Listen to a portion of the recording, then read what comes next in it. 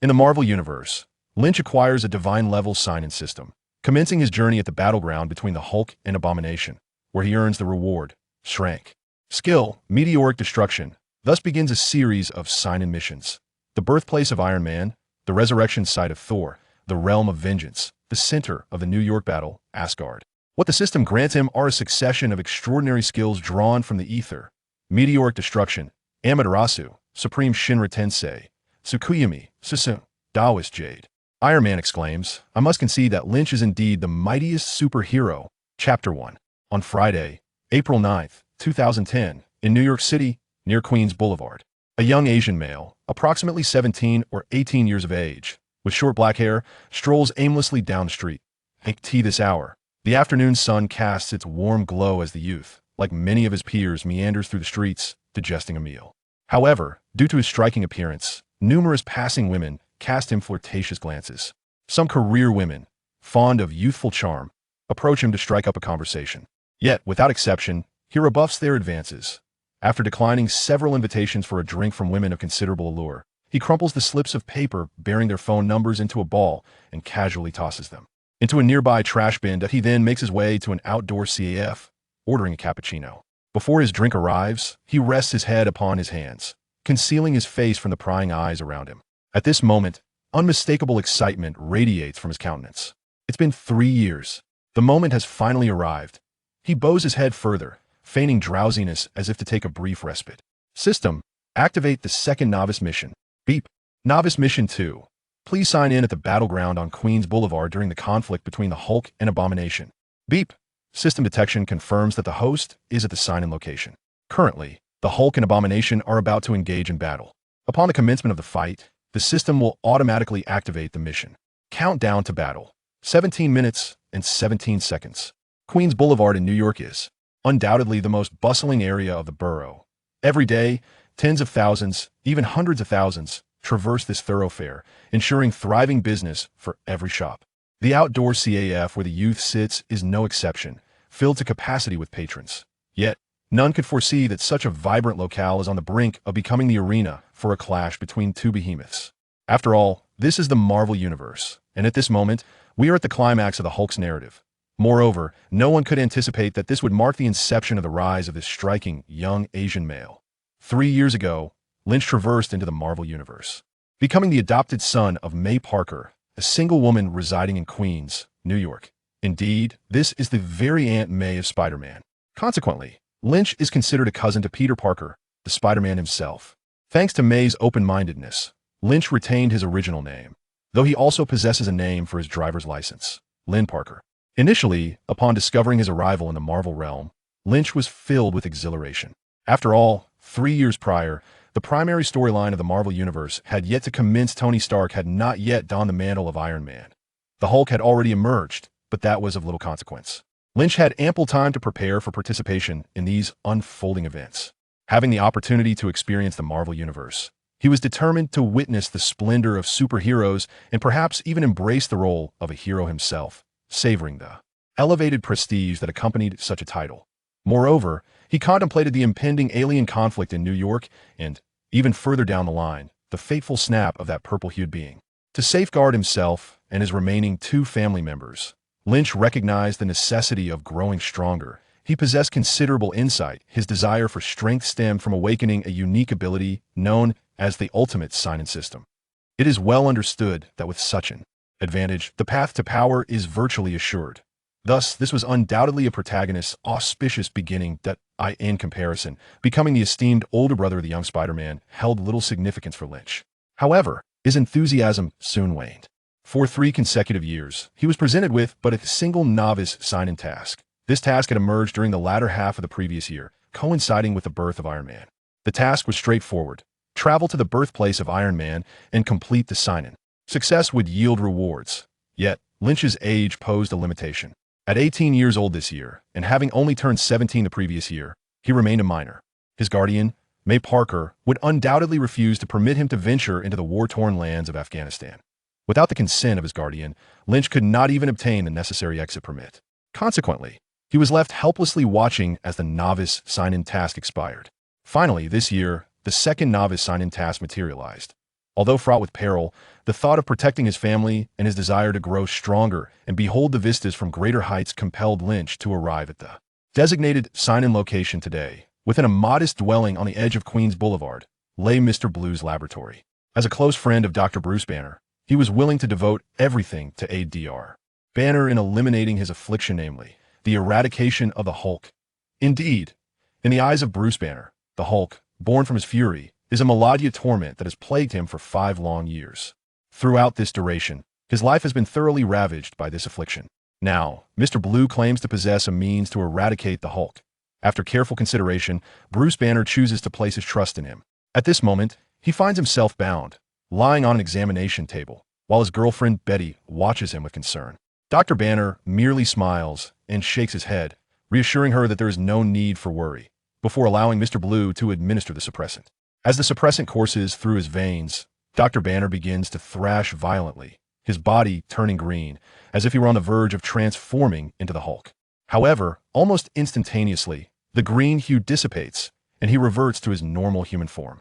Once freed from his restraints, Dr. Banner and Betty embrace each other with elation.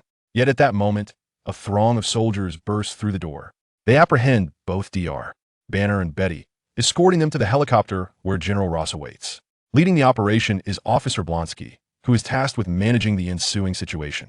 However, Blonsky disregards General Ross's orders, succumbing to an overwhelming desire for power. He yearns to become stronger, to possess the might of the Hulk. Consequently, he coerces Mr. Blue into injecting him with Dr. Banner's serum. Following this, he transforms into an abominable creature, towering at 3 to 4 meters in height. As the Abomination, Blonsky seeks out the Hulk for a confrontation, determined to vanquish him. Yet, at this juncture, Dr. Banner has already boarded the helicopter, preparing to depart. Upon witnessing this, Blonsky rampages through Queens, wreaking havoc in a bid to provoke the Hulk's emergence that eye in the distance.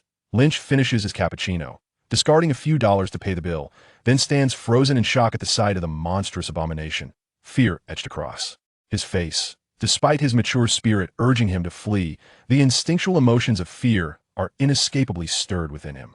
Chapter 2, Battle Countdown. 1 minute 25 seconds. The sign-in task is about to commence, which is the true reason why Lin Chi is reluctant to flee at this moment.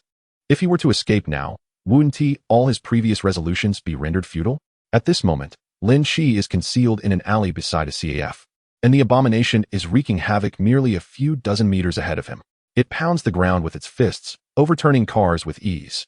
Several police cars surround the area, and officers hastily emerge to open fire on the Abomination, yet their efforts prove utterly futile. With mere seconds remaining on the countdown, Lin Chi can't help but recall the reason Iron Man was absent during the battle between the Hulk and the Abomination. Iron Man was not at home. According to news reports, Iron Man had recently traveled to Europe, ostensibly for a business trip. Battle countdown, 10 seconds. Lin Chi fixates on the timer as it counts down from 10 to 1, ultimately reaching 0. Ding. The host is at the designated sign-in location within the stipulated time, officially commencing the sign-in. Sign-in duration is 10 seconds. Exiting midway will be deemed a failure. Upon hearing the system's notification, Lin Chi barely has time to ponder before he witnesses a figure plummeting from the sky, crashing violently in front of the Abomination. If all goes as expected, that should be Bruce Banner. Hulk. Accompanied by a thunderous roar, a massive fist emerges from the ground. Subsequently, the colossal green figure rises, confronting the Abomination. This standoff lasts only a few seconds, as these two titans collide like street brawlers, engaging in a fierce melee. However, the Abomination maintains the upper hand. It is a warrior, while Dr. Banner is merely a researcher. Thus, the Hulk gradually finds himself at a disadvantage. Just as Lin Chi is engrossed in the spectacle, a rock the size of a basin hurtles towards him. Goodness! Lin Chi swiftly retreats, narrowly evading the projectile. At that moment, the system emits another notification. Ding. Congratulations, host. Sign-in successful. Rating. Level. Task reward. Enhancement of all physical attributes. 1 skill draw. Level. Upon system verification, the host has successfully signed in, and the system is officially activated. Shock value system initiated. Current shock value. 0 points. Shock value. Lin Chi pays little heed to this, suppressing the anger from his near brush with death, and redirects his focus to the skill draw associated with the level up. He can already sense the enhancement in his physical capabilities from the sign-in reward.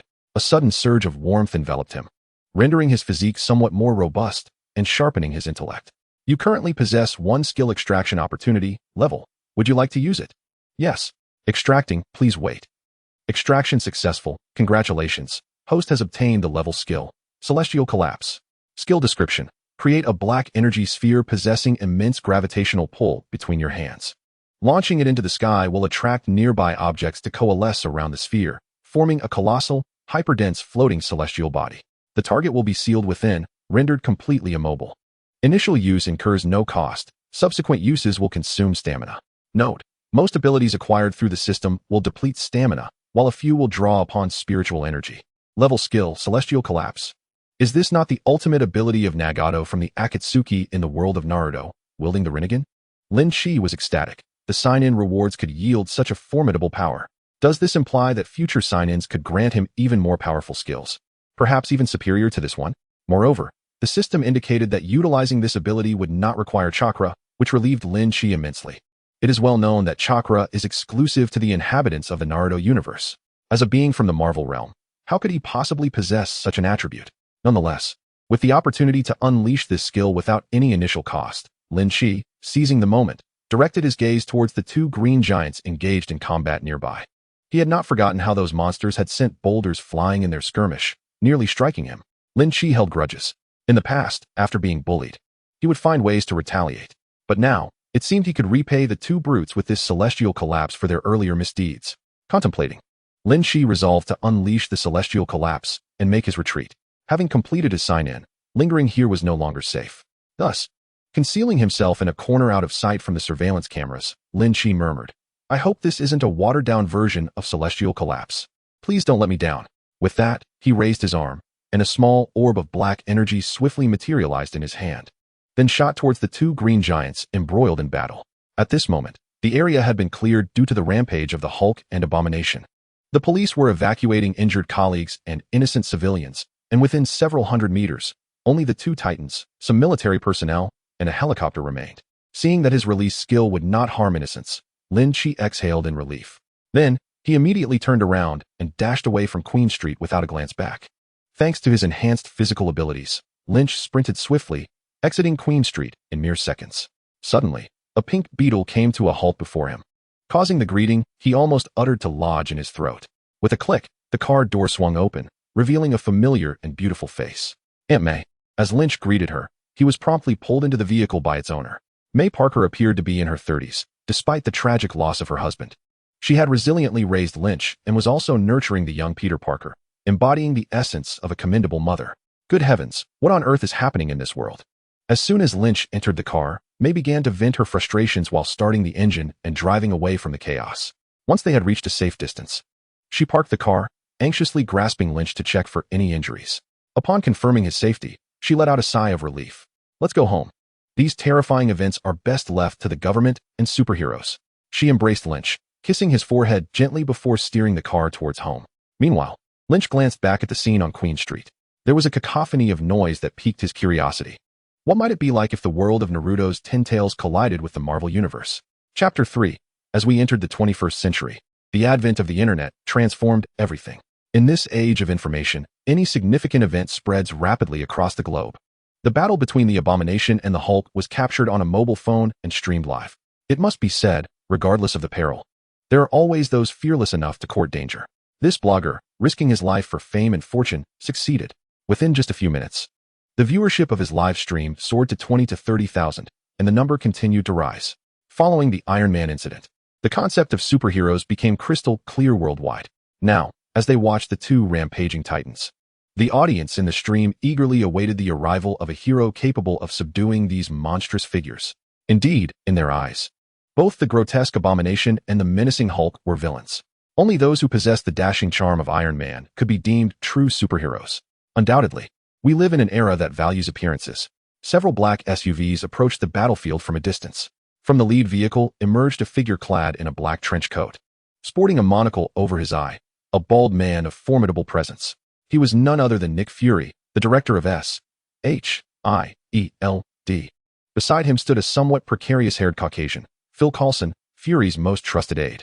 In addition to these two, a dozen agents in dark suits surrounded them, all operatives of S.H.I.E.L.D. Observing the heated clash between two rotund green behemoths, Fury inquired of Coulson, "Coulson, have we ascertained the situation?" "Sir, this affair originates from the military. Both sides are comprised of their personnel," Coulson replied candidly.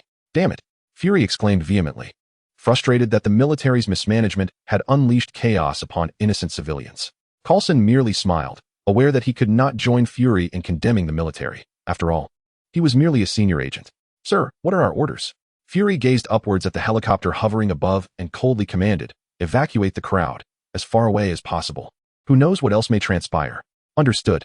As the SHIELD agents set about dispersing the populace, General Ross peered down from the helicopter at the titanic combatants below. He issued the directive, "Surround the area with military personnel. Once the fight concludes, capture both of them." "Yes, sir." Armored vehicles surged into the city, soldiers leaping from them, weapons trained on Hulk and Abomination, who were locked in combat on the streets. Yet at that moment, no one noticed a tiny black sphere swiftly ascending into the sky. The sunlight was blinding, rendering the small orb nearly insignificant. After Lynch's departure, the darting black sphere veered, tracing a path above Hulk and Abomination, soaring towards the heavens where the battle raged.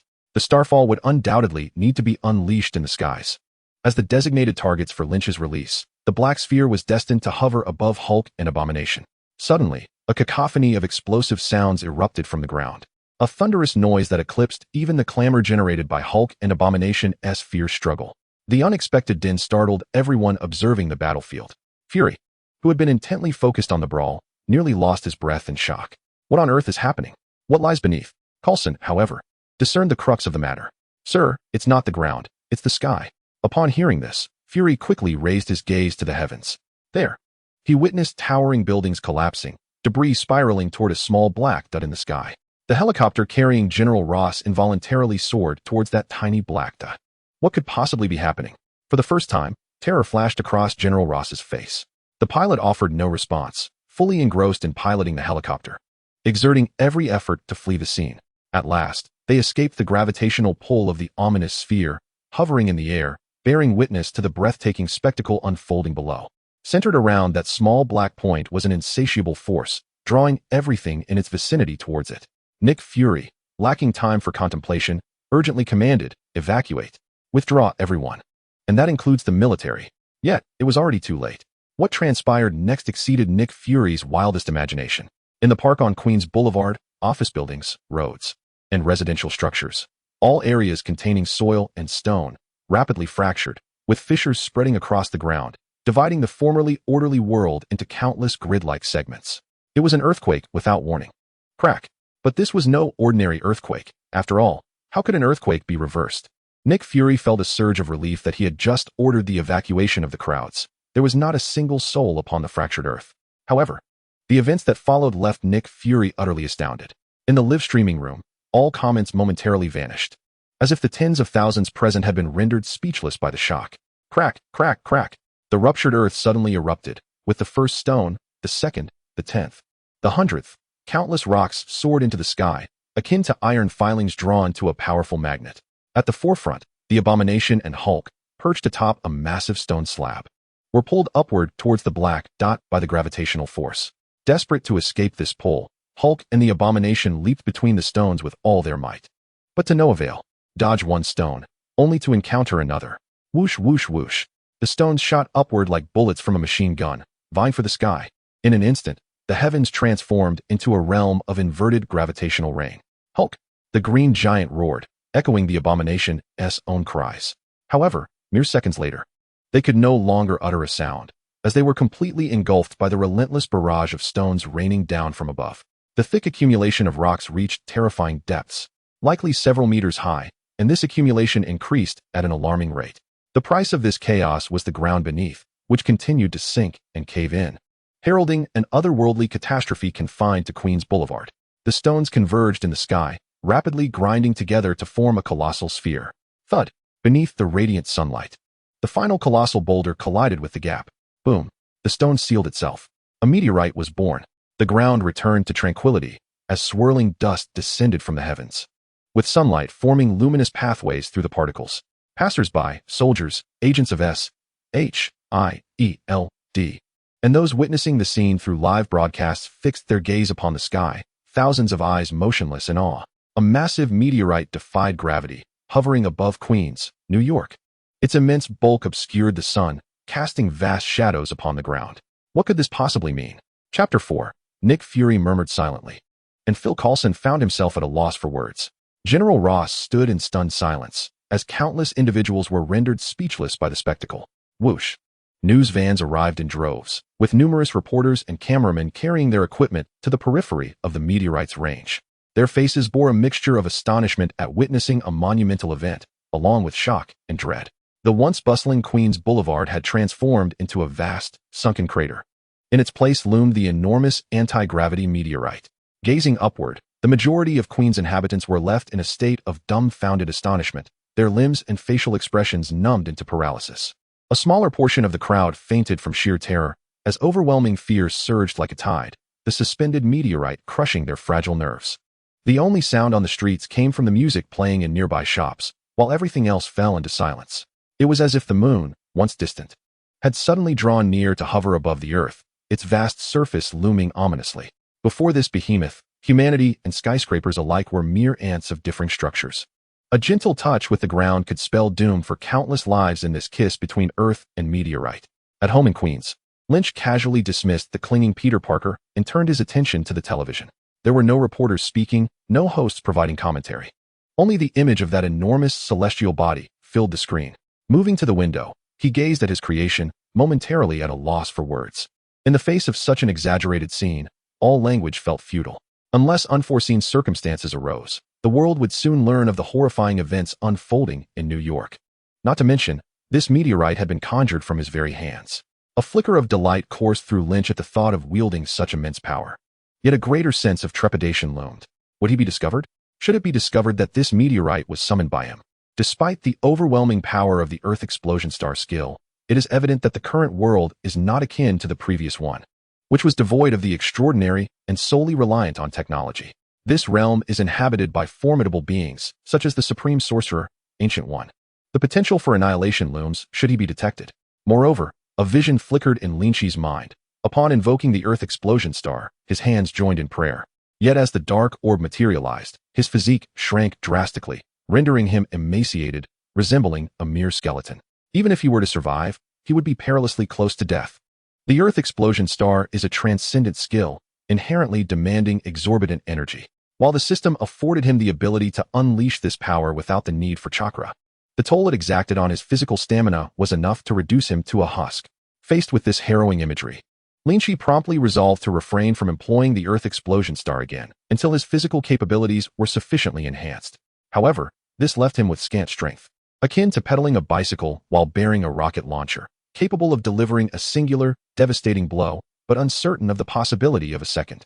Nevertheless, with the attendance of the sign-in system, consistent diligence in signing in would ultimately elevate his physical prowess to meet the demands of the Earth Explosion Star. At that moment, gentle hands drew Lynch back from the window. "Darling, could you check on your brother? He seems quite frightened after witnessing that meteorite." May Parker gazed at Lynch with tender eyes. Although he discerned a flicker of fear within her, she endeavored to mask it.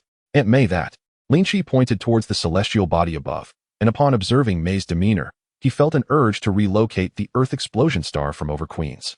Aunt May continued to smile reassuringly. "There's no need to worry. The government and superheroes will handle this." Lynch fell silent and proceeded to Peter's room, while May leaned against the window, her gaze betraying palpable dread. After soothing Peter Parker and allowing him to drift off to sleep in her embrace. Given that he was merely 11 years old, Lynch began to reflect on the gains from the Earth Explosion Star incident. If memory served him correctly, the shock value system was activated upon successful sign-in.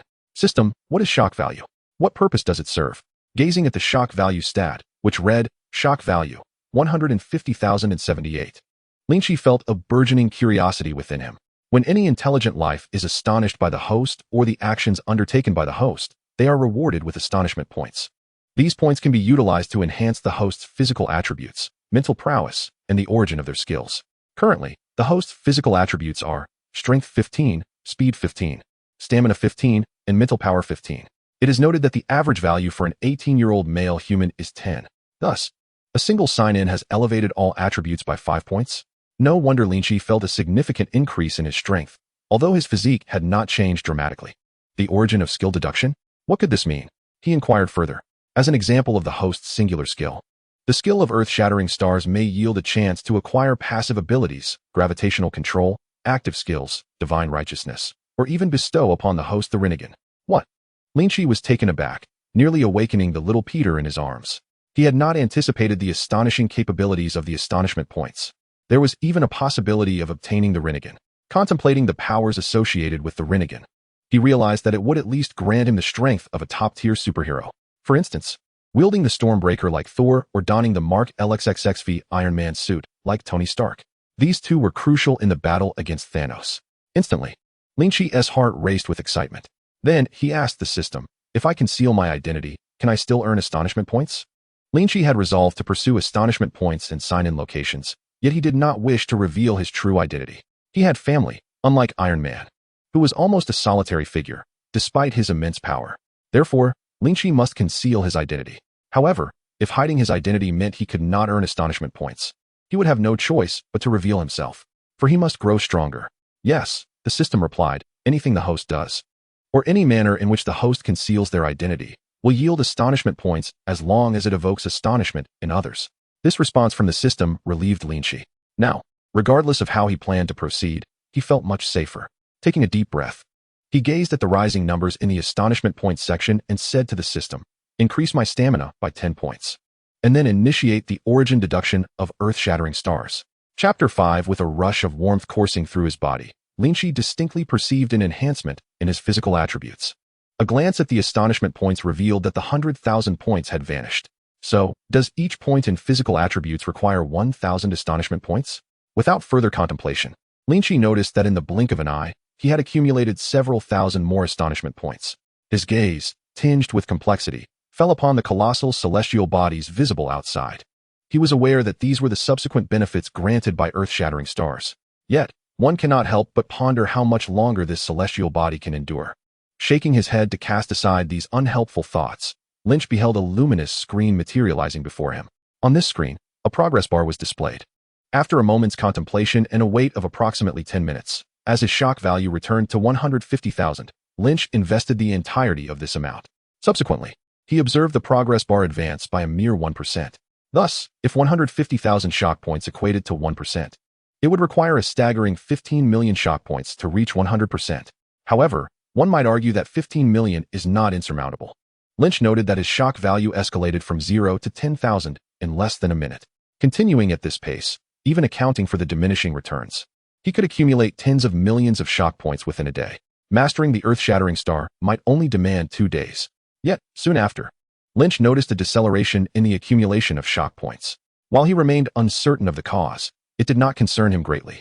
After gently placing the slumbering young Peter back into bed, Lynch exited the room to partake in a rather anxious dinner with Aunt May. Following dinner, upon returning to his chamber, Lynch discovered that his shock points had only increased by several thousand, which he regarded with indifference. After waiting for over an hour, when the total reached 150,000, he once again invested this sum into the progress bar, witnessing a slight increase, which left him content enough to retire for the night. While the instigator, Lynch, had succumbed to slumber, others found it impossible to rest. Whoosh. After observing the immense meteorite for several minutes without any response, the government forces deemed it necessary to dispatch helicopters to survey the situation from above.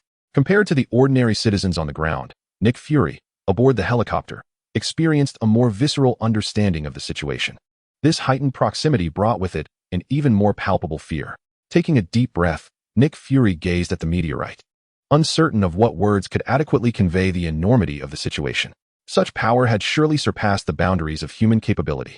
As the highest-ranking official present, Nick Fury had been conscripted to oversee the incident. Report, sir. The meteorite is a perfect sphere, approximately 300 meters in diameter, weighing over 4,239,000 tons.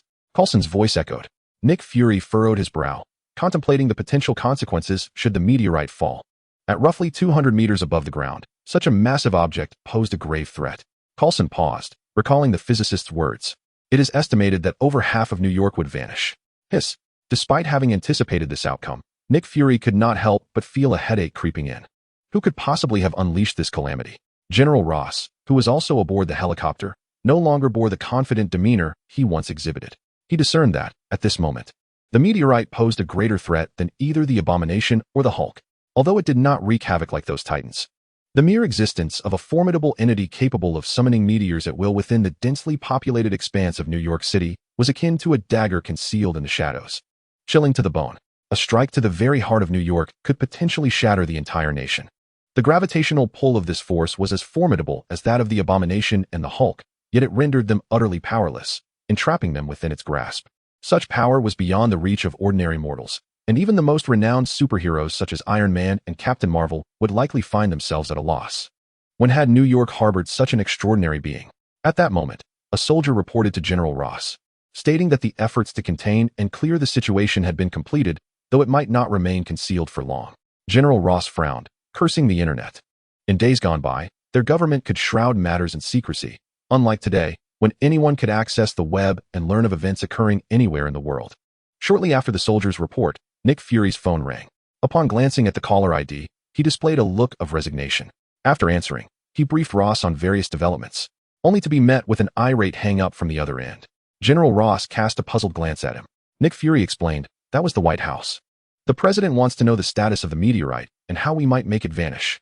General Ross furrowed his brow, suggesting, "Perhaps we could install rocket propulsion devices beneath the meteorite to launch it into space." Nick Fury's eyes lit up. If anyone could accomplish such a feat, it might indeed be that individual. After a moment's contemplation, he retrieved his phone and dialed, "Hello, Tony." After the call, under the hopeful gaze of General Ross, Nick Fury remarked, "Iron Man is on his way back and should arrive tonight to assess the situation. However, we must also consider a contingency plan should this method fail." "What shall we do then?" General Ross inquired. "Naturally, we must begin evacuating the populace immediately, relocating everyone from areas likely to be affected." Nick Fury glared at General Ross, as if reproaching him for his lack of initiative. "If we cannot move the meteorite, we must at least move the people." General Ross appeared somewhat chagrined. He turned his head in contemplation before responding, "The number of evacuees will likely be substantial. I can allocate several military camps to temporarily house those needing relocation." Seeing General Ross finally take some action, Nick Fury shifted his gaze back to him.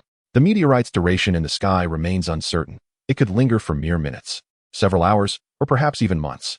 Yet, we cannot remain idle. The evacuation plan must be executed immediately." Thus spoke Nick Fury as he issued commands through his earpiece. Consequently, the police, agents, SHIELD, operatives, the military and municipal personnel, all government officials, sprang into action, urging those in the impacted areas to temporarily vacate Queens and its surroundings. General Ross also began making calls, preparing to summon military vehicles for transportation.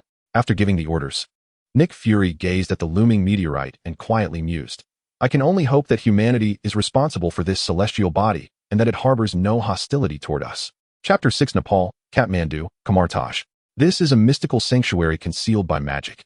Within its confines resides Earth's most formidable being, the Supreme Sorceress, Ancient One. Her abode appears as a quaint, somewhat antiquated cottage. Inside, the Ancient One sits in a chair, perusing books and absorbing knowledge.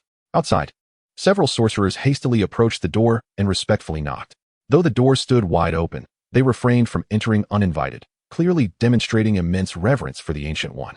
Indeed, with nightfall upon them, it is imperative not to intrude upon a lady's quarters, even if she surpasses them all in strength and wisdom.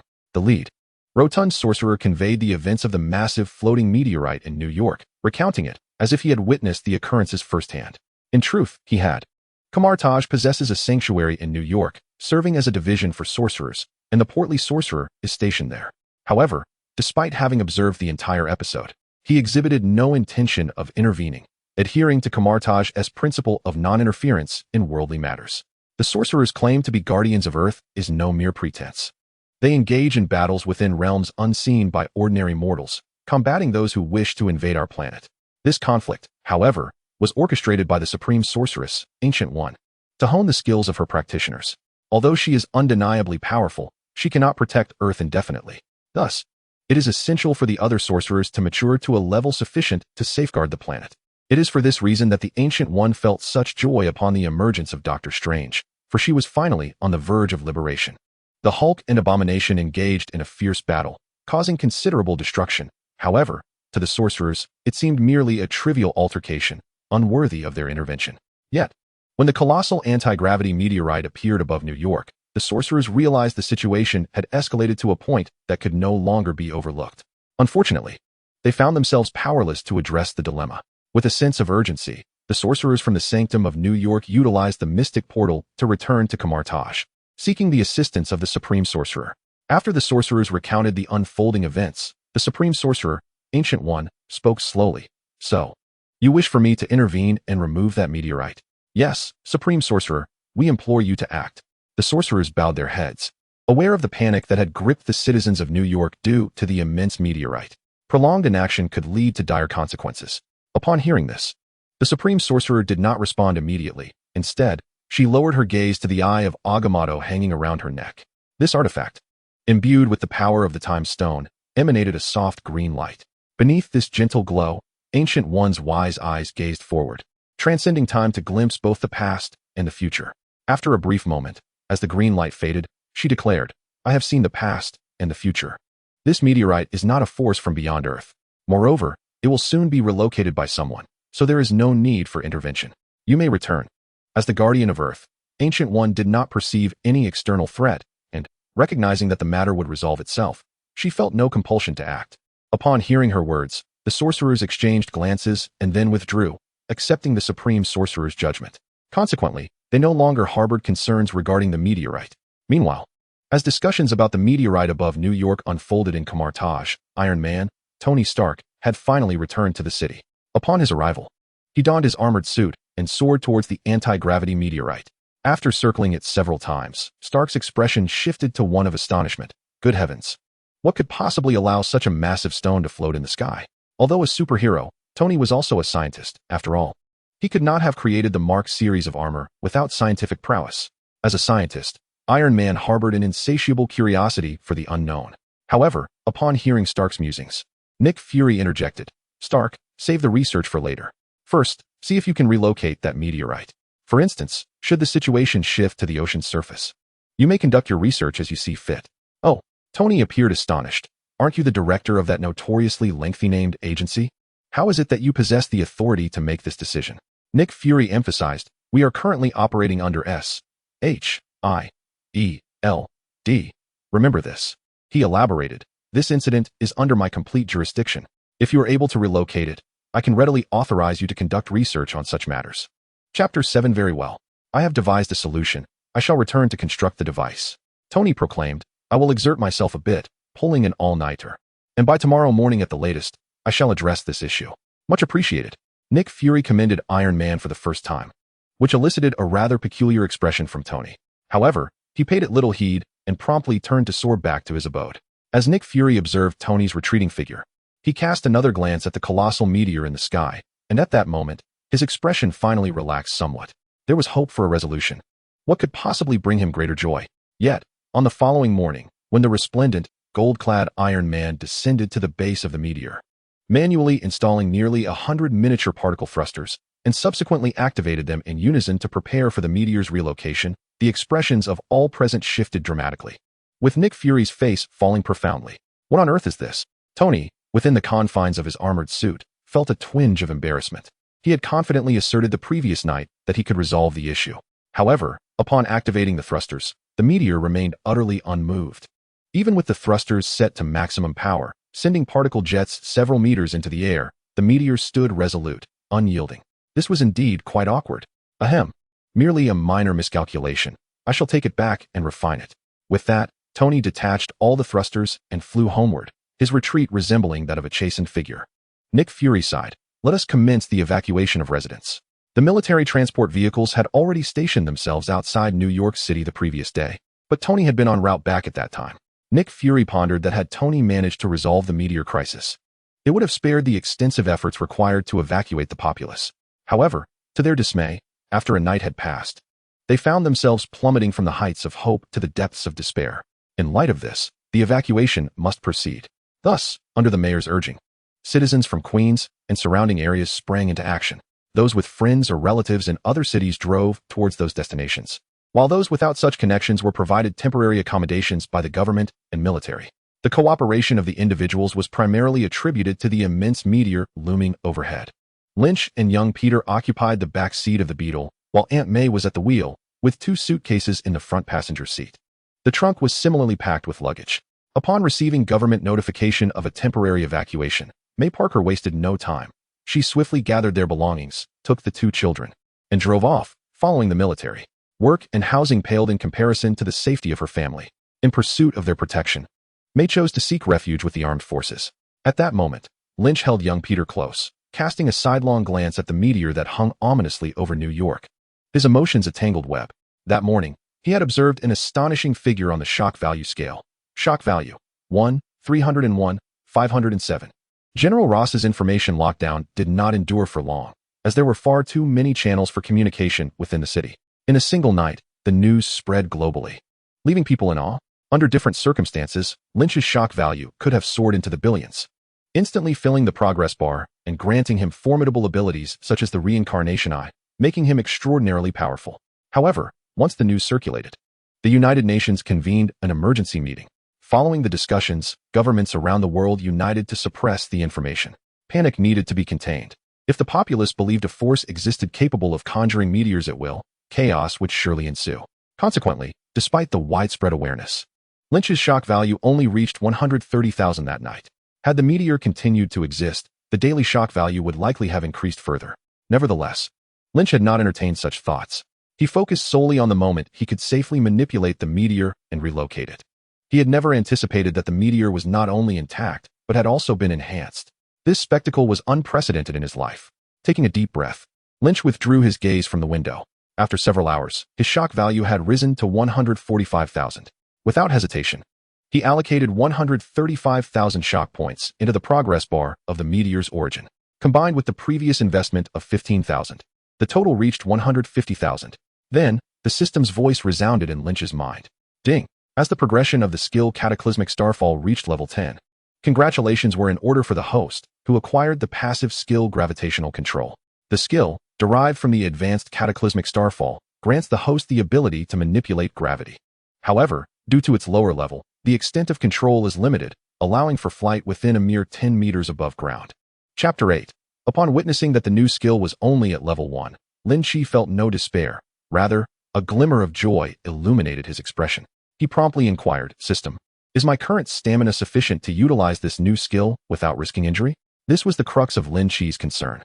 He understood one fundamental truth. The body is the foundation of all endeavors. Close-range flight and object manipulation will not harm the host's body. However, excessive use may result in fatigue, the system replied. Lin Chi was elated. Although this newfound ability paled in comparison to Cataclysmic Starfall, it was nonetheless functional. Not to mention, it was a passive skill, a superpower he could wield at will. In a world teeming with superheroes, who wouldn't desire extraordinary abilities? However, the affluent rely on equipment while the impoverished depend on mutations. Lin Chi, being of modest means, found superpowers to be his optimal choice. Now he possessed such powers. Despite his inner delight, Lin Chi lowered his head, feigning sleep, ensuring that Aunt May remained oblivious to his unusual demeanor. He was thrilled to have acquired superpowers, yet recognized that the moment was not opportune for revelation. Lin Chi intended to wait for a more private time to conduct thorough experiments. After some contemplation, he prudently allocated the remaining 100,000 shock points to enhance his stamina, increasing it by 10 points. To be candid, Lin Chi had been somewhat startled by the costs associated with activating Cataclysmic Starfall as presented by the system. Thus, he sought to bolster his physical constitution as much as possible. Feeling a warm current coursing through his body, Lin Chi comfortably squinted his eyes and soon drifted into slumber. When he awakened, the vehicle had come to a halt in a military camp playground not far from the sea. Numerous vehicles were parked in the vicinity, evidently belonging to families that had made the same choice as Aunt May. Casting a glance toward the driver's seat, Lin Chi realized Aunt May was absent. A flicker of panic washed over him, but he sighed in relief upon noticing the luggage was also missing. Aunt May was astute and would not neglect their belongings. It was highly probable that she had taken the luggage to find their accommodations. Sure enough, after a few minutes, Aunt May appeared outside the car window. "Hey, darling. Wake your brother. We're going camping," she exclaimed, a sheen of sweat on her forehead, her expression somewhat relaxed. This was no facade, it was her genuine demeanor. After leaving the vicinity of the enormous meteorite, which seemed poised to fall at any moment, Aunt May finally breathed a sigh of relief. At least within the military encampment, they need not worry about the peril of losing their lives, did they? Accompanying Aunt May, Lin Chi grasped young Peter's wrist with one hand while the other held two backpacks. Navigating through the somewhat crowded throng, Lynch followed Aunt May to a designated clearing for pitching tents. Before him lay a military green tent, and at that moment, 2 soldiers were assisting in its erection. Once the tent was assembled, Aunt May expressed her gratitude to the soldiers, and they stepped inside. Before entering the tent, Lynch noticed the soldiers continuing to set up tents for other families, which slightly altered his perception of the American soldiers. Inside, the space was somewhat confined. Standing at a height of 175 meters, Lynch could nearly touch the top of the tent. However, for mere sleeping arrangements, the 3 of them would have ample room. Since this was a refuge, one ought not to demand too much. After stowing their belongings, Lynch requested Aunt May's permission to take a stroll nearby. After a brief contemplation, she consented, advising him not to wander too far, to remember his phone, and to return for breakfast soon. Once he agreed, Lynch took his phone and exited the tent. Glancing around, he spotted the distant coastline, which inspired a decision within him. Stepping between the tents, Lynch declined several invitations from fellow young women and some older girls to chat. Making his way out of the encampment, he then traversed a sparsely wooded area and arrived at the shore. Feeling the gentle caress of the sea breeze, Lynch's spirits soared. With a thought, he gradually lifted off the ground, experiencing an exhilarating sense of weightlessness and control. However, he did not ascend too high. Only a few inches, as the proximity to the military base made him susceptible to detection. Once back on solid ground, Lynch reached out to capture a crab scuttling ahead. With a swift motion, the crab darted toward his hand like an arrow released from a bow. Grasping it with delight, Lynch's joy intensified. He pondered for a moment and then gently floated about 10 centimeters off the ground, gliding along the coastline toward another beach. Given the potential for exposure, he aimed to distance himself further. Just a few minutes after Lynch departed, a group of girls emerged from the woods. Didn't Aina say that handsome guy went to the beach? Why did the footprints stop here? One asked.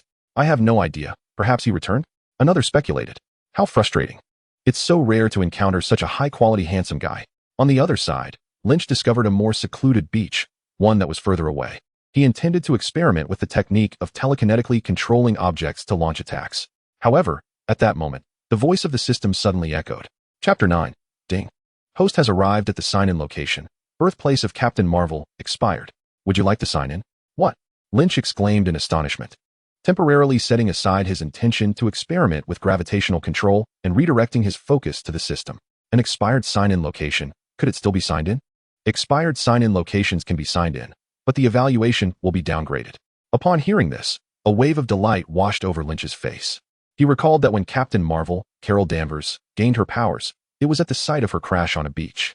Looking around, the bay from his memory began to merge with the present location. Lynch couldn't help but exclaim how fortunate he was. He had stumbled upon the birthplace of Captain Marvel while casually searching for a testing ground. Even more astonishing was the fact that he could still sign in at an expired location. Suddenly, 2 other expired sign-in locations surfaced in Lynch's mind, those of Iron Man and the Hulk. One was in a cave in Afghanistan, while the other was at a ruined military research base in the United States. Coincidentally, Lynch had a rough idea of the location of Iron Man's birthplace. He had seen the position on television when the military received Tony Stark last year, and he figured that cave couldn't be far from that spot. However, regarding the Hulk's birthplace, there was little he could do. After all, he was just an ordinary person. It seemed that he would need to seize an opportunity to journey to Afghanistan. And he would also have to find a way to learn the location of the base where the Hulk had conducted his experiments. After all, sign-in locations represented a shortcut to power for Lynch. By signing in, he could enhance his physique and acquire new skills. At that moment, without further hesitation, Lynch commanded the system, commence sign-in. Ding. Host is at the sign-in location, officially beginning the sign-in. Sign-in duration, 10 seconds. Exiting midway will be considered a sign-in failure. This sign-in proceeded without any complications. Ding. Congratulations, host, on successful sign-in. Rating, Level A, sign-in reward. All attributes enhancement, skill draw, Level A, once Level A. Not too shabby. Lynch was quite satisfied. Due to his physical condition, skills of a higher level, such as the Level S meteoric star, would be life-threatening to him if unleashed. Thus, until his physique reached the requisite standard, it would be wiser to opt for skills of a lower tier. Time to draw a skill. Extraction in progress. Please wait. Extraction successful. Congratulations, host, for acquiring the skill. Limited doppelganger. Skill description. Create a physical doppelganger. With customizable appearance and attire, the doppelganger can inherit the host's skills and all physical attributes. Once the skills are conferred to the doppelganger, the host cannot use those skills temporarily. Note, the limited doppelganger cannot act autonomously. It requires the host's consciousness to control it. The host can actively dissolve the doppelganger. after which all attributes return to the host. Current doppelganger capacity. 1. First use incurs no cost. Subsequent uses will deplete mental energy. Lynch's expression was peculiar. Having acquired his first skill that demanded mental energy was indeed a commendable achievement. However, this limited doppelganger skill seemed to be a means for him to adopt an alias. As a man of integrity, Lynch believed in presenting his true self. Yet, after weighing the pros and cons, he ultimately decided to embrace the idea of an alias. To be fair, many gamers operate multiple accounts. What harm is there in a person adopting a few aliases? Lynch had already envisioned the appearance of his first alias. Undoubtedly, it would be the figure of Pain from the Akatsuki, if he were to bestow the skill Planetary Devastation upon his doppelganger. Even if someone were to discover the issue, what of it? The technique would be attributed to Pain, not to Lynch. In this light, it seemed considerably safer. With the benefits in mind, Lynch promptly set about his task. He first sought a secluded valley that would be difficult for others to notice. Then, he envisioned the form of Pain in his mind and activated the limited doppelganger skill. Consequently, under Lynch's gaze, the figure of Pain, clad in a black robe adorned with red clouds, gradually materialized from nothingness. He reached out to pinch the doppelganger, confirming it possessed warmth, clearly indicating it was a living being. Lynch marveled at the wonder of this skill. Subsequently, he decided to endow Pain with the skills Planetary Devastation and Gravitational Control, before immersing his consciousness into the body of Pain. With a thud, Lynch's original body collapsed to the ground, while Pain's form slowly rose to its feet. Relishing the robust physique standing at 6 feet tall, Lynch, while thrilled, resolved to ensure his original self was secured before utilizing this skill again. After a brief trial of Pain's abilities, Lynch dissolved the doppelganger, allowing both the skills and his consciousness to return to his original form. Watching the doppelganger fade away, Lynch felt increasingly confident about adopting an alias. With such a method of disappearance, even if the doppelganger were to be captured, what difference would it make? Chapter 10. Subsequently, Lynch proceeded to accomplish what he had previously left unfinished, the experiment of manipulating gravity to control objects from a distance. After several attempts, he successfully manifested a technique akin to sword control. He guided a spindle-shaped stone to collide with a massive boulder. With a resounding crash, the boulder shattered, and the spindle-shaped stone disintegrated as well. The force was considerable. Upon comparing this newfound ability to telekinesis, Lynch discerned that gravity manipulation bore a striking resemblance to psychic power. However, telekinesis seemed to encompass a broader range of capabilities, while gravity wielded greater might. With a clear understanding of his current abilities, Lynch realized he had achieved the purpose of his expedition. He then contemplated and decided to allocate his accumulated shock points entirely to his stamina attribute. Instantly, his stamina surged by 20 points. At this moment, Lynch's physical attributes were as follows. Attributes: Strength 20, Speed 20, Stamina 50, Mental Power 20. In earlier chapters, he had refined the data, breaking down the Constitution attribute into Strength, Speed, and Stamina, as a singular Constitution was too vague. His Strength, Speed, and Mental Power were twice that of an average person, while his Stamina was a remarkable 5 times superior. Stamina represented endurance and related attributes. Strength denoted physical power. Speed referred to reaction and movement velocity, and mental power possibly pertained to the soul, which Lynch could not yet fully comprehend. However, one certainty emerged. Should he pursue a career as a long-distance runner, he would undoubtedly become a world champion. With stamina 5 times that of an ordinary individual, failure to secure the championship would be utterly unacceptable. After expending his shock points, Lynch returned contentedly along the same path. He graciously declined the invitations from several girls and made his way back to his tent. "Big brother," exclaimed little Peter, rushing towards him with enthusiasm. Lynch raised his hand to gently restrain the boy's head, preventing him from getting too close. He then produced a tissue and handed it to Peter, instructing him to clean his mouth. Once Peter had wiped away the remnants of food, Lynch allowed him to approach. After all, they had lived together for 3 years, and he had already accepted this younger brother. Following a breakfast shared with Aunt May, Lynch managed to extricate himself from Peter's clutches and sought out soldiers for conversation. Although he now possessed physical attributes surpassing those of an average person, he lacked the corresponding combat skills. This was rather concerning. Therefore, Lynch resolved to utilize the coming days to learn some military hand-to-hand combat techniques. Mastery was not his goal. Sufficient proficiency would suffice. The soldiers he chose to approach were of Asian and African descent, specifically Chinese and black soldiers. Given Lynch's Asian heritage, he found himself less favored among the white soldiers. Thus, he sought the camaraderie of fellow people of color. However, what Lynch did not anticipate was that he originally intended to seek out an ordinary soldier to learn the art of combat. Yet he unexpectedly made the acquaintance of a high-ranking official, Colonel James Rhodes of the Air Force. Indeed, it is the very same Rhodes, the esteemed friend of Iron Man Tony Stark and the possessor of the War Machine armor. Lynch's chance encounter with him was truly fortuitous. At that moment, he had greeted a Chinese soldier, who, unfortunately, did not notice him, and it was then that Colonel Rhodes happened to pass by the base on official business. This kind-hearted Air Force officer amiably acknowledged the unfamiliar, yet charming young man, and thus, a friendship blossomed between them. When Colonel Rhodes inquired about Lynch's desire to learn combat skills, he posed a singular question: "Why do you wish to study martial arts?" Lynch's earnest response pleased the colonel immensely. "I wish to protect myself and my family. I do not necessarily aspire to be a hero, but the ability to safeguard those I love is commendable." Consequently, during the few days Rhodes spent at the base, he imparted some military combat techniques to Lynch. Their interactions were harmonious. Although Lynch presented as an 18-year-old youth, he possessed a mature spirit that allowed for meaningful dialogue with Rhodes. Moreover, upon learning that this was the Rhodes associated with the War Machine, Lynch's curiosity was piqued.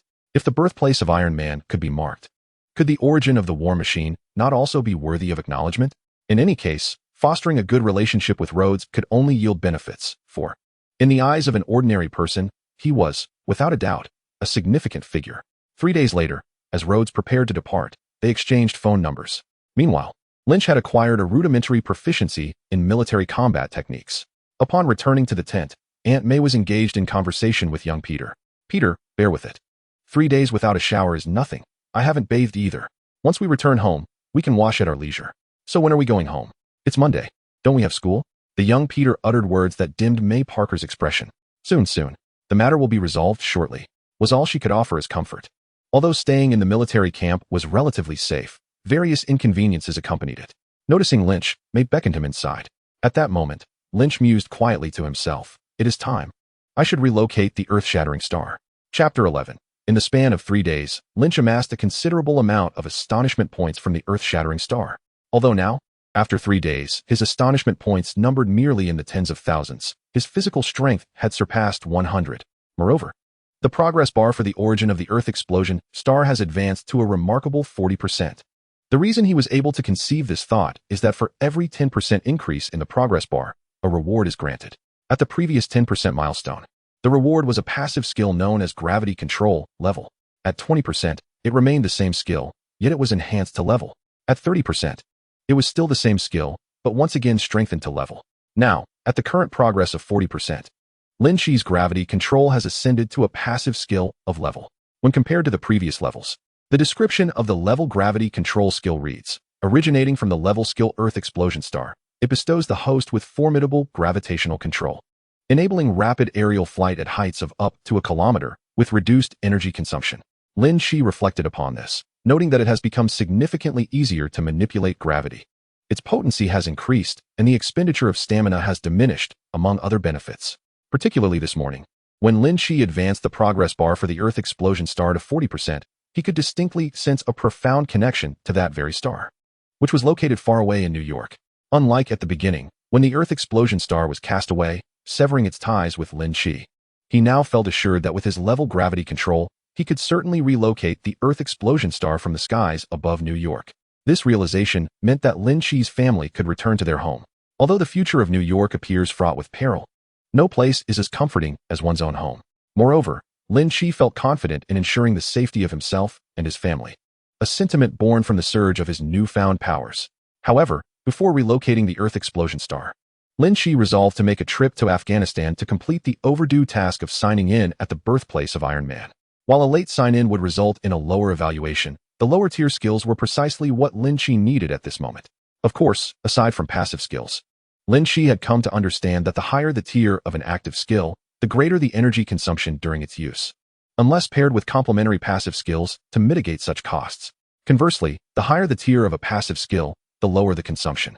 Thus, Lynch hoped that the reward for the sign-in task at the birthplace of Iron Man would either be a low-tier active skill or a high-tier passive skill. Additionally, he yearned for an overall attribute boost from the sign-in. Although it may only be 5 points, even the smallest gains are worthwhile, and Lynch would not let such an opportunity slip by.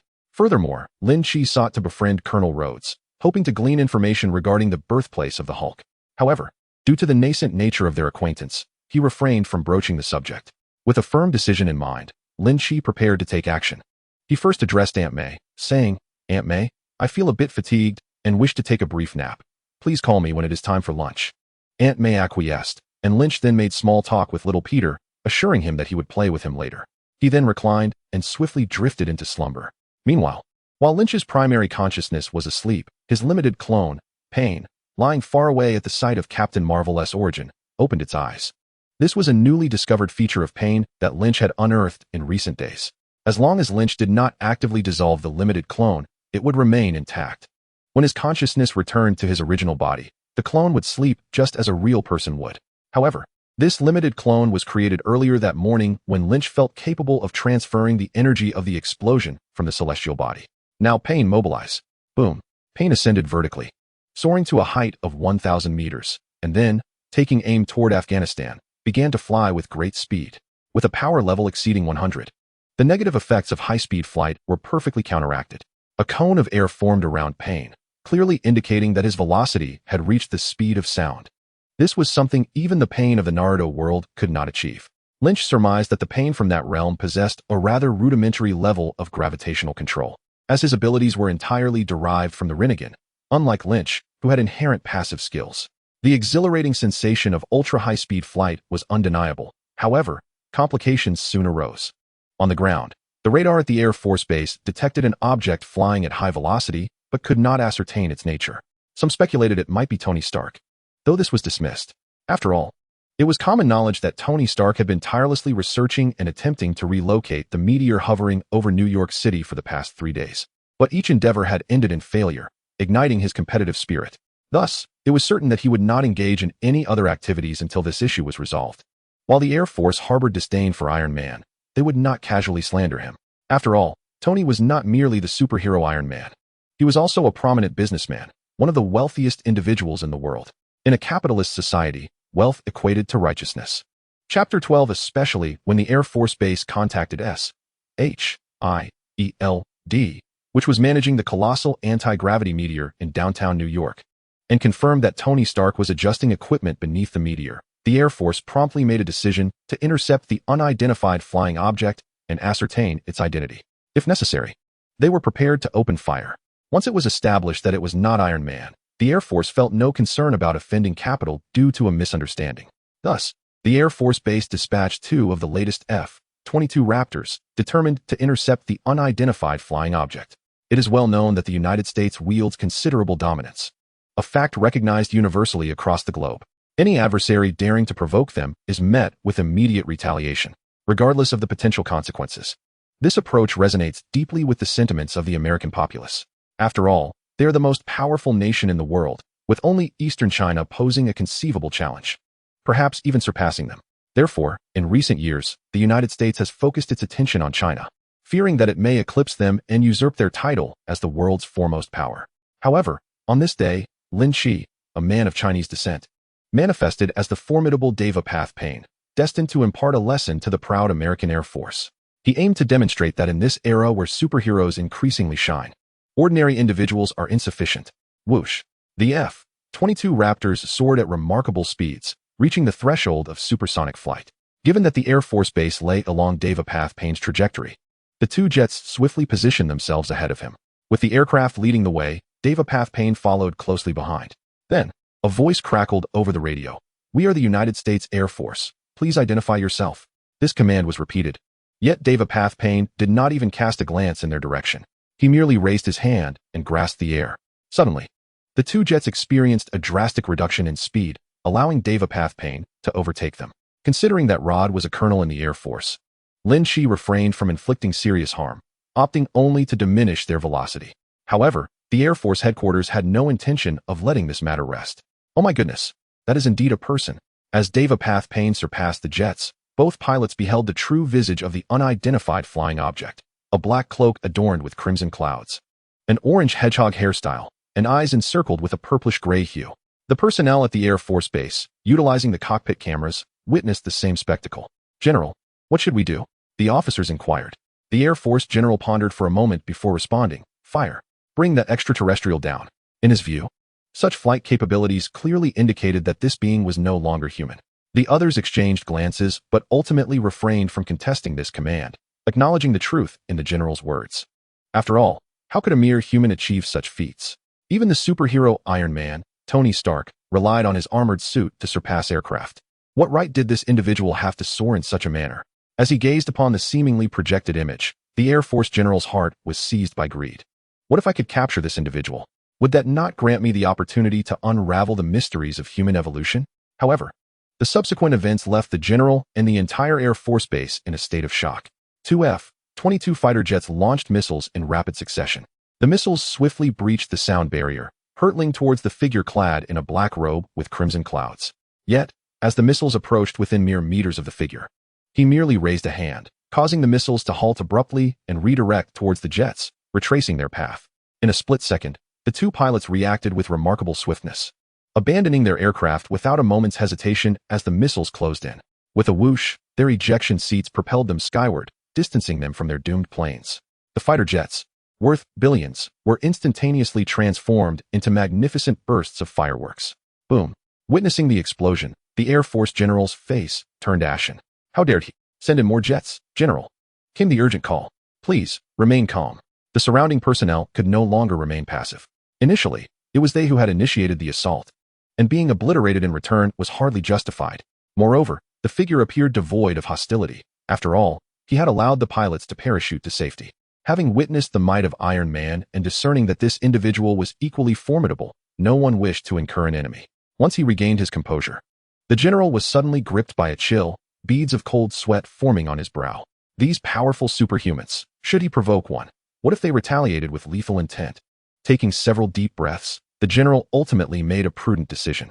It seemed the figure intended to depart from their airspace. Let him go. Furthermore, regarding the actions towards Iron Man, the general felt a twinge of trepidation. Seeking to bolster the Air Force's might was certainly not misguided. However, sacrificing his own life in pursuit of that goal was not a price the general was willing to pay.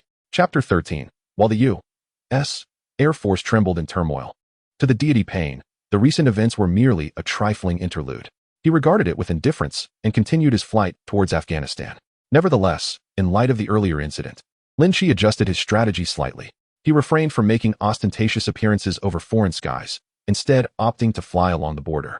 Thus, during the ensuing hour of high-speed flight, he encountered no further complications. Upon descending into the arid expanse of desert and Gobi, Lynch guided the body of deity Pain, commencing the arduous task of searching for the cave etched in his memory. There is no remedy for it. Who could have anticipated that their sign-in system would lack intelligence? Failing to indicate the designated location? Utilizing the swift method of travel, within merely a morning, Lynch scoured the entirety of the desolate Gobi Desert. Eventually, he arrived at his destination, a camp marked by the scars of explosions and the searing traces of fire. Through the eyes of the Deva Path Pain, Lynch beheld this somewhat desolate scene. Indeed, had it not been for the intent to capture Tony Stark, even the terrorists would not have established a base in such a forsaken location. At that moment, a few desert lizards inhabited the camp. But the arrival of Deva Path Pain sent these resilient little creatures scattering in panic. Paying them no heed, Lynch commanded Deva Path Pain to step into the cave. As he explored the cavern, Lynch searched extensively, yet failed to locate the cave where Tony Stark had forged the original version of his Iron Man suit. Contemplating his next move, he approached a collapsed passage, using gravitational force to clear the stones, and ventured inside. There lay a stone bed, various welding tools, and remnants of a once-lived life within the cave. Ding. Host is at the sign-in location. The birthplace of Iron Man expired. Would you like to sign in? The system's prompt unmistakably confirmed that Lynch had found his target. Without a moment's hesitation, he proceeded to sign in. Ding. Host is at the sign-in location. Officially beginning the sign-in. Sign-in duration, 10 seconds. Exiting midway will be considered a sign-in failure. With no one around, this sign-in proceeded smoothly, akin to Captain Marvel's experience, without any hindrances. As the countdown reached 0, the system's notification echoed in Lynch's mind once more. Ding.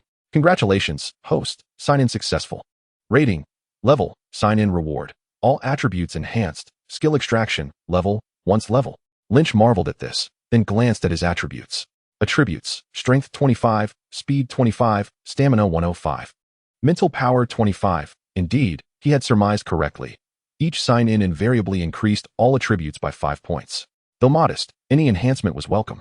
It was time to utilize the skill extraction opportunity. After reviewing the attribute panel, Lynch eagerly prepared to expend the skill extraction chance he had just acquired. A level skill was perfectly suited to Lynch's current physical capabilities. However, what skill would he draw? To be honest, Lynch felt a flicker of anticipation. Extracting. Please wait. Extraction successful. Congratulations, host. You have obtained level skill. Flame Jet, Feet. Skill introduction. The soles of the feet can unleash powerful flames, generating immense thrust and strength. The skill is sustainable and can be unleashed in bursts. Initial use incurs no consumption, but subsequent uses will deplete stamina. What is this? Lynch wore a bewildered expression, pondering the nature of this skill. Could it be that because he signed in at the birthplace of Iron Man, he was destined to possess a skill akin to that of Iron Man? Flames shooting from his feet. What in the world is that? Lynch's face fell. Yet, the skill had already been drawn, leaving him with no alternative. After departing the desolate campsite, Lynch resolved to put it to the test. Perhaps this skill would prove to be quite impressive. Its strength would be a matter of shock value enhancement, but its aesthetic appeal would last a lifetime. As a striking individual, if the skill lacked allure, many admirers would surely be disheartened. Surveying the barren surroundings, devoid of life, Lynch found it to be the perfect testing ground. He removed his shoes and, barefoot, stepped onto the scorching sand of the desert, close to midday. It must be said, this action was indeed bold. At this hour and season, the sand was exceedingly hot, and one could easily sustain burns. However, Lynch possessed a robust constitution, having inherited the formidable qualities of his persona, so he had little to fear. Yet, when his feet made contact with the sand, an unexpected sensation washed over him. It was not hot at all.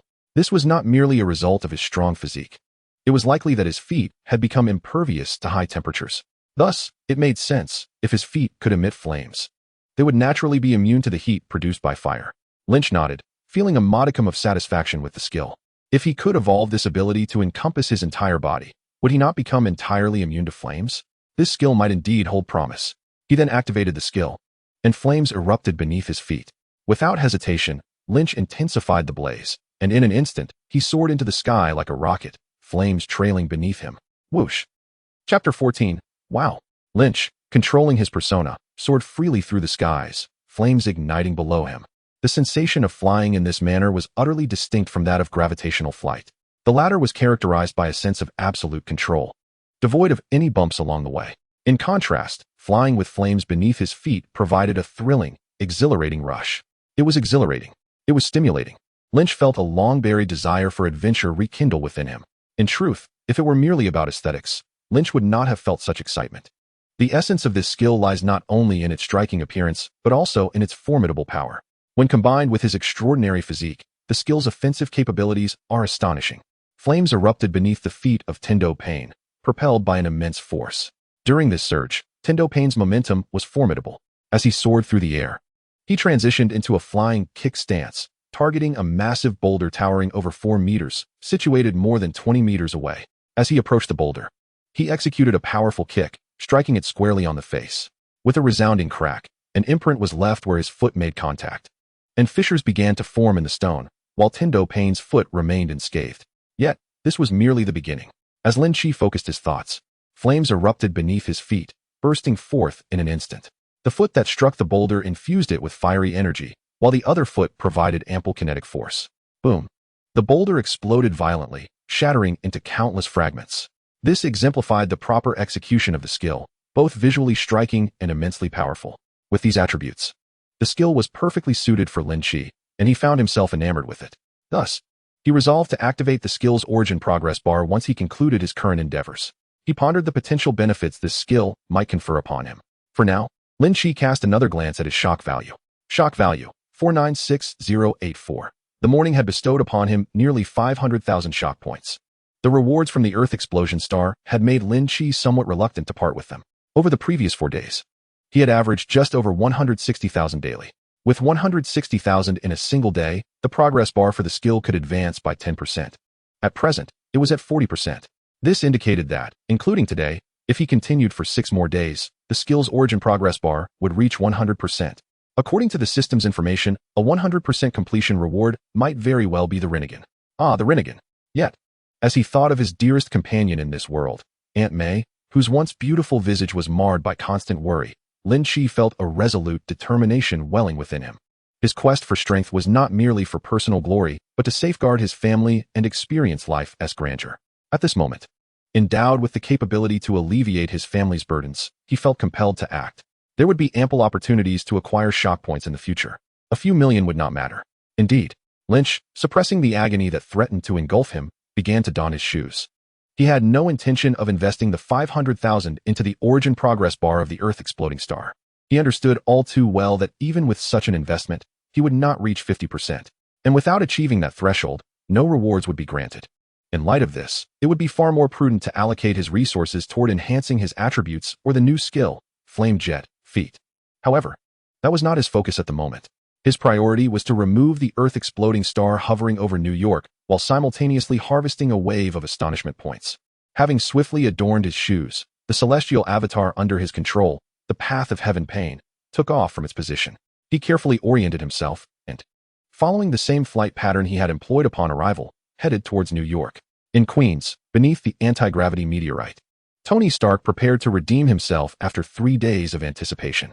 He recalled the sleepless night he had spent crafting the miniature thrusters, which he planned to install beneath the colossal anti-gravity meteorite, intending to lift it from the New York skyline amidst the awe and admiration of onlookers.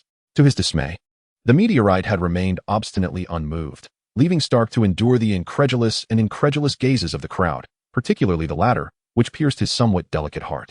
Today, armed with the knowledge gained from a day of research and 2 days of improvements on the miniature thrusters, Stark returned to the scene of his humiliation. However, he refrained from immediate action.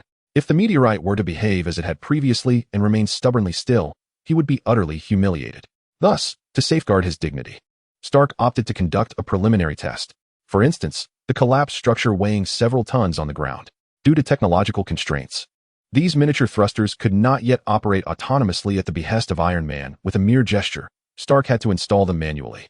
After several minutes of installation and calibration, 3 red miniature thrusters were affixed to the side of the fallen building. Chapter 15. Jarvis, prepare for activation. Stark commanded into his earpiece. Understood, sir, replied the artificial intelligence, Jarvis, as it began to warm up the 3 miniature thrusters according to Stark's instructions. 3, 2, 1, activate. With Stark's command, the thrusters sprang to life. Puff, puff, puff. The blue ion flames surged 3 meters forward, far surpassing the previous miniature thrusters. The collapsed building gradually straightened up under the gaze of the onlookers. A satisfied smile emerged on Stark's face. 3 miniature thrusters effortlessly lifted a mass weighing several tons. This was precisely in accordance with Tony's calculations, given the immense weight of the anti-gravity meteor above him. Tony Stark turned his gaze towards the truckload of over 1,000 miniature thrusters, finally revealing a confident smile. Indeed, Iron Man was wealthy.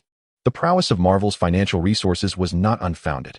The government had neither paid nor made any promises. Out of sheer frustration, Tony had directly constructed over 1,000 miniature thrusters. Each thruster, excluding design costs, incurred a manufacturing expense of several tens of thousands. Thus, the total expenditure exceeded $100 million. These thrusters were specifically designed for the anti-gravity meteor. Once this meteor was dealt with, the thrusters would become obsolete.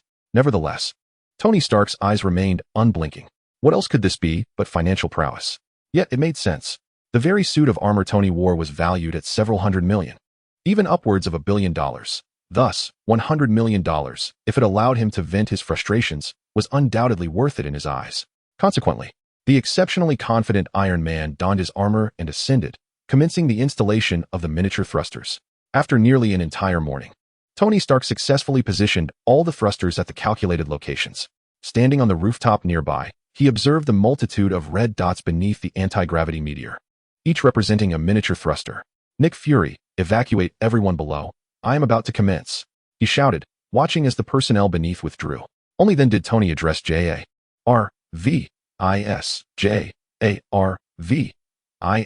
Initiate the sequence.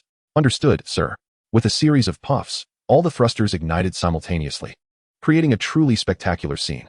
In an instant, a significant portion of the meteor's surface emitted a radiant blue flame. From a distance, it appeared as though the once dull gray meteor had transformed into 1/2 blue and 1/2 gray. Surprisingly, it looked somewhat beautiful. However, it ended there. Within the confines of his armored suit, Tony Stark's expression was one of disbelief. He shouted, "This is impossible. I calculated this meticulously. How could it remain utterly still? There must be an error." Below, Nick Fury suppressed a chuckle. He had undergone professional training and typically refrained from laughter. Yet, after Tony's extensive efforts, selflessly assisting without expectation of reward, there was merit in his toil, if not in his success. Thus, Nick Fury, utilizing the analytical prowess of SHIELD's think tank, conveyed to Tony Stark a message that was part consolation and part revelation. Stark, perhaps you have overlooked a crucial detail that has led us to this predicament. What issue? Tony Stark inquired immediately. Without hesitation, Nick Fury responded. This colossal meteorite has been created by supernatural forces. Hence, it requires supernatural power to remove it. Tony Stark interjected, completing Fury's thought. Come on. Do you truly believe this is man-made? Who could possibly fabricate such a meteorite? A deity, perhaps? Stark held not a shred of belief in Fury's assertions. However, it was precisely Fury's words that propelled Tony Stark out of his self-doubt. Upon hearing Tony's retort, Fury felt no anger, as his objective had been accomplished. Since even Iron Man was rendered powerless against this anti-gravity meteorite, Nick Fury resolved to contemplate alternative solutions, such as the complete relocation of the city. Yet, as he pondered, the lookout responsible for monitoring the meteorite suddenly shouted, "Sir, we have a situation." What sort of situation? There is someone in the sky. What? Nick Fury promptly shut off his earpiece and rose to approach the lookout, who was stationed with a high-powered telescope. Meanwhile, Tony Stark, situated atop a building, became aware of the situation, having overheard the lookout's report before Fury had muted the earpiece. After a moment's thought, Stark closed the visor of his Iron Man suit and ascended above the meteorite for a closer look. At that moment, Nick Fury, through the telescope, observed a figure hovering beside the meteorite. It was a man with orange hair, clad in a black robe adorned with red clouds. His face bore several black facial piercings, emanating an aura of cold severity. Witnessing the man float effortlessly without any apparatus, Nick Fury began to entertain the validity of the think tank's claims for the first time. Stark, you are closest, inquire about his intentions. In truth, even without Fury's prompting, Tony Stark would have taken such action. He flew within several meters of the enigmatic figure, calling out, "Hello? Who are you? What brings you here? What is your connection to this meteorite?" The man turned coldly to regard Tony Stark, his chilling gaze and the peculiar gray circles in his eyes momentarily halting Stark's confidence. Even the formidable Mark III Iron Man suit offered him no sense of security. Fortunately, the Devapath Pain merely cast a fleeting glance before diverting his gaze. This allowed Tony Stark to exhale with a modicum of relief. After a brief pause, the Devapath Pain spoke. "I am Pain." Tony Stark was momentarily perplexed, but soon realized. "Your name is Pain?" The Devapath Pain nodded. "What a peculiar name." Tony murmured, "Yet you have yet to address my other inquiries." At that very moment, atop a distant skyscraper, several reporters from various television networks hefted high-powered cameras, directing them towards the two engaged in dialogue. In any circumstance, in any event, opportunists are bound to emerge. These journalists, harboring the hope of uncovering a significant scoop, were willing to risk their lives to capture footage of the meteorite. However, in recent days, they had only managed to document Iron Man's failures. While this was indeed a noteworthy story, it fell far short of the public's fervent curiosity regarding the meteorite's origin, its impending disappearance, and the potential conspiracies behind it. Thus, the footage they captured held some value, yet it was insufficiently rewarding. Nonetheless, they had no alternative. They had long since made their choice and had invested too much to turn back. The sunk costs compelled them to continue gambling. Consequently, the unfolding scene filled them with exhilaration, for it might signal that their gamble had paid off. Thus, under the watchful gaze of Iron Man Tony Stark, the covert scrutiny of Nick Fury, and the clandestine filming of the reporters, the Devapath Pain opened his mouth. "I am Pain. This celestial meteorite is of my own creation, and I have come to remove it." His voice, though not loud, carried across great distances. This was one of the techniques of gravitational manipulation, using gravity to transmit sound. It was akin to the reason why, during the destruction of Konoha, the Devapath Pain's voice reverberated throughout the village. At this moment, Lynch executed a similar maneuver. Moreover, the voice of the Devapath Pain, under Lynch's control, reached even farther than that of the original. Lynch's mastery of gravity was an exceptionally potent passive skill, unlike the original Devapath Pain, whose gravitational abilities were limited to the Rinnegan. Thus, nearly the entirety of New York City heard his proclamation. What? That individual named Pain is responsible for such a colossal meteorite. This meteorite is called the Celestial Meteorite? What a striking name. Is it truly him? But why would he do this? Suddenly, Lynch's astonishment surged like a spark igniting hydrogen, accelerating rapidly. The speed achieved here nearly matches that of the explosive star's emergence. In mere seconds, it amassed a staggering 10,000 shock values. However, this situation does not yet affect Lynch. He deftly maneuvered the Taoist Pain, turning to Steel Man and inquired, "Are there any further questions? If not, I shall commence." "You." Tony felt a deep sense of indignation. The colossal meteorite, which he had exerted tremendous effort to budge, now appeared as if it could be effortlessly manipulated like a mere toy by this self-proclaimed Pain. Perhaps sensing Tony's discontent, Taoist Pain remained silent, instead raising his hand towards the explosive star, positioned several meters away. With a swift motion, he uttered the words, "Universal attraction." The mastery of gravity was effectively an enhanced version of this technique, and at that moment, Lynch found it to possess considerable grandeur, hence he articulated this term. Boom. Under the incredulous gazes of Tony Stark, Nick Fury, and all those observing this momentous meteorite, the immovable rock slowly began to drift towards Taoist Pain. Though gradual, the movement was perceptible to the naked eye. After a mere 10 seconds, as his palm made contact with the surface of the explosive star, Taoist Pain, with an impassive expression, remarked, "Could you step aside? You are somewhat obstructive." Chapter 17. Haha. Steel Man has been deemed an inconvenience. A few reporters in the distance chuckled. Were it not for witnessing this scene firsthand, I would never have believed it. That playboy must be furious. I must capture his exasperated expression in close-up. Haha. I shall join in. All right. Continue to shoot seriously. Making money is crucial. Tony Stark was seething with rage. You wretched being. He was about to charge at Taoist Pain to assert his dominance. However, to his surprise, with a mere flick of his hand, he was sent flying backward. Even with his thrusters blazing with ion flames beneath him, he found it utterly ineffective. The force of gravity not only drew him in, but also propelled him away, albeit with less potency than the powerful repulsion of the Shinra Tensei. Having been flung a considerable distance, Tony Stark finally settled down. He comprehended that the other party was not mistaken. Indeed, he was somewhat in the way. With a gaze reflecting a myriad of emotions, Tony posed his final two inquiries. Hey, Pain, why did you unleash this explosive star? Moreover, since it has been released, why not move it right from the start instead of waiting until now? Taoist Pain, poised to turn away, momentarily paused. His gaze shifted towards Tony as he slowly responded. At that time, two green behemoths were engaged in combat. I found the clamor unbearable. Hence I employed this ability. As for the second question, it slipped my mind.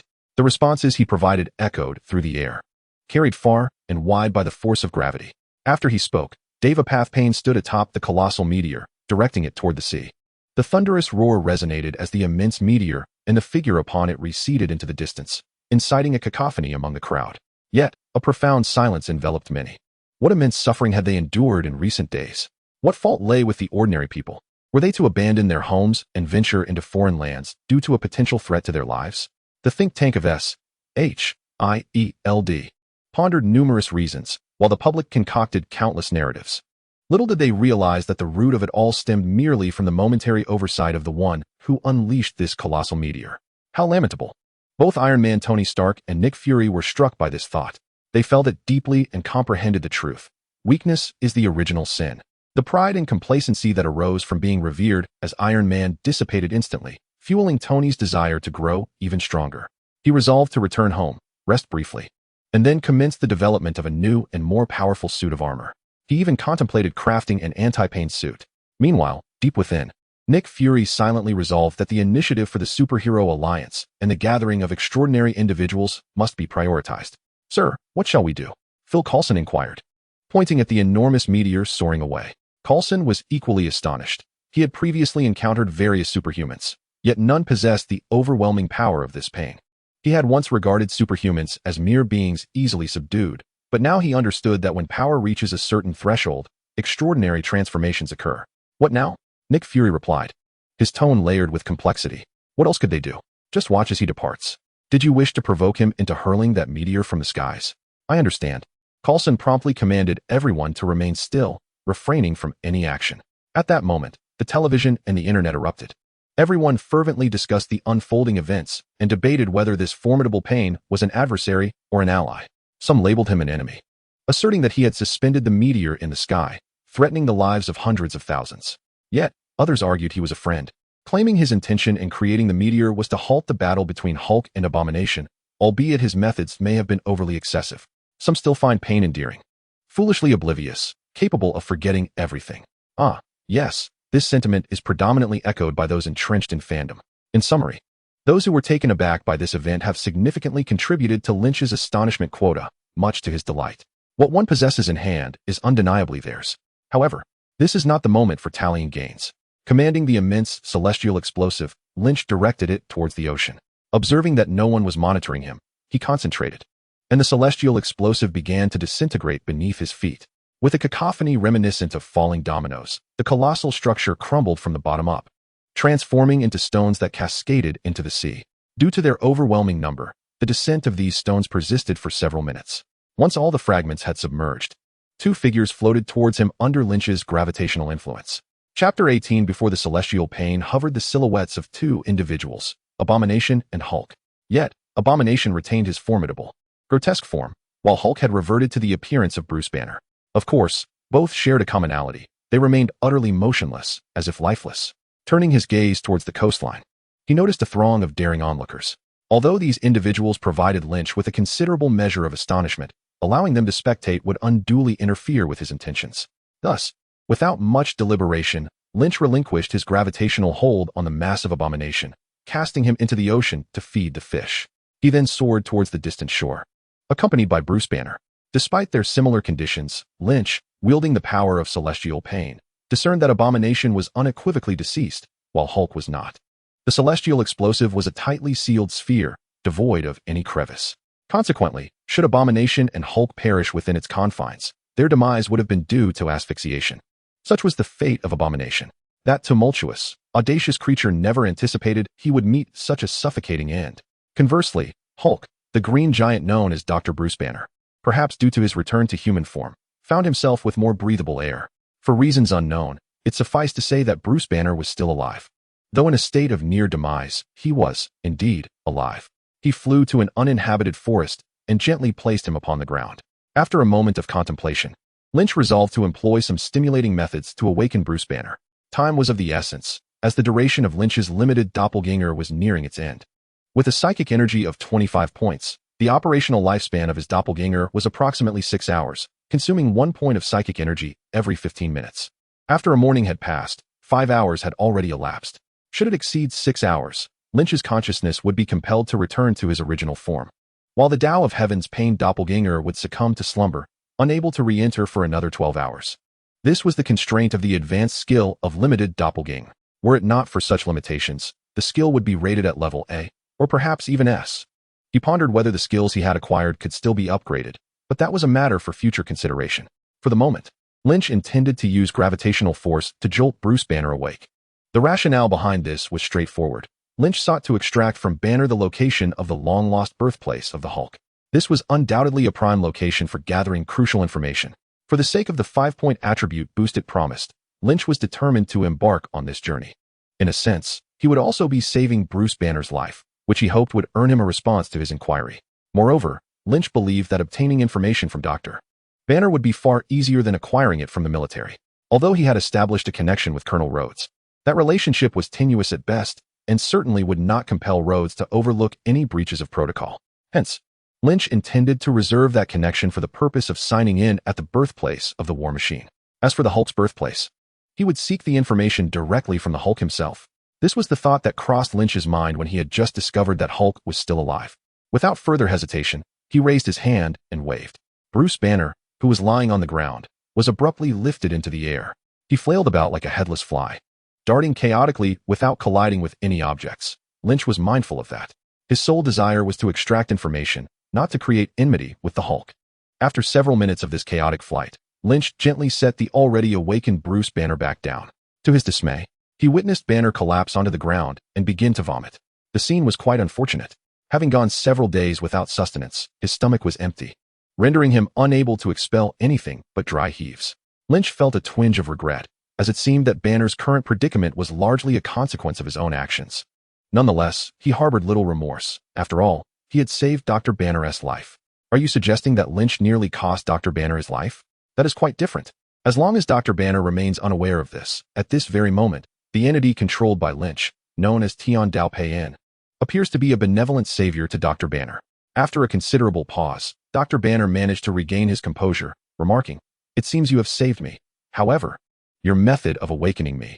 Tian Dao Peiyan, wearing an impassive expression, interjected, "It suffices that you recognize my act of salvation. In return for my rescue, I have but a singular request." "What request?"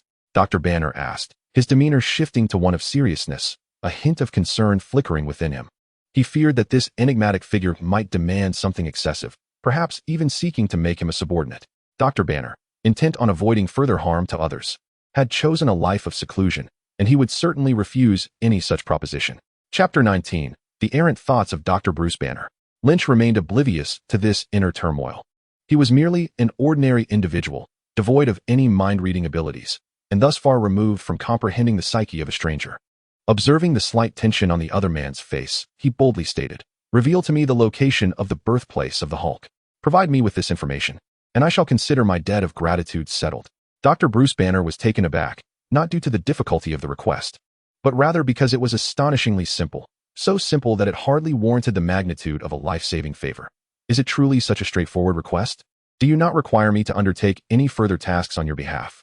Upon hearing Dr. Banner's inquiry, Tian Dao Pei's expression turned peculiar.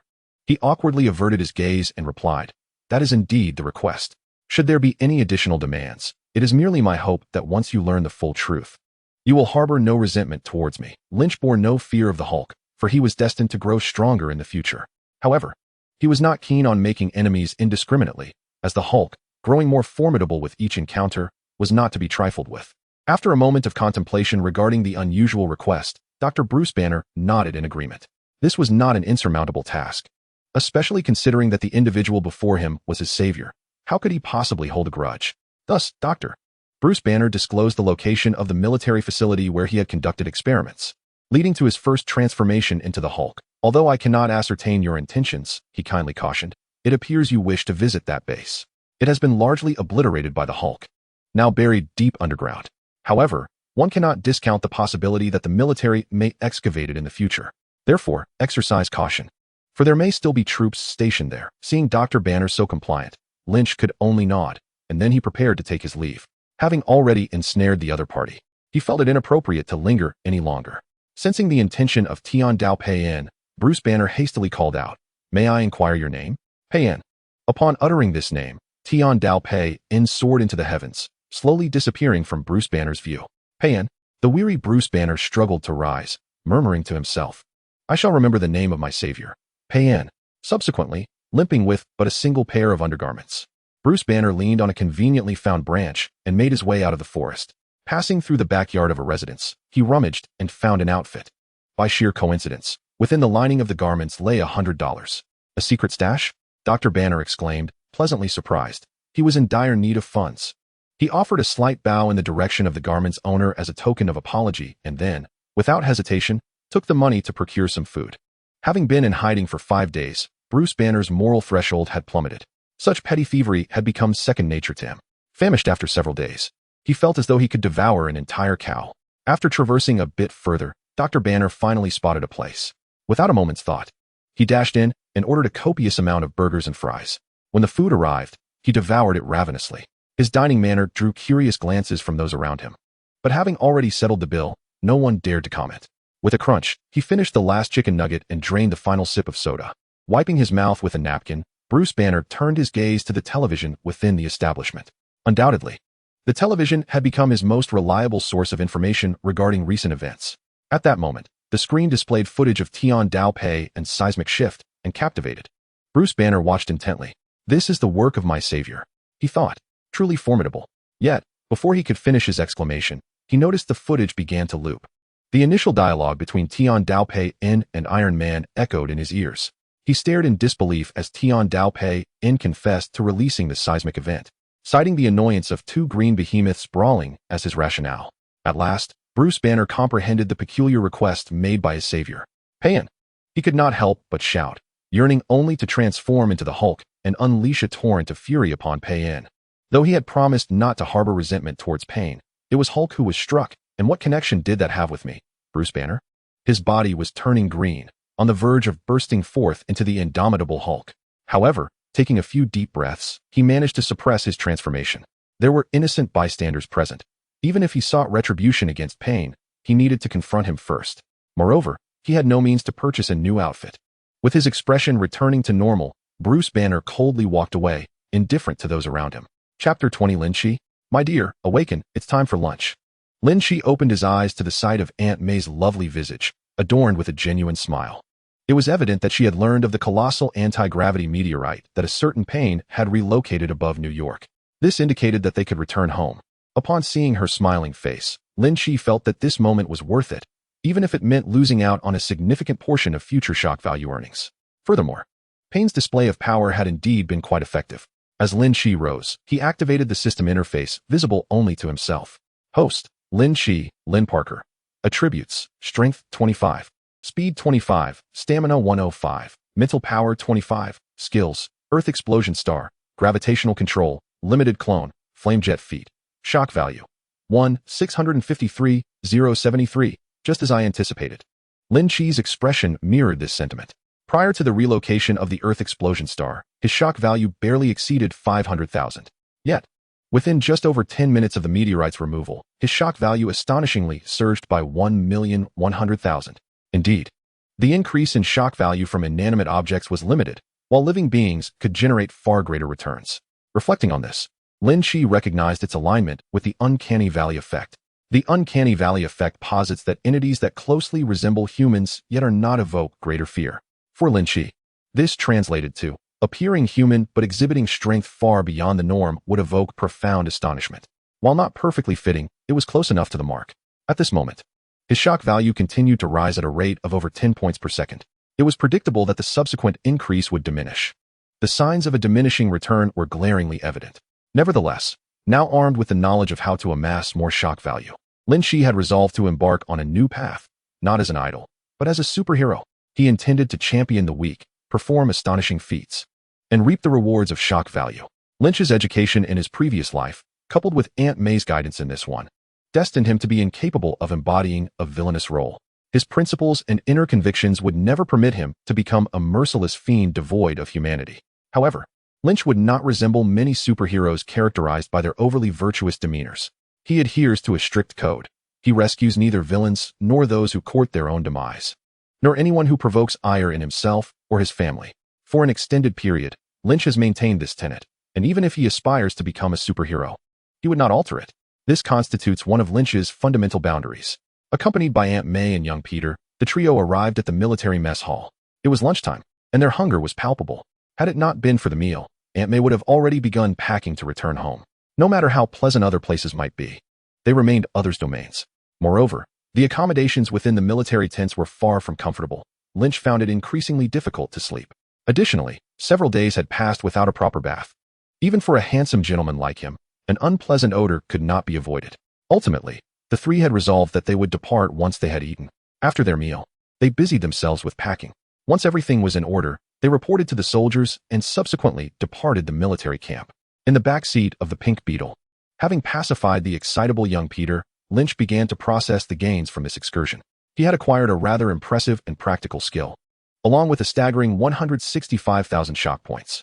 After some contemplation, Lynch decided against using 150,000 shock points to elevate the progress of the Earth Explosion Star to 50%. He had learned from the system that 50% would not grant him the reincarnation eye. Thus, he speculated that the reward for reaching 50% would likely enhance the passive skill of gravitational control. Given this, it would be more prudent to invest the shock points in augmenting his attributes and the limited clone, as well as the progress of the flamejet feat. Today, Lynch truly recognized the significance of mental strength. If only he could bolster his mental attribute by a few more points, he could extend the existence of his clone long enough to have it sign in at the birthplace of the Hulk, circumventing the need to wait until the following day to accomplish this task. Therefore, enhancing his mental attribute was of utmost importance. Without hesitation, Lynch expended 50,000 shock points to elevate his mental attribute to 30 points. Instantly, he felt a refreshing sensation coursing through his mind, bringing him a profound sense of comfort. Following the enhancement of his mental strength, Lynch routinely allocated another 100,000 shock points to increase his physical attribute by 10 points. This had become his daily regimen. Long before the significance of mental strength became apparent, Lynch had already recognized the paramount importance of physical prowess. As for attributes like strength and speed, he refrained from allocating points, for even the common individual's capability of 2.5 times the norm sufficed. After finalizing his attributes, Lynch turned his attention to the remaining 3 skills, speculating that these skills could indeed be upgraded. This hypothesis was substantiated by the example of the passive skill, gravitational control. Initially at level 1, this skill had been enhanced to level 2 due to the progress made on the skill, celestial cataclysm.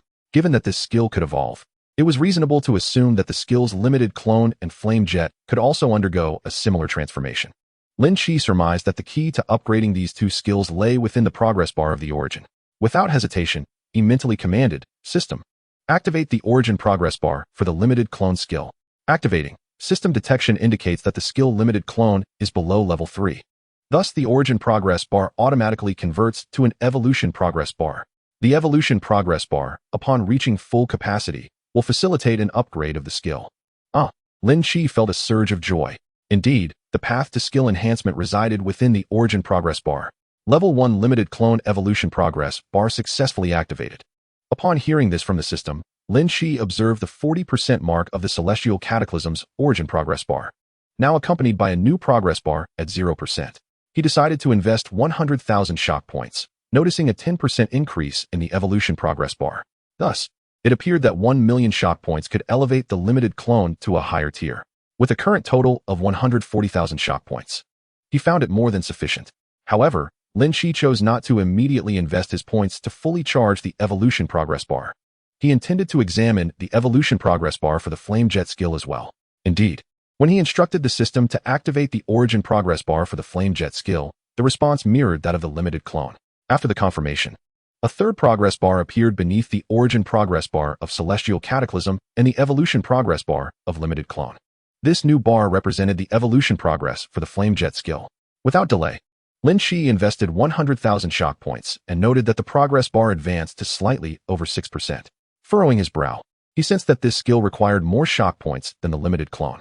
After some contemplation, he invested an additional 50,000 shock points, which resulted in the evolution progress bar reaching 10%. Thus, to upgrade the flame jet, a total of 135,000 shock points would be necessary. Assessing his current total of 125,000 shock points, he concluded that it was insufficient. Indeed, for Lynch, the skill of limited clones holds greater significance. After all, this pertains to the efficiency of acquiring shock value through his clone, which surpasses that of his original self. However, the allure of the flame jet is undeniable. Its strength relies on skill points, yet its aesthetic appeal is a matter of a lifetime. Nevertheless, there is no cause for concern. More shock value will be earned in due time, and the flame jet shall eventually be upgraded. For now, he resolved to enhance his limited clones first. Without hesitation, he invested 900,000 into the skill of limited clones. Ding! The system has detected that the evolution progress of the limited clone skill has reached 100%. Skill upgrade commencing. Upgrade successful. Limited clone skill has advanced to level 2.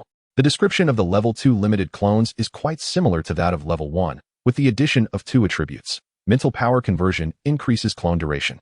Recovery time after clone duration expires is shortened. Upon further inquiry with the system, Lynch received clarification.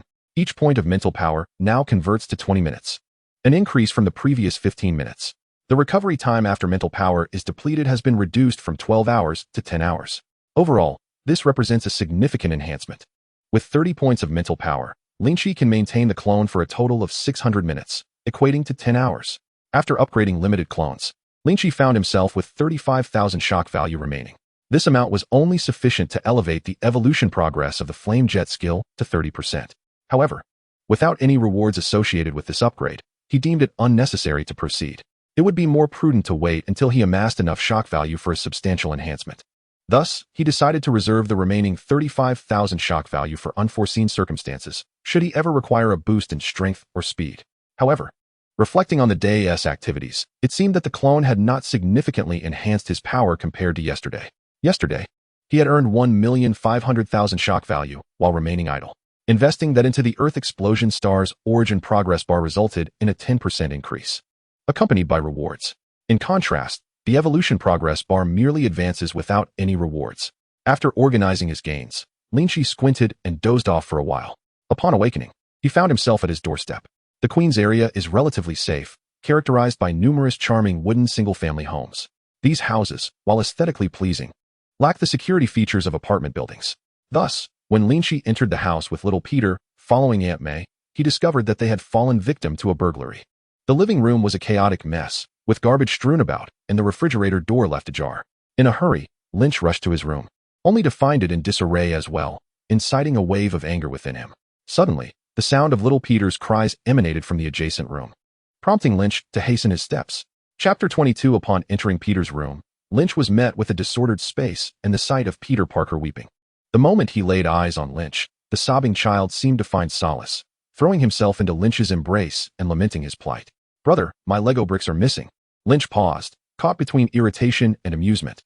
How audacious of the thief to pilfer even little Peter's toys. An inkling of suspicion began to form in Lynch's mind regarding the identity of the culprit. "Stop crying. I may have an idea of who the thief is," he reassured Peter. "Stay here and help Aunt May with her chores. I need to step out for a moment." After calming little Peter, he turned to Aunt May, saying, "I need to take care of something," before dashing out the door without waiting for her response. That child. Once outside, Lynch made his way toward a house at the corner of the community, the very place he suspected. It was here that, while Peter was purchasing Lego birthday gifts with the money Lynch had earned through hard work, the occupants had been nearby.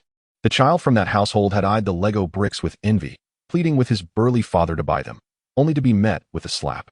However, to conclude that they were thieves based solely on this was rather hasty. Thus, Lynch resolved to sneak a glance into their home.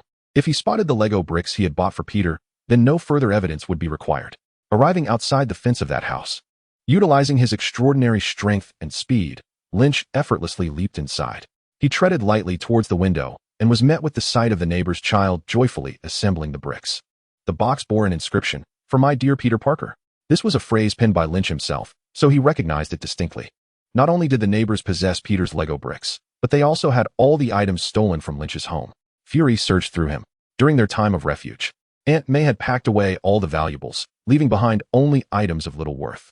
Yet, the question remained, did that mean one could simply take what they pleased? Casting a glance at the burly man lounging in the living room, watching television, Lynch resolved to take action. He approached the door of the household and politely pressed the doorbell. The chime attracted the attention of others in the vicinity. One of Lynch's male classmates, noticing the unfolding situation, cast a curious glance in that direction. "Brother, is that Lynch?" The classmate's sister exclaimed, her eyes lighting up at the sight of him. Eager to greet him, despite his somewhat aloof demeanor, Lynch, being a strikingly handsome young man, was adored by the little girls. The classmate quickly grasped his sister's arm, admonishing her, "Don't go. Can't you see who he is knocking on the door for?" "Ah, it's that thug." The sister gasped. "Brother, let us hurry and help Lynch escape." The classmate's irritation grew. His sister's fondness for Lynch unsettled him. "It's too late," he retorted sarcastically. "We can wait right here and later go collect Lynch's remains. I bet that thug will knock him out with one punch." "Brother," the sister protested, but being weaker, she could not break free and was left helplessly watching the impending tragedy unfold. With a sudden click, the door swung open, revealing the male head of the household. Upon seeing Lynch's face, the thug's brow involuntarily twitched, a flicker of unease crossing his features before he quickly regained his bravado. After all, he was a notorious figure in the community. Who dared to challenge him? The thug's reaction only confirmed Lynch's suspicion that this man was indeed the thief. "Hey, did you steal my family's belongings?" Lynch demanded bluntly. In the past, he might have opted for a more circuitous approach, but now, endowed with absolute strength, Lynch had transformed his method of confrontation. "What? How dare you accuse me?" The thug barked. "You little brat, take this." Feeling guilty and wanting to silence Lynch, the thug unleashed a punch the size of a cauldron. If it connected, Lynch would surely be knocked out. However, Lynch did not flinch or attempt to defend himself. Instead, he raised his hand and caught the punch with a single palm. Smack! The thug felt a jolt of pain, as if he had struck an iron plate. A grimace of agony crossed his face as he tried to withdraw his hand, only to discover it was ensnared by Lynch's grip, which was as unyielding as a vice. Then, with swift precision, Lynch delivered a powerful kick to the thug's abdomen. The thug's face contorted in pain as he collapsed onto the ground. Observing this, Lynch released his grip, disdainfully wiping his hands on the thug's clothing. Chapter 23. Standing over the fallen thug. Lynch placed his foot upon the back of the thug's hand and declared, "Did you steal my family's possessions?" "Indeed, I have committed theft." The thug dared not lie, for he had already discerned that the power of the youth before him far exceeded his own. "Excellent." Lynch relaxed his stance and waved his phone in front of the thug, stating, "I have recorded your earlier words. Moreover, I alerted the police while knocking at the door. I have no desire to continue this futile entanglement with you, so let the authorities handle you." Meanwhile, the male classmate and his sister were utterly astonished. They had never imagined that Lynch could effortlessly defeat the thug and address the situation in such a commendable manner. "Brother Lin, you are amazing," the sister exclaimed enthusiastically. The male classmate remained silent, not daring to utter a word. Lynch, noticing his sister's exuberance, also acknowledged the male classmate with a smile and a nod. Suddenly, the male classmate's sister let out a shriek, prompting her brother to drag her back into their room. The sound of sirens approached. The police had arrived. After providing a comprehensive account of the incident, the officers returned the stolen items to Lynch and escorted the thug away. Before departing, an Asian officer commended Lynch, saying, "Well done. Martial arts should be applied in moments like these. Furthermore, it's fortunate you did not continue to press that individual. Otherwise, he might have held a grudge. And his living room is known to house firearms." Lynch's decision to candidly inform the police stemmed not from trust in law enforcement, but rather from the shared bond of ethnicity with the Asian officer. As fellow people of color, they tended to unite. Had the officer been white, unforeseen complications might have arisen, especially considering the thug was Caucasian. However, the officer's parting words served as a poignant reminder for Lynch. This was America, a nation where firearms were prevalent. Should the thug harbor resentment, he could very well retaliate, potentially endangering Aunt May and little Peter. Determined, Lynch resolved to confront the thug again upon his release from the police station. Only by instilling fear within him would he deter any thoughts of revenge. Lynch understood the tenacity of white individuals, having lived in New York for 3 years, complemented by his original memories, totaling 18 years of experience. Thus, he returned home with the recovered items and informed Aunt May that it was the police who intervened. Without delay, Lynch exited the community and jogged towards the nearest police station. Given the short distance and his current financial constraints, running was the most prudent option. On his way, Lynch passed through a vast, sunken area, a direct consequence of the recent seismic event. He glanced at the shock value, which was still steadily rising. However, over an hour has passed, and the shock value has only increased from 350,000 to 355,000. It is evident that although the display of prowess by Payne at noon caused a stir, the subsequent impact was undoubtedly mitigated by official intervention. In this era of information, while the dissemination of news is swift, the authorities' control is equally formidable. The number of civilian hackers is minuscule. The true technological talents are predominantly in the hands of the government. Nevertheless, Lynch remains unfazed. The moment he resolved to remove the Earth explosion star, he ceased to rely on the benefits that the incident might yield. There are countless ways to acquire shock value. Upon arriving outside the police station, Lynch purchased a cup of coffee, sipping it while he kept watch. After a brief interval, a young thug emerged from the station with a sullen expression. Yet, he had scarcely walked far when he turned and raised his middle finger at the police station. Before the officers could react, he sprinted away. Lynch swiftly followed suit. Upon reaching a deserted alley devoid of surveillance cameras, Lynch quickened his pace. After more than half an hour, he exited the alley, leaving behind a white thug, battered and trembling against the wall. The matter was resolved. To be precise, perhaps he had exerted a bit too much force.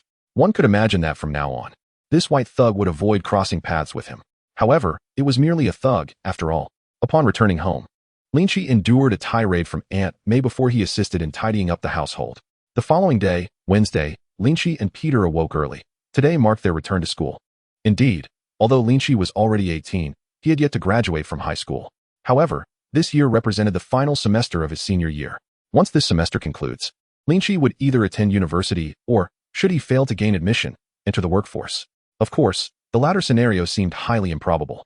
Lynch's academic performance, while not stellar, was sufficient for university acceptance. After breakfast, Lynch watched as Aunt May drove Peter out, and he too set off on his bicycle. Since Lynch's school was on a different route from Peter and Aunt May's workplace, he had to make his way to school alone each day. However, for Lynch, whose physical stamina far exceeded that of the average person, cycling to school was hardly a burden. Chapter 24. The journey was silent until he arrived at the school bicycle shed and secured his bike. It was then that Lynch encountered trouble. Due to his striking appearance, he had received confessions from numerous girls, all of which he had unceremoniously declined. Consequently, his actions had incited a group of self-proclaimed guardians of beauty. Before successfully signing in, Lynch had endured considerable bullying. However, everything was about to change. As he approached the two imposing members of the school's football team blocking the doorway, Lynch did not hesitate for a moment. Regardless of their intentions, he felt no fear. In the face of absolute strength, everything became simple. Even the most robust adult bullies could barely withstand a single move from Lynch, let alone these adolescents on the cusp of adulthood. With a resounding thud, the professional football player was unceremoniously shoved aside by Lynch and fell to the ground. This left them momentarily stunned. Yet the male students at a distance understood how commonplace this scene was. Recalling Lynch's decisive takedown of a thug the previous day, one student immediately averted his gaze and discreetly departed. Previously, he had reveled in mocking Lynch when he was bullied, but now he dared not utter a word. The two football players, humiliated and enraged by their fall, charged at Lynch. Some girls rushed to warn him, but it was too late. Just as they were about to collide, Lynch seemed to possess a sixth sense. He swiftly pivoted, leaping into the air with a powerful kick. His body soared, and his feet struck the shoulders of the two onrushing football players. With a resounding crack, the two sturdy youths, both standing at 6 feet tall, were sent flying backward, their speed eclipsed by Lynch's kick. They lay on the ground, moaning in agony. A classmate exclaimed, "Chinese Kung Fu." At that moment, the disciplinary director arrived. He, being Caucasian, intended to reprimand Lynch, but the collective testimony of those present rendered him powerless. Reluctantly, he instructed others to assist the fallen duo and escort them to the infirmary. As a result, the rumor of Lynch's martial prowess spread rapidly throughout the school, garnering him an influx of admirers. Glancing at the approximate increase of 1,000 in his astonishment points, Lynch mused that this was indeed an unexpected delight. With newfound strength, he was determined not to be bullied any longer. His actions at school were intended to establish his reputation. The accumulation of 1,000 astonishment points was merely a fortunate byproduct. However, he felt that this display of dominance was insufficient. Lynch contemplated the potential for his adversaries to gather a larger group to confront him after school, envisioning a scenario where he might take on 10 or more. Surely, that would solidify his standing. Yet, as class commenced, Lynch was pleasantly surprised to discover something remarkable. Once obscure knowledge that once eluded him became crystal clear to him today. Not only did he comprehend it, but he even achieved a profound understanding of the subject. His capacity for learning had astonishingly escalated. After some contemplation, Lin Chi surmised the reason behind this transformation. It was likely an enhancement of his mental fortitude. This attribute was not merely a blue bar. It also represented his cognitive abilities. And is not learning fundamentally tied to one's intellect? With this realization, Lin Chi suddenly harbored grand aspirations. He aspired to attend Harvard University. Harvard is arguably the pinnacle of higher education available to the citizens of America. There exists another esteemed institution, Princeton University, colloquially known as an Ivy League school. However, for an ordinary individual, gaining admission there is nearly impossible.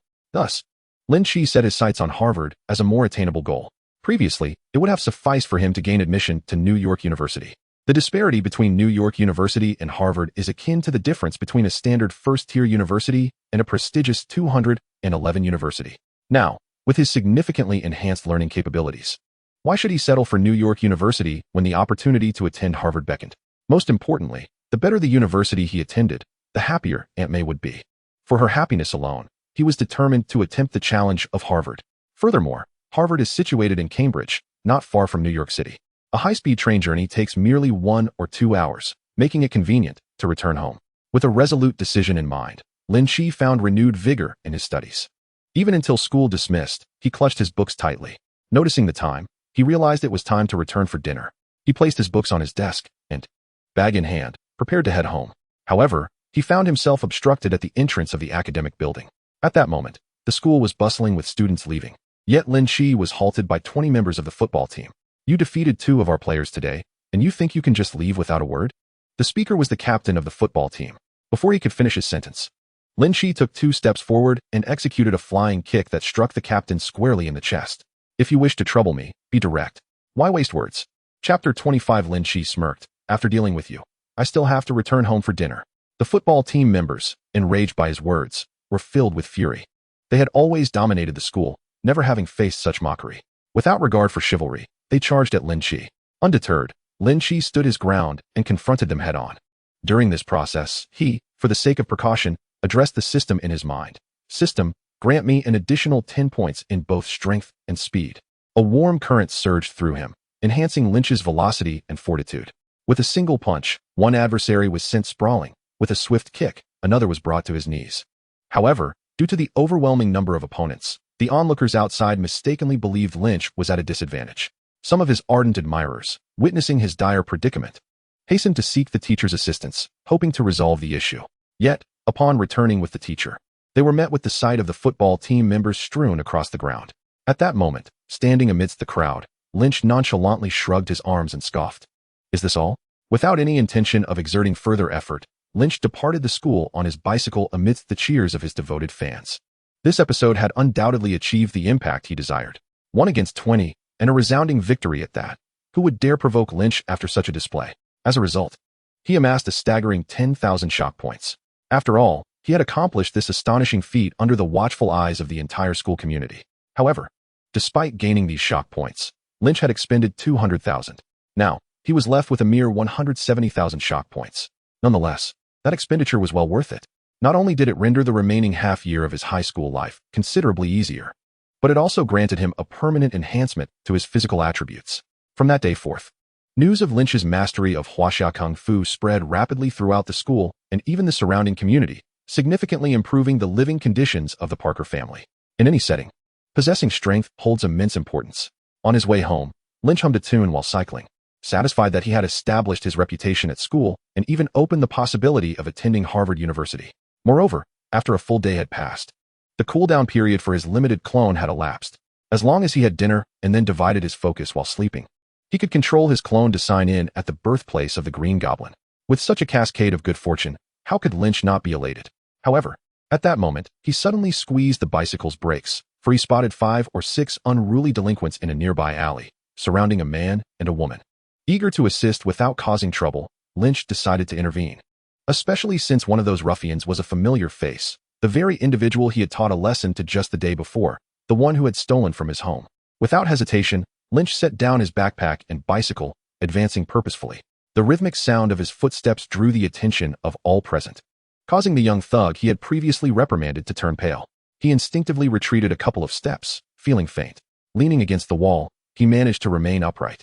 Yet, reassured by the presence of his companions, he thought, no matter how formidable that guy was, he couldn't possibly take on 5 at once. However, as soon as this thought crossed his mind, he saw Lynch charging towards them without uttering a word.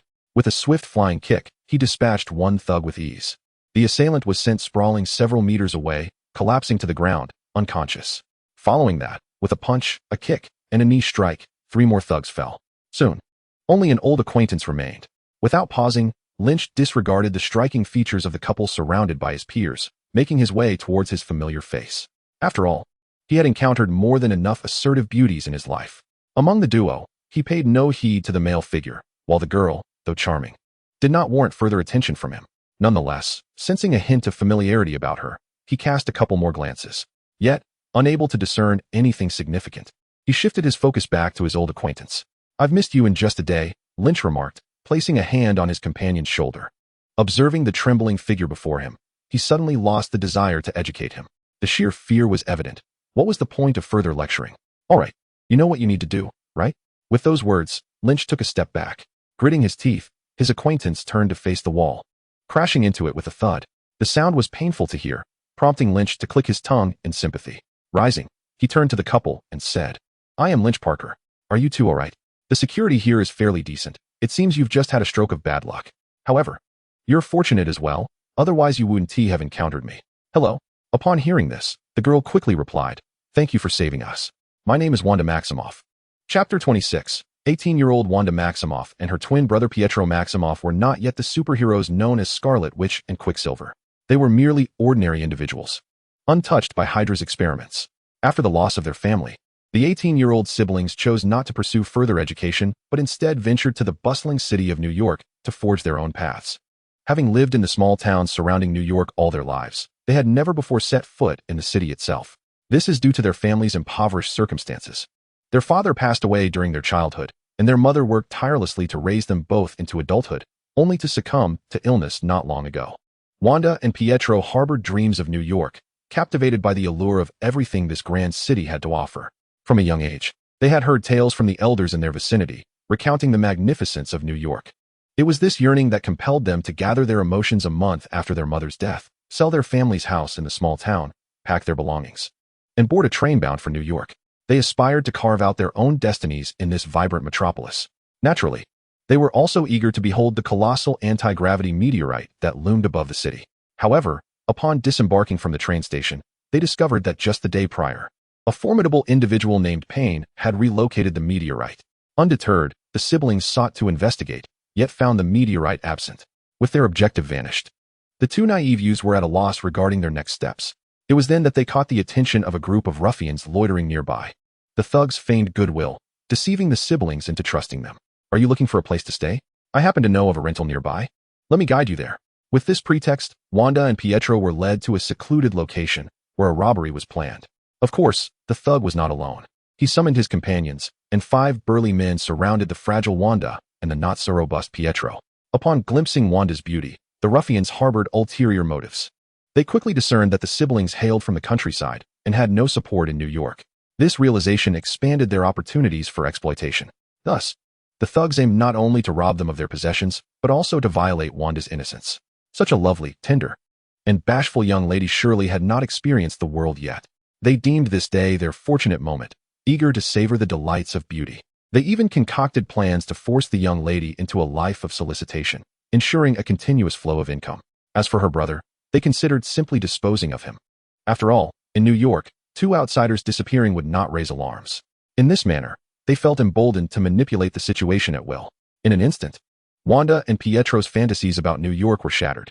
On their very first day in the city, they were confronted with its dark underbelly. Hiding behind her brother, Wanda listened as the thugs discussed how to deal with the two of them. Feeling that Wanda and Pietro were like fish on a chopping board, utterly incapable of escape. Their captors spoke deliberately in front of the siblings, seeking a perverse thrill from their torment. They even planned to violate the lovely young woman in her brother's presence. Truly inhumane. Wanda's silver teeth threatened to shatter as she fervently hoped for someone to notice their plight and rescue her and her brother. Superheroes, police, well-meaning strangers, whoever it may be, please appear. This plea echoed in Wanda's heart, her last glimmer of hope. Meanwhile, her brother Pietro clung protectively to Wanda, resolutely guarding the final bastion, prepared to sacrifice his life for her safety. Yet, no one came. With a loud crash, the thugs snatched the suitcase away. The case flew open, scattering clothes and personal items across the ground. The ruffians rummaged through the contents, discovering the siblings' savings, and one of them, with a lewd glance, picked up Wanda's pink lingerie, remarking, "How delightful." At that moment, Wanda's tears flowed freely down her cheeks, though she dared not utter a sound. Pietro bit his lips until they bled, yet he, too, remained silent, for they had seen the firearms strapped to the thugs' waists. The sound of a bicycle echoed from the alley's entrance, jolting Wanda and Pietro into a sudden frenzy of hope. They gazed longingly toward the alley's mouth, earnestly praying for salvation. The thugs glanced in that direction as well, preparing to warn any approaching figure to mind their own business. However, when a rather handsome young man entered the alley, the four thugs erupted in laughter. Wanda and Pietro felt despair wash over them. "Huh, this kid thinks he can meddle," sneered one thug to another, who bore bruises across his face. Unbeknownst to him, the bruised thug trembled involuntarily. Chapter 27 unfolded, as seen through Lynch's perspective. Thanks to his exceptional physical prowess, Lynch subdued all the thugs before they could even draw their weapons. After putting on a show of bravado, upon realizing that the two before him were Wanda Maximoff and Pietro Maximoff, Lynch's demeanor shifted to one of warmth. This was not to be blamed on him. It is only natural that one cannot develop fondness for strangers out of thin air. Lynch understood the future that lay ahead for these two. Even if he sought no powerful allies, he was compelled to acknowledge the rewards tied to their birthplace. After all, gaining strength was Lynch's paramount obsession at this moment. Moreover, one cannot overlook the fact that the future Scarlet Witch, Wanda, perfectly aligns with Lynch's aesthetic sensibilities. Lynch has never entertained the notion of remaining a bachelor for life. With such a handsome visage, one that resonates deeply with readers, how could he possibly lead a solitary existence? That would indeed be a lament for countless beautiful maidens. Thus, having encountered the future Scarlet Witch, it is only natural for him to consider her as a potential girlfriend. As for Wanda's legitimate future partner, Vision, who are you? A mere automaton, competing with us men for affection? Absurd. Furthermore, that scenario is but one of many possibilities that may unfold in the future. Yet, who can accurately predict what lies ahead? Upon entering this Marvel universe, Lynch's future is destined to be extraordinary. Hence, as long as Wanda holds no affection for Vision, Lynch's pursuits remain justified. "You are all quite all right," he assured with a smile directed at the siblings. He then surveyed the disarray of clothing strewn across the floor, contemplated briefly, and began to gather them into a box. Having resolved to cultivate a good relationship with the siblings, it was only fitting that Lynch engage in acts to elevate his likability. However, in a moment of inadvertence, he inadvertently grasped Wanda's undergarment. Feeling a twinge of embarrassment, he swiftly set it down. Subsequently, he approached the siblings, leaning against the corner, and extended his hand. "You two should get up." Faced with Lynch's warm smile, the siblings stood momentarily stunned. Pietro, at this juncture, finally believed that Lynch was indeed their savior. He recognized Lynch's formidable strength. To defeat 5 adversaries effortlessly was nothing short of astonishing. In that instant, admiration for Lynch blossomed within Pietro.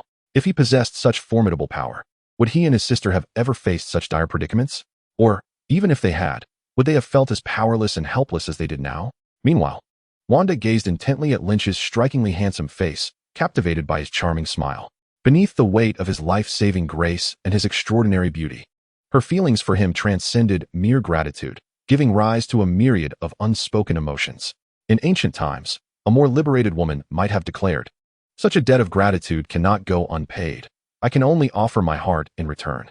On the contrary, the sentiment towards an unattractive individual lacking relatability might be, "Such a debt of gratitude cannot go unpaid.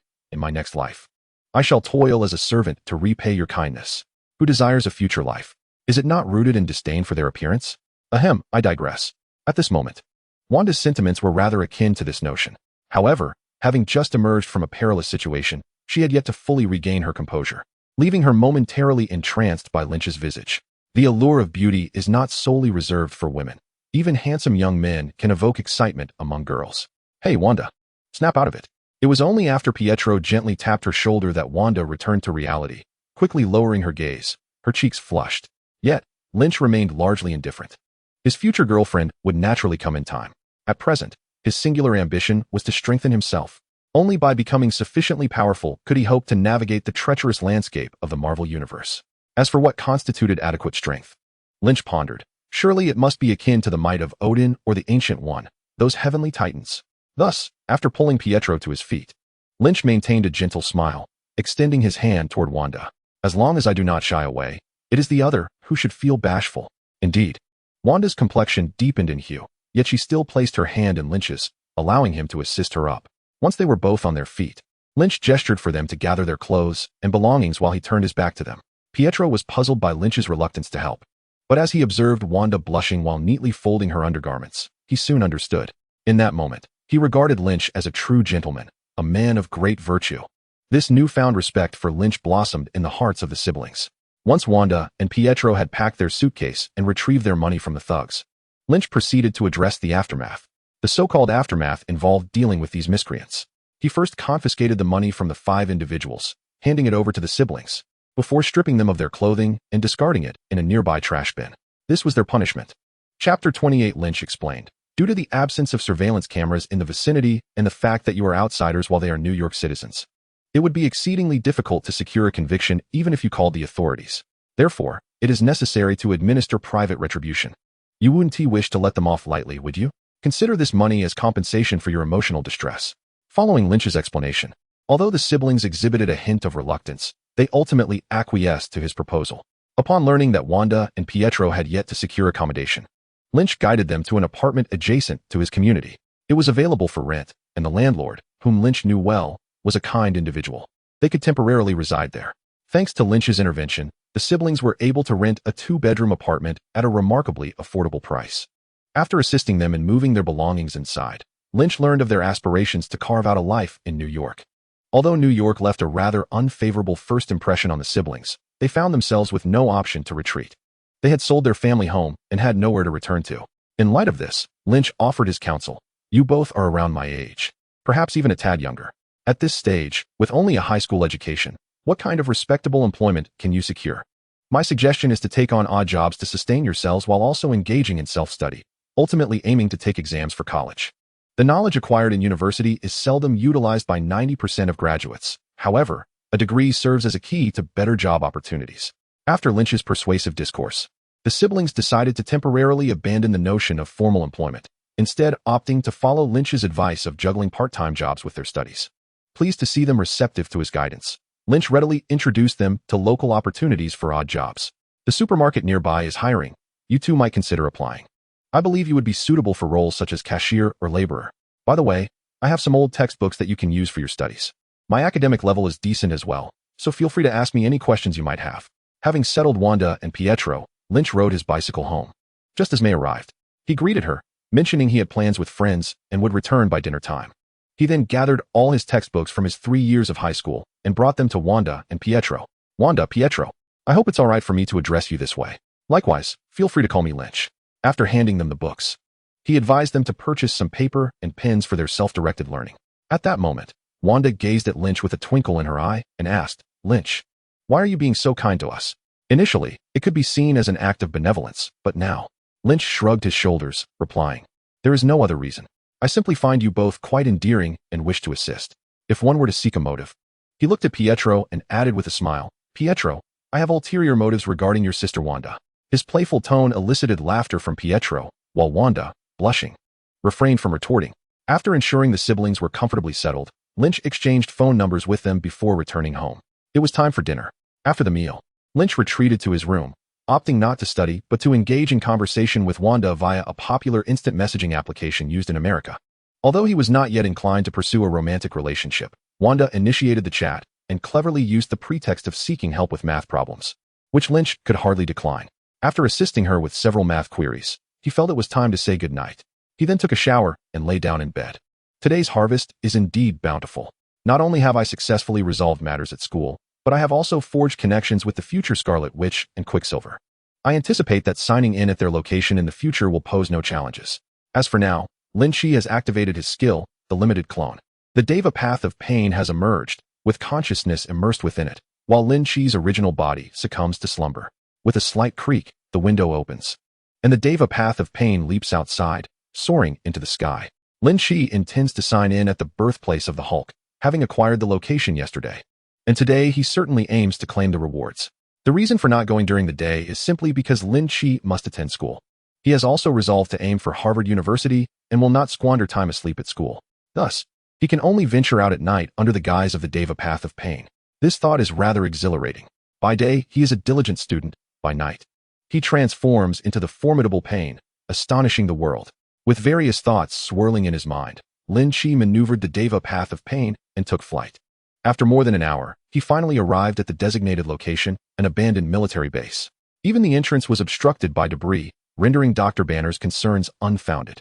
Utilizing gravitational manipulation, the Deva Path of Pain cleared the rubble and stepped inside, proceeding without hindrance. Chapter 29. Upon arriving at the laboratory described by Dr. Banner, where the damage was most severe, the system's voice resonated.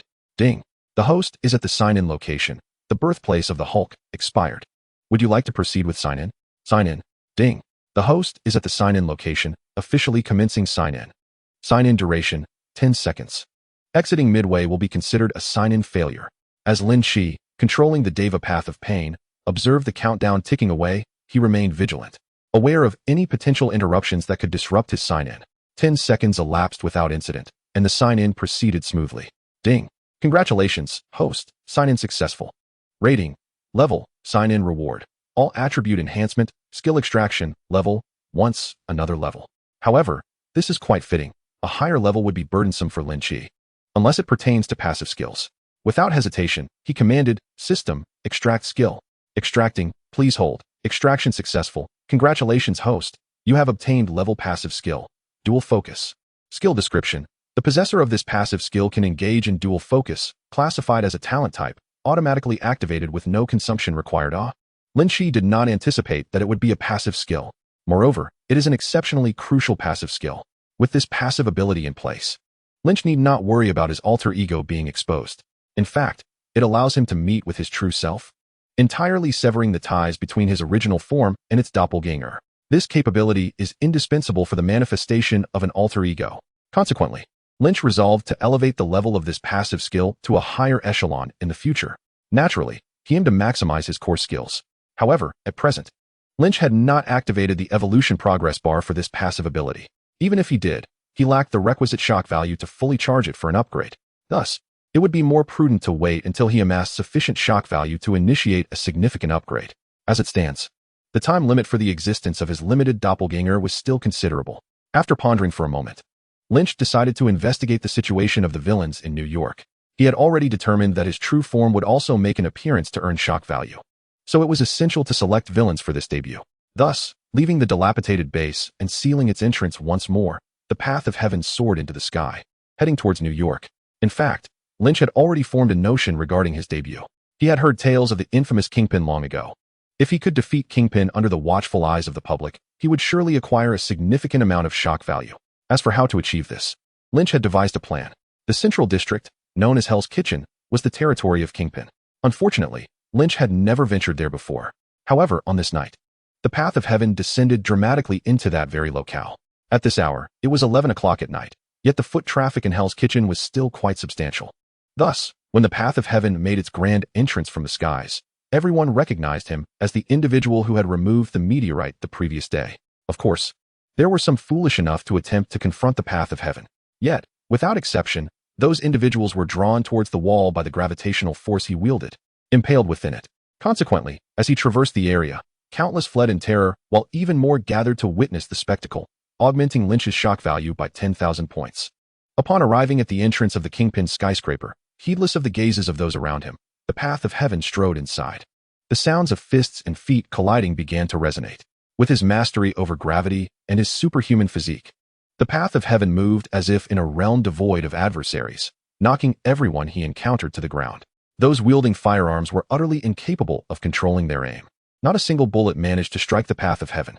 He advanced to the center of the skyscraper, where he laid eyes upon a man clad in a black tactical outfit. The target was in sight. A particularly formidable individual skilled in the art of throwing possesses an extraordinary precision, capable of ensuring that every thrown knife strikes its intended target. This level of prowess is comparable to that of a master archer. However, misfortune befell this marksman when he encountered the gravitationally adept Pain. As a barrage of darts approached him, Pain merely gestured with a finger, causing the projectiles to momentarily halt before reversing their trajectory and hurtling towards the marksman. Overwhelmed by fear, he hastily retreated, attempting to evade and even shut the door, but to no avail. The darts struck him, rendering him temporarily incapacitated, though he remained alive. Unperturbed, Pain continued his ascent to the upper floors. This time, no one dared to impede his progress. Upon reaching the top floor, he found the office door ajar. Peering inside, he beheld a corpulent figure resembling a mountain of flesh. Without hesitation, Pain stepped inside. The figure, known as Jean Bing, displayed a flicker of anger but refrained from immediate confrontation. Instead, he rose, leaning on his staff, and approached his desk. Just as he opened his mouth to speak, an irresistible force was suddenly exerted upon him. Despite Jean Bing's physical prowess, which had reached the limits of human capability, he was compelled to kneel and ultimately collapsed onto the ground. Chapter 30. Jean Bing is the emperor of the underworld in New York and indeed across the entirety of the American Empire.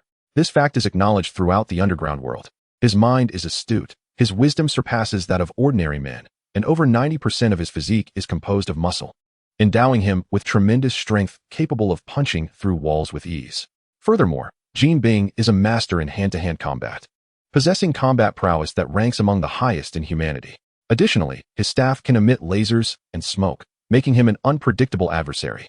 In the underworld, he is referred to as Jean Bing, signifying a mastermind, and his criminal network spans the globe. Such a powerful and extraordinary figure as Jean Bing is far beyond the petty thug whom Lynch previously bested. In comparison, Jean Bing is akin to a dragon, while the thug barely qualifies as an ant. Yet, despite his formidable presence, Jean Bing found himself subdued by Pain, who wielded gravitational forces to pin him to the ground. No matter how potent one's strength, it must have room to manifest.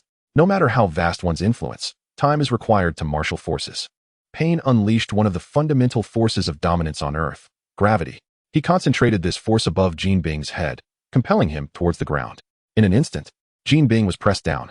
Of course, even if given the opportunity to strike, Jean Bing could not hope to defeat Pain. In fact, he would be incapable of inflicting even a scratch upon Pain. This is a crushing display of power. The abilities of Nagato, known as Pain, in controlling gravity far surpass those of Jean Bing. Furthermore, even without utilizing his gravitational powers, the outcome of a confrontation between Nagato and Jean Bing remains uncertain. After all, Nagato's physical prowess is a complete inheritance from Lynch. Lynch boasts an impressive physical profile. Attributes: Strength 40, Speed 40, Stamina 120, Mental Power 35. Setting aside the mental power, which does not enhance his hand-to-hand combat, Lynch's strength and speed are quadruple that of an ordinary person, while his stamina is 6 times greater. With such a remarkable composite of physical attributes, it is not merely Jean Bing who should be concerned. Even Captain America could find himself evenly matched against Lynch. Of course, without the use of special abilities, Lynch would likely struggle against Captain America, a master of combat. Yet, the question remains, would Lynch truly refrain from employing his skills in an actual fight? Not to mention his gravitational manipulation and the devastating technique known as the Shinra Tensei, he would undoubtedly utilize his flamethrower ability. Thus, in the absence of a clear understanding of Lynch's capabilities and without the use of that formidable shield, Captain America finds himself evenly matched with the current Lynch. Naturally, with the shield, Captain America's combat prowess takes on a different narrative. However, at present, Lynch must contend not with Captain America, but with the fiercely struggling Jean Bing. Although subdued by a single maneuver, Jin Bing refuses to surrender. He resolves that regardless of the ensuing events, he must at least rise to his feet. The sight of himself sprawled helplessly on the ground is utterly unacceptable to his proud nature. For the sake of that pride, he is willing to bear the consequences of resistance. Moreover, his staff lies not far away, should he manage to stand and retrieve it. The unexpected lasers and smoke emitted from the staff could very well provide him with a chance to turn the tide. As for negotiations or surrender, the opposing force stormed in from the first floor, injuring countless of his subordinates. Moreover, witnessing the immediate aggression displayed by the enemy hardly suggests a willingness to negotiate. As for surrender, while Jin Bing possesses the potential for flexibility, the individual before him, though powerful, has yet to evoke a sense of despair. Therefore, he must fight back. Boom. A tremendous pressure descended upon Jin Bing's body. His garments were torn to shreds, and the ground around him buckled, forming a web-like pattern. Nagato suddenly intensified the quantity and quality of the gravitational force, reaching approximately half of what he could control. Lynch discerned Jin Bing's intentions, thus offering him no glimmer of hope. He aimed to completely subjugate Kingpin, compelling him to adhere to his directives. Kingpin was proud, possessing a certain arrogance. However, Lynch believed that once his pride was subdued by the most direct means, Kingpin would become quite obedient. Thus, without the slightest hesitation, Lynch unleashed half of his gravitational force. He was exceedingly confident, convinced that he could surely conquer Kingpin. After all, Kingpin was merely a minor player, insignificant compared to the likes of Ultron or Thanos. Were it not for the top-tier superheroes being preoccupied with matters beyond the underworld, even Spider-Man would find it difficult to eliminate such societal scum. And Hell's Kitchen would not exist, nor would Kingpin dare to aspire to the office of mayor. With the intent to establish his authority, Lynch naturally set his sights on this towering figure. The challenge lay in his plan to reveal only the ability of flame projection, withholding his other powers for the time being. This skill, combined with Lynch's physical prowess, would allow him to handle matters single-handedly without issue. This was Lynch's confidence, akin to his belief that he could hold his own against Captain America. However, should the numbers be against him, escaping unscathed would prove difficult. Coincidentally, Kingpin was a villain with numerous subordinates and formidable abilities. Consequently, Lynch decided to summon the powerful avatar, Pain from the Akatsuki, to subdue Kingpin. He intended to compel Kingpin to engage in a one-on-one confrontation with his true self in a public setting. Defeating Kingpin in such a manner would signify the successful debut of his true self. Moreover, Lynch harbored ambitions for Kingpin's wealth, as his own financial situation was rather dire. He felt no moral qualms about improving his living conditions with Kingpin's money. Even if Kingpin did not genuinely submit, it mattered little. As long as Pain's power consistently surpassed that of Kingpin, the latter would certainly refrain from betrayal, for the consequences of such treachery would be painfully severe. Pain possessed the capability to ensure this, and soon enough, Kingpin would come to recognize this truth. The gravitational pressure continued unabated, rendering Kingpin utterly incapable of even twitching a finger. The chasm of power between them instilled a profound sense of despair within Kingpin for the first time. At that moment, his gaze fell upon the figure clad in a black robe adorned with red clouds. And he finally realized, was this not the formidable being who had previously conjured a massive anti-gravity meteor over New York? No wonder they were so powerful. And when had he ever crossed paths with such an adversary? Jin Bing found himself utterly perplexed. Yet, at that moment, the oppressive force of gravity showed no sign of relenting. In fact, it continued to increase incrementally. The sound of Jin Bing's bones creaking under the unbearable weight echoed in the air. Possessing an absolute understanding of his own body, Jin Bing's mind conjured a singular number, 5 minutes. If this relentless pressure persisted for just 5 more minutes, his internal organs would rupture, leading to fatal hemorrhaging. Desperation clawed at Jin Bing's heart. He yearned for mercy, for the chance to submit, for a glimmer of hope for survival. However, he found himself unable to even part his lips, let alone communicate his desires. Fortunately, Tian Dao Pei and finally discerned the plea reflected in Jin Bing's eyes. That gaze, akin to that of a wounded creature, conveyed to the controller of Tian Dao Pei and Lynch that Jin Bing's pride had been irrevocably shattered. With a sigh, Lynch released the gravitational pressure and stepped over Jin Bing. He casually picked up Jin Bing's staff and seated himself in Jin Bing's office chair. The spacious chair seemed excessively large even for the imposing figure of Tian Dao Pei, standing at 6 feet tall. Jin Bing, on the floor, gasped for breath, gradually regaining his strength as the overwhelming sensation of helplessness began to dissipate. Yet, he would never forget that harrowing feeling. Struggling to his feet, he took a few steps forward, bowing his head in front of Tian Dao Pei and respectfully inquired, "Lord Pei, do you seek my assistance?" "Oh, you are aware of my existence." Tian Daopei replied with keen interest. Jean Bing, already exhibiting utmost respect, continued, in all of New York City. There is no one who does not know of you. I sincerely apologize for not recognizing you immediately. Had I done so, I would have eagerly bowed in submission at once. With that, Jean Bing half kneeled, displaying a demeanor of utmost deference. However, Lynch understood that Jean Bing's current submission was far from genuine. It was merely a fade born of necessity. In the entirety of the Marvel Universe, no one comprehended Jean Bing better than Lynch, for he was privy to all of Jean Bing's secrets. There are two matters at hand. First, a sum of $1 million. Second, this weekend, an individual will challenge you. Accept their challenge to fight in public, regardless of the outcome. What? Jean Bing was momentarily taken aback, not because the conditions were overly demanding, but rather due to their astonishing simplicity. A mere $1 million was inconsequential to him. As for battling someone in public, while it posed some inconvenience, Jean Bing would not balk at the prospect, especially considering that Pei-in stated that the outcome was irrelevant. However, Pei-in advanced with unwavering strength, standing before him solely to present two straightforward conditions. This was the source of Jean Bing's confusion. What? Are you unwilling? The voice of Pei-in suddenly turned cold. No. Lord Pei-in, I am most willing, Jean Bing hastily clarified. It's just that I was pondering. For something so simple, you could have directly stated it to me without the current complexities. Yet, Pei-in responded, if I did not demonstrate my power, would you heed my words? Moreover, since you deem these two matters too simplistic, let us add another. At that moment, Jean Bing wished he could slap himself for his earlier words. Why did he have to speak so carelessly? What if Pei-in's new demand proved exceedingly difficult? It would only serve to complicate matters for himself. If he could fulfill it, that would be one thing, but if he failed, who could predict what Pei-in might do? Chapter 32. Furthermore, Jean Bing now realized that the second task mentioned by Pei-in appeared rather peculiar. To release him, yet compel him to battle someone? That seemed quite unreasonable. Did this imply that the opponent possessed the capability to take his life? In the past, Jean Bing would never have entertained such thoughts. However, after witnessing his utter helplessness before Pei-in, he had become considerably more cautious. Nonetheless, something still felt amiss. While Pei-in could easily end his life, he had refrained from doing so. Thus, there must be another reason behind it. Therefore, he resolved to commit himself fully to the second task assigned by Pei-in. Additionally, he would ensure that advanced technological equipment was custom prepared in advance.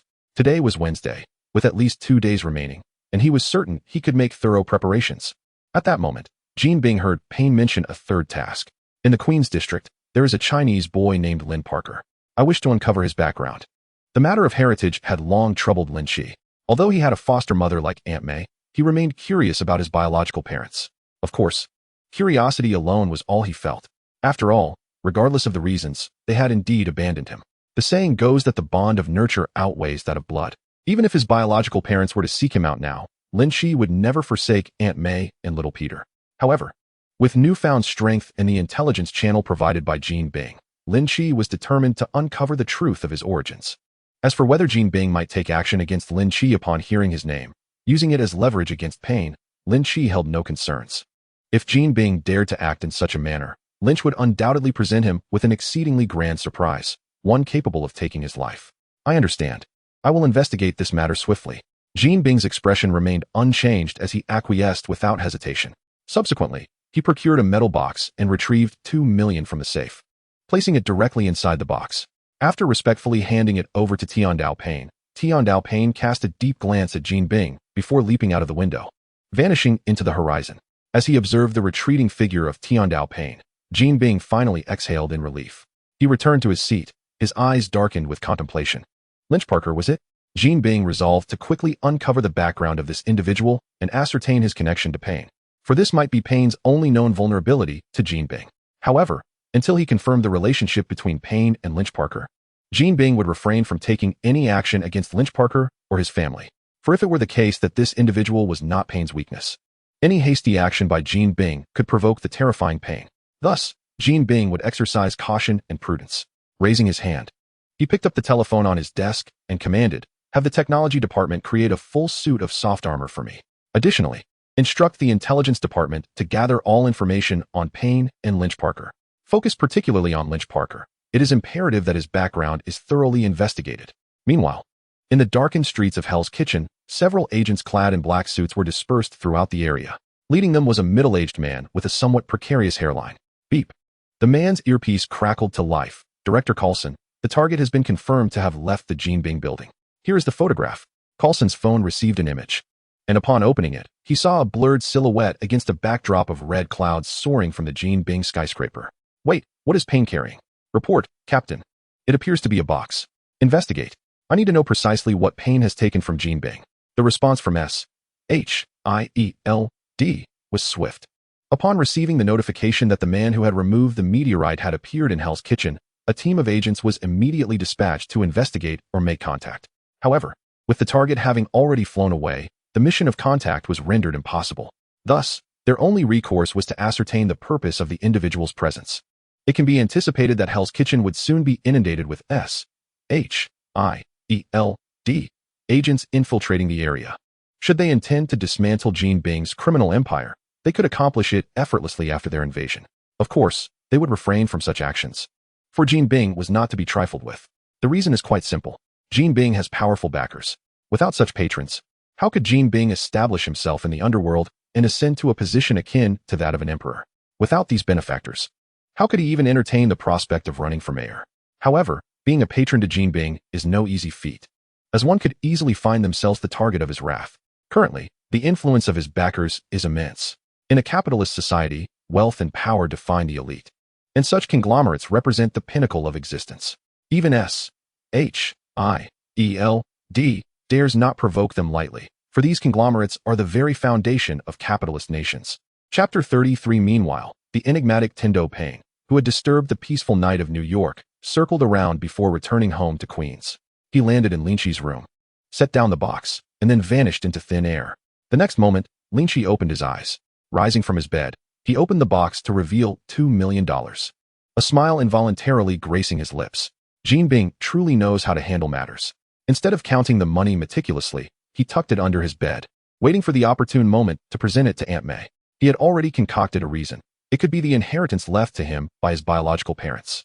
At that time, he could forge some document to persuade Aunt May to accept the sum.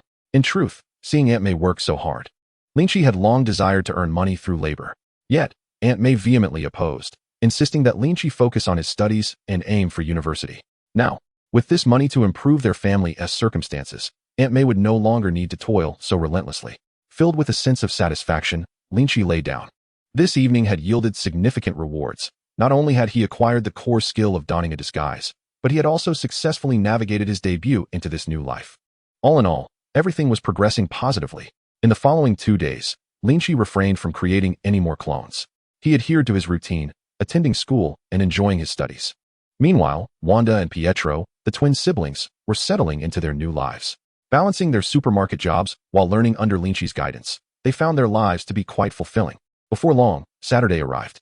After politely declining Wanda's invitation to go out, Lynch ventured out alone.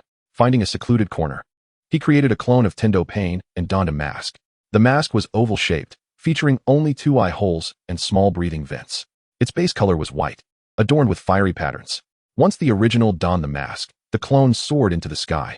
Thanks to his remarkable ability to multitask, Lynch effortlessly controlled 2 bodies simultaneously, a feat he had already mastered.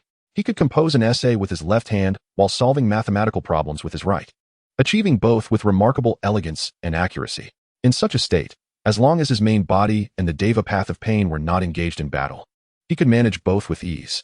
Today, however, only his main body was to engage in combat, while the Deva Path of Payne remained stationed. Due to its ability to fly, the Deva Path of Payne quickly arrived at the summit of the Golden Pavilion building.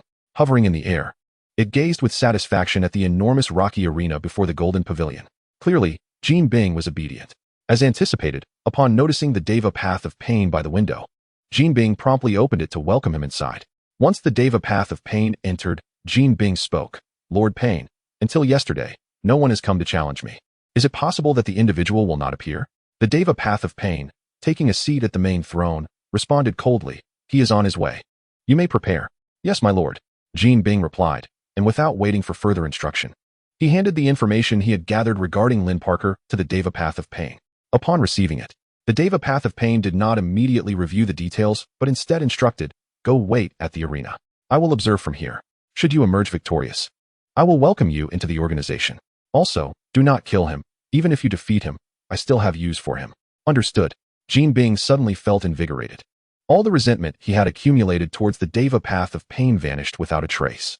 He realized that the Deva path of pain was testing him. If he passed the test, he would become a subordinate of pain. Better to be the tail of a phoenix than the head of a chicken.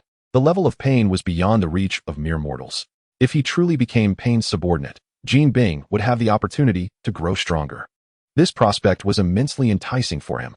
My lord, I shall prepare at once. With those words, Jean Bing excitedly exited the office.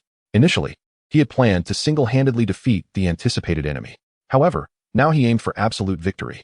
Since Lord Pain was indifferent to the outcome, he would let the target take the first strike to gauge the enemy's capabilities. Only by understanding the enemy's information could Jean Bing ensure his triumph.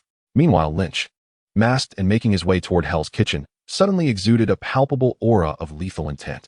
Back at the top of the Golden Pavilion, the Deva Path of Pain, holding Lynch's background information, felt a slight tremor in his fingers. Originally, it was not abandonment that plagued me, but rather the relentless pursuit of the underworld that led to my parents' demise. In a desperate act, they entrusted me to a friend, hoping to reclaim me once they had escaped the perilous situation. However, unbeknownst to them, the adversary they had incurred was none other than the ruthless Jean Bing, who had only recently begun his ascent a decade ago. Initially, Jean Bing contemplated sparing my life, yet his intentions have since shifted dramatically. Chapter 34. Due to the ambiguity surrounding the relationship between Tiandao Pain and Lin Shi, Jean Bing, after investigating Lin Shi's background, presented the findings directly to Tiandao Pain without any alterations. Jean Bing realized that he was, in fact, the architect of Lin Shi's orphanhood a decade prior. Yet he dismissed this revelation without a second thought.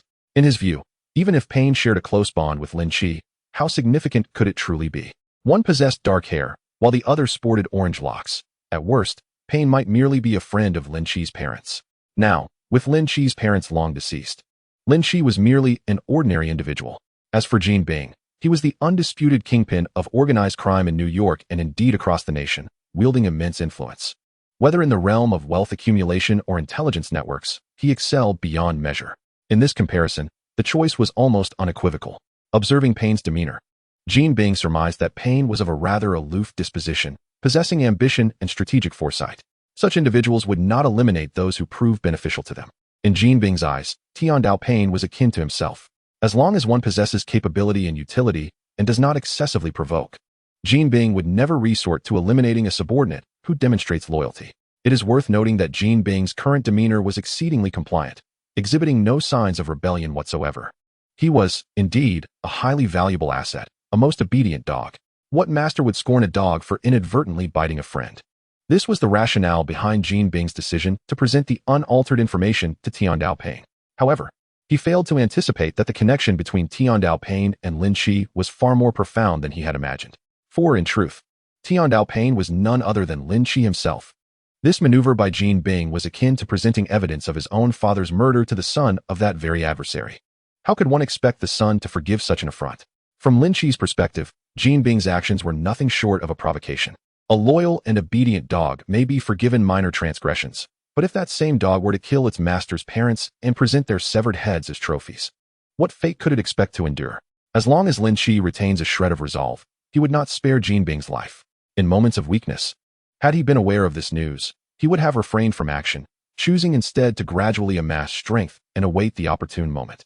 However, now that Lin Shi possesses ample power and has discovered the identity of his parents' murderer, who has even dared to provoke him, he is resolute in his intention to exact vengeance. For this purpose, he would not hesitate to commit murder in broad daylight. After some contemplation, Lin Shi manipulated the body of Pain, retrieving a mobile phone purchased with the money extorted from Jean Bing, and captured several images to send to his true self. A performance, after all, must be executed in its entirety. At this juncture, Lin Shi had meticulously crafted the entire script. By a stroke of fate, the young Lin Shi encountered the formidable Pain. Despite their vast differences in age and strength, they forged a friendship. Thus, Lin Shi sought Pain's assistance in uncovering the whereabouts of his biological parents. Pain, ever loyal, readily agreed. Subsequently, Pain opted to locate an individual or faction with an intelligence network, resorting to violent coercion to compel them to assist. That individual, by unfortunate coincidence, was none other than Jean Bing, the very nemesis responsible for Lin Shi's parents' demise. Upon discovering Jean Bing's formidable influence, Lin Shi initially felt that revenge was unattainable. But this realization ignited his latent powers. Rather than allowing his friend Pain to assist him in eliminating Jean Bing, he chose to challenge Jean Bing directly, vowing to personally exact vengeance for his blood kin. The logic of this script is compelling and thoroughly satisfying, for it paints Lin Chi as an impulsive, reckless, and unyielding hero, unafraid of authority and courageous in his defiance. Character development is paramount as it pertains to his subsequent plans. However, there exists a flaw in this narrative. It suggests that Lin Chi awakened his powers and sought to confront Jean Bing prior to uncovering his true lineage, which does not align with the established circumstances. Yet, this is not a significant issue, for only 3 individuals are privy to the reality: Lin Chi, Pain, and Jean Bing. Since Lin Chi and Pain are, in essence, the same person, only he and Jean Bing are aware of the truth. Provided that Lin Chi successfully vanquishes Jean Bing in the forthcoming confrontation, he will then be the sole bearer of this knowledge, thereby resolving the inconsistency in the script. With this thought in mind, Lin Chi wasted no time in commanding Pain to seize Jean Bing's wealth and possessions. The password to Jean Bing's safe had been observed by Lin Chi on the day Jean Bing withdrew cash. Thus, he effortlessly filled a box with a total of $5 million in cash. Previously, he felt some hesitation regarding the money from Jean Bing, but now, Lin Chi took it with ease. This was the money from the enemies who had murdered his father and mother, as well as the compensation for the emotional distress inflicted by Jean Bing. Naturally, Lin Chi would not hold back. Chapter 35. Moreover, Lin Chi manipulated Tiandao Pain to enter the technological laboratory of the Jean Bing building. Within, there were numerous intriguing devices. Since Jean Bing had given strict instructions, no one dared to obstruct the conspicuously identifiable Tiandao Pain. Once inside, Tiandao Pain surveyed the surroundings, frowning slightly. There was nothing of real utility. Although many small gadgets were fascinating, they were mere trifles to Lin Chi. In his frustration, Lin Chi recalled his own lack of a proper uniform and summoned the supervisor, inquiring, "I require a suit that is exceptionally durable, difficult to damage, fireproof, and also remarkably eye-catching." The flamethrowers on his feet were immune to fire, yet other parts of his body were not. If he overexerted his abilities, he might end up igniting his clothing. Would that not be quite embarrassing? Thus, protective gear was of utmost importance. As for being eye-catching, that was essential. Only by being seen could he better garner shock value. However, this series of requirements posed a challenge for the supervisor. Sensing Tiandao Pain's furrowed brow, the supervisor's survival instincts kicked in, and he promptly responded, "We have just what you need." Moments later, he returned with a set of gray overalls, the fabric covered with special materials that subtly reflected golden light. This ensemble was a universal fireproof suit, remarkably resilient and difficult to damage. Furthermore, due to the protective material, the garment shimmered with golden hues from a distance, and under the lights, it dazzled in a resplendent red gold. Tiandao Pain examined it closely, finding the supervisor's description accurate. However, he noted the flame patterns on the fabric and questioned, "Isn't this a fireproof suit?" The supervisor explained, "I added a bit of flame design, but I assure you, it looks incredibly stylish."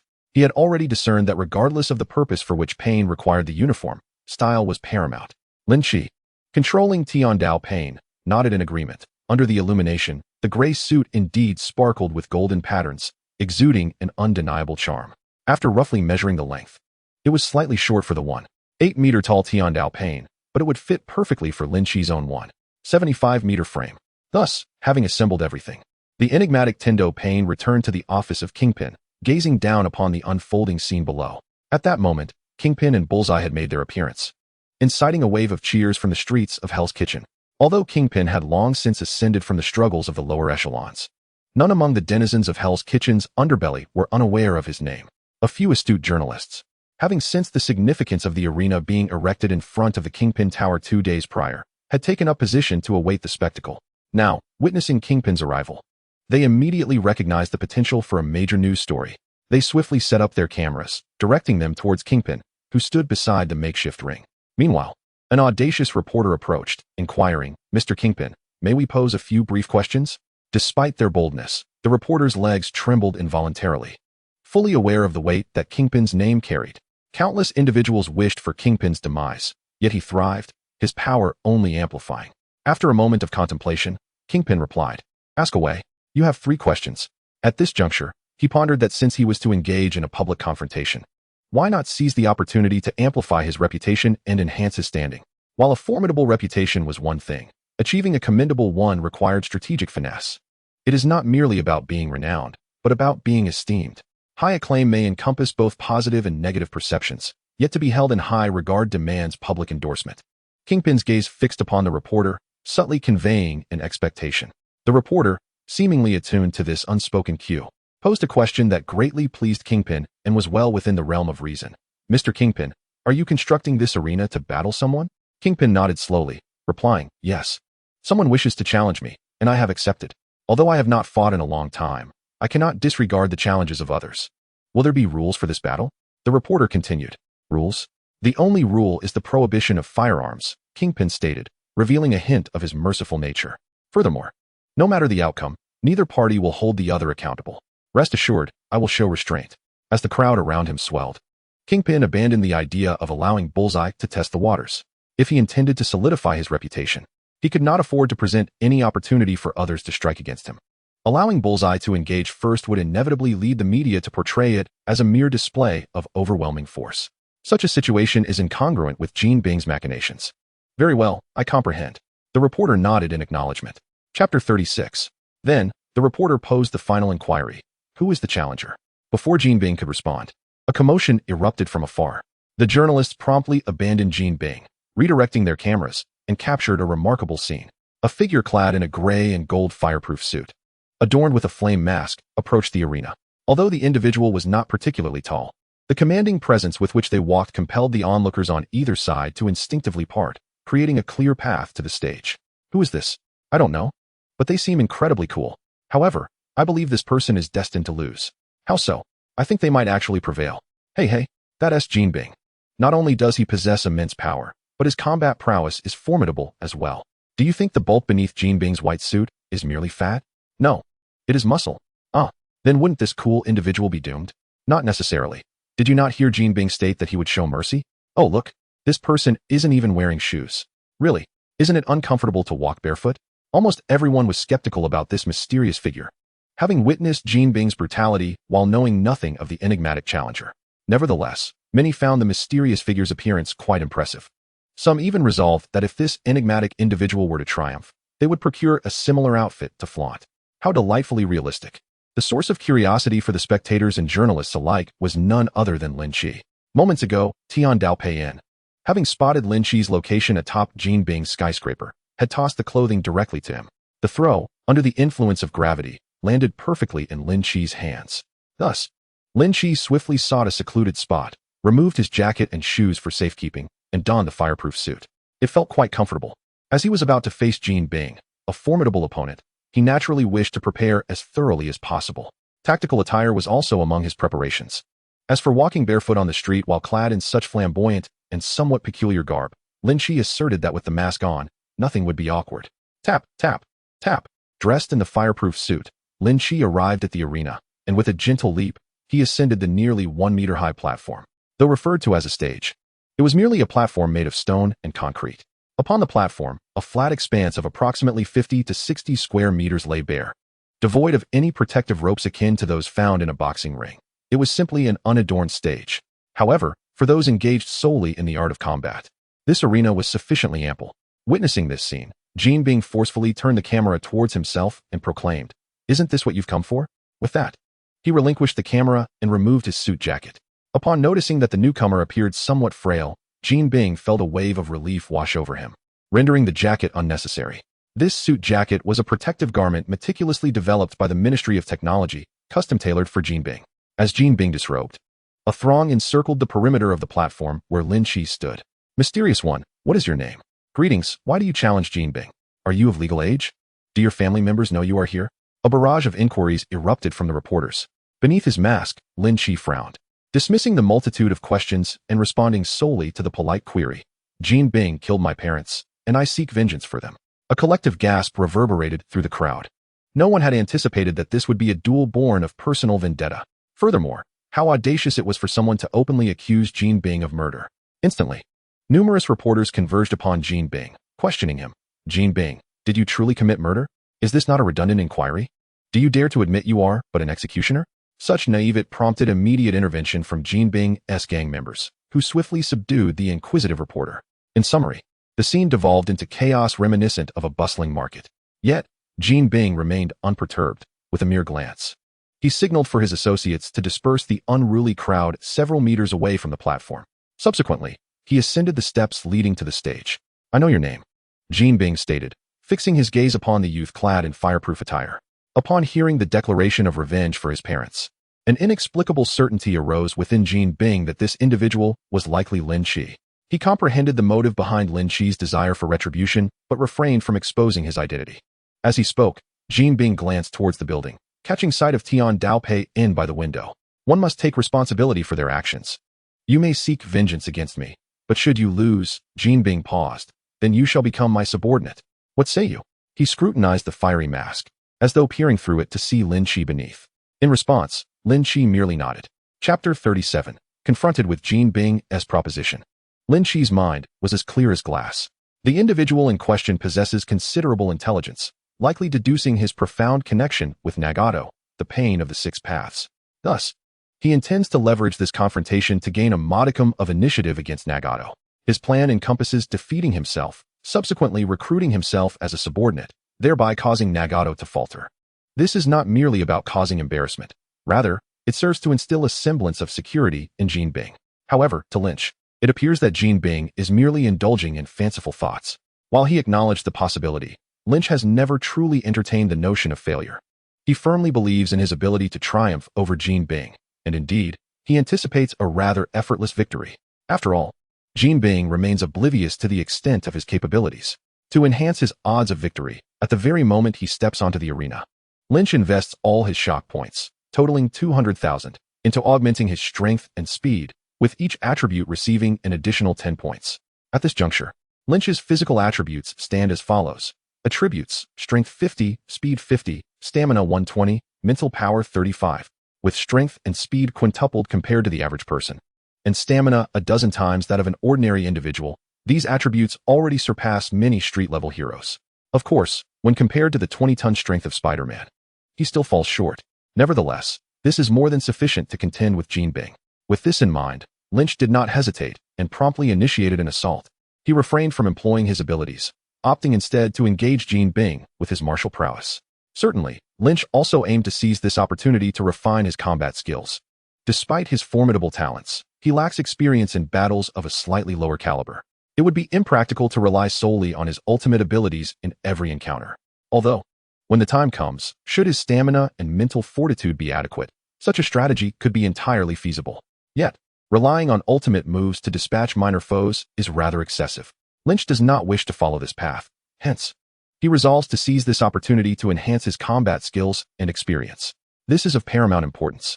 It is akin to the quantity of water in a barrel being determined by its shortest plank. Only by eliminating weaknesses can one attain a higher level. Upon activating the signing-in system, Lynch has never entertained the notion of being content as merely a minor superhero. If he is to pursue this path, he aims to become the most powerful superhero. Thor, Iron Man, the Hulk, none can rival his might. True power, after all, is embodied by Lynch. This encapsulates Lynch's aspirations for the future. Meanwhile, beneath the arena, several agents from S.H.I.E.L.D., clad in black suits, blend into the crowd, their earpieces facilitating communication among them. The primary target is located on the top floor of the Jin Bing building. The secondary target and the newly emerged tertiary target are engaged in a fierce contest, poised to enter combat. Observations indicate a palpable animosity between the second and third targets. After his subordinate's report, Coulson, stationed at a distance and peering through binoculars at Payne, issues a command to maintain surveillance and to refrain from any rash actions. Furthermore, he instructs them to monitor the combat closely and, if necessary, to rescue the masked individual. This directive stems not solely from Coulson's discernment of the deep connection between the masked figure and Payne, but also from his recognition of the youthful voice laced with murderous intent. If all goes as anticipated, beneath the mask lies a young man, representative of the world's future. Should the opportunity arise, Coulson would not hesitate to offer some measure of protection, albeit a slight one. He is well aware that reckless behavior, such as that exhibited by the masked individual in challenging the formidable Jin Bing, warrants minimal intervention. Ultimately, self-destructive actions are beyond anyone's ability to salvage. Meanwhile, on the platform, Lynch is engaged in a fierce exchange of blows with Jin Bing. The sound of fists striking resonates as Lynch throws punches, which Jin Bing deftly blocks. Jin Bing retaliates with powerful strikes, which Lynch manages to counter. Throughout this exchange, Lynch perceives that Jin Bing possesses formidable strength, only marginally inferior to his own, and a speed that is similarly comparable. Lynch estimates that Jinbing's strength and speed attributes hover around 45 points, while judging by his imposing physique. His stamina and constitution must exceed 80 points. However, at this moment, despite Lin Chi's slight advantage in physical attributes, he finds himself at a disadvantage due to Jinbing's superior combat skills and vast experience. Yet, Lin Chi does not falter, even after enduring several of Jinbing's blows. Under the immense pressure, Lin Chi's fighting prowess is rapidly advancing. Jinbing, surprised that Lin Chi remains standing after several hits, resolves to unleash his full strength to vanquish this masked adversary. With a thunderous strike, Lin Chi is propelled back several meters. Regaining his footing, he reveals a hint of regret beneath the mask. His opportunity for steady improvement is slipping away. Thus, he decides to hasten the conclusion of this battle. Jinbing, are you ready? He declares, positioning himself with hands on the ground and legs poised in a racing start. Then, flames erupted. Chapter 38. Jin found himself in a peculiar situation. Despite possessing the upper hand and having rendered his opponent nearly defenseless, the masked figure spoke as though he were the one in control. It was uncertain whether this individual was confidently assured of victory or simply arrogantly overestimating himself.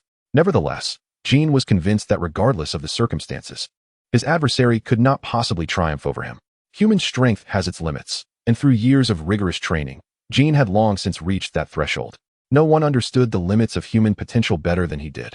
The so-called human limit equates to a strength 5 times greater than that of an ordinary person. For instance, where a typical individual might manage a few hundred kilograms in pulling or pushing force, Jin could achieve several thousand kilograms, amounting to several tons.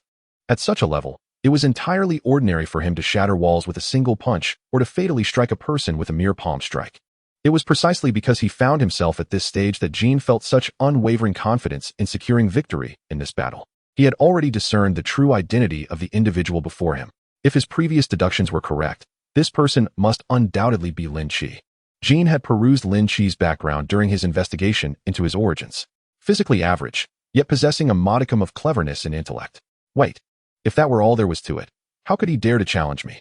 Moreover, judging by the recent combat, even if the masked individual possessed slightly less strength, he was still on par with Jin. Damn, why had he overlooked this detail?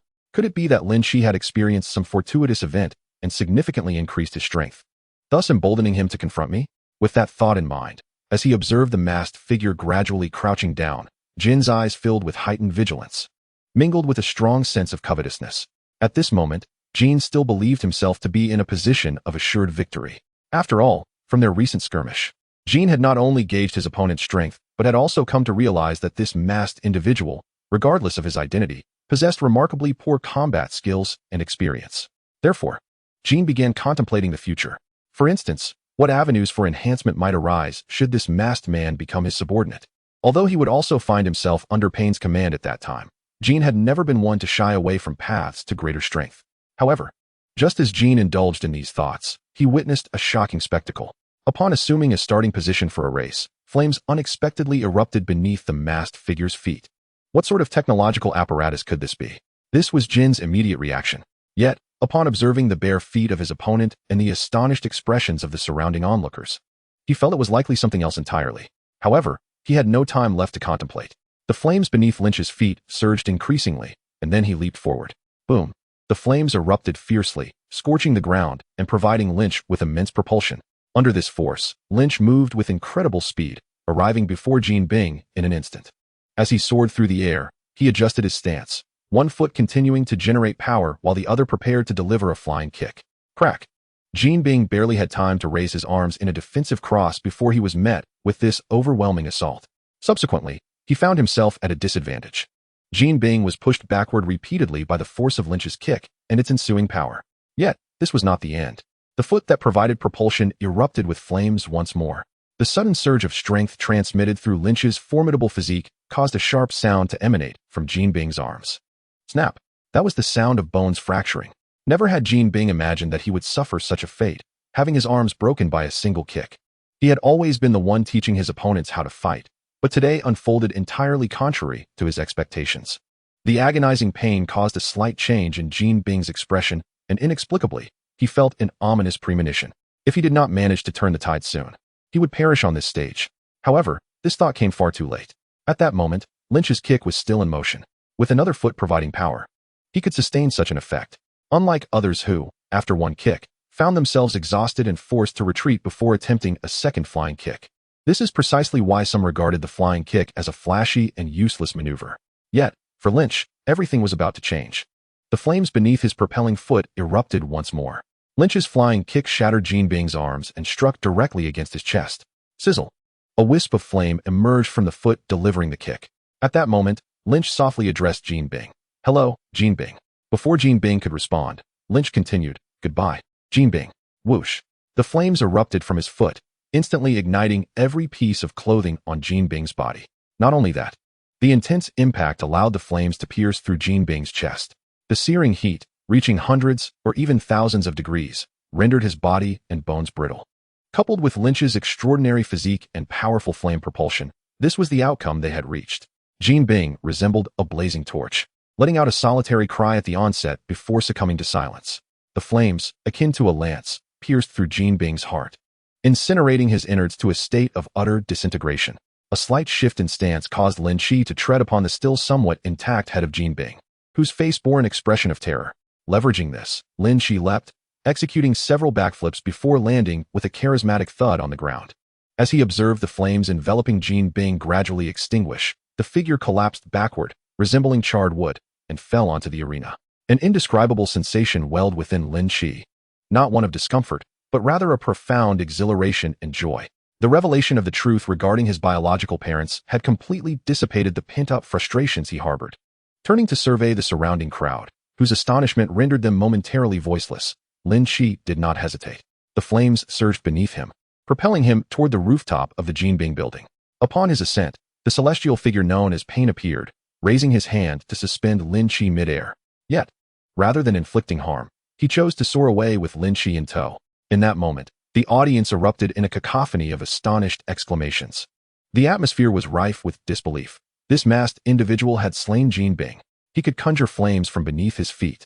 At long last, the source of his audacity to confront the underworld monarch became clear. Jinbing's defeat was indeed astonishing. As journalists clamored, capturing the moment with fervor, other spectators hastily retrieved their phones and devices to record the spectacle. The more astute among them had been filming from the very beginning. Recognizing the historical significance of this first arena death match for vengeance and the unveiling of a superhuman before the public eye, the ability to unleash fire from one's feet and wield flames in combat was undeniably indicative of superhuman prowess. It was predictable that this battle would circulate widely online, elevating Lin Chi's notoriety to unprecedented heights. With so many present, it was plausible that some were even live streaming the event. While this occurrence may not have been as catastrophic as the explosion of the Earth, mitigating its impact would prove to be far more challenging. After all, the latter was often unconsciously overlooked, reminiscent of an ostrich burying its head in the sand to evade predators, foolish, yet a common instinct.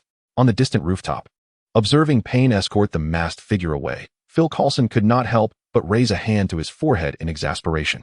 The moment he witnessed flames erupting from the seemingly disadvantaged masked individual, he was ignited with excitement. Shield is in dire need of formidable power, particularly individuals of exceptional strength who serve as benchmarks of might. Thus, director Nick Fury personally sought to recruit Iron Man, Tony Stark.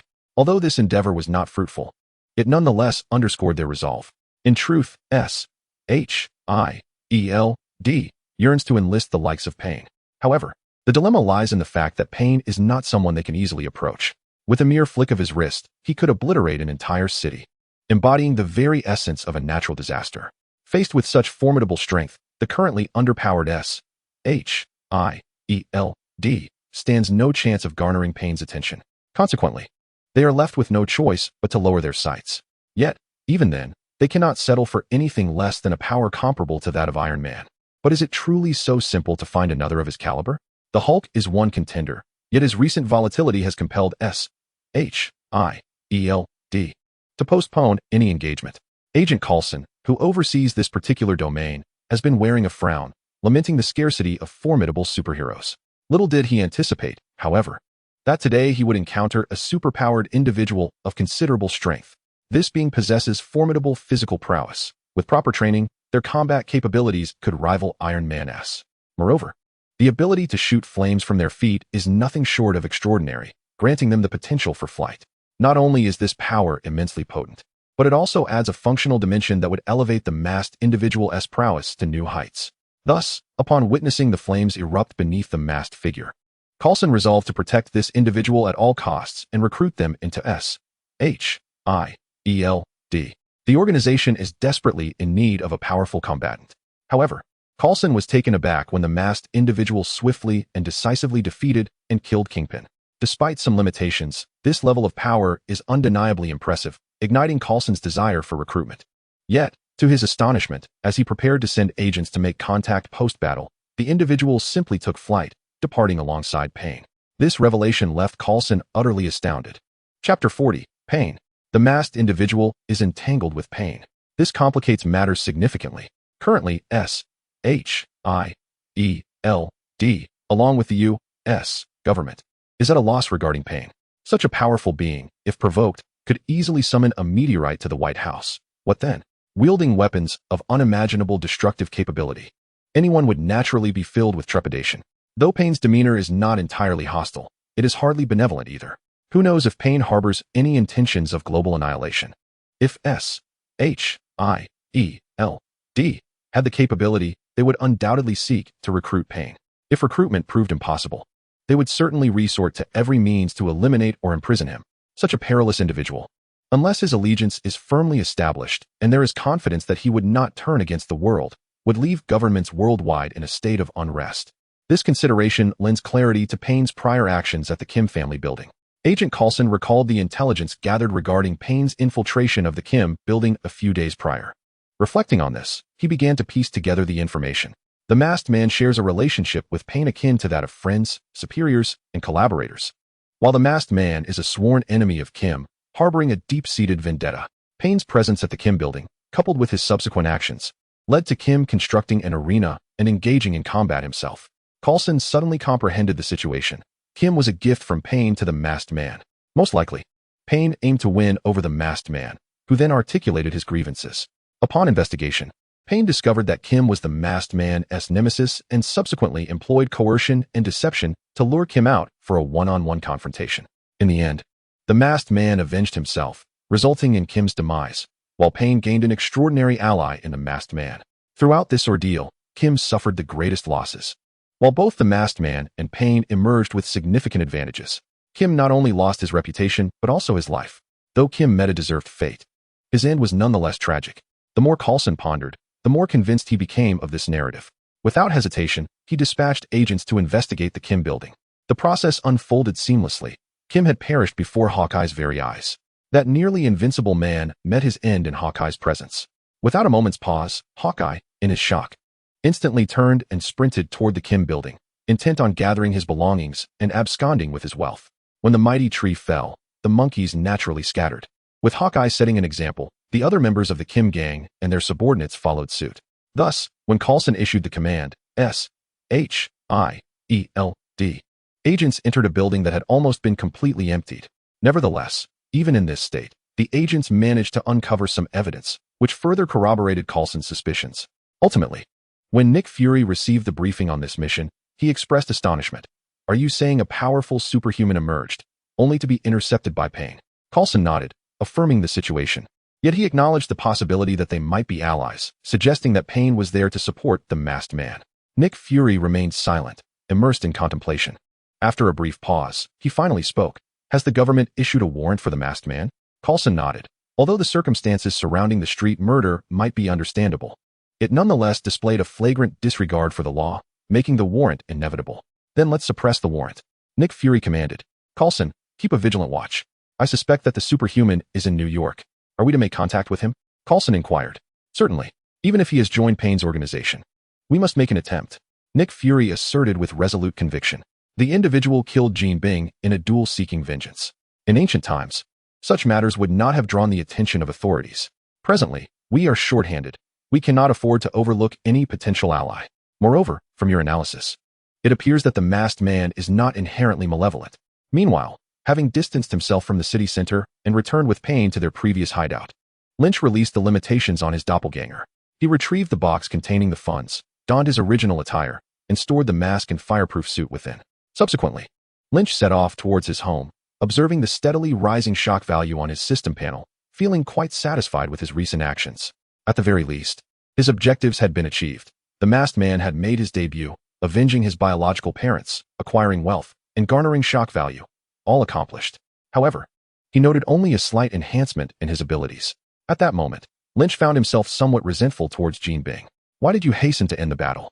Wouldn't it have been better to prolong the fight, to live a bit longer? Why the insistence on desperation? I had intended to leverage your pressure for my own growth. But faced with your formidable presence, I was left with no choice but to eliminate you. He reflected that this was indeed his first act of killing. Chapter 41. Perhaps due to the fact that the victim was an adversary, Lynch felt no discomfort. On the contrary, he experienced a sense of exhilaration. After all, avenging a great grievance is bound to bring joy to anyone. With this elation, Lynch returned home. Though it was Saturday, Aunt May had gone to work.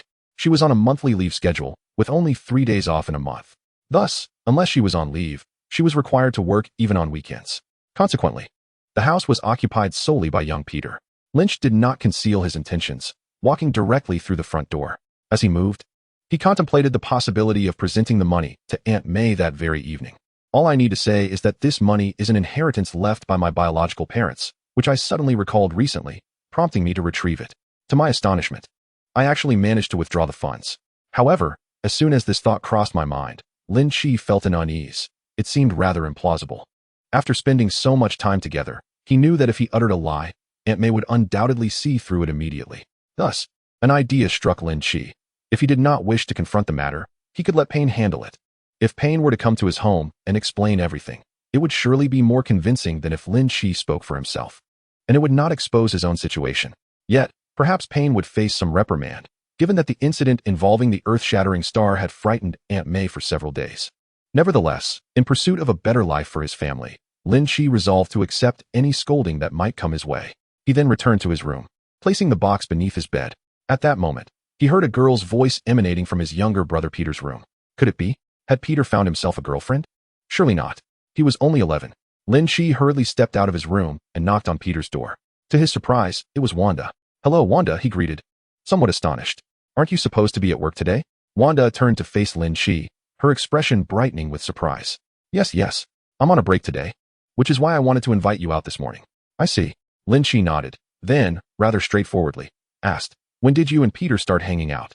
Hearing this question, Wanda's cheeks flushed slightly. Why was she spending time with Lin Chi's younger brother? Wasn't he it merely to gather information about Lin Chi from Peter, thus facilitating her approach towards him? What a narrow-minded notion. Embarrassed, Wanda quickly fabricated a reason, and though Lin Chi found it peculiar, he chose not to press further. By the way, do you still want to go out? Lin Chi recalled the look of disappointment on Wanda's face when he declined her invitation earlier that morning. I've completed my errands, and I have no other engagements until dinner. Indeed, Lin Chi had finished his tasks for the day. Although the shock value he gained was rapid, it did not yet reach the level he desired. Therefore, he planned to review it later that evening, leaving him with nothing to occupy his time during the day. Finished so soon? Wanda exclaimed with delight at Lin Chi's invitation. Of course, I want to go out. Meanwhile, Peter, blissfully unaware, chimed in, Brother, I want to join you both. Wanda frowned momentarily, but then her expression softened. The strategy is not something that can be accomplished in a fleeting moment. It requires time and effort. Therefore, let us bring young Peter along. Otherwise, he may find himself alone at home, and Lynch might not enjoy himself fully either.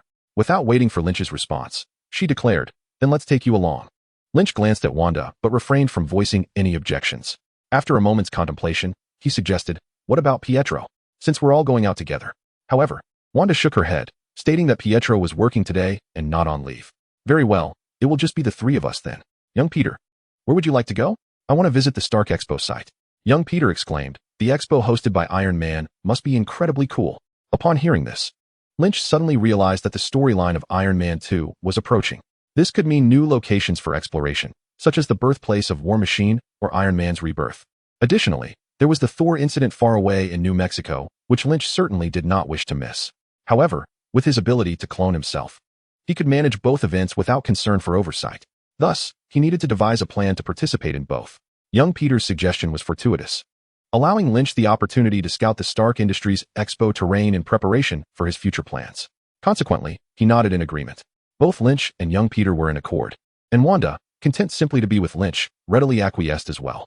For her, the allure of New York's vibrancy had diminished, as long as she could be with Lynch. Even a foul-smelling gutter would hold beauty. Indeed, Even the rooftop of an apartment would be delightful. Beautiful scenery is not solely about the place, but rather the sentiment. Being with the right person renders any location joyous. Chapter 42. In this life, Lynch, a citizen of the United States of America of Chinese descent, obtained his driver's license at an early age. In America, the driver's license serves as a substitute for identification and other documents, standing as one of the most crucial forms of identification. Consequently, while some may forget to renew their identification documents, their driver's license remains the most current and valid. However, despite possessing a driver's license, Lynch did not own a car. This predicament is common among many American youths, as not everyone has the financial means to purchase a vehicle for their newly adult children. Just like Aunt May, who expended all her efforts in raising 2 children. She wished to buy Lynch a car as a gift for his 18th birthday, but her aspirations were hindered by her limited resources. Thus, Aunt May planned to repaint her Beetle and gift it to Lynch for his birthday this year. As for herself, she believed that commuting by bus or tram for work would suffice. Such is the essence of maternal love. However, when Lynch learned of this plan, he vehemently declined, asserting that he was merely a high school student without a diploma and questioned the need for a car. This rationale somewhat persuaded Aunt May to reconsider. Consequently, Lynch, along with little Peter and Wanda, found themselves taking the bus to the Stark Industrial Expo. Once aboard the somewhat crowded bus, Lynch silently resolved that once he gathered the money hidden beneath his bed, he would purchase a vehicle for himself. Nothing extravagant, just something functional for transportation. In America, the absence of a car proved to be quite inconvenient. On the bus, pressed against the throng of passengers, Lynch protected little Peter and Wanda within the embrace of his arms. It was then that he noticed a news segment featuring himself on the screen. To be precise, it was a report on the duel between the masked man and Kingpin. Widely recognized as a ruthless crime lord, Kingpin resided in Hell's Kitchen. Though he had attempted to cleanse his reputation, many could not forget his past misdeeds. The dangers of Hell's Kitchen need no further elaboration. Yet today, our intrepid reporter risked life and limb to capture the fierce battle between Kingpin and his avenger, the flame-masked man. Reports indicated that Kingpin had murdered the parents of the flame-masked man, prompting the latter's quest for retribution. Curiously, it remained unclear why Kingpin chose to confront the flame-masked man alone rather than deploying his numerous henchmen, a decision that ultimately contributed to his downfall. As Lynch watched the television news extolling the virtues of the flame-masked man, a sense of inexplicable satisfaction washed over him. Particularly, he noted Wanda's curious expression, her rosy cheeks illuminated by the glow of the screen. Sensing Lynch's gaze, Wanda quickly clarified, "I'm merely intrigued by the fact that he can breathe fire. It's nothing more than that. You, however, are far more handsome." Her explanation left Lynch in a state of mixed emotions.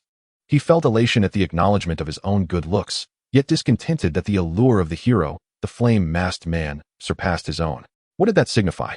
Thus, he could only respond with a gentle smile and nod. This tender demeanor captivated Wanda, who became oblivious to the surrounding environment, staring dreamily at Lynch. Meanwhile, Lynch felt quite pleased with little Peter's attitude. "Brother, that flame-masked figure is incredibly cool. It is widely acknowledged that Peter Parker's idol is Iron Man, Tony Stark." And Lynch shares a similar admiration. At this moment, witnessing young Peter's enthusiasm, Lynch feels a sense of superiority that surpasses even Tony Stark. In Peter's eyes, Lynch has eclipsed Iron Man, and if one were to round it up, it could be said that Lynch utterly dominates Stark. Consequently, in a jovial mood, Lynch turns to young Peter and inquires, "Peter, who do you think is cooler, the flame-masked figure or Iron Man?" Expecting to hear his own hero's name, Lynch is taken aback when Peter, without a moment's hesitation, responds, "Of course, Iron Man is cooler."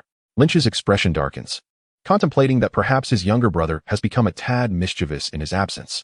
Why? Yet, considering Peter's tender age, Lynch resolves to grant him another chance. Regrettably, Peter Parker is quite the straightforward individual, stating, "I don't know, but I just feel that Iron Man is cooler." Lynch is left exasperated. What can he do about his brother's opinion? He cannot truly chastise him. Even if he were inclined to, it would be inappropriate at this moment, especially with Wanda observing. Thus, Lynch decides to teach young Peter the art of conversation once they return home after their outing. Silence envelopes them as they arrive at the Stark Expo venue, only to find Peter utterly disheartened. The site is still under construction and entry is prohibited for the time being, with the official opening slated for approximately a week later. Peter pouts in disappointment, and Lynch shares his sentiment, feeling that their luck has taken a downer. Ultimately, on Wanda's suggestion, the trio heads to the New York Zoo. However, as they make their way to the zoo, Lynch suddenly realizes a pressing concern. While he was in the car earlier, he had not seen any wanted poster for the flame-masked figure. Without hesitation, he queries Wanda and Peter, only to receive responses indicating they had not noticed either. Left with no choice, he retrieves his phone and accesses the New York Police Department's official website. After searching, Lynch is astonished to discover that there is indeed no wanted notice for the flame-masked figure. What does this imply? It suggests that seeking personal vengeance is, in fact, sanctioned by the government. How could that be? After a moment of contemplation, Lynch begins to consider the possible reasons behind this situation. It is highly probable that SHIELD has intervened. In this world, if any organization possesses the influence to sway the government, it can only be SHIELD. Backed by the United Nations, this organization prides itself as the guardian of the world, hence its designation as SHIELD. However, SHIELD, Lynch began to ponder the motivations behind SHIELD's actions. The organization's decision to suppress this situation clearly indicated their intentions. The move to retract the wanted notice for the Flame Mask Man was evidently a gesture of goodwill. Did SHIELD wish to entice him to join their ranks? To speak candidly, Lynch had no desire to become a member of SHIELD. After all, the vast majority of agents within were likely Hydra infiltrators. Joining them would be akin to stepping into a den of serpents. The actions of Hydra were unpredictable, and Lynch had no wish to encounter their machinations. However, the crucial locations of significant events within the Marvel Universe were invariably tied to SHIELD. Lynch had come to this realization. Every incident involving heroes or the schemes of notorious villains was linked to places where one could sign in. If Lynch aspired to grow stronger, he must continue to sign in, which would inevitably lead him to interact with SHIELD. Unless he intended to become a villain, which would allow him to completely disregard SHIELD. Fostering a good relationship with them was essential. After careful consideration, Lynch conceived a plan to join only the Avengers while remaining aloof from SHIELD. Much like Thor, who was a member of the Avengers yet merely considered an ally of SHIELD. Thus, while this notion may appear flawed, it held a certain truth. The director of SHIELD established the Avengers, yet the Avengers did not belong to SHIELD. The two could be likened to a superhero team and its logistical support division. Therefore, if it were possible to join the Avengers without aligning with SHIELD, Lynch would be quite willing. If not, he would simply remain on the periphery, participating in battles without belonging to either side. Of course, Lynch's stance was resolute. He was firmly aligned with Earth, humanity, and the cause of justice. With this decision in mind, Lynch came to a realization and continued onward with young Peter and Wanda towards the zoo's entrance. Yet, as they walked, he suddenly noticed a peculiar look in Peter's eyes. "Peter, what are you staring at?" The young Spider-Man replied, somewhat exasperated.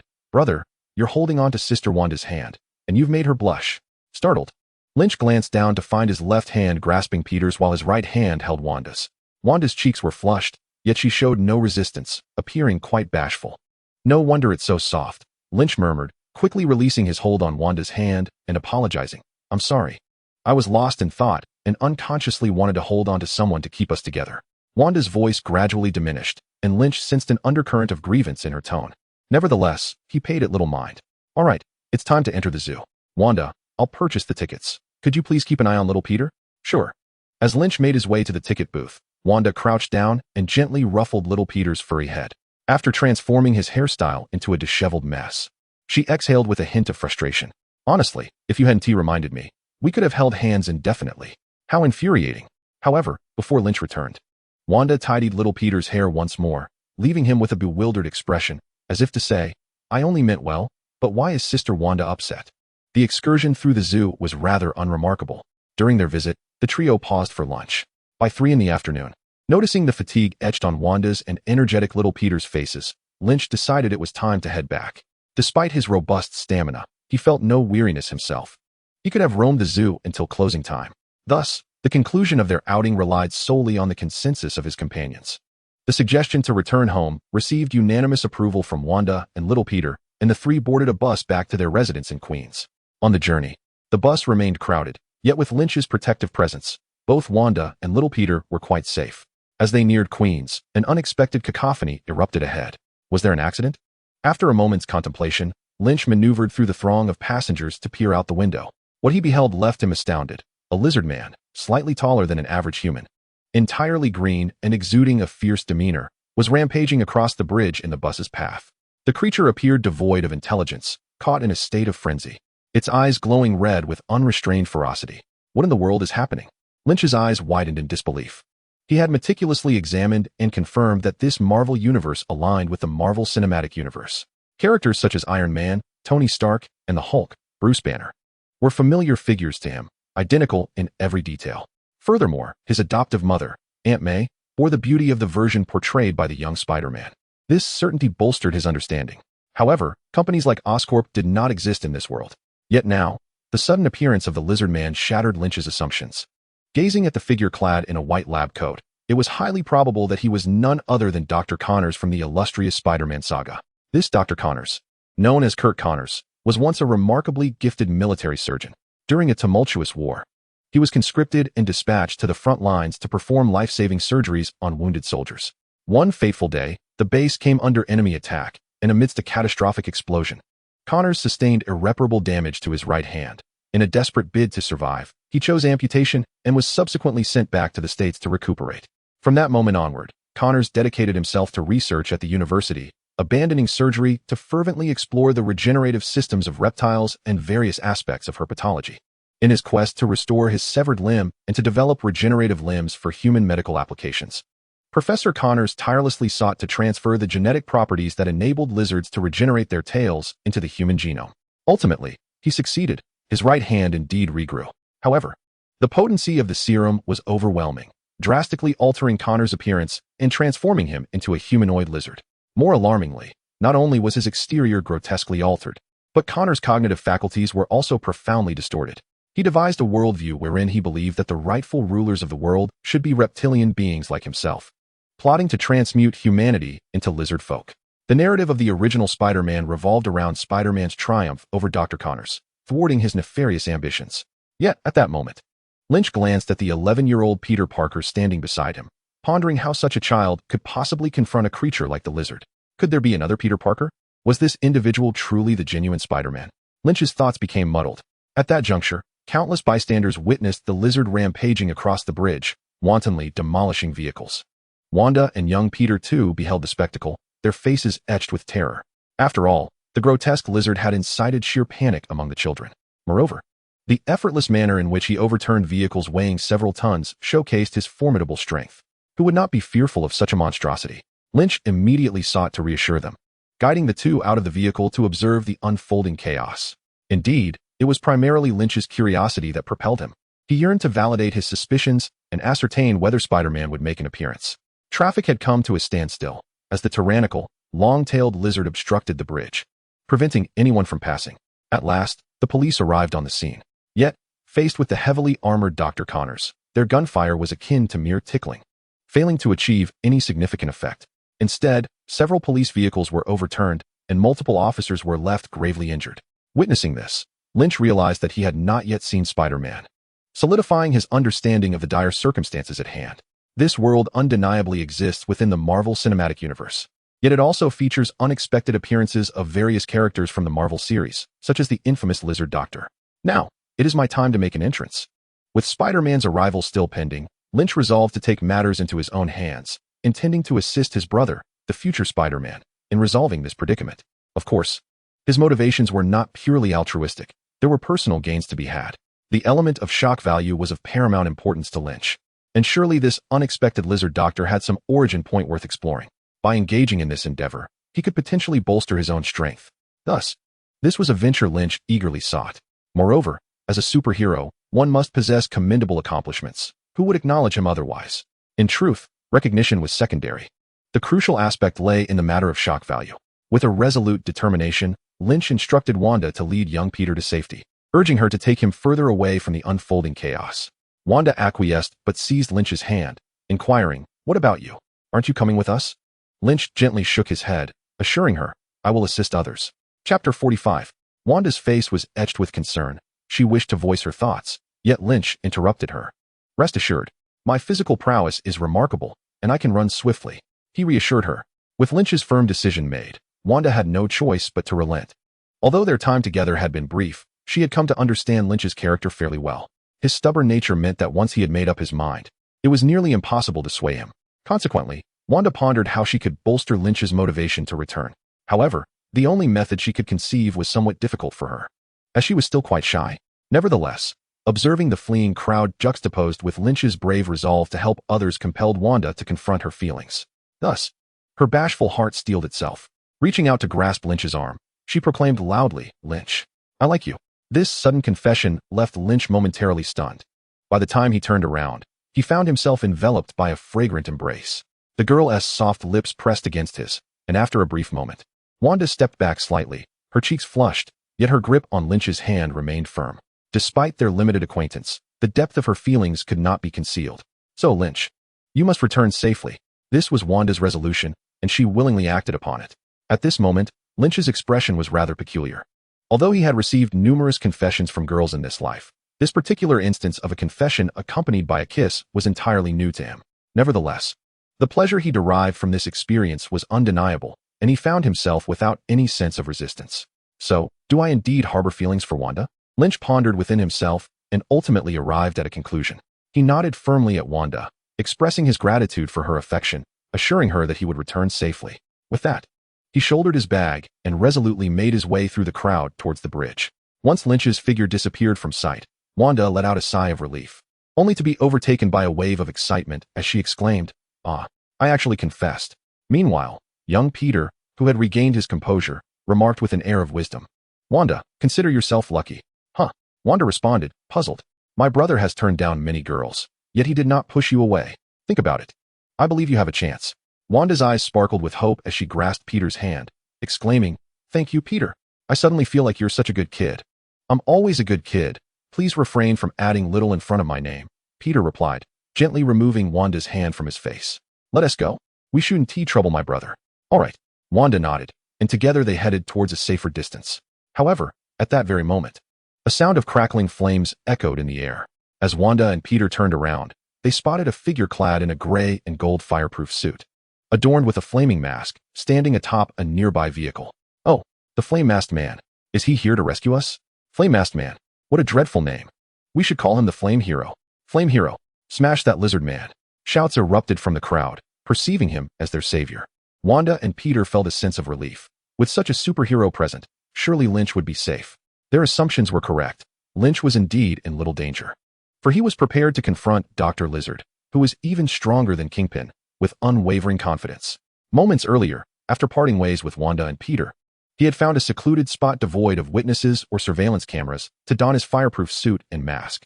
Concealed among the bushes by the roadside, he noted that no one was around, yet the area bore some unsightly refuse. It seemed that, regardless of the country, when one is desperate for a restroom, civility is often cast aside. Having suited up, Lynch concealed his clothing and, with a nimble leap, ascended to the roof of a vehicle. His sudden appearance caused the previously slowly rising shock value to spike dramatically. Evidently, there were journalists in the vicinity, likely broadcasting live. This was fortuitous news for Lynch, as it would enhance his efficiency in garnering shock value. He glanced at Wanda and little Peter, who remained in a safe position, and amidst the cheers of the crowd, he sprang into action. With a gentle but forceful leap, he transitioned from the roof of one car to another, utilizing the swift passage of car rooftops. Lynch swiftly reached the edge of the bridge. There, he beheld Dr. Lizard several dozen meters away, and without hesitation, he leapt several meters high. With a fiery propulsion beneath his feet, Lynch soared directly towards Dr. Lizard. Chapter 46. Dr. Kurt Connors was exhilarated. The long-standing experimental impasse had finally been breached today. He injected the serum for the regeneration of the lizard's severed tail into the body of a three-legged disabled white mouse, and an astonishing scene unfolded. Dr. Connors watched in awe as the mouse swiftly regenerated its disabled leg in an incredibly brief span of time. Remarkably, the new leg appeared indistinguishable from the others, showing no signs of imperfection. In that instant, Dr. Connors was overwhelmed with joy. He glanced at his own disabled left arm, momentarily disregarding the potential side effects of the serum, and retrieved a large vial of it to inject into his own body. Dr. Connors, possessing a semblance of conscience, was aware of the cruelty of human experimentation. Thus, he chose not to endanger others, instead becoming his own first test subject. The moment the serum coursed through his body, he felt a refreshing sensation enveloping him. However, it was swiftly followed by excruciating pain. Dr. Connors collapsed to the ground, writhing in agony, his suffering palpable. It was Saturday, and he had chosen to work late, leaving him alone in the laboratory at New York University. No one was aware of the turmoil within the lab, and thus, his cries went unnoticed. After a moment, Dr. Connors managed to rise. Supporting himself on the table, he gasped for breath. Suddenly, he froze, raising his left hand. What had once been an empty sleeve now bore a pristine arm. This arm was nearly identical to his right, albeit with a slightly lighter complexion. I have succeeded. I have succeeded. Dr. Connors was elated. His creation of this serum was not merely to restore his own limbs, but to enable all individuals with disabilities around the world to lead normal lives.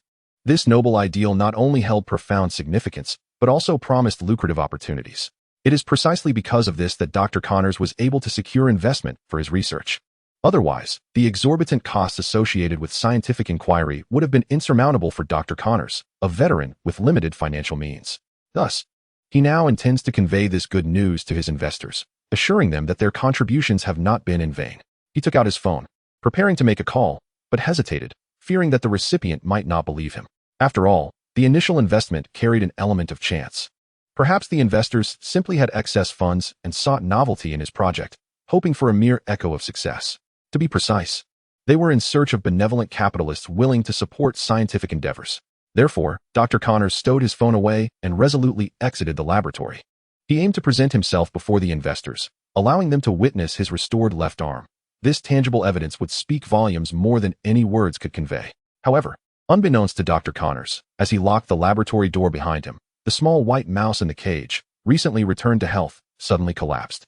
Moments later, it sprouted green skin, resembling a hybrid of lizard and rodent. Dr. Connors hastened out of the university, ready to hail a taxi to meet his investors. Once seated in the cab, after providing the destination, he unexpectedly felt a wave of dizziness wash over him. Helpless, he reclined in the back seat and succumbed to unconsciousness. The driver, mistaking Dr. Connors' condition for mere fatigue, chose not to disturb him, as such individuals were a common sight in New York. The taxi proceeded normally, oblivious to the dramatic transformation occurring within Dr. Connors. Moments later, the vehicle became ensnared in traffic on the bridge. The driver, exasperated, muttered about the incompetence of other motorists. When no response came from the back seat, he glanced over his shoulder. To his astonishment, he beheld Dr. Connors, now entirely green, resembling a creature of reptilian origin. The back seat, once spacious enough for Dr. Connors, now felt constricted. His thick green tail thrashed about, inadvertently striking the roof of the taxi with a resounding thud. At that moment, the taxi driver caught sight of Dr. Connors awakening, his eyes shimmering with a chilling yellow hue. Ah, a monster! Without a second thought, the driver abandoned the vehicle, fleeing in terror. Meanwhile, Dr. Connors found the confines of the cab stifling and decided to exit. Oh, suddenly, panic erupted. The sight of the towering lizard man, exceeding 2 meters in height, instilled fear in the hearts of all who beheld him. This trepidation was particularly acute given the recent battle involving the 2-meter-tall Hulk and the Abomination, which had claimed numerous lives. Kurt Connors, now transformed into the lizard, watched with ire as the people, shorter than he, scurried in all directions. He was perplexed by the origins of his burgeoning rage. Chapter 47. In that moment, Dr. Connors yearned only to eliminate every human before him. Surrendering to his primal impulse, he charged forward and effortlessly overturned a car. With a satisfying creak, he reveled in his newfound strength, a gleam of astonishment illuminating his eyes. He seized the overturned vehicle and hurled it towards the sidewalks flanking the road. My leg is broken. The cries of anguish echoed around him. Yet, amidst the chaos and suffering of humanity, Connors felt an inexplicable joy. He genuinely believed that humans should not occupy the fertile lands in such a brazen manner. The true rulers of the earth, he contended, ought to be noble reptiles like himself. Lizard men, I require more lizard men.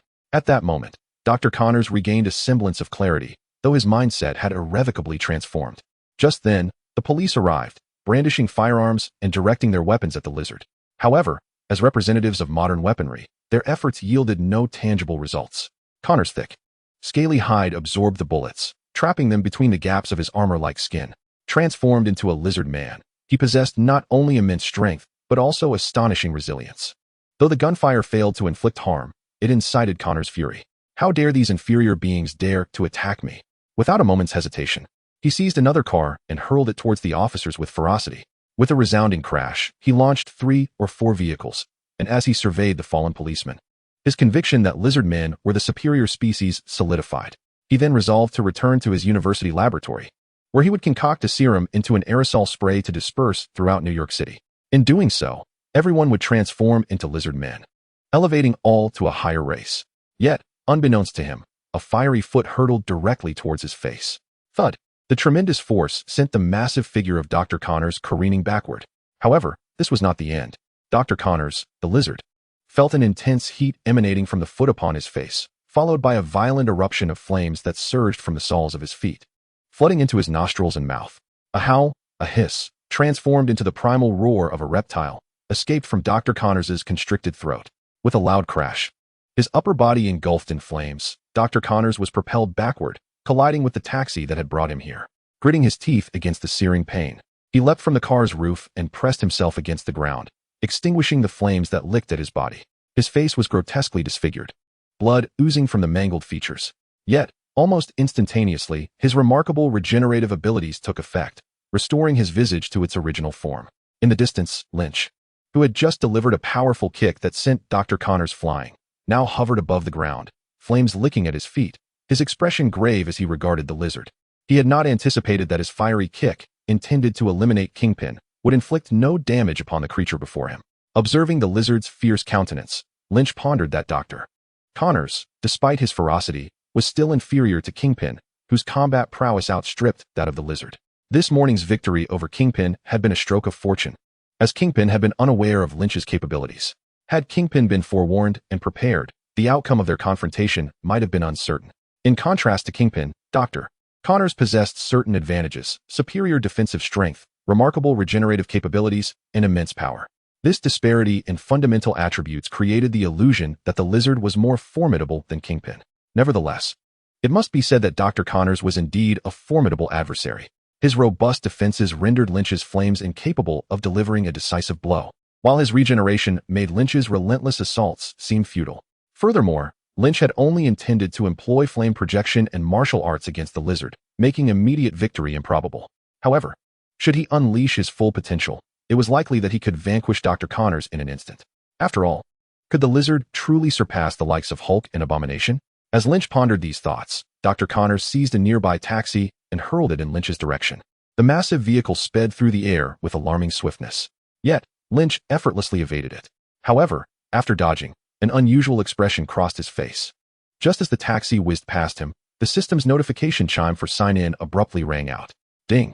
The host finds himself at the sign-in location, the birthplace of Dr. Lizard. Should he proceed with the sign-in? This taxi, astonishingly, is situated at the very site of Dr. Lizard's origin. To verify this, Lynch landed upon the overturned taxi. Chapter 48. Indeed, the system prompt reappeared, and Lynch couldn't help but feel a surge of emotion. Remarkably, he had yet to defeat Dr. Lizard, yet the reward had already come to him. How considerate! With such a gesture, it seemed he had no choice but to confront this adversary, for the reward was now laid before him. However, at that moment, Lynch had no intention of signing in. Dr. Lizard would not afford him such an opportunity. The sign-in required remaining at the location for 10 seconds, during which movement was nearly impossible. In this precarious moment, with Dr. Lizard's formidable ranged attacks facilitated by massive vehicles, Lynch would be an easy target. Although his robust physique allowed for rapid recovery from injuries, being struck was undeniably unpleasant.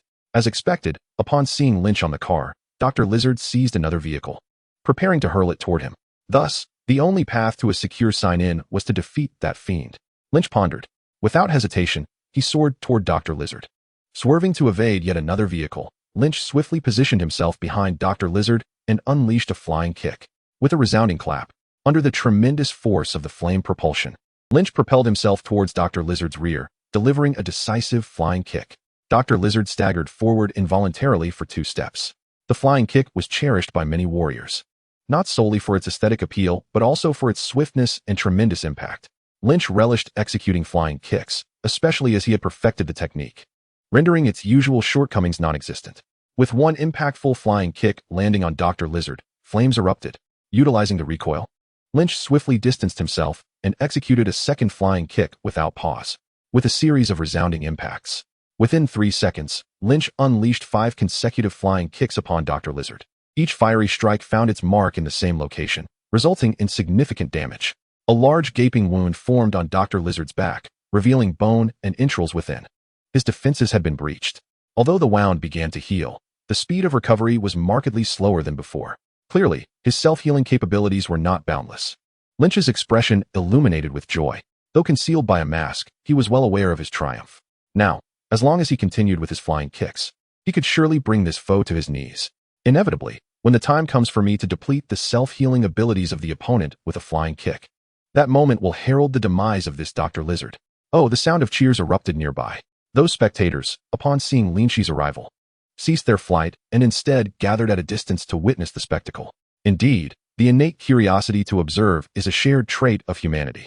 However, Lynch did not deter their behavior, not only because they were far enough away to avoid the repercussions of the battle, but also because their actions significantly elevated his shock value.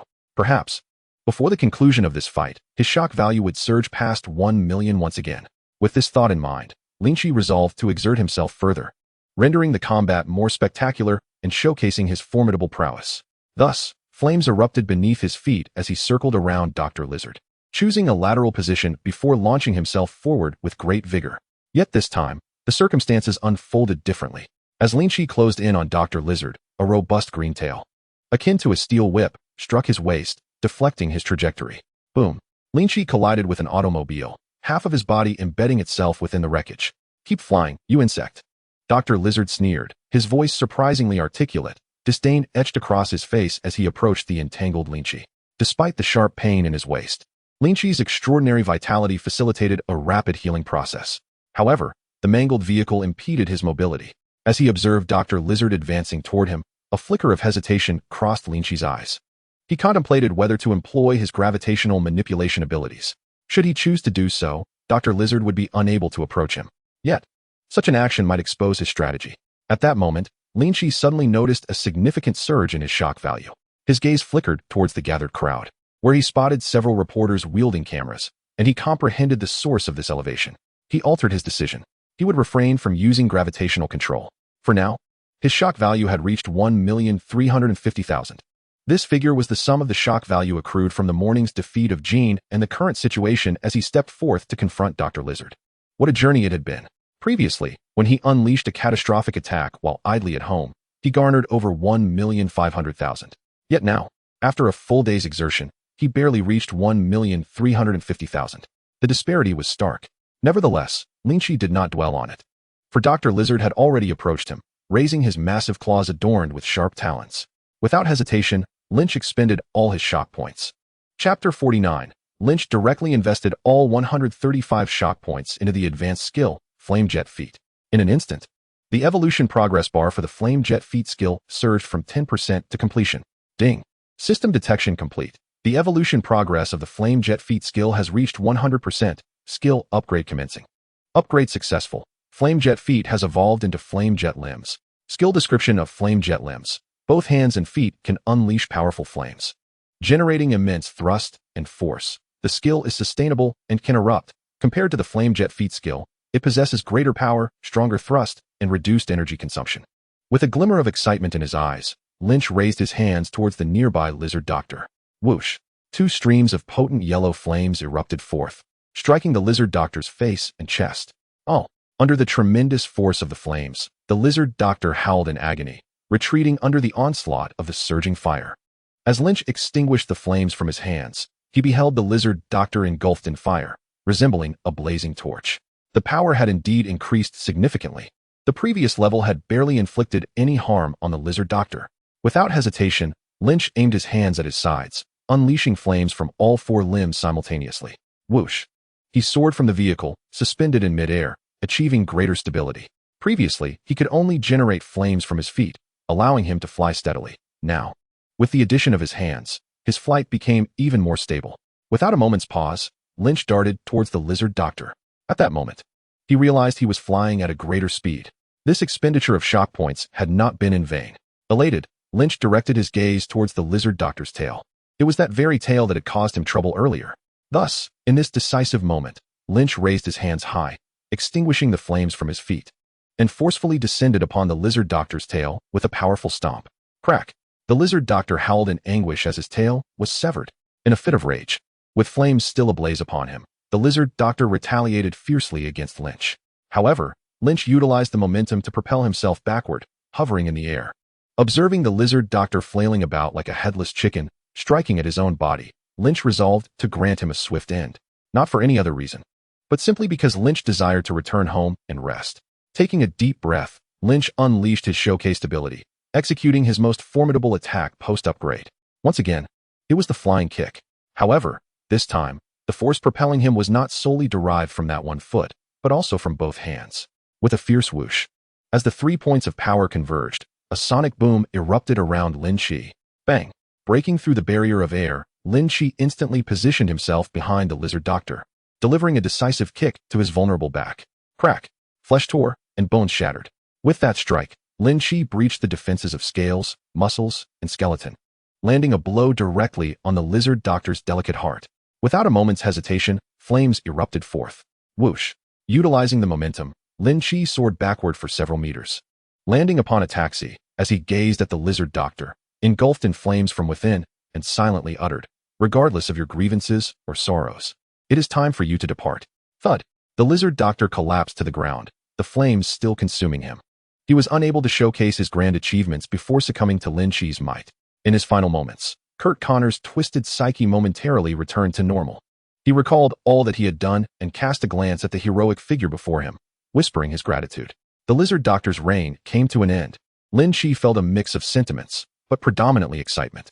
Not only had he performed a noble deed, but he also reaped the benefits, a veritable win-win situation. At that moment, Lin Chi responded to the system's notification. Time to sign in. Ding. The host is at the sign-in location, officially commencing sign-in. Sign-in duration, 10 seconds. Exiting midway will be deemed a failure. Whoosh! At that instant, the surrounding onlookers erupted into cheers. From the initial terror and panic caused by the lizard doctor's emergence, to the joy and exhilaration following the appearance of the flame hero, and the subsequent worry and fear when the flame hero found himself at a disadvantage. Now, witnessing his triumph over the hideous lizard man, all felt as though they were witnessing the growth of their own hero. In that moment, Lin Chi had won the hearts of the crowd. The path to becoming a superhero's fan is indeed that simple. As long as one is powerful, striking, and saves lives, admiration follows. Lin Chi had accomplished all of this, and not only did he succeed, but he excelled. Turning to the jubilant crowd, he acknowledged the system's notification of successful sign-in. Ding. Congratulations, host, on successful sign-in. Rating. Level. Sign-in reward. All attribute enhancement, skill extraction, level. Once, Lin Chi waved to the crowd, then soared into the sky. Chapter 50. In a secluded corner unnoticed by others, Lin Chi slipped into the thicket of greenery and retrieved his backpack. After changing his clothes, he calmly emerged from the foliage and pursued the direction in which Wanda and little Peter had departed.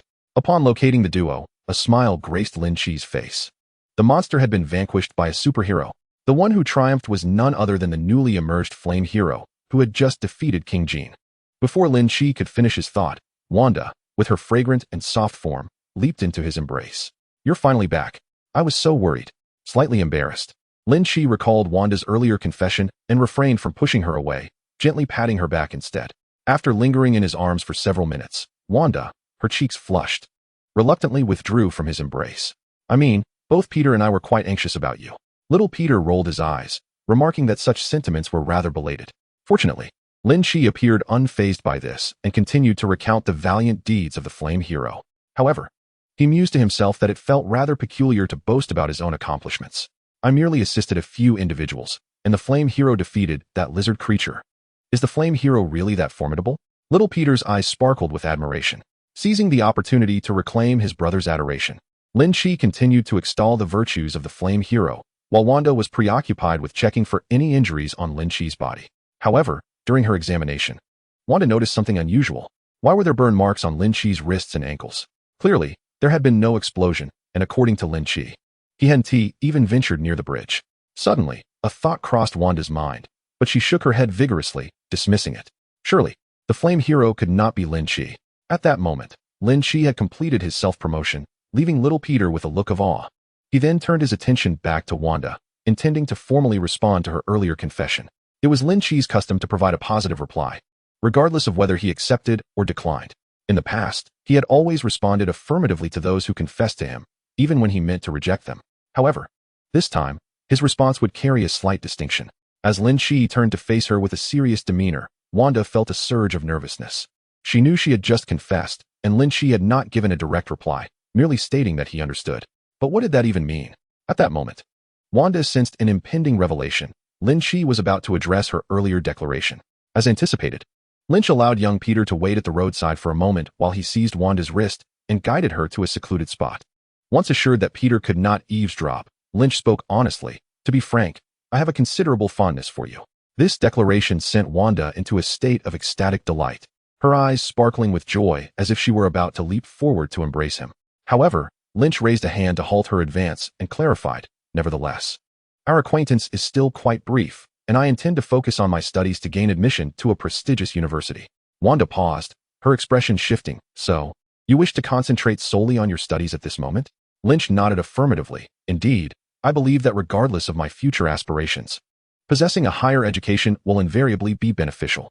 This principle applies equally to you and Pietro. Wanda's understanding deepened as she inquired.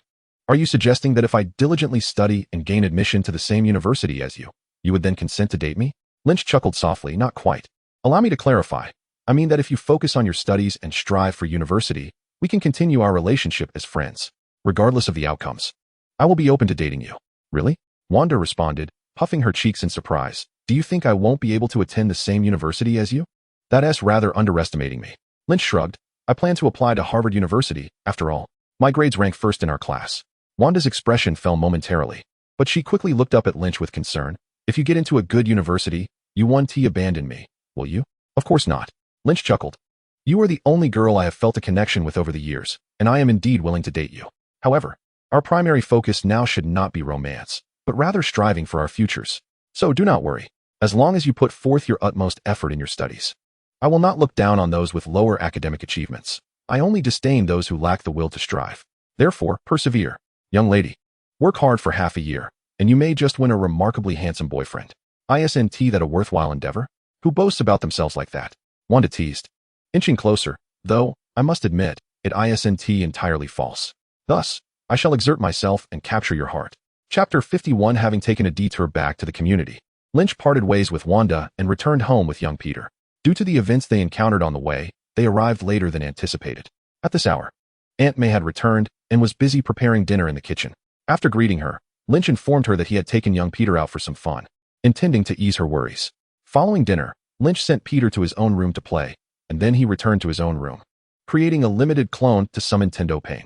Subsequently, he dashed into the living room, his face alight with astonishment and excitement, calling for Aunt May. Aunt May, come to my room for a moment. Without a hint of suspicion, Aunt May complied, for he was the child she had raised, and she believed he could never mean her harm. However, as soon as she entered Lynch's room, her initial thoughts were swiftly overturned. She turned to Lynch and thought to herself, could this child perhaps harbor a troubling secret? Yet, her first instinct was not to flee. Instead, she pulled Lynch behind her, shielding him with her body. In a quavering voice, she inquired, who are you? What do you want in our home? Tian Dao Pei. Observing Aunt May's protective stance over Lynch, softened his expression slightly, though his tone remained indifferent. You ought to know who I am.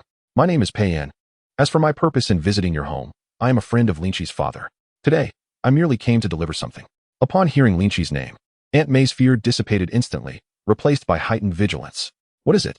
Without hesitation, Tian Dao Pei retrieved 2 boxes of money from behind him and opened them. With a resounding thud, he revealed 1 large and 1 small box, containing a total of $7 million. For the average person, this was an undeniable fortune. Yet, instead of delight, Aunt May's apprehension intensified. No one bestows such generosity without reason, unless they are family. Therefore, Pei-in's sudden presentation of such a substantial sum undoubtedly concealed ulterior motives. Unbeknownst to Aunt May, this was indeed a gift from Lynch himself. Nevertheless, Tian Dao Pei-in appeared unfazed by her wariness as he continued. Here lies approximately $7 million, the lifelong savings of Lynch's parents. Now that Lynch has avenged them, this money rightfully belongs to you. Well then, the money is yours. I have no further business here, so I shall take my leave. With that, Tian Dao Pei-in turned to depart through the wide-open window. Lynch wished to voice something, but Aunt May grasped his arm, intent on swiftly ensuring this stranger's exit. Yet, just as Tian Dao Pei-in approached the window, he suddenly halted, glancing back at Lynch. By the way, consider my advice carefully. Your abilities are quite commendable. With that, he lifted off the ground, soaring out into the night, vanishing into the darkness. Finally, Aunt May could breathe a sigh of relief. She stepped forward to close the two money boxes, tucking them beneath Lynch's bed.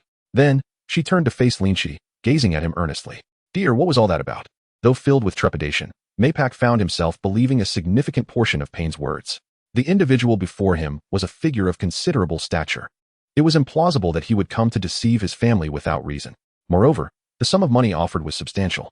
Working at the bank, Maypak recognized at a glance that all the bills were genuine. Thus, the likelihood that Payne spoke the truth was high. It appeared that his adopted son was concealing certain matters from him. May was furious, not because Lynch had kept secrets, but because it seemed he had engaged in perilous endeavors, such as seeking revenge. Suddenly, she recalled the news broadcast from that morning regarding an act of vengeance. Lynch fell silent for a moment, then gently closed the door and drew the curtains. He retrieved his backpack, taking out the mask and fireproof suit, which he handed to Aunt May. In disbelief, Aunt May accepted the fireproof suit and mask, only to cast them aside as she anxiously examined Lynch's condition. Once she confirmed he was uninjured, she sighed in relief but immediately enveloped him in a tight embrace, tears streaming down her face. You are that flame hero. So gold is your enemy. And it was you fighting that lizard monster this afternoon? If you had been hurt, do you realize how heartbroken I would be? Forgive me. I'm fine, Lynch replied, running his fingers through Aunt May's hair with a sigh, to ensure she would accept the money. He had reluctantly revealed another facet of his identity. Aunt May was inherently cautious and seldom trusted easily. Yet, when faced with undeniable facts, her capacity for acceptance was remarkably swift. Thus, Lynch had decided to disclose his identity. It was evident that Aunt May had already come to believe everything Payne had just performed. Lynch was not inclined to deceive his loved ones. Had it not been for the critical and fantastical nature of the signing system, he would have divulged it to Aunt May. However, he refrained for her protection. Therefore, his identity as a superhero was something he initially intended to share with her, akin to how, in the future, Spider-Man inadvertently revealed his identity to Aunt May. Constantly lying to those close to him felt unbearable. Yet, the demands of Lynch's system compelled him to weave some fabrications. Consequently, he chose to lie as little as possible. Moreover, this would allow Aunt May to trust and feel secure using the money, a win-win situation for Lynch. As for the risk of exposure, Aunt May would undoubtedly keep Lynch's identity as the flame hero a secret from others. Despite the fact that Lynch had turned 18 this year and had become a superhero, in Aunt May's eyes, he remained the child in need of her protection. Lynch was acutely aware of this. After managing to soothe Aunt May and drying her tears, he complied with her request to showcase his fire-breathing abilities. At that moment, curiosity adorned Aunt May's face, revealing her own fascination with superpowers. Lynch did not refuse. He had just closed the door and drawn the curtains, precisely because he had anticipated the present situation. Thus, he raised his hand, and from his palm erupted a blazing yellow flame, soaring 2 meters high, nearly touching the ceiling. Lynch extinguished the fire immediately, but Aunt May anxiously grasped his hand, concerned. You didn't get burned, did you? I'm sorry, I shouldn't have let you breathe fire. Lynch shook his head, reassuring her. No need to worry, Aunt May. My hands and feet won't get burned. What about other parts? Aunt May countered, pulling up Lynch's sleeve to reveal some minor burns on his wrist. Stay here. I'll fetch you some burn ointment. After applying the medication to his wrist and ankles, Aunt May finally seated Lynch on the bed. Dear, what are your plans for the future? Are you referring to a side career as a superhero? Lynch was taken aback, realizing that this was the perfect opportunity to ease Aunt May's concerns. If you consider this a side career, that means your primary focus is on your studies, right? Aunt May's face lit up with surprise. Lynch nodded earnestly. Indeed, the allure of being a superhero was undeniable. However, I also wish to continue my education. I aspire to attend Harvard University. Aunt May was touched, exclaiming, It's wonderful that you think this way. Yet, Harvard is incredibly challenging and exhausting. I believe New York University is quite commendable as well. It is my alma mater. Moreover, dear, could you refrain from being that fire guy in the future? Aunt May's concern for his safety was evident. Lynch shook his head. I cannot promise that, Aunt May. I can only assure you that I will not actively seek trouble with villains. However, if the need arises, or if I encounter a situation that truly requires my assistance, I will intervene. I contemplated this while training in martial arts with that African-American officer. I do not intend to be a full-time superhero. I am merely a passerby with superpowers, driven by interest. Yet, Aunt May remained apprehensive. After much persuasion and reassurances from Lynch, she reluctantly granted her consent. The heart of a parent is indeed pitiable. Parents do not demand great wealth or fame from their children. They merely wish for their safety and well-being. Clearly, the profession of a superhero does not align with the notion of safety. However, children grow up and develop their own aspirations. As parents, The most they can do is either withhold support or offer it wholeheartedly. Otherwise, it is all too easy to become estranged from the child. Aunt May, unwilling to witness such a scenario, chose to neither support nor oppose it. By the way, now that you know I am the flame hero, who else is aware of this besides you? Aunt May suddenly inquired. Apart from you, it is only Pain. Although Lynch was uncertain of Aunt May's intentions, he spoke the truth. That is reassuring. Aunt May sighed in relief. I have heard of a certain clandestine organization, one that devours its victims without a trace. You must not let them uncover this.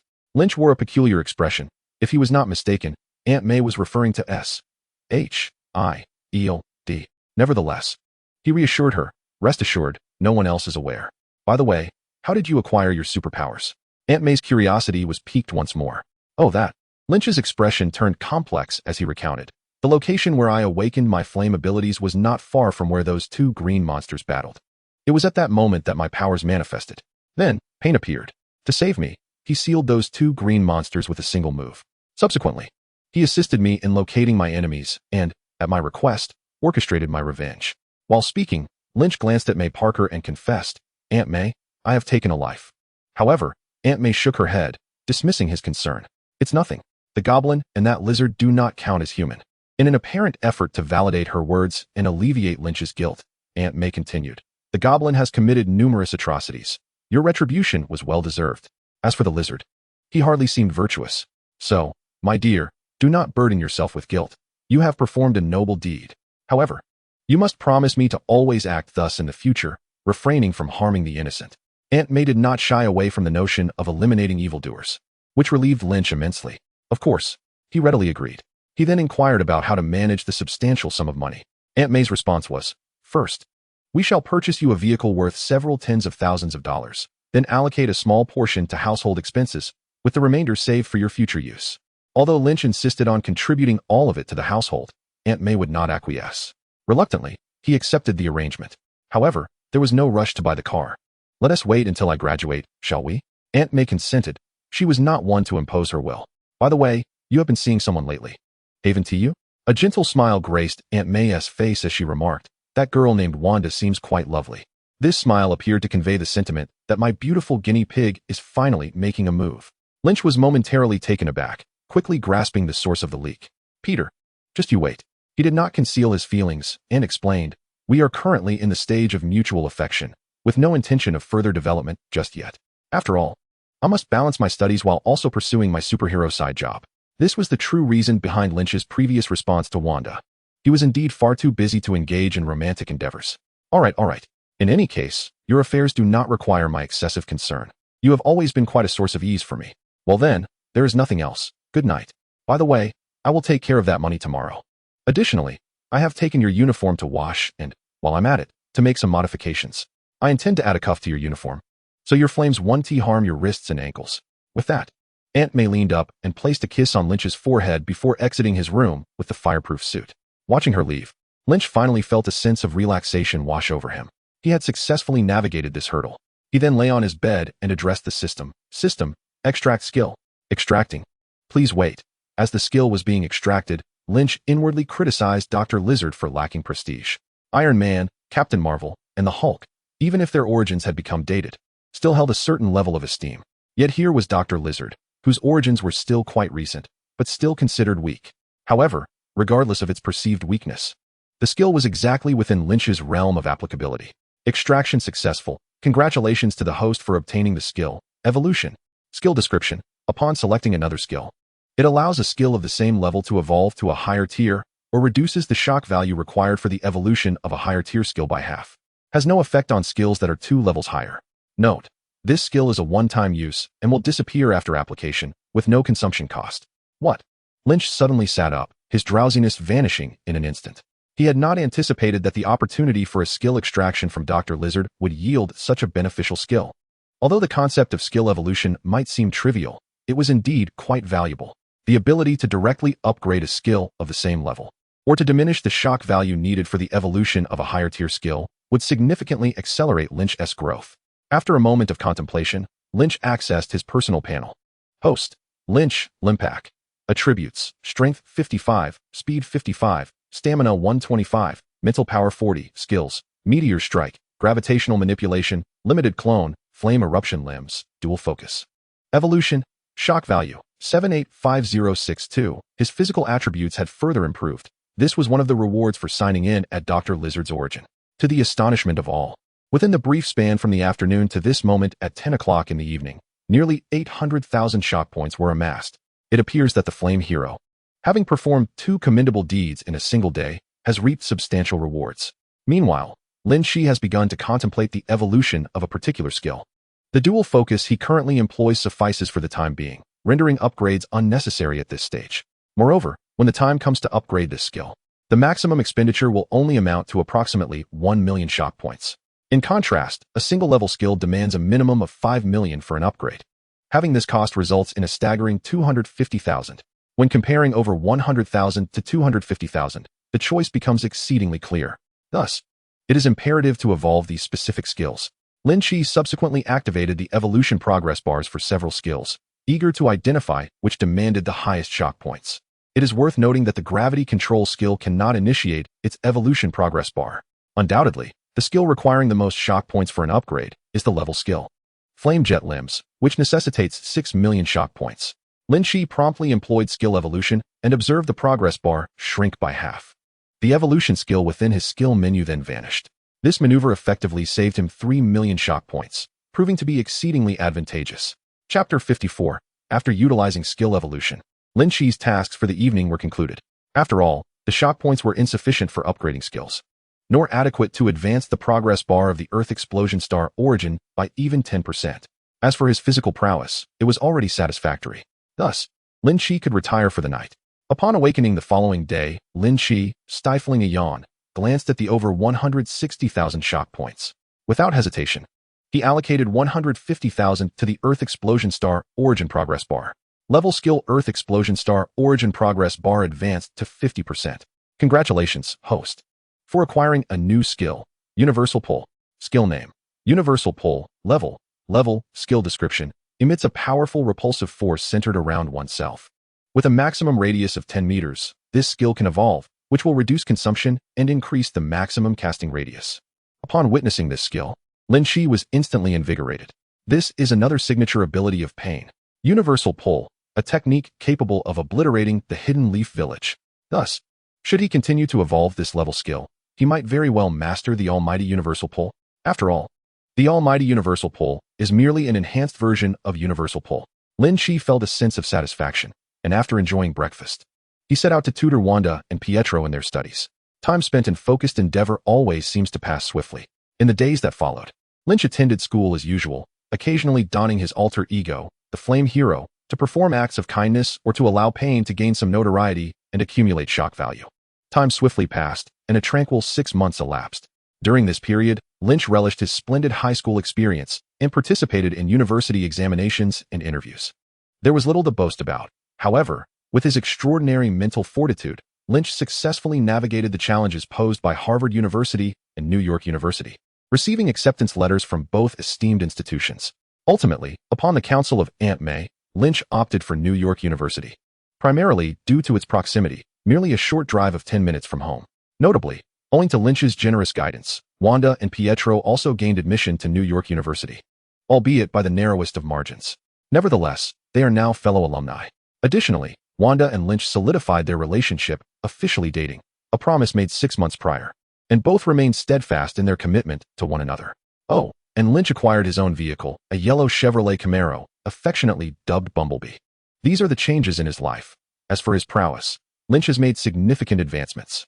Host, Lynch, Lynn Park. Attributes, Strength 60, Speed 60, Stamina 200. Mental Fortitude 60, Skills, Earth-Shattering Star, Gravitational Control, Limited Cloning, Flame Manipulation, Dual Focus. Divine Retribution, Shock Value, 255062. His strength and speed have only increased by 5 points compared to 6 months ago, yet his stamina has surged by nearly 80 points. His mental fortitude has also risen by 20 points. Furthermore, his gravitational control has advanced to a higher tier, while his flame jet limbs have evolved into the passive skill of flame manipulation. Dual focus has ascended to a higher level, and divine retribution has also been elevated. It is worth mentioning that Lynch no longer needs to worry about burns, as he has become completely immune to fire damage.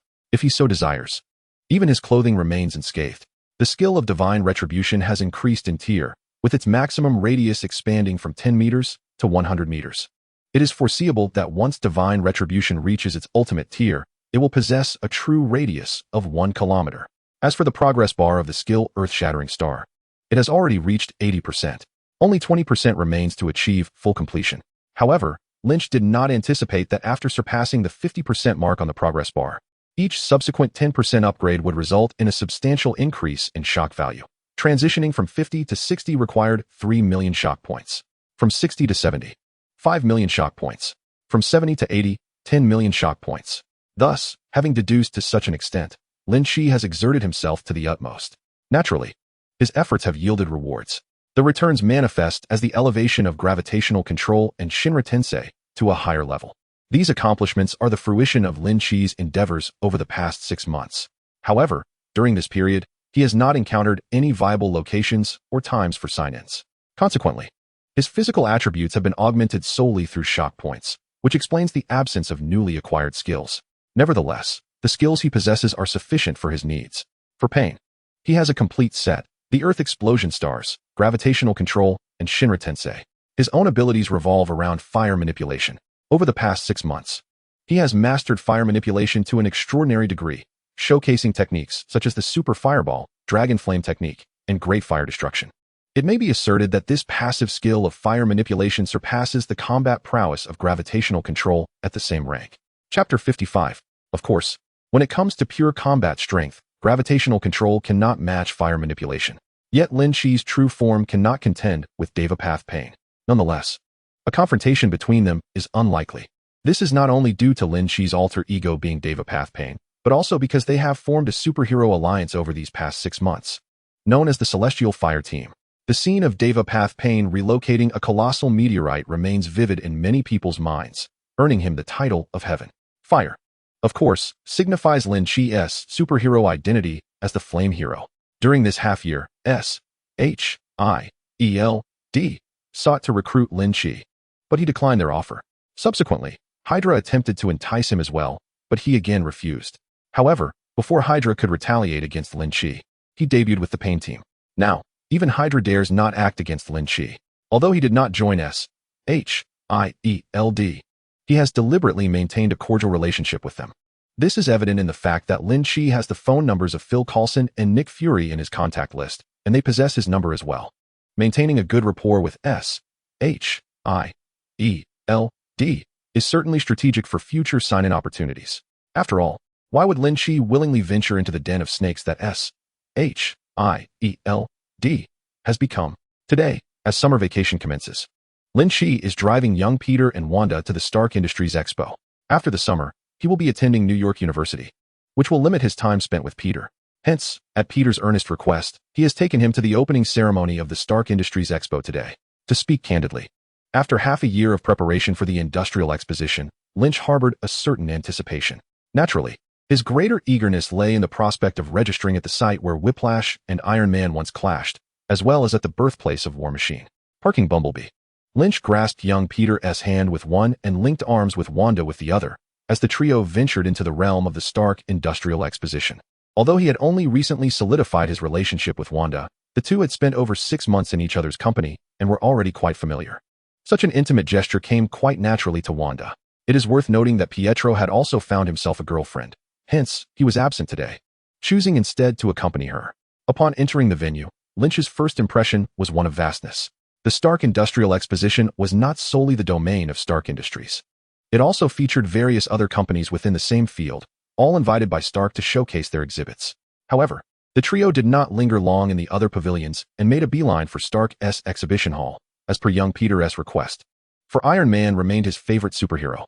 Though this disappointed Lynch somewhat, he was relieved that Peter's second favorite was the Human Torch, sparing him from any punitive measures against Peter's rear. Incidentally, Wanda had come to learn of Lynch's identity as the Human Torch. After confirming Wanda as his girlfriend, Lynch chose to be forthright, as he detested concealing such matters from those close to him. Young Peter, being so small, was shielded from knowledge that might endanger him. Thus Lynch refrained from sharing this secret with him. Upon discovering Lynch's alter ego, Wanda's reaction mirrored that of Aunt May's, concern for Lynch's safety rather than a desire to flaunt her association with a superhero. Thus, Even if Wanda never ascended to the role of Scarlet Witch, Lynch cherished her deeply. Reflecting upon the matter, Lynch began to waver on whether to allow Wanda and Pietro to continue along their destined paths. Should these two superheroes, Scarlet Witch and Quicksilver, be allowed to emerge? After much contemplation, Lynch resolved to permit their emergence. This decision was not merely about having capable allies. More importantly, with their newfound powers, they could better safeguard their own security. This principle was evident in Tony Stark, who had designed an armored suit specifically to ensure Pepper Potts' safety. Therefore, continuous protection might not be the optimal choice. Empowering them to wield their own strength could very well be the best solution. Certainly, much like Aunt May, Lynch had no intention of granting her any power. After all, she was already in her 30s, and Lynch wished to spare her from further risks. Moreover, he was quite capable of safeguarding Aunt May. In summary, this encapsulates the transformation in Lynch and everything around him. At this moment, upon arriving at the Stark Pavilion, Lynch had one arm wrapped around Wanda's waist while the other was playfully draped over young Peter's neck, preventing him from darting ahead. At that moment, young Peter clutched an Iron Man mask, with a small white light bulb flickering in his palm. What an enthusiastic little fan he was. And there were numerous fervent admirers like young Peter throughout the pavilion. It must be said that Iron Man possessed an undeniable charm, one not solely attributed to his wealth or status, but rather to his vibrant personality. Chapter 56. What is the character of Tony Stark, Iron Man? A casual inquiry on the streets of New York would yield a definitive response. Flamboyant, confident, arrogant, and powerful. These traits perfectly align with the American public's fantasies of a superhero. In contrast, the popularity of the Human Torch was somewhat eclipsed by Iron Man, primarily due to Lynch's concealed identity. Nevertheless, amidst the clamor declaring Iron Man as the mightiest, Lynch remained convinced that he was not inferior to him. In fact, he vastly surpassed Iron Man. After all, the combination of the abilities of Pain and the Human Torch was extraordinarily formidable. Not to mention, even if pitted against Thor, Captain America, and Iron Man combined, they would stand no chance against Lynch. Even with solely the powers of the Human Torch, defeating Iron Man would not be a trivial endeavor. After all, Iron Man's Mark series armor, at this point, included 3 or 4 iterations, far from the level required to contend with Thanos in later stages. However, Iron Man held a different perspective. He believed himself to be the most powerful superhero in the world, bar none. Thus, as night fell, during the opening ceremony of the Stark Industries Expo, Tony Stark delivered an exceedingly arrogant speech. That speech profoundly illuminated just how insufferable Tony Stark was to Lynch, prompting him to resolve to teach this fellow a lesson.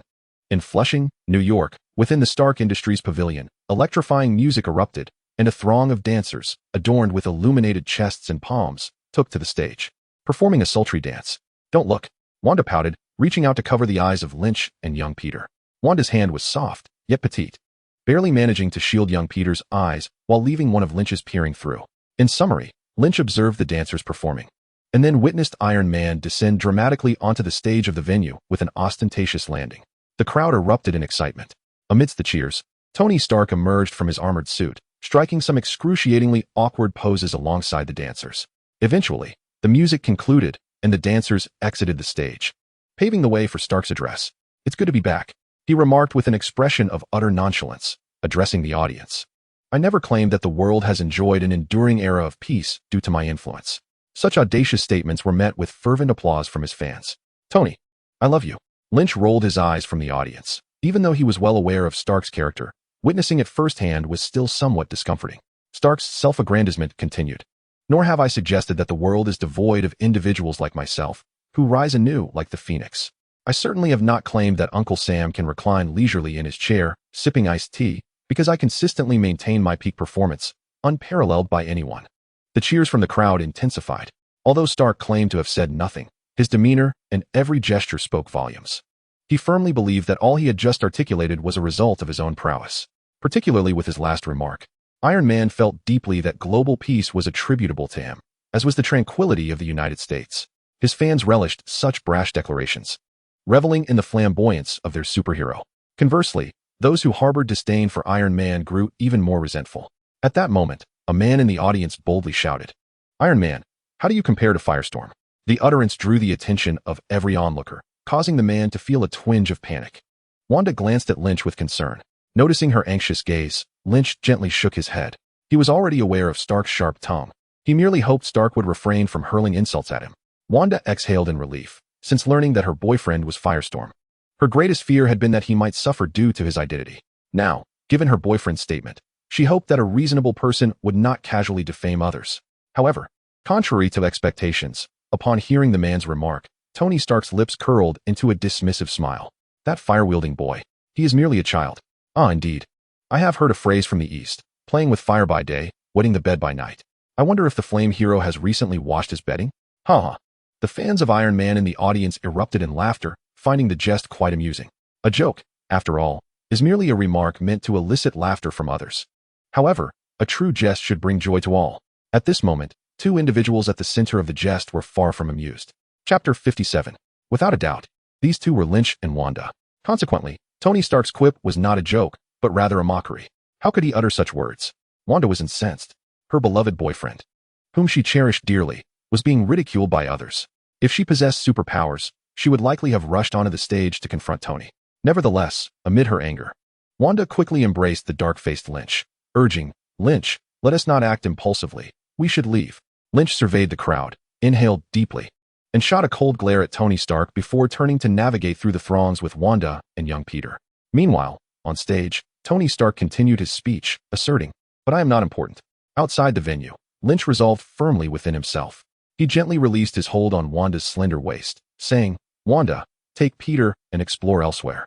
I need to use the restroom." Endure? How could one possibly endure? To remain calm in the face of provocation and retreat for the sake of tranquility? Nonsense. The more he pondered, the angrier he became. Why should he be the one to back down? Lynch was furious and felt compelled to express his ire. Naturally, the target of his wrath would be Iron Man. He intended to teach this foul-mouthed individual a lesson, bringing him down before the public eye. Moreover, such an act would surely yield a shock value, serving two purposes at once, a venture Lynch was eager to undertake. Yet, Wanda furrowed her exquisite brows. Reaching out to embrace Lynch while pouting, "Could you please refrain from going?" Lynch understood Wanda's concerns and leaned down to rest his forehead against hers, reassuring, "Do not worry. Everything will be fine. Besides, if I truly cannot hold my own, I can always escape. Then promise me you won't get hurt." "All right." With that, Wanda finally released him, tiptoeing to plant a kiss on Lynch's lips before taking young Peter, whose face was a canvas of confusion, and leading him away to another area. Peter was bewildered. After all, his brother merely needed to use the restroom, so why did it seem like a tearful farewell? To this day, within their household, only Peter and Pietro remained unaware of Lynch's superhero identity. As Wanda and Peter departed, Lynch turned his gaze towards the Stark pavilion, anger flickering in his eyes. How naive it is to believe that kindness invites no malice. If I do not teach these people a lesson, they seem to think me an easy target. Finding a secluded spot, Lynch took a deep breath and retrieved a mask adorned with flame patterns from his pocket. Once donned, the mask ignited his entire being in a blaze of fire. Remarkably, his attire, the mask, and his hair remained unscathed, a testament to the power of his control over flames. While Lynch's body was immune to fire, his garments were also spared from its destructive nature, streamlining his transformation process. With an explosive burst of flames beneath him, Lynch surged into the sky like a blazing fireball, propelling himself towards the Stark pavilion, which lay several dozen meters away.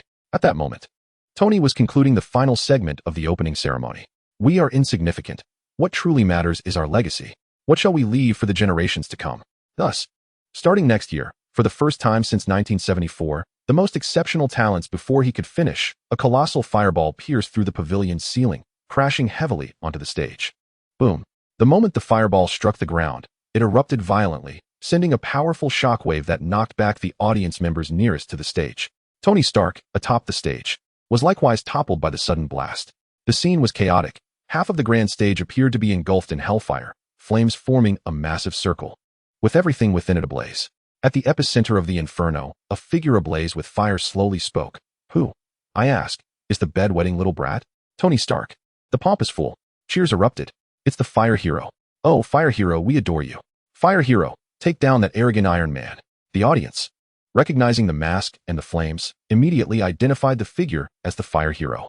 They recalled Tony's earlier jest at the hero's expense, and now found themselves witnesses to this spectacular turn of events. Reporters hastily raised their cameras, while several men in black suits promptly communicated via earpieces. "Report, we have a situation." In the background, Pepper and Happy felt a mix of worry and frustration, unable to suppress their urge to reprimand Tony for provoking trouble. Meanwhile, Tony, now disheveled and disgruntled, rose to his feet, his expression marred by displeasure. "Hey, it was just a joke," he protested. "A joke? Then allow me to say you're a promiscuous fool, and who knows? You might just meet your end in a woman's embrace. Do you think that has humor?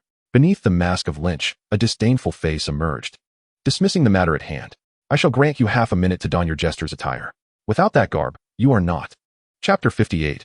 What is it that you truly desire, fireman? In this moment, Tony Stark felt a surge of anger. This was the inauguration of the Stark Industrial Expo, and if you take issue with my words, I suggest you appeal later. Even in the face of flames reaching several hundred degrees, and confronted by the intimidating figure of fireman, Tony Stark remained unperturbed. After all, the fireman was a superhero of justice. He would not inflict harm indiscriminately.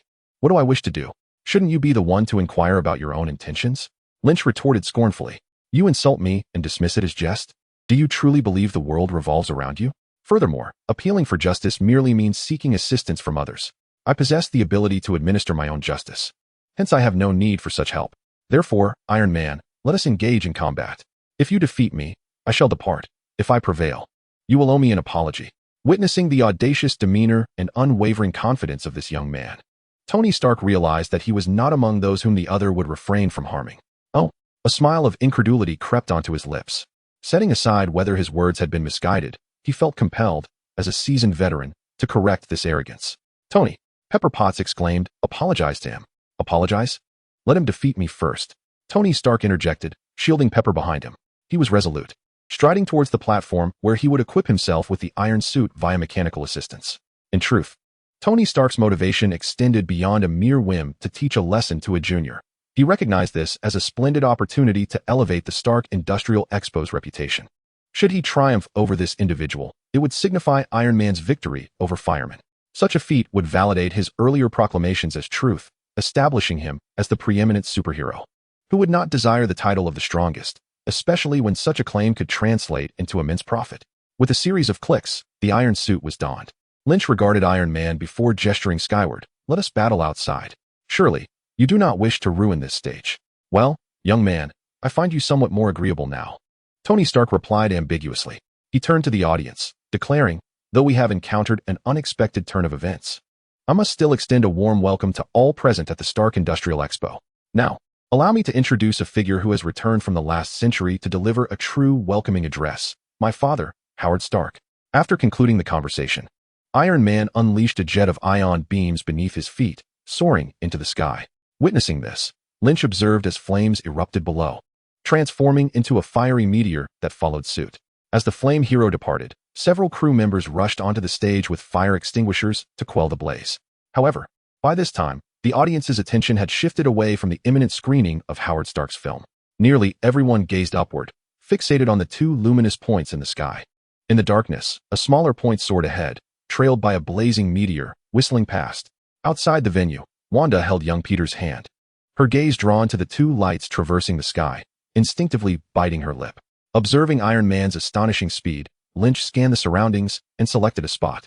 Hey, Iron Man, head to the rooftop of that building. The rooftop Lynch referred to was approximately 4 stories high, providing ample space for spectators to witness the unfolding events. It was the perfect setting for Lynch's intentions, allowing him to engage in a brawl with Iron Man while simultaneously captivating the onlookers, garnering ample astonishment. Hey kid, I'm not Iron Man, I'm Iron Man.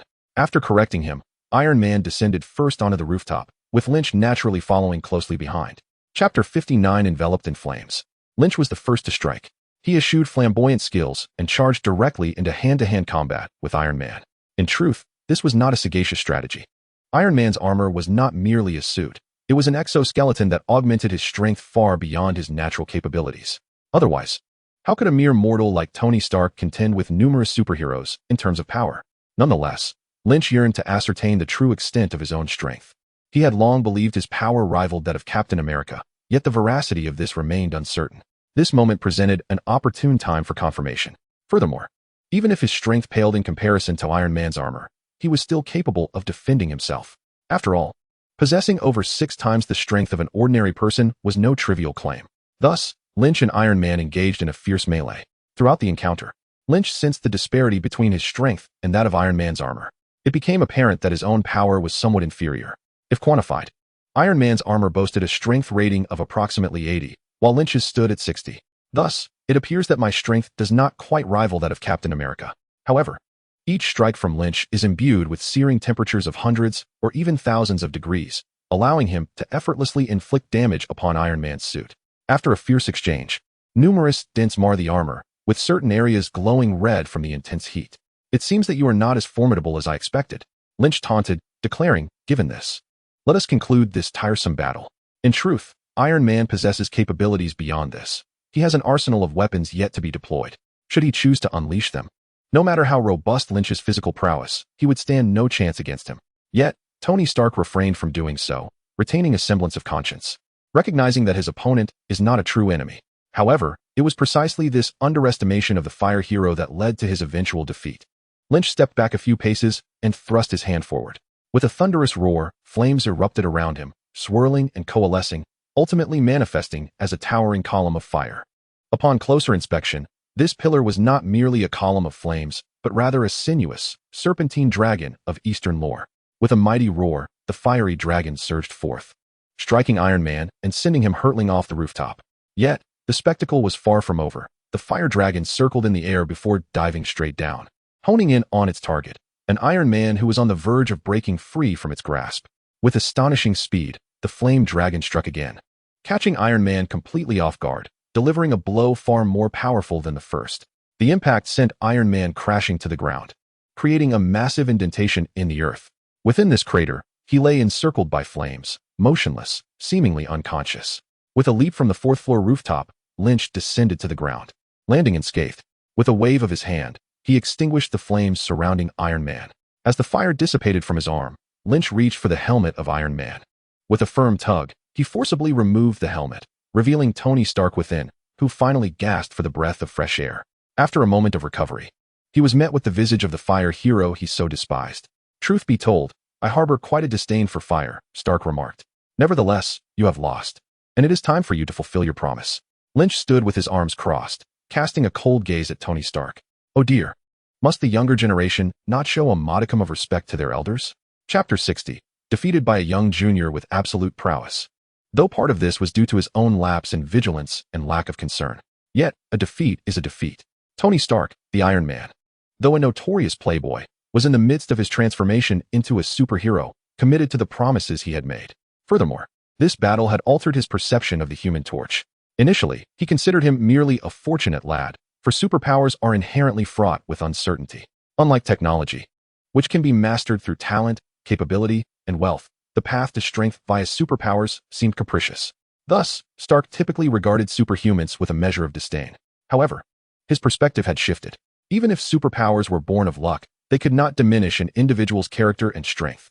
Indeed, the true catalyst for Stark's change in attitude was his realization that, even employing different weapons, he could only marginally surpass the Human Torch. Consequently, he was willing to acknowledge this individual as his equal among superheroes.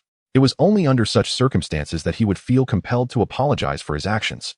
After all, they were of the same caliber. Thus, it is strength that holds the true authority. In a world dominated by power, without it, one is rendered inconsequential. This may sound rather extreme, yet it is, in essence, the reality. In summary, after Lynch posed a question to Stark, he raised his hand, exclaiming, "Young man, lend me a hand." Lynch frowned but ultimately reached out, assisting Stark to his feet. At that moment, a throng of onlookers gathered, emboldened by the improving situation between the two, snapping photographs eagerly.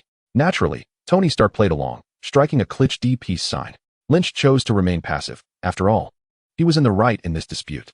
Once the crowd had finished taking pictures, one individual, seemingly a reporter, inquired, "Iron Man, Human Torch, who emerged victorious?" Just as Lynch was about to respond, Stark interjected, "Ahem, due to inadequate preparation, we shall consider this match a draw." Lynch looked over in confusion, and even through his mask, Stark discerned his expression. Thus, he murmured, "I will apologize. Today marks a momentous occasion for Stark Industries, so let us not dwell on my defeat at your hands."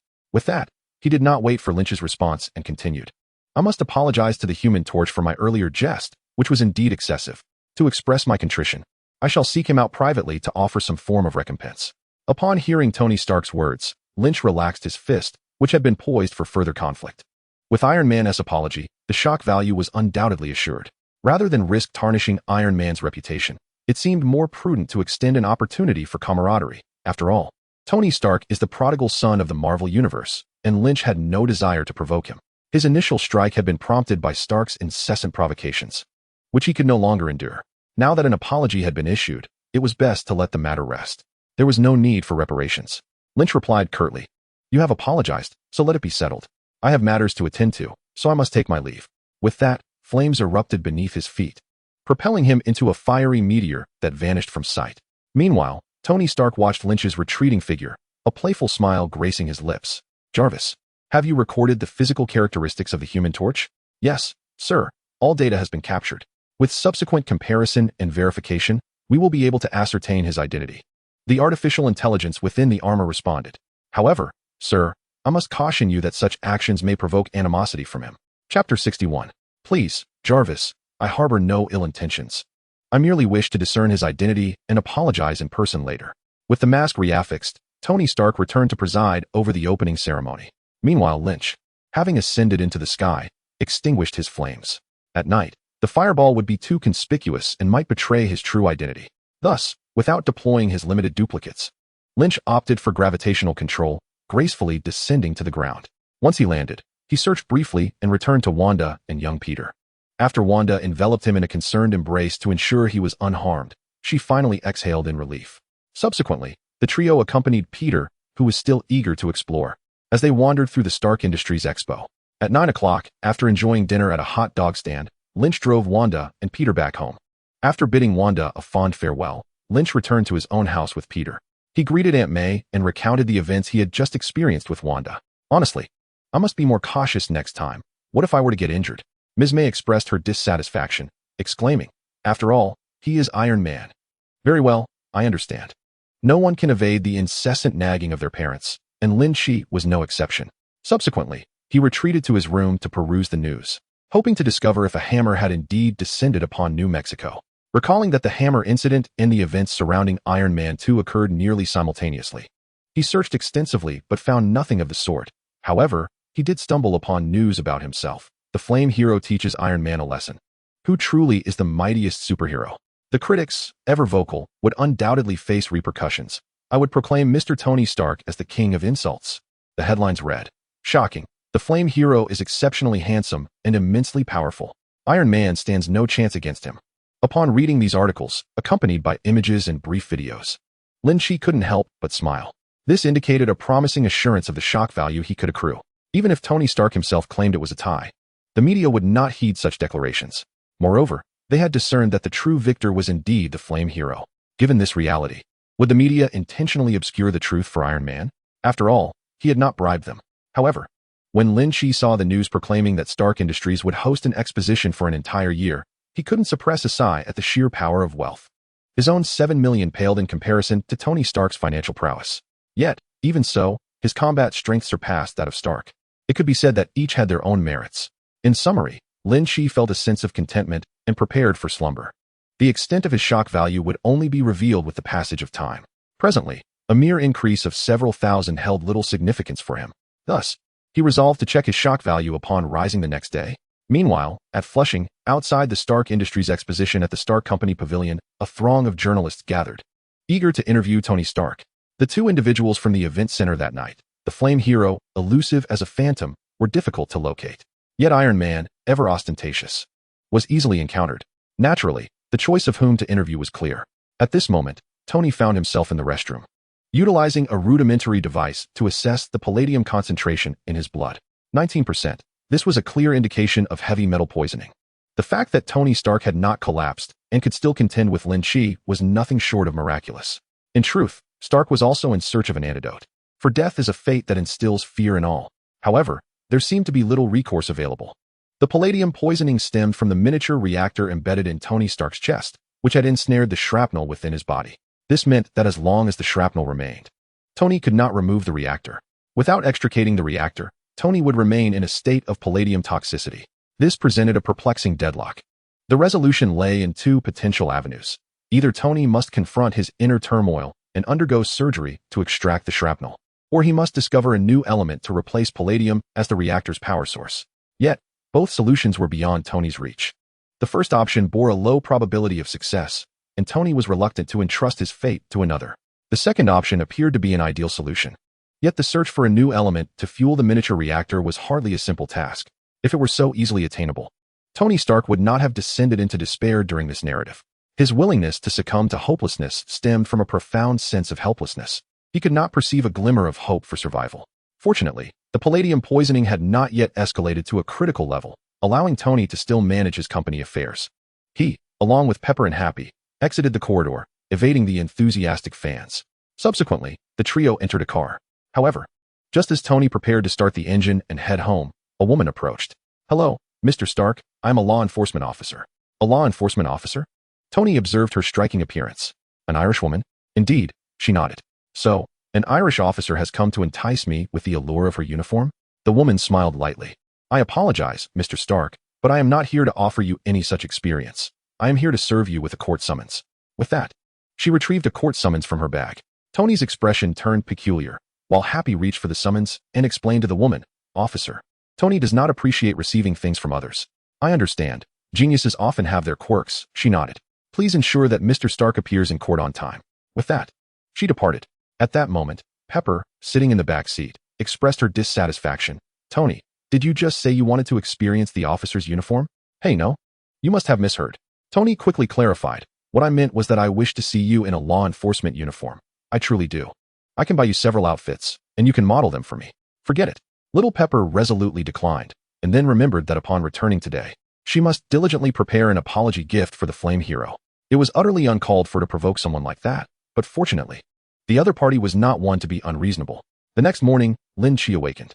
Instead of rising immediately, he lingered in bed, gazing at the shock value displayed on his screen. Shock value: 1, 870, 301. Yesterday, it was merely over 200,000, yet today it astonishingly surpassed 1 million. Indeed, it seems that only by stirring up events can one reap substantial rewards. At that moment, Lynch's phone rang. Upon picking it up, he was surprised to see it was a call from Nick Fury. After a moment's contemplation, he answered, inquiring how such a busy individual as the director of S.H.I.E.L.D. found time to contact them. "Flame Hero, let me be direct. We would like to request your assistance." "Assistance?" Lin Chi furrowed his brow, suspicion dawning in his mind. "What kind of assistance?" Nick Fury did not hold back, revealing, yesterday, a satellite descended from the sky near the charming town of Miracle, New Mexico. Lin Chi's eyes brightened, though his tone remained unchanged. "And the satellite resembles a hammer, and I suspect it may possess supernatural powers. Thus, we wish to enlist your help to investigate." Fury laid down the terms. "As long as you are willing to go and assist, the reward is $1 million. Remarkable. S.H.I.E.L.D. truly has deep pockets." Lin Chi did not hesitate, declaring, "The fire team accepts this mission." "I will consult with Payne to determine who among us will go," Lin Chi stated. "Please respond swiftly. Our team is set to depart today." After ending the call, Lin Chi excitedly sprang from his bed and executed a backflip in celebration. After such a long wait, the long-anticipated Thor incident was finally approaching. Surely, it would bring a significant windfall. Not only would he gain strength, but there was also ample money to be earned. Such an opportunity was simply irresistible. Presently, Lin Chi and Payne's relationship with S.H.I.E.L.D. operated in a contractual manner. As long as payment was provided and they were interested, the venture would proceed, much like the Thor incident. However, reflecting on it now, Lin Chi glanced at his attributes. Host: Lin Chi, Lin Parker. Attributes: Strength 60, Speed 60. Stamina 200, Mental Power 60. Skills: Earth-Shattering Star, Gravitational Control, Limited Cloning, Flame Manipulation, Dual Focus, Divine Destruction. His combat skills were adequate, but he noted that his physical attributes still left something to be desired. Without hesitation, Lin Chi began to enhance his attributes, allocating an additional 40 points each to Strength, Speed, Stamina, and Mental Power, expending a total of 120,000 shock points. Thus, his attributes became attributes: Strength 100, Speed 100, Stamina 200, Mental Power 100. With approximately 60,000 shock points remaining, further enhancement of his attributes seemed futile, as any increase beyond 100 would cost 5,000 shock points per point. Therefore, it was more prudent to conserve his shock points until he amassed 20 million, at which point he could invest in the Genesis Progress Bar for the Earth Explosion Star. He held a particular fondness for the Rinnegan. Having completed this, Lin Chi retrieved his phone and called Nick Fury. Payne would be going to assist, but Lin Chi would not be joining. He already had prior engagements for the holiday. All right, came Nick Fury's voice, slightly squinting, instructing Payne to come directly to the Trident Tower before 10 in the morning. After ending the call, Nick Fury took a sip of coffee, while his deputy, Maria Hill, inquired, "Are you truly not considering bringing him into the agency?" Nick Fury shook his head, remarking that such a person would not respond to coercion. He had already turned them down, unless forced. However, such coercion would likely lead to an irreparable rift, a situation they wished to avoid. Thus, their ability to be motivated by financial incentives sufficed. Of course, the matter of the Superman alliance also needed addressing. For now, Payne could be set aside, but the Human Torch appeared to be a promising candidate. Should we allocate 100,000 for Payne to accompany Coulson to New Mexico? Agent Hill pondered, feeling unsettled. The funds of S.H.I.E.L.D. were hard-won from the United Nations, and today felt like a waste. Yes, Hill considered it a waste, merely to investigate a hammer that had fallen from the sky. Did they really need to send Payne? Yet, Nick Fury's gaze sharpened as he stated, "Agent Hill, please remember that I am the director. If I deem it necessary, then it is." Although his words were delivered in an unremarkable tone, they compelled Hill to lower her gaze. "Very well, Director, my apologies." In truth, she had a premonition that the incident surrounding the fallen hammer would not unfold smoothly. Nick Fury elaborated, likening it to their recent spate of misfortunes. "All right, notify Agent Coulson to prepare for departure." Meanwhile, after having breakfast, Lynch divided his limited clones. The Deva path Payne manifested, and this time, Lynch bestowed upon him not only the Earth Explosion Star and gravity manipulation, but also the Shinra Tensei.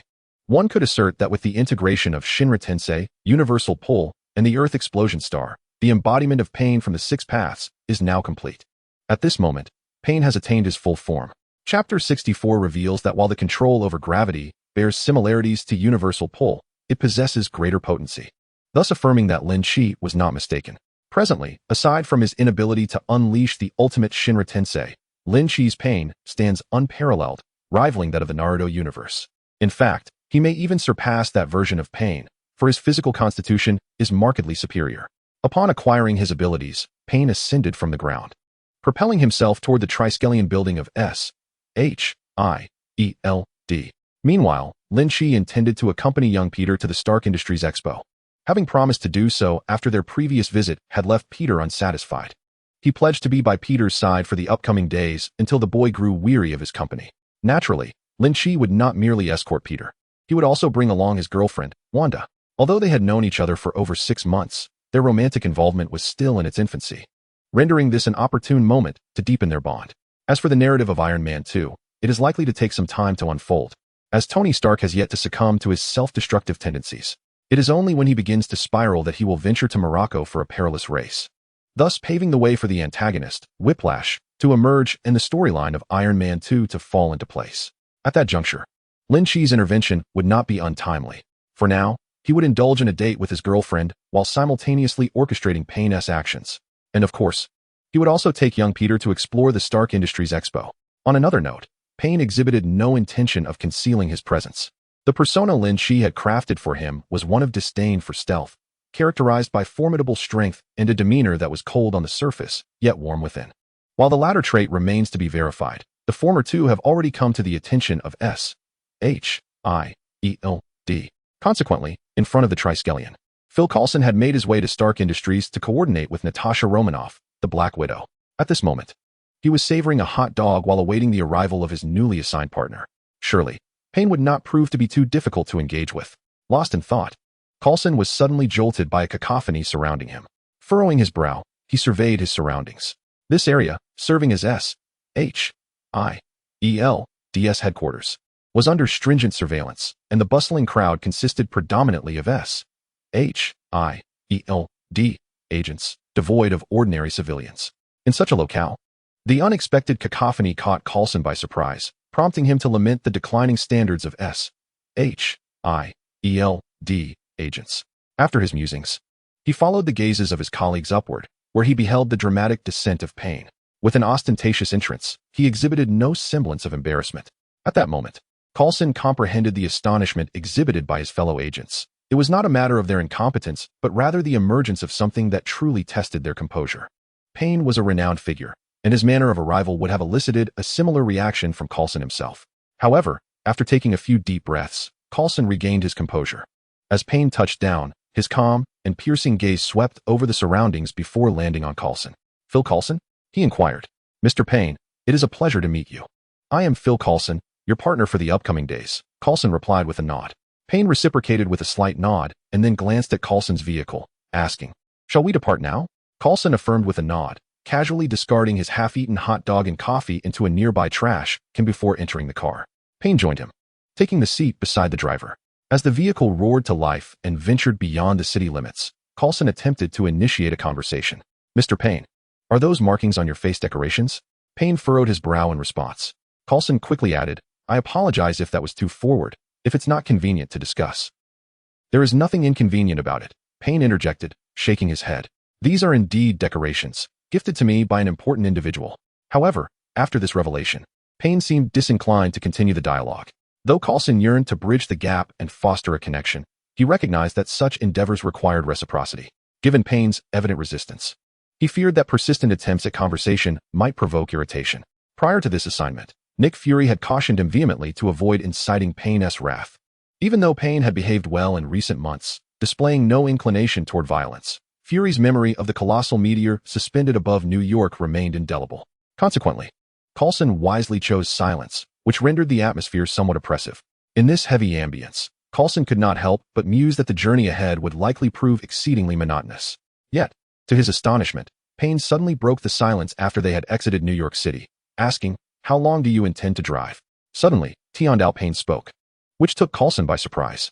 In his past experiences, whenever the other party was willing to speak, it invariably signaled progress. Thus, Coulson promptly replied, "I should arrive in New Mexico around 5 or 6 in the afternoon." He assumed that Payne was inquiring about the estimated time of arrival.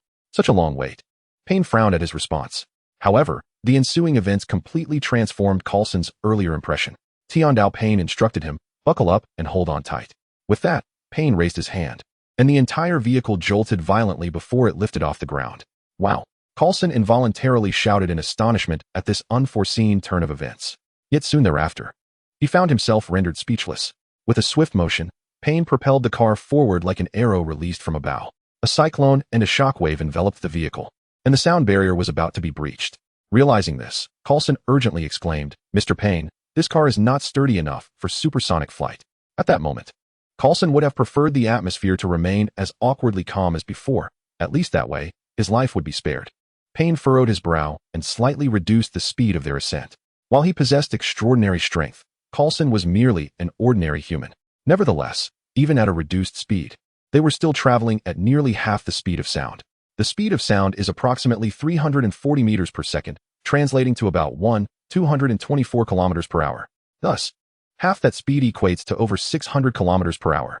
At such velocity, not only a car, but even a race car would struggle to reach that pace. Indeed, few aircraft could match it. Consequently, while the car remained intact, its occupants were in peril. Approximately 2 hours later, near the enchanting town in New Mexico, a vehicle descended from the sky.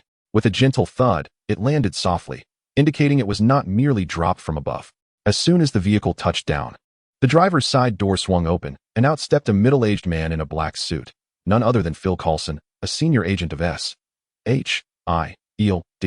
At that moment, Coulson knelt on the ground, battling nausea and a strong urge to vomit, symptoms reminiscent of motion sickness. Yet he was not merely feeling ill. He grasped at the earth beneath him, seemingly elated to once again behold solid ground. "Please don't be sick. You've already expelled your breakfast," came a voice. Meanwhile, from the passenger seat emerged a stern man with orange hair styled like a hedgehog, clad in a black robe adorned with red clouds. Indeed, it was Payne. On the road, having already vomited several times, one would expect to have acclimatized by now. After speaking, Payne glanced around and noticed the sign for the town. Old Bridgetown. I had always believed this quaint settlement was called Charming Wonderland. Chapter 66. Lynch, who was manipulating Payne, felt somewhat embarrassed. He truly thought the town's name was Charming Wonderland. At that moment, Phil Coulson had nearly recovered.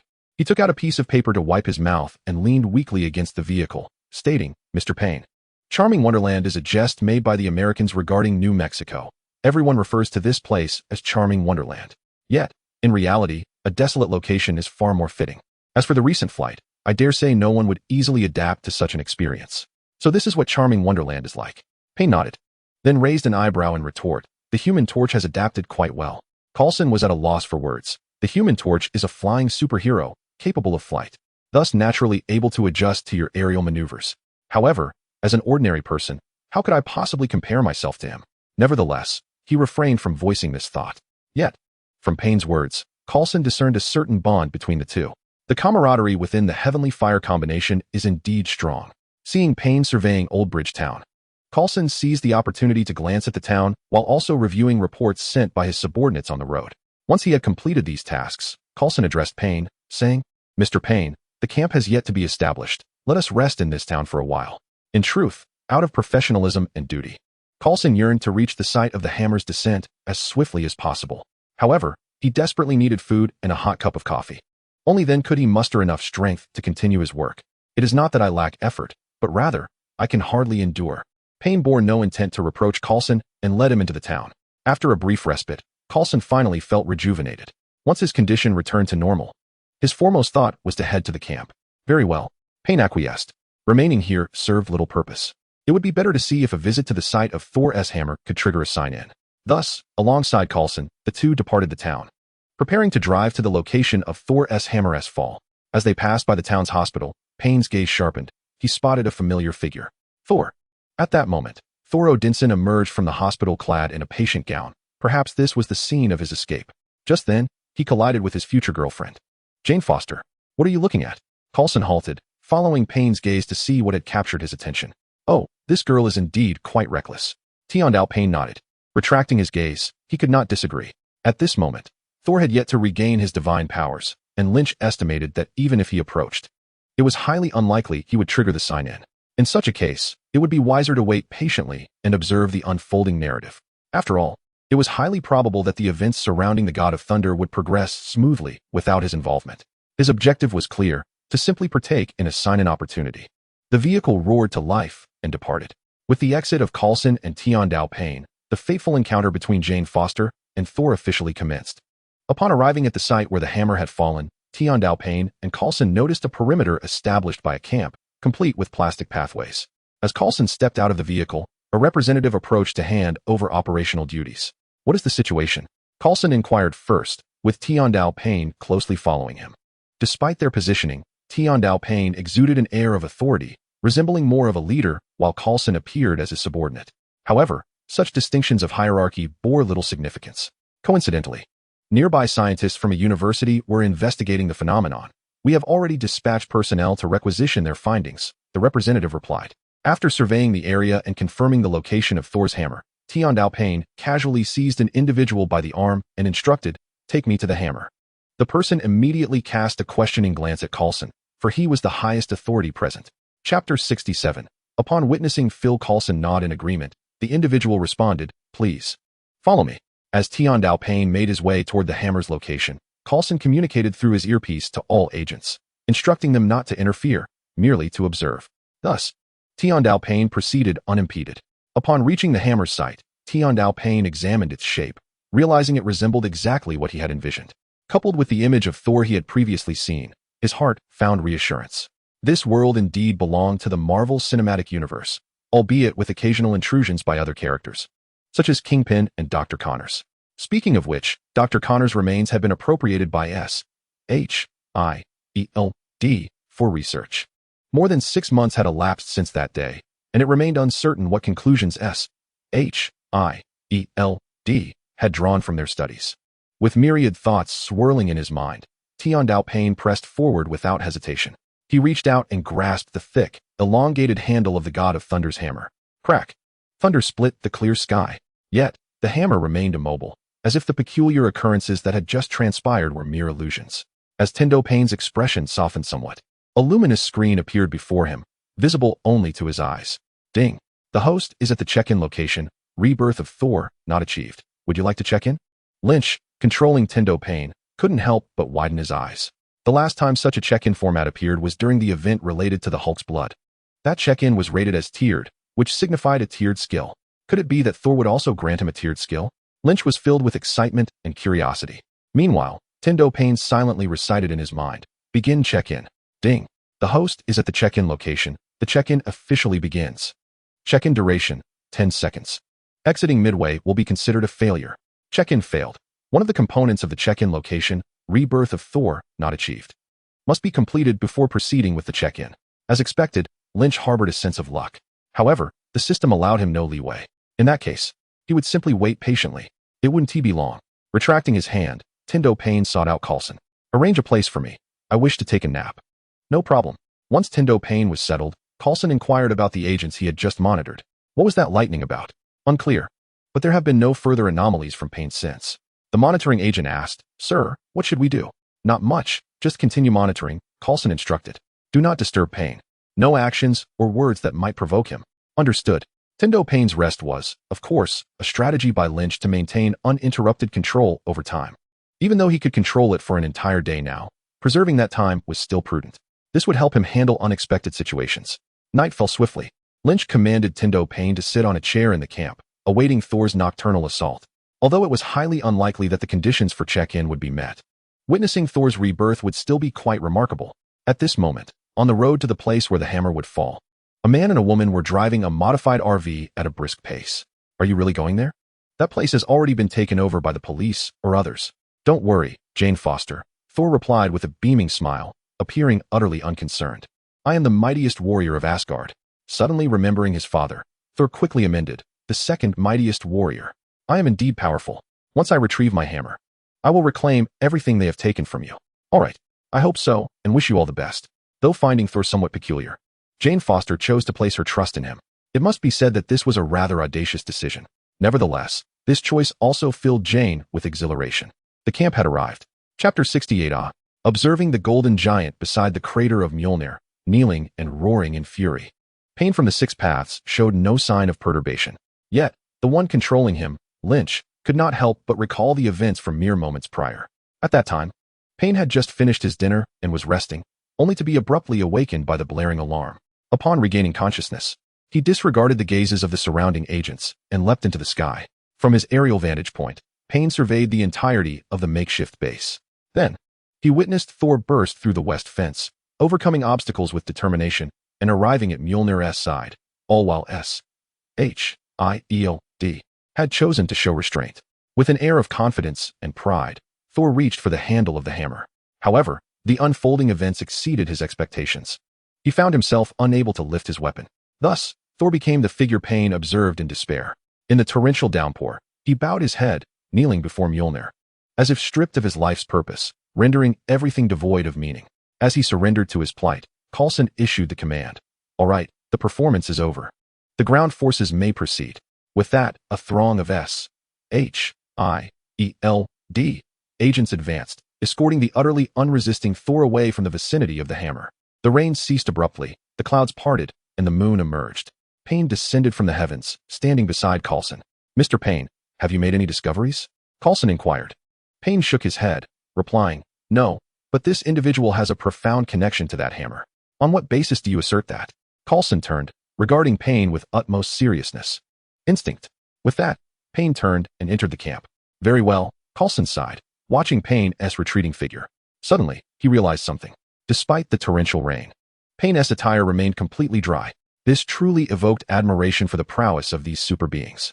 Reflecting on this, Coulson involuntarily pondered, could this golden-haired man also be a superhuman?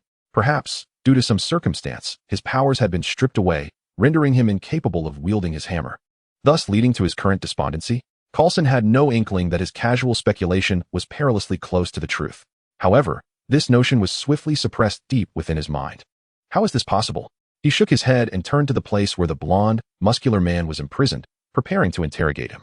At that moment, a figure clad in black attire, adorned with a two-horned metallic helmet, deftly circumvented all surveillance and personnel within the S.H.I.E.L.D. camp, arriving at the location of Thor's hammer. Thud. Tian Dao Pain furrowed his brow, turning to gaze at the hammer, only to witness Loki attempting to lift it. Wait. Isn't Loki adept at illusionary arts? How could he be visible to me? Upon reflection, and after glancing at the attributes panel, Lynch began to piece together some answers. Undoubtedly, it pertained to the attribute of mental strength. Lynch possessed a mental strength of 100 points, tenfold that of an ordinary person. Such formidable mental prowess, even without the practice of secret arts, enabled him to perceive things beyond the ken of the average individual. Tian Dao Pain's form had perfectly inherited Lynch's body, allowing him to sense Loki beneath the veil of illusion. However, upon encountering Loki's probing gaze, Tian Dao Pain feigned ignorance and withdrew his sight. Lynch did not wish to disrupt the current narrative momentum. He desired the plot to unfold further. ultimately leading to his successful sign-in. Thus, he refrained from complicating matters. Had he known he could see Loki, he would not have turned back just now. Perhaps this is what is meant by the necessity of cooperation in performance. I shall endeavor to play my part. For the sake of the sign-in, Lynch was resolute. Chapter 69. The ensuing events naturally involved Coulson interrogating Thor, who remained unresponsive, until Loki arrived to deliver a psychological blow, revealing that their father had perished and their mother was utterly disappointed in him. This marked the beginning of Thor's resurrection. Subsequently, Loki glanced at Tian Dao-Pain, deeming it impossible for this human to notice him, and then departed. It is worth noting that this scene was quite amusing. Tian Dao-Pain sat in a recliner, watching television, while Loki frolicked before him, gesturing in various ways. Tian Dao-Pain frowned, as Loki obstructed his view of the screen.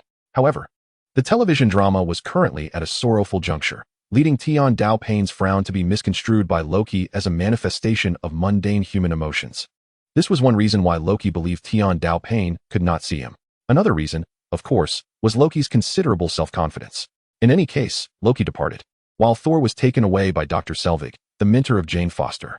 This was a deliberate act by Coulson, who intended to cast a wide net in hopes of uncovering the deeper mysteries that lay hidden beneath the surface.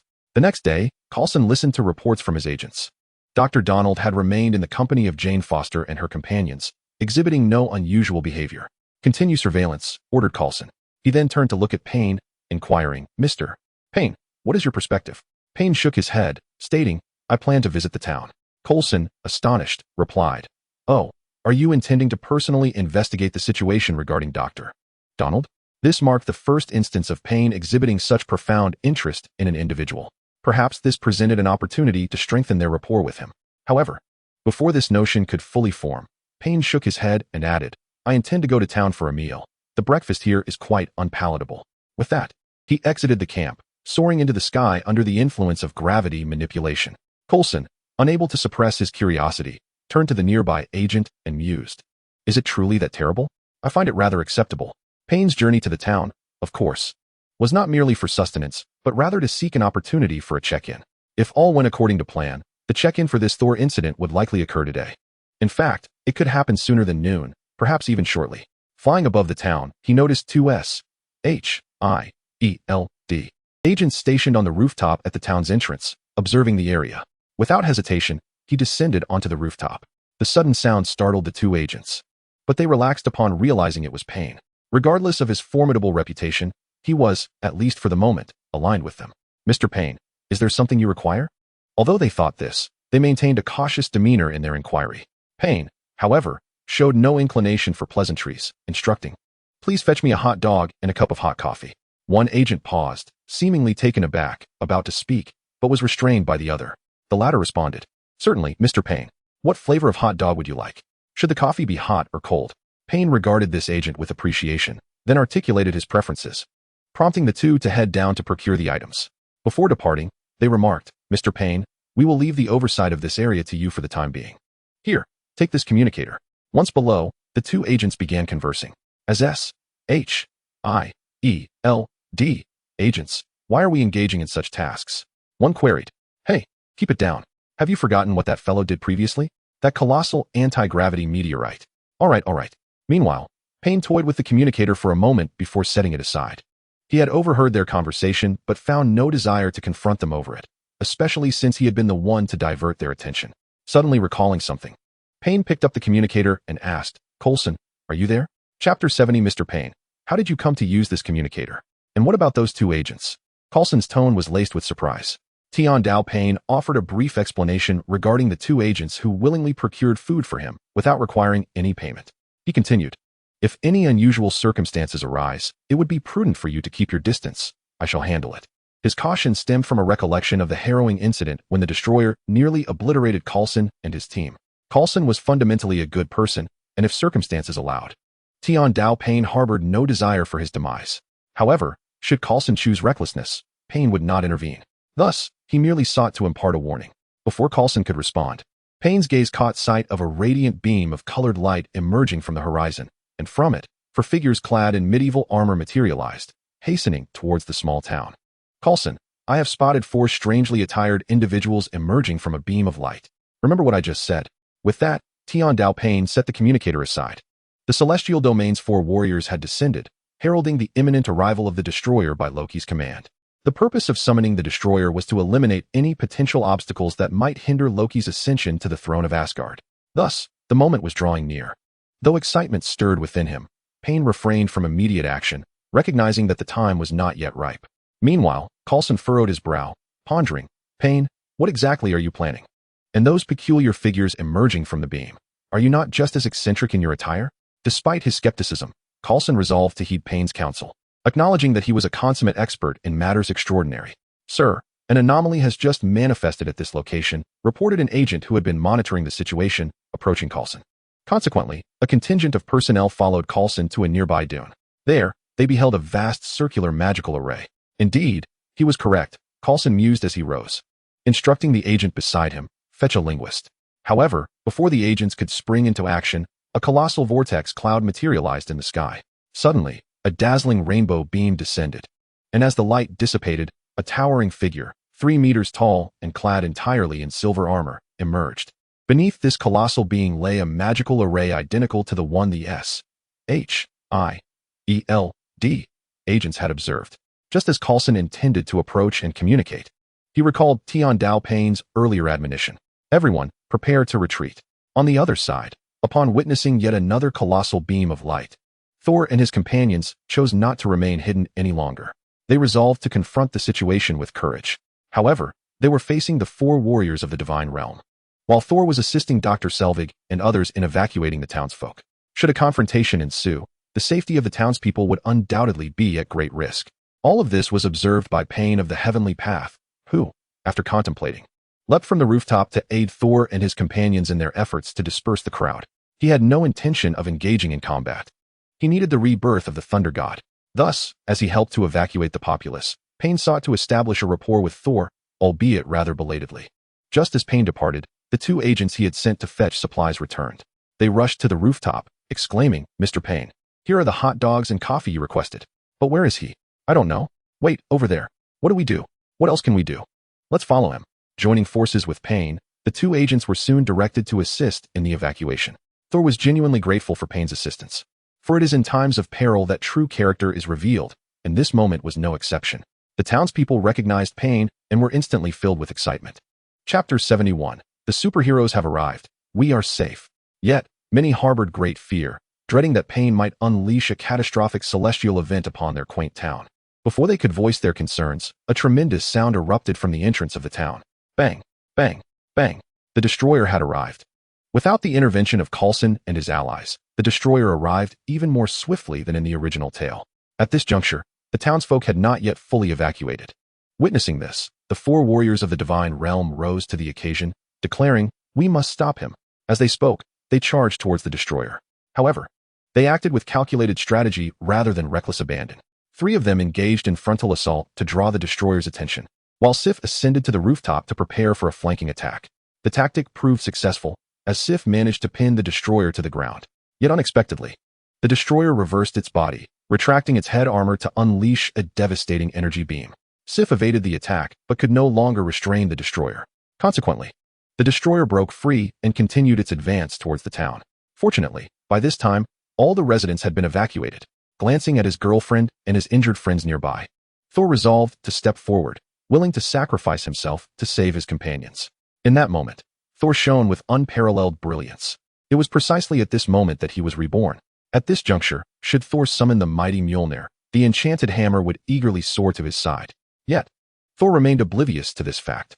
Stepping forward towards the towering destroyer, Thor appeared entirely devoid of fear. Under Loki's manipulation, the destroyer stood before Thor, seemingly anticipating his next move. "Brother, regardless of my past transgressions against you, regardless of the actions that led us to this moment, I am truly remorseful. However, these innocents are blameless. Their demise will not serve your interests. Therefore, take my life. Put an end to this." "No." Jane Foster gazed in disbelief as the scene unfolded, recalling how they had only solidified their bond that very morning. The 4 warriors of Asgard stood frozen in place, acutely aware of the profound changes occurring within Thor. The more resolute Thor became, the more contempt they felt for Loki, the wretched schemer, who would show no mercy. The Asgardian warriors were not mistaken. Loki indeed harbored no intention of sparing Thor. Yet, compelled by Thor's words, he resolved to spare the others. Among the multitude present, only Thor posed a genuine threat to his throne. The rest were merely collateral. With this in mind, Loki, wielding the destroyer, unleashed a powerful punch that sent Thor flying several meters away. Thud! Colliding with the ground, Thor lay motionless. Such force would have surely been fatal for an ordinary man. And at this moment, Thor was merely an ordinary man. However, in that instant, the distant hammer of the thunder god began to tremble. Unconscious on the ground, Thor instinctively reached out, grasping at the air. Responding to the call, Mjolnir took flight, hurtling towards Thor's location. Crack! With the sound of thunder, the hammer was seized by Thor, and in a dazzling display of transformation, the thunder god was truly reborn. At this moment, Pain from the Six Paths did not hesitate. He stepped forward. Wait, that thunder god over there. Approaching Thor, he gazed eagerly at the hammer in Thor's grasp and inquired, "May I touch your hammer? While you hold it, may I have a moment to feel it?" Concerned that Thor might misconstrue his intentions, Pain phrased it carefully. Thor furrowed his brow. "You were just in the midst of saving someone, so I suppose I can allow you to touch my hammer. However, the situation has taken a turn for the worse. I must engage in battle immediately." Chapter 72. You, an ordinary person, should step aside and wait for the conflict to conclude. Before Thor could finish his sentence, the celestial Pain interrupted him, saying, "Are you concerned that the armored giant might interfere with us? Do not worry." As he spoke, the celestial Pain extended his hand toward Thor's Mjolnir while simultaneously raising his hand toward the destroyer. Universal pull, he uttered softly. The gravitational control activated, and an immense force emanated from the palm of the celestial Pain, ensnaring the destroyer and drawing it closer. Thor's mouth fell agape in disbelief. This is impossible. In Asgard, atop the throne of the royal palace, Loki abruptly rose. His countenance darkened as he attempted to regain control of the destroyer, striving to break free from the celestial Pain's gravitational hold. Yet at that moment, the celestial Pain had already lifted the destroyer with one hand. With his palm pressed against the destroyer's chest, the celestial Pain continued, "Heavenly destruction." Boom! The gravity instantaneously transformed into repulsion. A tremendous force erupted, propelling the destroyer far away. In that moment, all present were astounded. The four valiant warriors of the divine realm stared in disbelief at the celestial Pain, as did Jane Foster and her companions. Even Thor, now restored as the god of thunder, widened his eyes in astonishment. In his surprise, Thor did not prevent the celestial Pain from touching his hammer. Ding! Host is at the sign-in location, rebirth of the god of thunder, Mjolnir. Would you like to sign in? Yes. Lynch, controlling the celestial Pain, responded without hesitation. Ding! Host is at the sign-in location. Sign-in has officially commenced. Sign-in duration, 10 seconds. Exiting midway will be considered a failure. 10, 9, 8, 7, 6. The destroyer rose, its hollow eyes fixated on this direction. Then it charged forward. 5, 4, 3, 2, 1. Ding! Congratulations, host. Sign-in successful. Rating. Level. Sign-in reward. All attributes enhanced. Skill extraction. Level. Once, indeed, it is level. Lynch was filled with joy and immediately commanded the celestial Pain to withdraw its hand from Mjolnir. Upon witnessing this, Thor cast a peculiar glance at Lynch before dashing toward the destroyer. While Thor engaged in battle, Lynch, controlling the celestial Pain, silently recited in his heart, "Extract skills immediately. Extracting, please wait. Extraction successful. Congratulations, host. You have obtained level skill. Divine Might. Skill introduction. The ability to lock onto a target with a single eye, absorbing objects into an alternate dimension. During the absorption process, the eye focuses intently on the object, causing the surrounding space to warp. The practitioner's control over this technique determines the degree of distortion and its intensity.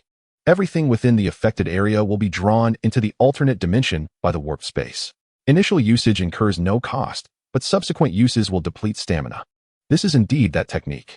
Lynch couldn't help but recall Obito's almost godlike ability, as well as Kakashi's instance of severing Deidara's arm through spatial distortion. Moreover, the Marvel Universe also presents examples of spatial attacks, such as the portals of Kamar-Taj and the gates that open and close with the Bifrost. To be frank, this form of spatial assault is remarkably formidable. No matter how resilient an object may be, it can be cleaved asunder by spatial forces. Even a being as powerful as Thanos' minion can have his hand effortlessly severed by such a portal. In the narrative of Thor, Ragnarok, when Thor summoned a colossal dragon, the creature was decapitated in an instant as the Bifrost closed. Thus, could this spatial attack contend with the destroyer? The destroyer is a treasure forged by Odin from countless artifacts, specifically designed to guard Asgard's vault. Not only can it unleash devastating energy beams, but its body is also incredibly resilient, impervious to most forms of damage. Can such a formidable entity be vanquished by spatial attacks? With lingering doubts, Lynch resolved to test it immediately. After all, there was a free trial available. To forego it would be a waste. Therefore, Pain of the Six Paths directed his gaze towards the two combatants engaged in fierce melee and called out to Thor, God of Thunder, step aside. Upon hearing Pain's command, Thor hesitated for a moment, then promptly moved aside. He had not forgotten Pain's earlier attempt to subdue the destroyer. With Thor out of the way, Pain fixed his eyes on the destroyer and softly intoned, Godly Might. Chapter 73. After reclaiming the mantle of the God of Thunder, Thor's approach to combat underwent a transformation. Once, he charged headlong into battle, relying solely on his immense strength and thunderous might to overwhelm his foes. However, he has now begun to probe his adversaries, discerning their offensive strategies. Consequently, Thor initiated his attacks with punches and kicks, occasionally punctuated by strikes from Mjolnir. Bang, bang, bang. The destroyer found itself utterly defenseless against Thor's rapid onslaught, its form sent hurtling through the air, rendered passive. Yet, despite Thor's apparent dominance, he had not inflicted significant damage upon the destroyer, as evidenced by its surface remaining as smooth as new. Nevertheless, Thor had proven himself capable of controlling the battlefield. At this moment, he stepped aside, leaving the airborne destroyer firmly within Pain's line of sight. Witnessing this situation, the formidable Pain did not hesitate for a moment. Shinra Tensei. His eyes transformed into the peculiar red and black triangular form of the Rinnegan. At that instant, the triangle began to spin rapidly. A peculiar sound resonated around the destroyer. And then everyone beheld the astonishing sight of the destroyer beginning to warp. No, it was not merely the destroyer. The entire space around it commenced a distortion. The epicenter of this distortion fixated upon the destroyer's chest, the very core of its energy. If that core were to be obliterated, the destroyer would inevitably meet its demise.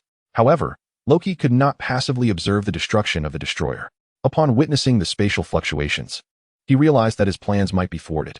Yet, he was unwilling to yield. He maneuvered the destroyer to evade, striving to avoid the impending assault and to further his grand scheme. Alas, with no leverage and the sight locked upon him, the destroyer could not escape the clutches of the warped zone. Thus, a sharp crack echoed as the destroyer fell to the ground, one of its legs vanishing without a trace. In this critical moment, Loki managed to direct the destroyer to sidestep the distortion, suffering only the loss of a leg. The severed thigh bore a clean cut, as if it had been sliced by an exceptionally sharp blade. Yet, no such blade existed on Earth, for it was a product of the warped space, the blade of space. Upon witnessing the destroyer's loss of a leg, Thor was filled with elation and swiftly launched an attack. Moreover, he conjured an immense power. He swung his hammer, soaring into the sky. As the tempest generated by it engulfed nearly half the town, reminiscent of a colossal tornado passing through, vehicles and debris were drawn into the air, and even the destroyer, precariously standing on one leg, was swept upwards. However, even aloft, the destroyer remained capable of striking back. Its faceplate opened, unleashing a searing beam. This time, Thor did not shy away. Gripping Mjolnir, he faced the scorching ray head-on, resolutely confronting the destroyer. You'd best take cover. Observing this scene, Lynch recalled Thor's previous encounters with the destroyer and promptly warned others. Under Pain's formidable guidance, they complied without hesitation. Then, they witnessed Thor charging towards the destroyer, one ascending, the other descending. The clash erupted with the force of colliding meteors. Boom! A formidable shockwave swept through everything, and the townsfolk began to comprehend the reasoning behind Pain's insistence that they drop to the ground. However, just as they started to perceive Pain as a benevolent figure, his actions incited their ire. Pain raised his hands, directing them toward the shockwave. With a whoosh, a repulsive force expanded outward, perfectly countering the shockwave. It was evident that Lynch possessed immense power. Upon acquiring the Rinnegan, he had mastered the ability of repulsion. Hence, it was at this moment that Deva Pain was able to perform such a feat, yet this action only fueled the anger of others. The fiery-tempered warrior Sif directly challenged him, demanding, if you can deflect the shockwave, then why did you insist we lie down? Are you mocking us?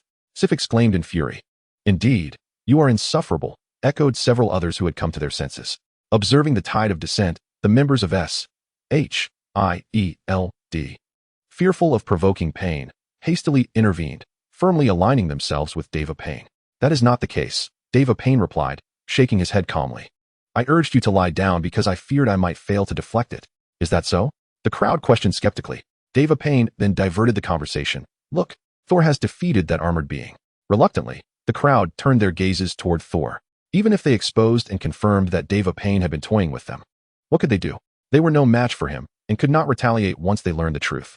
Thus, the wisest course of action was to pretend the incident had never occurred. Of course, this was the choice of the astute, such as Dr. Selvig, Jane Foster, and Sif. Meanwhile, the less discerning individuals were easily misled by Deva Pain, like Daisy and the other three warriors from the Divine Realm. Ultimately, all eyes turned to Thor and the fallen destroyer. At that moment, the bright flames within the destroyer had extinguished, yet aside from the legs severed by the divine might, its exterior remained intact. This led Lynch to ponder whether Odin had implanted a directive within the destroyer, causing it to automatically shut down upon sensing the power of Thor. Such an explanation would account for how Thor managed to defeat the destroyer without damaging its shell.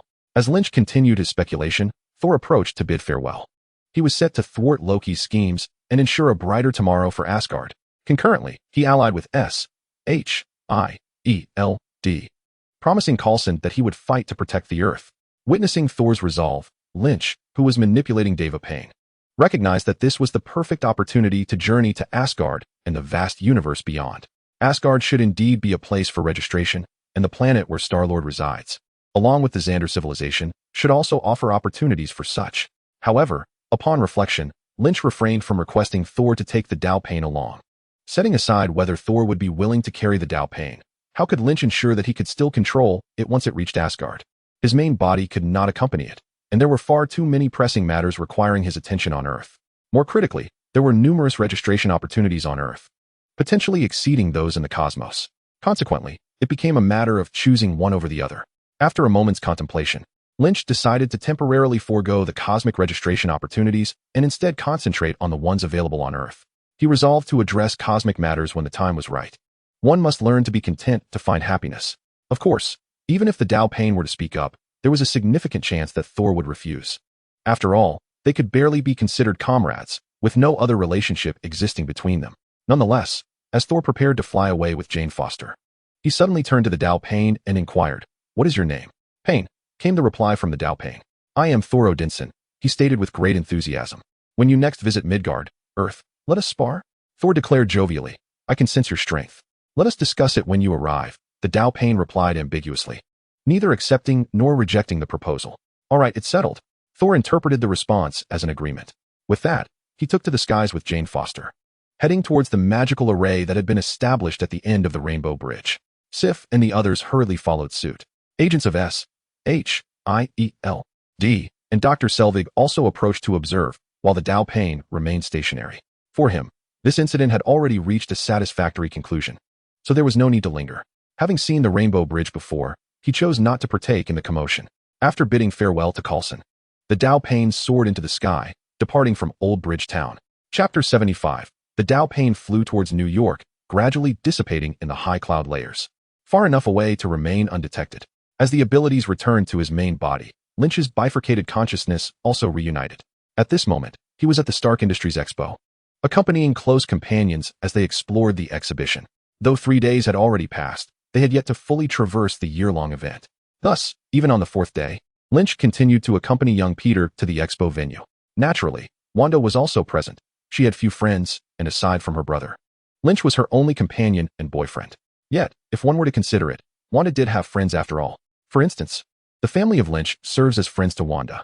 However, what is friendship now may blossom into family in the future. Thus, Wanda will seize every opportunity to deepen her bond with Lynch and young Peter. At this moment, having regained his awareness, Lynch wholeheartedly dedicates himself to accompanying his girlfriend and brother at the expo. The events of the past few days have reached Lynch through the news. Tony Stark's appearance at the Washington court has become a spectacle, as he mocks and ridicules the government and arms dealer Justin Hammer. Yet, one cannot merely label it as mockery. Stark simply unveils the truths surrounding Hammer and his company. Following this narrative arc, the storyline should soon transition to Morocco, where the antagonist Whiplash makes his debut. In Lynch's perspective, there ought to be an opportunity for signing in there. Initially, he intended for Chala to sign in upon his return. However, the troubling reality is that no news of Tony Stark heading to Morocco has emerged in the past 2 days. Expired sign-in locations can be retroactively signed, yet those that have not been achieved cannot be preemptively checked in. Hence, today, Lynch can only allow Chala to dissipate directly on his way back. After spending another day at the expo, on their way home, Wanda leans against Lynch and softly inquires, "Lynch, can we skip the expo tomorrow?" Before she can finish her thought, Lynch interjects, "No problem. I'm already tired of it after 4 consecutive days.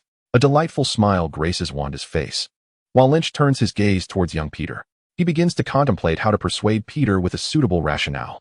After escorting Wanda home, Lynch takes Peter back to his residence. However, to his astonishment, 2 unexpected guests have arrived, Tony Stark and his bodyguard Happy. At this moment, Tony Stark sits listlessly on the sofa, while bodyguard Happy engages in a lively conversation with Aunt May. What on earth is happening? Lynch exclaims, his astonishment unmasked as he leads Peter inside. Tony Stark, Iron Man, Peter exclaims, immediately releasing Lynch and rushing towards Tony. Stark, in turn, embraces Peter with a gentle smile. Evidently fond of children. Ruffling Peter's hair, he hands him over to May Parker and shifts his attention to Lynch. "Ah, you've finally returned," he remarks, stretching lazily as he rises. "Happy, you continue your chat. I'll have a word with this young lad." Happy observes Tony's gesture to lead Lynch out of the room, and, glancing at May's beaming face, promptly decides to comply with his boss's instructions. "Aunt May, I also wish to join the conversation with Mr. Stark." Little Peter gazed at Lynch's figure, his words brimming with envy. Aunt May shook her head, advising Mr. Stark has important matters to discuss with your brother. Do refrain from causing any disruptions. Though little Peter pouted, he ultimately complied and remained in the living room. Outside, Lynch withdrew the hand that Tony had placed upon his shoulder and, with a serious demeanor, inquired, "The illustrious Iron Man seeks a conversation with an ordinary individual. What could that possibly entail?" "Ordinary?" Tony Stark shook his head. "No, you are far from ordinary." Chapter 76. You are the Flame Hero. Huh. Upon hearing this, Lynch's instinct was to deny it. However, observing Tony Stark's earnest expression, he squinted, relinquishing his intent to argue. "How did you discern that?" "During our previous battle, I had Jarvis document the appearance of your attire beneath the flames, and after a process of elimination, I ultimately identified you." Tony Stark had no reservations, directly revealing the truth to Lynch. "However, the fact that you didn't even consider offering a rebuttal has thwarted many of my plans." "What plans?" Lynch asked, curiosity piqued. At that moment, he had relaxed, understanding that Tony Stark was not there to trouble him. As long as he grasped this, his worries dissipated. "I had envisioned that once you attempted to argue, I would present the evidence and leave you speechless," Tony Stark remarked, gesturing with his hands. "Much like how you confronted those senators and Justin Hammer?" Lynch recalled from the recent news broadcasts, where Tony's triumphant demeanor contrasted sharply with the dismay of Hammer and the senators, inadvertently voicing his thoughts. "Exactly." Tony Stark raised an eyebrow. "Kid, I find myself rather fond of you.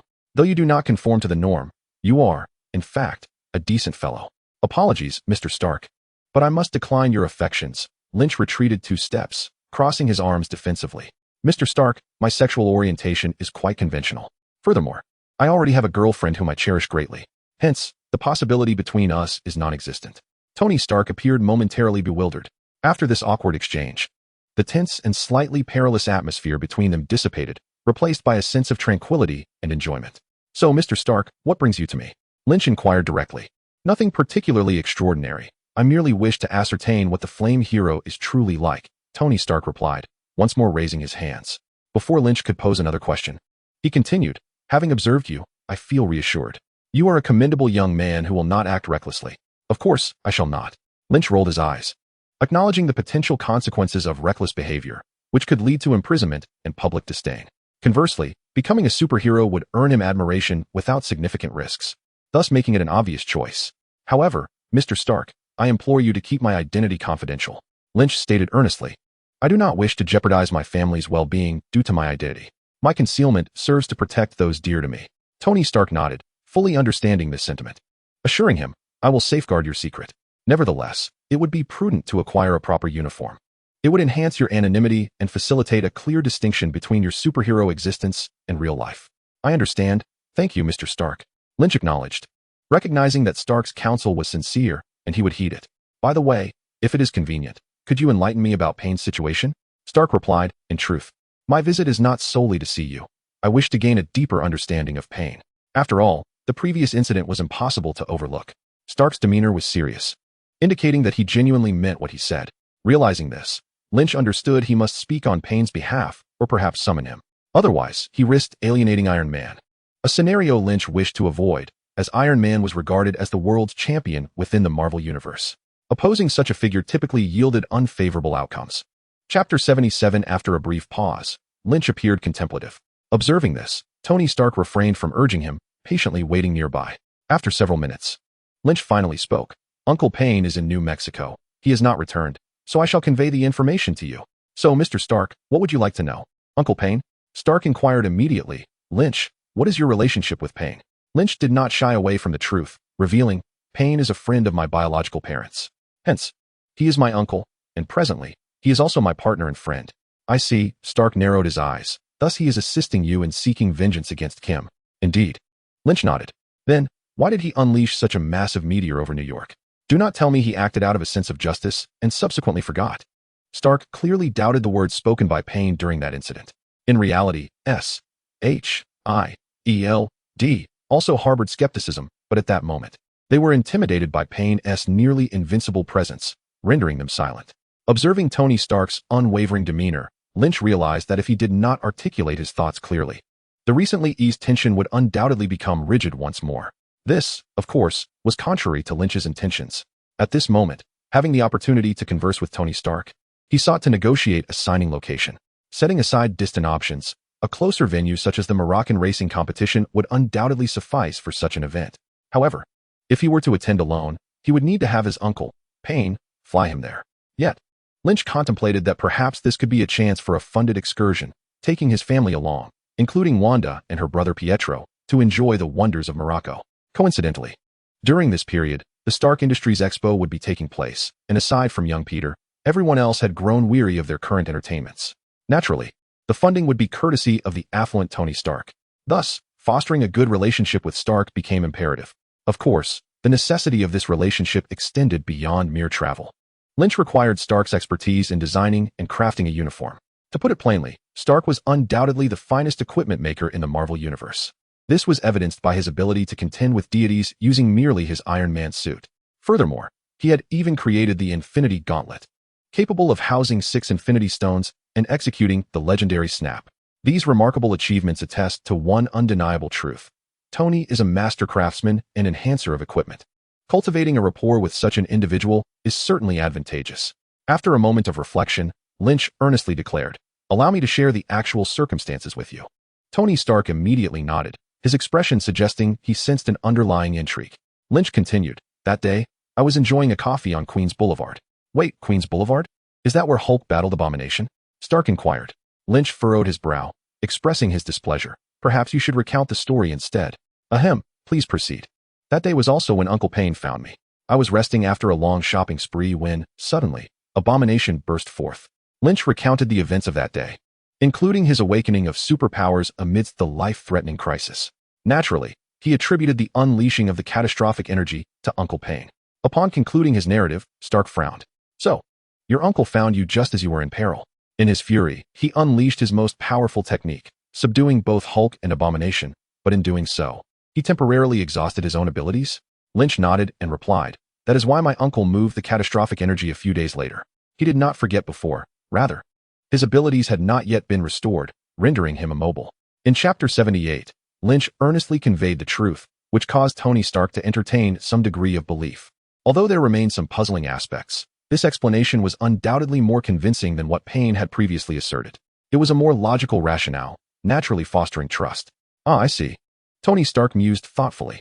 Moreover, he speculated that Payne, having committed such acts, must have felt a sense of guilt for causing harm to innocent people. Thus, as soon as he regained his abilities, he promptly moved the meteorite to alleviate the public's distress. Undoubtedly, Payne was also a good person, perhaps even possessing a character superior to his own. Upon hearing Tony Stark's remarks, Lynch blinked in apparent surprise, not having anticipated that Iron Man would possess such a vivid imagination. "However, Stark, from where had you acquired such erroneous information about your virtues? Your self-awareness seems rather lacking." Nevertheless, since Stark's imaginative musings leaned toward the positive, Lynch had no intention of correcting him. In fact, such imaginings could prove advantageous for Lynch. Observing Lynch's astonishment, yet lack of rebuttal, Tony Stark felt validated in his assumptions. Indeed, only individuals of noble character could comprehend the psyche of another virtuous soul. As their conversation continued, Tony Stark turned to Lynch and said, "Lynch, you must introduce me to your uncle. I believe we could become great friends." Lynch's lips twitched as he stifled a laugh, managing to suppress his amusement. "Very well, Mr. Stark." Noticing Lynch's demeanor, Tony Stark furrowed his brow. In his eyes, Lynch's behavior indicated some discomfort. "So even as the beloved Iron Man, I cannot simply charm my way through every situation?" It seems I must offer something of value. Tony Stark began to contemplate whether to provide the other party with some monetary compensation. However, considering that Lynch was the Human Torch and both of them appeared to possess high moral standards, he deemed offering money too pedestrian. Suddenly, a brilliant idea struck him, something beneficial for Lynch that would not be easily declined. Lynch, are you currently a high school student? Lynch shook his head. I have graduated from high school and will begin attending New York University after the summer break. Oh, New York University, quite impressive. Tony Stark remarked casually. So, you should have some free time soon, right? Here's an idea. In a couple of days, I plan to travel to Morocco, and I could bring your family along. What do you think? Morocco? Lynch's eyes sparkled with excitement. Just as he was about to suggest that Tony Stark take him along, Tony preemptively voiced the idea. The timing could not have been more perfect. Is there anything fun to do in Morocco? He inquired with a hint of enthusiasm. Observing this, Tony Stark couldn't help but smile inwardly, realizing that Lynch was still very much a child at heart. The racing competition will be held there, once the race concludes. I can arrange for you to take the wheel. That sounds fantastic. Thank you, Mr. Stark. Lynch beamed. Can I bring my girlfriend and my friends along? Absolutely. Bring as many people as you like. Tony Stark exclaimed, his demeanor exuding generosity. And no need to thank me. Consider this your introduction fee, as well as compensation for the previous matters. Lynch nodded appreciatively, adding, once Uncle Payne returns, I will have him reach out to you. Tony Stark was pleased with this arrangement. Great. Let us exchange contact information. Having achieved his goal, Tony prepared to take his leave. Before departing, he signed several items for young Peter, postcards, posters, Iron Man toy masks, and more. After Tony and Happy left, Lynch excitedly recounted his engaging conversation with Tony to Aunt May, sharing the news that Tony was willing to take their family on a trip to Morocco. Chapter 79. Regrettably, Aunt May, after some contemplation, decided against going. She still had work obligations. Despite Lynch possessing a considerable amount of disposable income, Aunt May was reluctant to rely on her child. Moreover, she was still young and capable of working hard. This left Lynch feeling disappointed, although he refrained from pressing the matter further. Later, when he shared this news with the Maximoff siblings, they expressed eagerness to join the trip. After all, they were still ordinary people and thrilled at the prospect of getting up close and personal with Iron Man. Of course, Wanda discreetly confided in Lynch that her heart truly belonged to the Human Torch. That night, Lynch called Tony to ascertain his address, subsequently sending Uncle Payne to meet with him. Given that Tony had a pleasant rapport with Lynch, Uncle Payne found their conversation equally amiable. This further solidified Tony's judgment. As for the Morocco trip, Tony extended an invitation to Uncle Payne. However, he declined, which left Tony slightly disappointed. Uncle Payne, of course, was not inclined to agree to the Morocco venture. To Lynch, the trip was not primarily about signing autographs. It was about enjoying the experience, traveling, and strengthening bonds with loved ones. If one's focus were divided, it would inevitably detract from the joy of the journey, something Lynch was determined to avoid. 2 days later, Lynch, accompanied by Wanda, young Peter, Pietro, and his girlfriend, arrived at the airport and boarded Tony Stark's private jet. The Principality of Morocco, a city-state situated in the southwestern part of Europe, is enveloped on 3 sides by France and bordered to the south by the Mediterranean Sea, covering an area of 202 square kilometers, of which 0.5 square kilometers has been reclaimed from the sea. Its climate is characterized as Mediterranean. The citizens of this nation predominantly engage in tourism, banking, insurance, philately, and gambling, with casinos and postage stamps being particularly notable.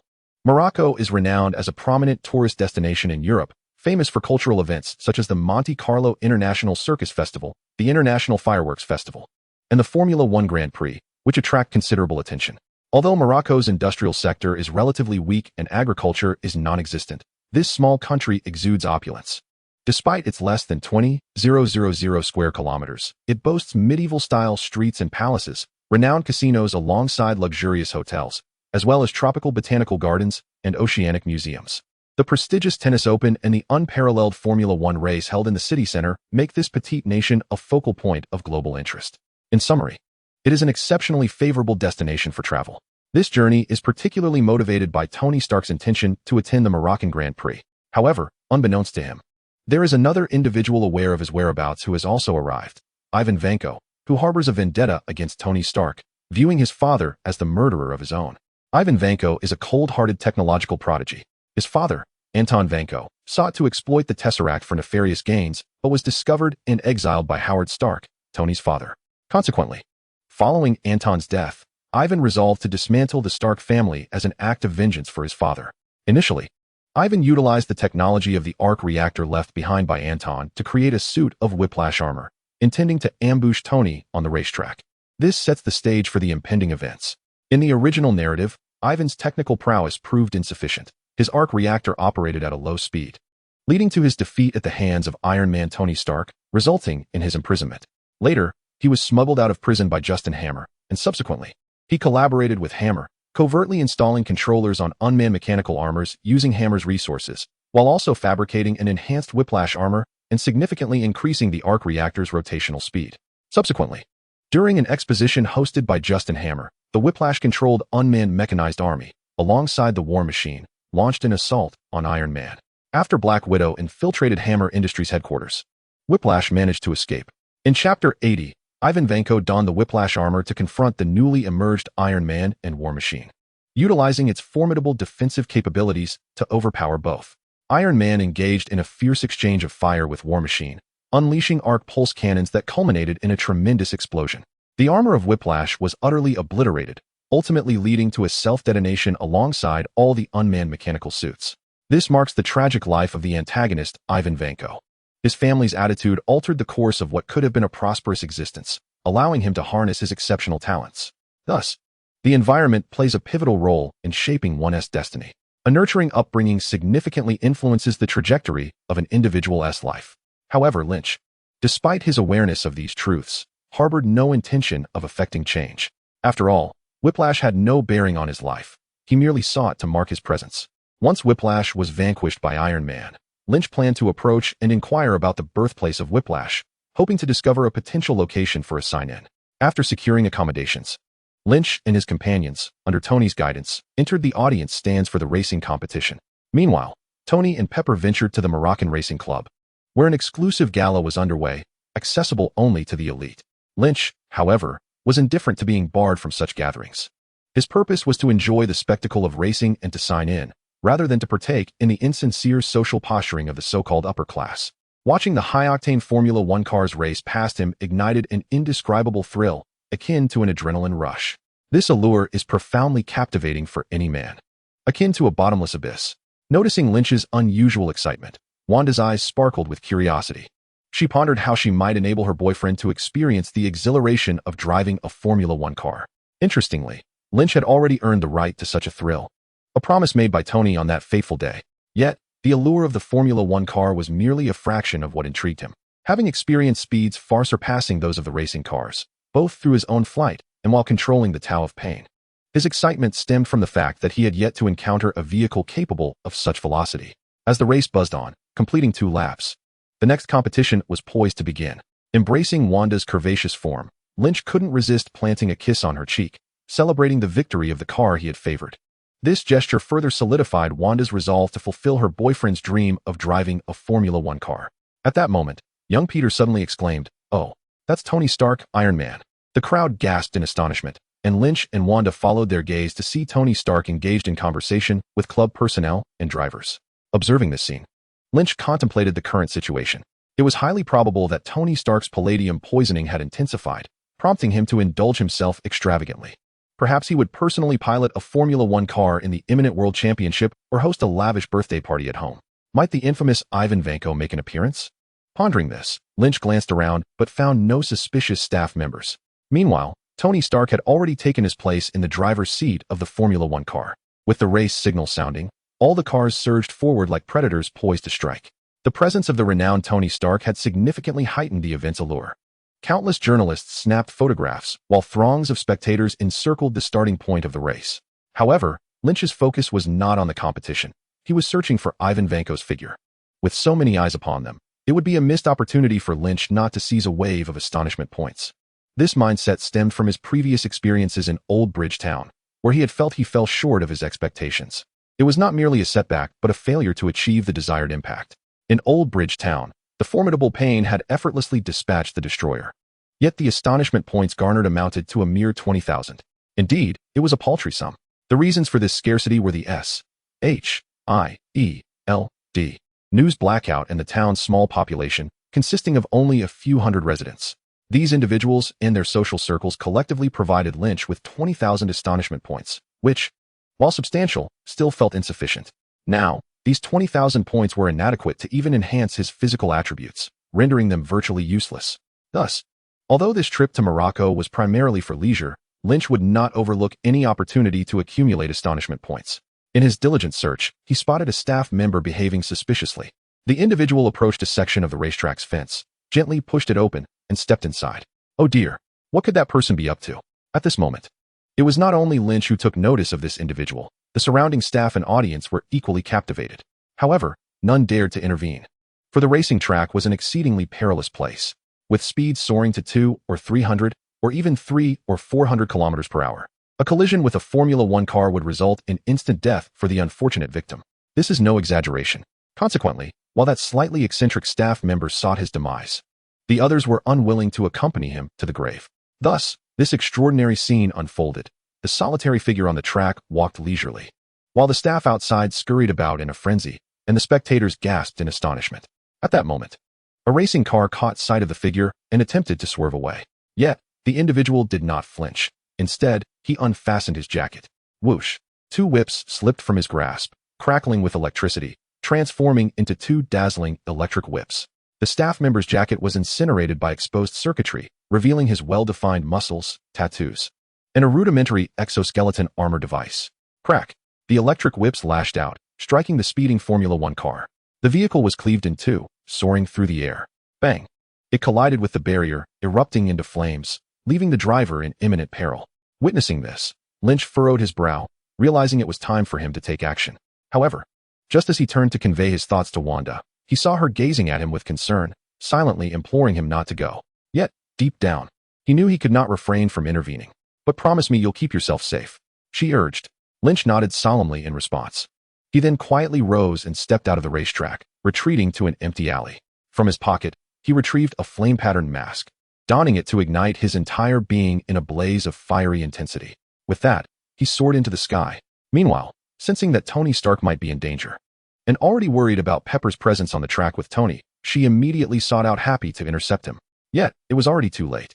In mere seconds, after toppling several cars, the whip-wielding Ivan Vanko turned his gaze toward the approaching blue Formula One car, its driver none other than Tony Stark himself. A smirk crept across Vanko's face as he continued his advance. Buzz. At this moment, Tony Stark was entirely focused on his driving. Racing was an exhilarating spectacle, not only for the audience but also for the drivers, who experienced an adrenaline rush like no other. Therefore, each driver must maintain unwavering concentration, without the slightest hint of distraction. Thus, upon spotting the electric whip-wielding figure in the middle of the track, a singular thought raced through Tony's mind. This is bad. Chapter 82. Crack! Ivan Vanko raised his hands high and then swung them down with great force. The 2 electrified whips, following his movement, traced a graceful arc. Yet their momentum was utterly terrifying. Tony Stark attempted to evade, but it was already too late. With a sound akin to a blade slicing through a straw man, the instant the electrified whips made contact with the Formula racing car, it was cleaved in 2 and soared into the air. Boom! Upon crashing against the edge of the track, the driver, Tony Stark, felt a daze enveloping him, a consequence of the impact. However, just as Ivan Vanko prepared to stride towards Tony, a sudden rush of high-speed whistling erupted behind him. Whoosh! Whoosh! Whoosh! Crack! Ivan Vanko was struck by a foot engulfed in flames, his makeshift armor detonating instantly, as if he had been hit by a speeding automobile, sending him flying. The crowd gasped in astonishment upon witnessing the figure who had sent the electrified whip-wielder tumbling. The Flame Hero. It was indeed the Flame Hero. Standing in the air, the Flame Hero was surrounded by flames, exuding an aura reminiscent of a sovereign of fire. At that moment, Tony Stark struggled out of the wreckage of his racing car and, upon seeing this spectacle, breathed a sigh of relief. Thank you. Although he wished to indulge himself, Tony did not wish to forfeit his life. His birthday celebration had yet to commence, and he had yet to utter the words "I love you" to Pepper. Thus, he had no intention of dying. The appearance of the Flame Hero brought him a sense of tranquility. Simultaneously, he felt that bringing Lynch and the others was indeed a sagacious decision.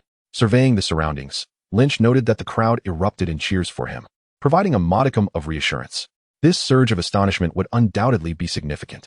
Without hesitation, he charged towards the whips, aiming to dismantle the energy core and subdue Vanko entirely. As for why he wouldn't eliminate Vanko to eradicate future threats, such an action was out of the question. Have you ever seen a pig farmer slaughtering a pig without first fattening it up? Except for piglets, of course.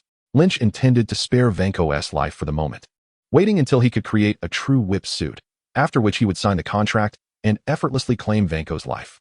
His confidence stemmed from the fact that Lynch's strength far surpassed that of Vanko. Not to mention, if Lynch, in his superhero identity as the Flame Hero, found himself unable to best Vanko, he could always summon pain for a devastating attack. Vanko would be no match for that. Thus, with everything under control, Lynch proceeded with his plan. At this moment, Ivan Vanko felt a twinge of panic. Why is the Flame Hero here? Isn't he supposed to be an adversary of Iron Man? Why would he come to save Iron Man? Ivan Vanko had not forgotten the reports of the fierce battle between Iron Man and the Flame Hero at the Stark Industries Expo. Thus, in his eyes, the current Tony Stark, without his armored suit, was undoubtedly doomed. Yet now, it seemed that not only was he not doomed, but perhaps Tony Stark would emerge unscathed. This outcome was unacceptable to Ivan Vanko, prompting him to decide to take desperate measures. With a furious roar, he rose and lashed out with his whip towards the approaching fiery sphere. However, the fireball began to spin, thwarting the electric whip from striking Lynch, who was engulfed in flames. Mastery over fire extended beyond mere spitting flames and conjuring fire dragons. It allowed for such intricate maneuvers. As the flames twirled to evade the electric whip, Lynch caught sight of the whip's face, now just within reach. Without hesitation, he thrust his hand towards Ivan Vanko's chest, targeting the miniature reactor. With a sharp crack, the reactor was ripped away, causing the whip's apparatus to lose all power, rendering it lifeless. No, the whip howled in fury. Yet, what met him was a size 43 shoe sole. As the control over the flames dissipated from his limbs, Lynch executed a high kick, striking the whip's face. With a resounding thud, Ivan Vanko collapsed, unconscious. Chapter 83. In this encounter, Lynch reaped considerable rewards. Not only did he demonstrate the formidable power of the Flame Hero to the citizens of Morocco, but he also basked in the limelight, as evidenced by the excited expressions of the onlookers. He waved to the crowd and nodded to Tony Stark before igniting flames beneath his feet and soaring into the sky. Departing with a sense of ritual, upon reaching an alley, Lynch activated a personal panel visible only to himself, focusing on the shock value displayed. Shock value, 802,053. Before this event, it was over 650,000. Now it had surged to 800,000, an increase of nearly 150,000. This clearly validated Lynch's assertion of having gained significantly. Moreover, this was merely the beginning, as the shock value would continue to rise. Although a diminishing return might ensue, it was more than sufficient. However, this encounter also bore losses. For instance, in his display of bravado, Lynch had directly incapacitated Ivan Vanko, which meant he could not acquire the birthplace of the whip. This was indeed a setback. Nevertheless, there remained an opportunity for redemption. When Iron Man returned to converse with the whip, Lynch should have some room for maneuver. Perhaps one might inquire, why does Lynch exert such effort to seek the sign-in at the birthplace of the whip? Is it truly necessary? Undoubtedly, it is. Even the tiniest mosquito represents sustenance. Little by little, it can yield significant rewards. Moreover, Lynch's physical attributes have each increased by 5 points, necessitating a staggering 1.2 million shock points. This is no trivial sum for him. If every sign-in were to offer an enhancement of 5 points to all attributes, the significance of signing in would only grow. Therefore, this particular sign-in at the birthplace of the whip serves not only to strengthen him and procure rewards, but also to validate this very notion. At the racetrack, Tony Stark wiped the blood from his face and approached the unconscious Ivan Vanko. He glanced at the retreating figure of the fiery hero, refraining from further conversation, and simply beckoned the police to apprehend the electric whip villain. Lynch wished to conceal his identity, and Tony Stark naturally obliged. He regarded Lynch as someone worthy of deeper camaraderie, fitting well within his circle of acquaintances. Despite Stark's sharp tongue and haughty demeanor, he understood that there are moments when one must temper their personality. Such was the case at this moment. Lynch had saved his life, and if Stark were to recklessly sabotage Lynch's endeavors, their recently mended relationship would shatter in an instant. With a screech, a luxury vehicle surged onto the racetrack. Halting beside Tony Stark, Pepper Potts, known affectionately as Pepper, alighted and shouted at him. "Have you lost your mind? This is madness." At that moment, Happy Hogan found himself at a loss to mitigate the situation. Fortunately, Tony Stark's quick wit prevailed as he deftly shifted the conversation away from Pepper's concerns. "Pepper, you are now the president of Stark Industries. You cannot afford to lose composure like this. Besides, we cannot linger here. We must leave." After uttering these words, he half embraced, half led Pepper into the luxury vehicle. Happy took the wheel, departing the racetrack. Meanwhile, Lynch returned to the stands, reuniting with Wanda, Pietro, and the others. "Given Mr. Stark's predicament, though he is unharmed, I believe we should check on him. Lynch reassured Wanda and the others.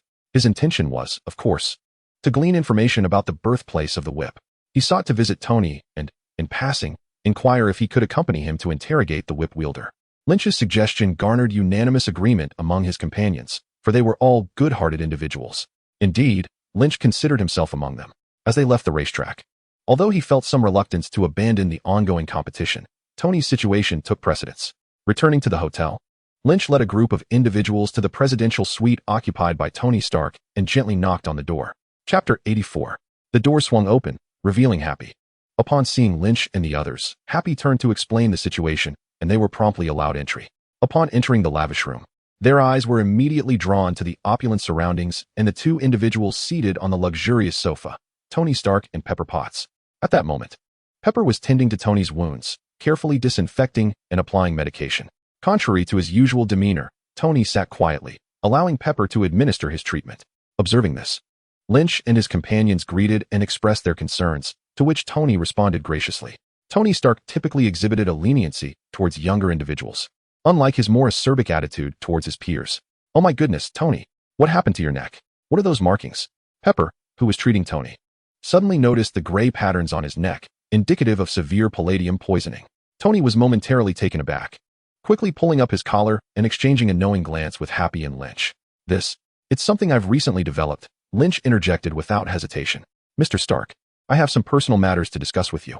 May we speak privately?" "Of course." Tony nodded immediately, then glanced at Pepper. "All right, dear. I need to have a word with Lynch. Is that gray pattern really nothing to worry about?" Pepper inquired with concern. "Of course not." Tony reassured her, patting his chest. "If it still troubles you, we can discuss it later. All right, everyone, let us step out for a moment." Happy interjected appropriately, ushering everyone to another room. "Mr. Stark has to head to the police station in Morocco shortly." "What does Mr. Stark need to go to the police station for? Is he giving a statement?" young Peter asked, looking up at Happy. Happy, with a kindly demeanor, replied, "That's correct. You're quite astute." Once only Tony Stark and Lynch remained in the living room. Tony exhaled in relief. "Ah, Lynch, you arrived just in time. What brings you here?" He took a sip from his glass and casually inquired. Lynch nodded. "Mr. Stark, I wanted to ask if I could accompany you to the police station." "Wait, you actually have a reason for being here?" Tony raised an eyebrow. "Well, if you didn't have something significant to discuss, you wouldn't seek me out. After all, being with your girlfriend is surely preferable to spending time with a same-sex companion. So, tell me, what is your interest in the police station?" Upon hearing Tony's question, Lynch replied directly, "Mr. Stark, you must be eager to see that electric whip-wielding individual, correct? I harbor a modicum of interest in him as well, hence my desire to investigate further." "Oh." Tony Stark paused slightly, a peculiar glimmer dancing in his eyes. "Lynn, could it be that you admire my iron suit, thus aspiring to surpass me by delving into the intricacies of the electric whip?" Lin Shi wore a bewildered expression, questioning, "Why would I study such a contraption? Am I foolish enough to overlook my superpowers?" Tony laughed heartily, albeit with a hint of awkwardness. "I was merely jesting." Yet, Lin Shi discerned that he was not entirely joking. "That must be your true sentiment, you narcissist." Rolling his eyes and disregarding the triviality, Lin Shi elucidated, "I hold no interest in the electric whip. However, I find the individual behind it rather suspicious. Reflect on this, judging by his appearance. He is likely of Northeast Asian descent. Yet, how could such a person seamlessly infiltrate the racetrack and possess knowledge of your whereabouts? Are you suggesting that someone is covertly assisting him?" Tony furrowed his brow, contemplating the notion, which indeed seemed plausible. Observing Tony Stark beginning to follow the direction Lin Shi had suggested, Lin Shi realized that he had successfully conveyed part of his intent. Chapter 85. How did Ivan Vanko manage to enter the racetrack in Morocco? This was, of course, due to Ivan Vanko's own financial means and prior arrangements. Having paid a fee, and being a volunteer no less, how could the Moroccan racing club possibly refuse him? As for his uncanny ability to track Tony Stark's movements and act promptly upon Tony's entrance into the racetrack, it stemmed from Ivan Vanko's cunning. Initially, he was merely aware that Tony Stark might attend the Moroccan racing event. Therefore, he came, albeit without precise knowledge of the circumstances. Ivan Vanko was unwilling to forego any potential opportunity to eliminate Tony, thus he was relying on chance, fortuitously encountering Tony Stark. Consequently, the events of the day were entirely a reaction born from Ivan Vanko's desperation, devoid of any conspiracy or betrayal of Tony's information from the shadows. Lin Shi's assertion was ultimately facilitated by his foreknowledge of the plot. He was aware that Tony had been betrayed by his closest confidant, his uncle Obadiah, just the previous year, rendering Tony particularly sensitive to issues of treachery. Thus, Lynch capitalized on Tony's situation to fabricate Ivan Vanko's circumstances at that moment.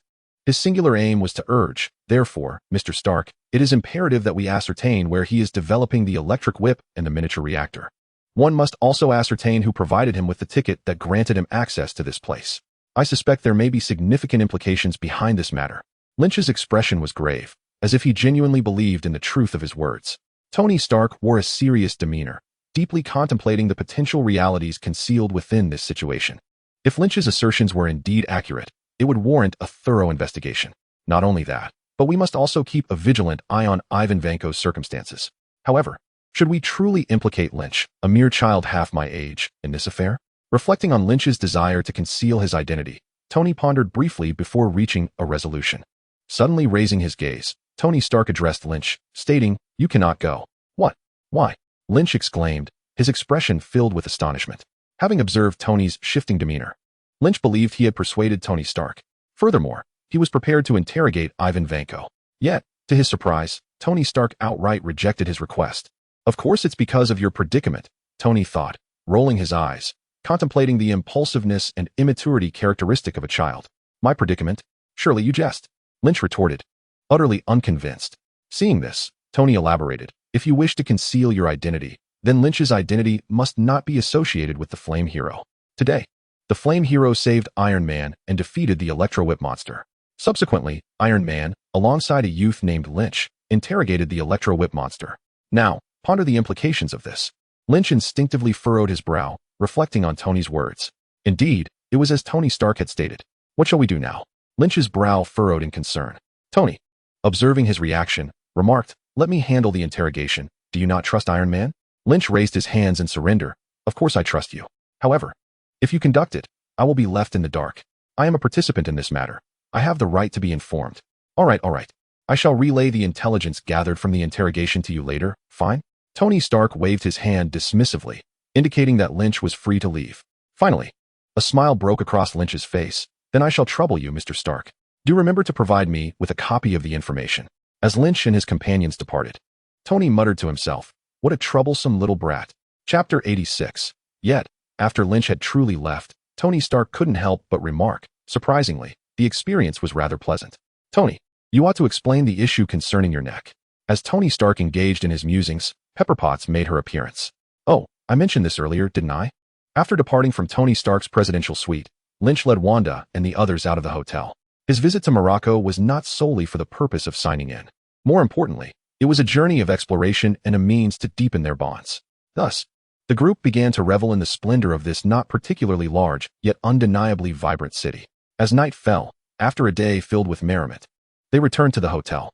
"Wow, this place is quite splendid," Pietro exclaimed with a smile. "I think we should consider coming here for our future gatherings." Upon hearing her brother's foolish remark, Wanda rolled her eyes in exasperation. "Pietro, have you even considered how exorbitant the prices are here? We are merely enjoying the benefits provided by Mr. Stark. Otherwise, when would we ever have the opportunity to visit such a place?" Lynch, however, shook his head in response. "Wanda, do not be so dismissive. We will have many opportunities to rise in the future, and then we can come here to enjoy ourselves. One must always have a goal, and I believe Pietro's aspiration is commendable." Upon hearing this, Pietro's spirits soared instantly. "Indeed, that is a splendid goal." Wanda, acknowledging Lynch's words, nodded obediently, her earlier retort toward Pietro completely forgotten. This stirred a hint of jealousy in Pietro. When he spoke, his sister would rebut him, yet when his brother-in-law spoke, she would heed him without question. Alas, after more than a decade of having a sister, was it all for naught? Nevertheless, the question of who nurtured whom, and who cared for whom, remained ambiguous. After returning to the hotel and parting ways with Wanda and the others, Lynch found himself standing before Tony Stark's door, gently rapping on it. Click, the door swung open. Behind it was Tony, who had returned from the police station that afternoon, seated on the sofa, frowning as he focused on his phone. "Mr. Stark, did you gather any insights this afternoon?" Lynch inquired.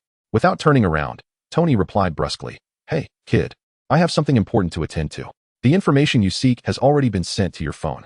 If there's nothing else, you may return to your room." All right, Lynch shrugged. "I'll take my leave then."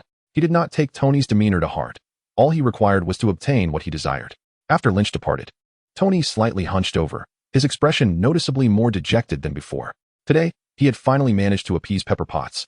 ensuring she would not pursue further inquiries regarding the gray mark on his neck.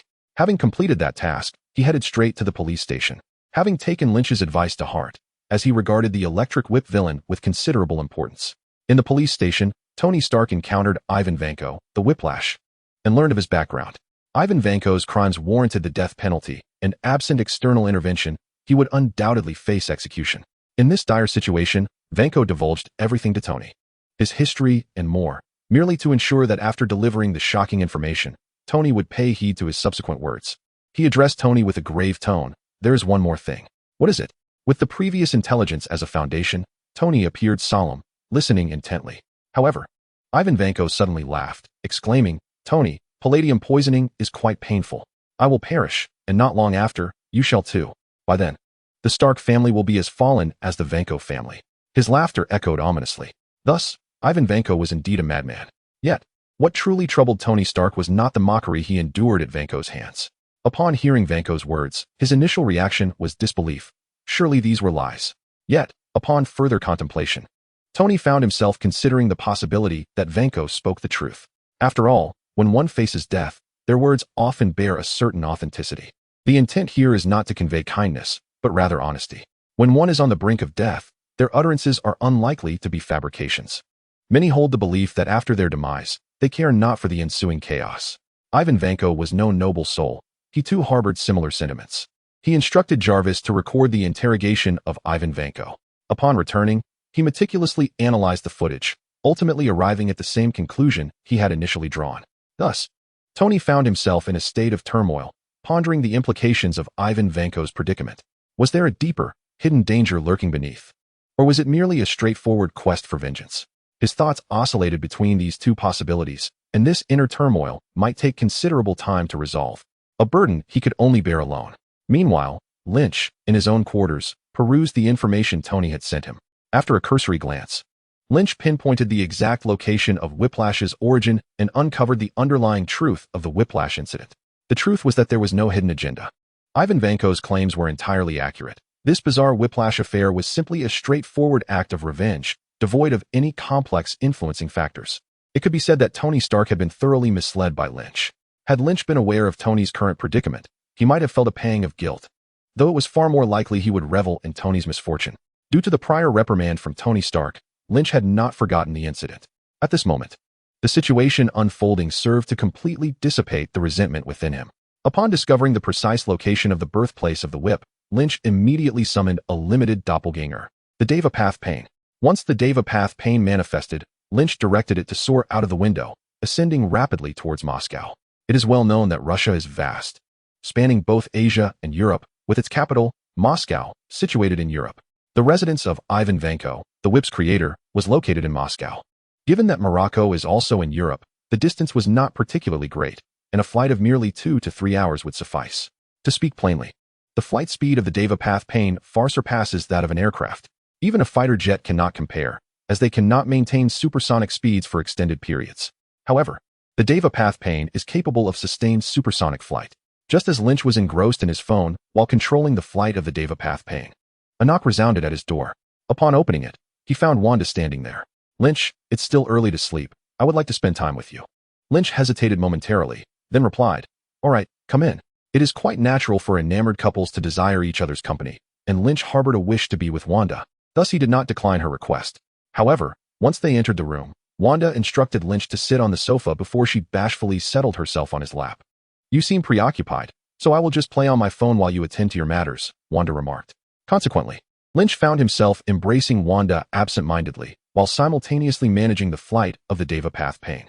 This distraction nearly led to a collision with an aircraft, startling Lynch and prompting him to cast aside all distractions, focusing intently on controlling the Devapath Pain. 2 hours swiftly passed, and in the thickets on the outskirts of Moscow, the Devapath Pain descended from the sky. Afterward, it procured a map and located the residence of Ivan Vanko. Lynch's main body exhaled a sigh of relief. He glanced down and realized that, unbeknownst to him, Wanda had fallen asleep. Gently, he lifted the girl and placed her on his bed before returning to the sofa. Meanwhile, the Devapath Pain commenced its own activities. In Chapter 88, if an ordinary person were to have their legs compressed under nearly 100 pounds for 2 hours, they would surely be numb. However, Lynch felt no such discomfort. attributed to his exceptional stamina. With formidable willpower, Lynch retracted his gaze, which had unwittingly been drawn to the allure of his girlfriend, and redirected his attention to Nagato, who stood in a narrow alley. At the end of the alley loomed an iron gate. This was a dwelling repurposed from a warehouse, the most economical of accommodations. Without hesitation, Nagato waved his hand, and the iron gate swung open of its own accord. Upon stepping inside, he was greeted by a scene of debris scattered across the floor, remnants of various electronic devices, and a parrot confined within a cage. Approaching the heap of discarded materials, the system's voice resonated, ding. The host is at the sign-in location, the birthplace of the whip. Would you like to sign in? Sign in, Lin Chi silently affirmed, his expression indifferent as he reached for the cage containing the parrot. Ding. The host is now at the sign-in location, the birthplace of the whip. The sign-in process has officially commenced. The sign-in duration is 10 seconds. Exiting midway will be considered a failure. 10, 9, 8. As the countdown progressed, Nagato opened the cage, preparing to liberate the parrot. If his conjecture was accurate, this parrot belonged to Ivan Vanko. While animals possessed limited intelligence, and Ivan was malevolent, the parrot remained blameless. Thus, Lin Chi resolved to set it free. With a creak, the cage door swung open, and Nagato placed the parrot's cage on the table. His eyes fixated intently on the countdown visible only to him. 3, 2, 1, 0. Ding. Congratulations, host. Sign-in successful. Rating, Level A sign-in reward. Comprehensive attribute enhancement. Skill extraction, Level A once.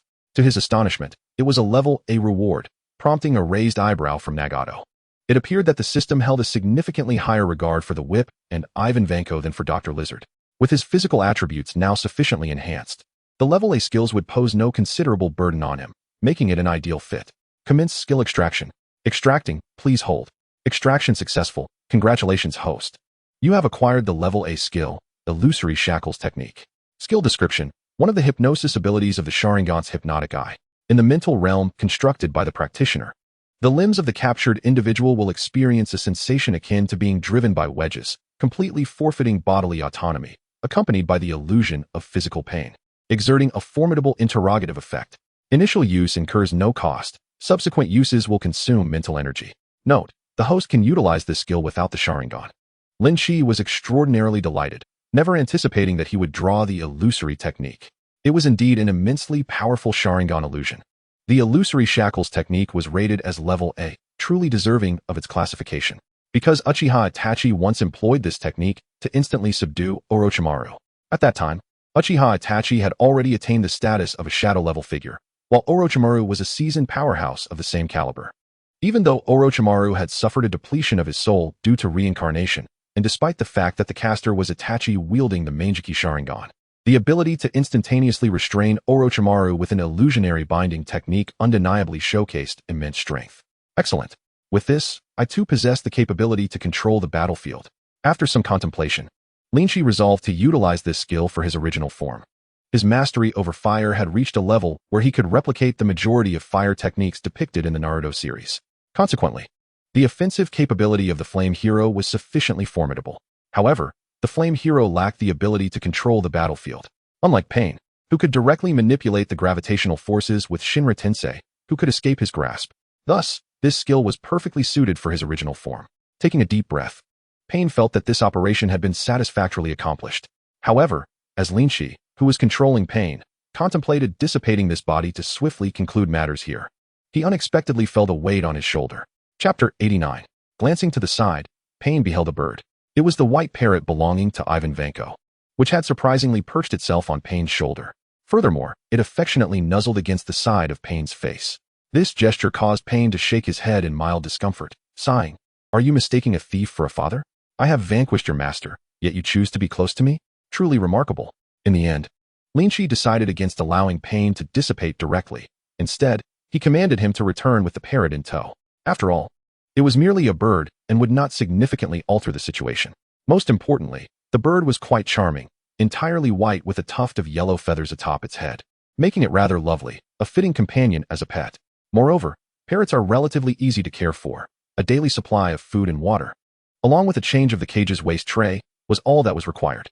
Thus, the following day, when Wanda awoke to discover the birdcage beside her bed, her eyes sparkled with delight. Naturally, her face flushed instantly as memories of the previous night flooded back. She had fallen asleep nestled in Lynch's embrace. However, Upon examining her attire, Wanda felt a pang of dismay. Was she truly so unappealing? Lynch had not even dared to touch her. Turning to glance beside her, she found Lynch was not lying in bed. As she descended from the bed and approached the sofa, she spotted Lynch sleeping soundly. How frustrating. They could have shared the bed. After last night's escapade, Wanda had already prepared herself mentally. However, nothing transpired, which left her feeling quite unsettled. Just at that moment, Lynch awoke. What? Sleep together? Still in a state of confusion, it took him a moment to grasp the situation. No, you misheard. And what about that parrot? Wanda raised her hand to cover her face, her fingertips revealing skin flushed with crimson. Naturally, her inherently shy disposition made any tangible action quite remarkable. Yet for her to verbally acknowledge it was utterly impossible. Thus, she promptly diverted the conversation. Observing his girlfriend's endearing bashfulness, Lynch had no intention of pressing her further. Instead, he embraced her with a warm smile. Subsequently, he elucidated the origin of the parrot, explaining that it belonged to a friend of Payne's. That individual had encountered some difficulties and could no longer care for the pet, thus entrusting Payne to find a new owner. I found the parrot rather appealing, which is why I decided to bring it along. This was not a fabrication. Lynch held a firm belief in honesty with those close to him. It could be inferred that Ivan Vanko was Lynch's adversary, thereby making him an enemy of the celestial Payne as well. Hence, Lynch placed quotation marks around the name Ivan Vanko, indicating that he was not a true friend. Such nuances were quite subtle, yet Wanda did not perceive them. So that was the case. Wanda gradually shed her shyness, but soon the gazes of Pietro and the others caused her cheeks to flush anew.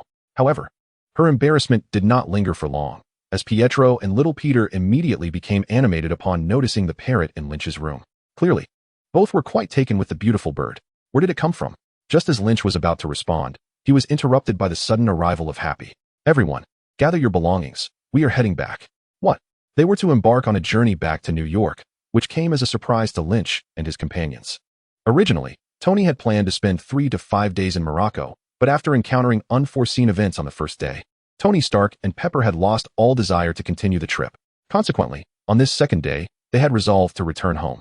Lynch and his companions had accompanied them, and thus they had no choice but to follow suit. Nevertheless, having experienced a glimpse of Morocco's charm the previous day, Lynch and the others did not feel it was a loss. In a hurried flurry, they packed their belongings and boarded Tony's private jet. On the plane, Tony noticed the lovely, vivacious parrot and inquired about its story. Upon witnessing the situation, Lynch proceeded to explain to Pietro and little Peter, offering a response nearly identical to that given to Wanda. However, he replaced Payne with a friend. After all, with Pietro, his girlfriend, little Pepper, and Happy present, Lynch wished to keep his identity as the Human Torch concealed for the time being, ensuring they remained unaware of his connection to Payne. Indeed, the bond between the Human Torch and Payne was so profound that they formed a superhero duo known as the Firestorm Alliance. Oh, Lynch, I suddenly feel inclined to acquire a parrot, Tony Stark remarked, gesturing towards the parrot perched on Lynch's finger, occasionally nuzzling against his arm, addressing little Pepper. Yet, little Pepper resolutely shook her head, exclaiming, "No, you mustn't, Tony. Have you forgotten about that turtle? You are not a responsible pet owner." This was no mere jest. Tony had once whimsically decided to keep a pet, a turtle no less, which was among the easiest of companions to care for. A simple water change every couple of weeks and occasional feeding with turtle food would suffice. However, due to his negligence, Tony completely forgot about the turtle, inadvertently allowing it to starve. Ever since that incident, little Pepper had forbidden him from keeping any pets. Tony Stark shrugged, clarifying that he was merely speaking in jest. Then, remembering the upcoming birthday party, he turned to Lynch and said, "Lynch, you must come to my birthday party." Lynch was taken aback with delight and nodded eagerly. The reason for his excitement was not solely due to the extravagant nature of Tony's birthday celebrations, which he yearned to experience as a glimpse into the life of the affluent, but rather because this particular celebration would herald the birth of War Machine. Undoubtedly, there would be a designated area for sign-ins, making his attendance imperative. Should Tony fail to extend an invitation, Lynch was prepared to leverage his connection with Colonel James Rhodes. Over the past 6 months, Lynch had diligently maintained contact with Colonel Rhodes, understanding that cultivating a relationship with someone in the military hierarchy could prove advantageous. Furthermore, James Rhodes was a genuinely good person, worthy of acquaintance. "Oh, by the way, if you wish to join, you are welcome to come along," Tony added, having invited Lynch, now turning his attention to Wanda and the others. "Understood. Thank you, Mr. Stark," Pietro and his girlfriend replied. However, their intentions to attend were lackluster. This trip had been fervently encouraged by Lynch, and since it was their first visit to Morocco, they had acquiesced. Moreover, having already indulged in one trip, They considered it their limit. At a birthday celebration, if one is not particularly close to the host, only the most audacious individuals would remain unfazed. Others would inevitably feel awkward. Peter, being quite concerned about appearances, contributed to their decision. Nevertheless, Wanda was likely to accompany them, as her bond with Lynch was significantly stronger than that between Peter and Lynch. After a flight lasting about half a day, they returned from Morocco, Europe, to New York City. May Parker joyfully welcomed the new member, whom Peter Parker affectionately named Little White, the parrot. Observing this scene, Lynch entrusted the care of Little White to young Peter. As for Lynch, the distinction of pet ownership held little significance. Thus, it seemed more fitting to gift the parrot to his brother, Peter Parker, ensuring his happiness. 3 days later, at 7 in the evening, Lynch took Wanda to Tony's residence. Young Peter had expressed a desire to attend, as it was the birthday party of his idol, Tony Stark. However, upon learning that the gathering would be comprised solely of adults and that the atmosphere might not be particularly welcoming, May firmly declined young Peter's pleas. With parental disapproval, Lynch was reluctant to contradict May's wishes. Consequently, he had no choice but to disregard young Peter's tearful expression, leaving him behind as he departed to pick up Wanda. Driving towards Tony's abode, after a brief journey, as he parked outside the grand entrance, Lynch observed a plethora of luxury vehicles and elegantly attired successful individuals. Clearly, these were the so-called elite members of society, all friends of Tony Stark. Wanda felt a sense of relief, as she was impeccably dressed and did not embarrass Lynch. Clad in a white off-shoulder cocktail dress, paired with black high heels, she embodied both innocence and allure. Her hair cascaded down her back, and her charming face bore a hint of nervousness. Had she not been linked to Lynch's arm, it was likely that someone would have approached her immediately. In summary, Wanda was stunning at that moment. Ironically, just the day before, she had been reluctant to don such an exquisite dress, hesitant to spend Lynch's money. Despite her diligent efforts at work and study over the past 6 months, she still could not afford such a gown, not due to lack of funds, but rather because she had no discretionary income for such luxuries. Ultimately, after much persuasion from Lynch, she agreed to allow him to purchase the dress for her. Lynch's reasoning was straightforward. Mr. Stark's social standing far surpassed their own, and attending his birthday celebration required them to present themselves appropriately, avoiding any potential embarrassment. Furthermore, as my girlfriend, you surely wouldn't want to tarnish my reputation, would you? The more beautiful you appear, the more I am enamored. The most crucial aspect is that you have become mine. Do you truly believe you can escape? If you feel uncomfortable using my resources, then you must provide compensation. At that moment, Wanda, half shy and half moved, bestowed upon him a gentle kiss. At this instant, Lynch appeared remarkably dashing, his attire captivating. Clad in a tailored black suit, his hair styled in an adult manner, coupled with his handsome visage, he exuded an extraordinary charm. Only someone of Lynch's caliber could command the attention of other male guests, rendering them incapable of mustering the courage to approach Wanda. However, due to Lynch's striking appearance, Wanda could not deter other female patrons. "Hello, handsome. I am. If possible, could we exchange contact information?" Lynch politely declined. Then, before Wanda's cheeks could puff up, he tenderly kissed her cheek before the gathered crowd, asserting his claim. With that, he guided Wanda through the throng and into Tony Stark's residence.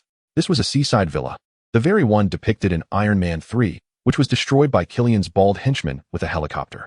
It was strikingly modern, beautiful, and cool, and when it collapsed, it bore a certain resemblance to its former glory.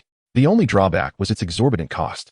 Of course, the expense was not a flaw of the property itself, but rather a shortcoming of the buyer. Thus, Lynch silently resolved to acquire a similar abode for himself in the future, not for any other reason but to witness the sunrise over the horizon each morning. Following Tony's guidance, Lynch and Wanda entered the interior without hindrance. Inside, beverages were self-serve, and a plethora of delectable dishes awaited. Lynch surveyed the surroundings, but found no sign of Tony, only Pepper Potts, so he approached her to extend his greetings. "Hello, Miss Potts. Where is Mr. Stark?" Pepper offered a gracious smile, replying, "Tony is inside preparing. Thank you for attending his birthday party." Lynch nodded, then presented a box to Pepper. "This is our birthday gift for him. It may not be of great value, but it carries our heartfelt intentions." The gift was a parrot figurine, meticulously crafted by Lynch and Wanda from clay, modeled after their pet, Little White.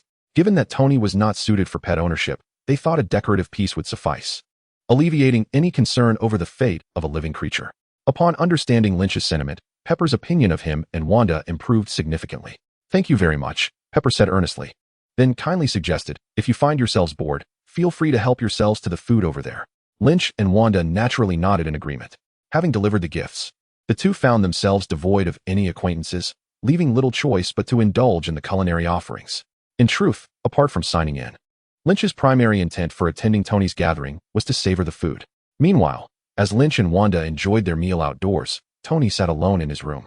Clad in his attire, he lifted the front of his shirt, gazing at the miniature arc reactor nestled within his chest and the intricate black patterns encircling it.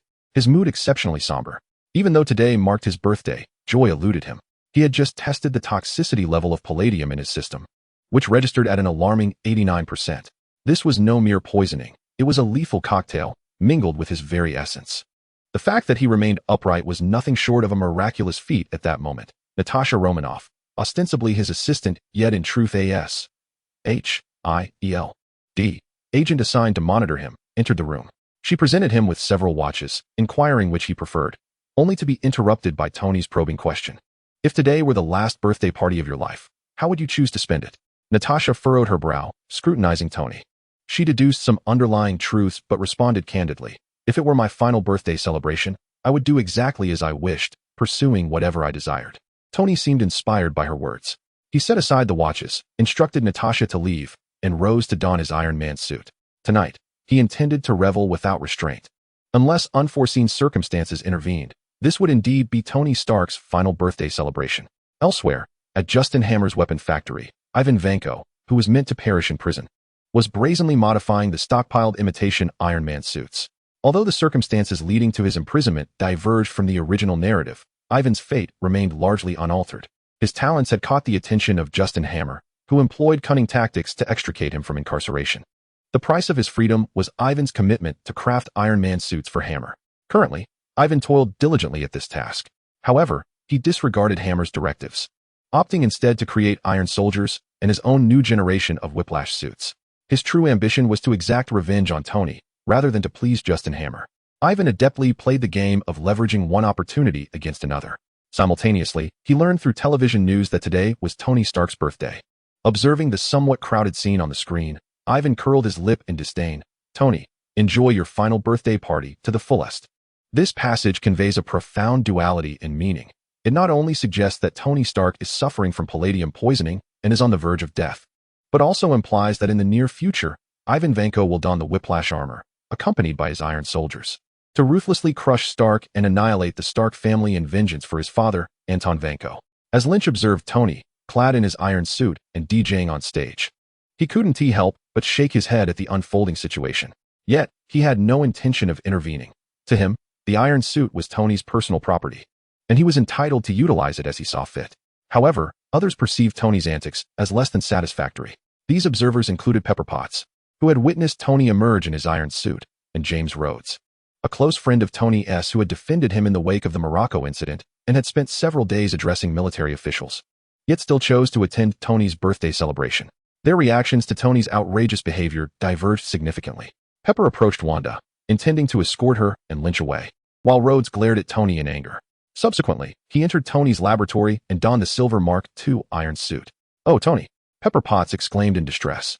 Just moments ago, her attempts to reason with the increasingly volatile Tony had not only gone unheeded, but had further inflamed his fury. In a shocking display before Pepper, he raised his hand and obliterated a glass wall with his particle cannon. Pepper, taken aback, felt a wave of disappointment wash over her, compelling her to leave. Though her love for Tony was unwavering, she could not accept this uncontrollable version of him. Thus, she resolved to depart, deciding to take along Lynch and Wanda, whom she deemed innocent bystanders. At the back of the crowd, Lynch handed Wanda a tissue as they witnessed a woman throw a bottle, only for Tony to respond with his particle cannon. "You should go," Lynch urged Wanda, who grasped his hand with concern. "But I must remain here. Perhaps Mr. Stark requires assistance," he asserted, winking at her to encourage compliance. Aware of Lynch's superhero identity, Wanda reluctantly nodded. "Just be careful." "Oh no," Pepper interjected, shaking her head. "Lynn Park, can't you see? Tony has lost control. He is highly dangerous in this state. This situation is quite ludicrous. It is the residence of the illustrious superhero Iron Man, Tony Stark. At this very moment, his girlfriend, Pepper Potts, finds the environment within this home to be rather perilous. What is most astonishing is that Pepper perceives the source of this danger to stem from the very superhero, Tony Stark himself. To be fair, even Lynch, at this juncture, no longer believes that Tony's whimsical antics are justifiable. Setting aside the responsibilities of a superhero, the mere act of frivolously handling formidable weaponry is already a reprehensible behavior. At this moment, Lynch's mind is already contemplating ways to restrain Tony Stark. Of course, should he choose to intervene, it would be after the appearance of the war machine. Otherwise, it would contravene his fundamental purpose for being here. Thus, in response to Pepper's entreaties, Lynch shook his head, asserting that he had his reasons for remaining. Surely, you wouldn't want Tony to be left unattended in his inebriated state? Fear not. I shall merely observe from a distance. There will be no issues. Unable to dissuade Lynch, Pepper had no choice but to escort Wanda away. However, she was incensed. Men can be utterly despicable. Each one of them is stubborn to a fault, irrational, completely indifferent to the thoughts and feelings of those who care for them. In agreement, Wanda could only offer solace to Pepper at that moment. Look what I have.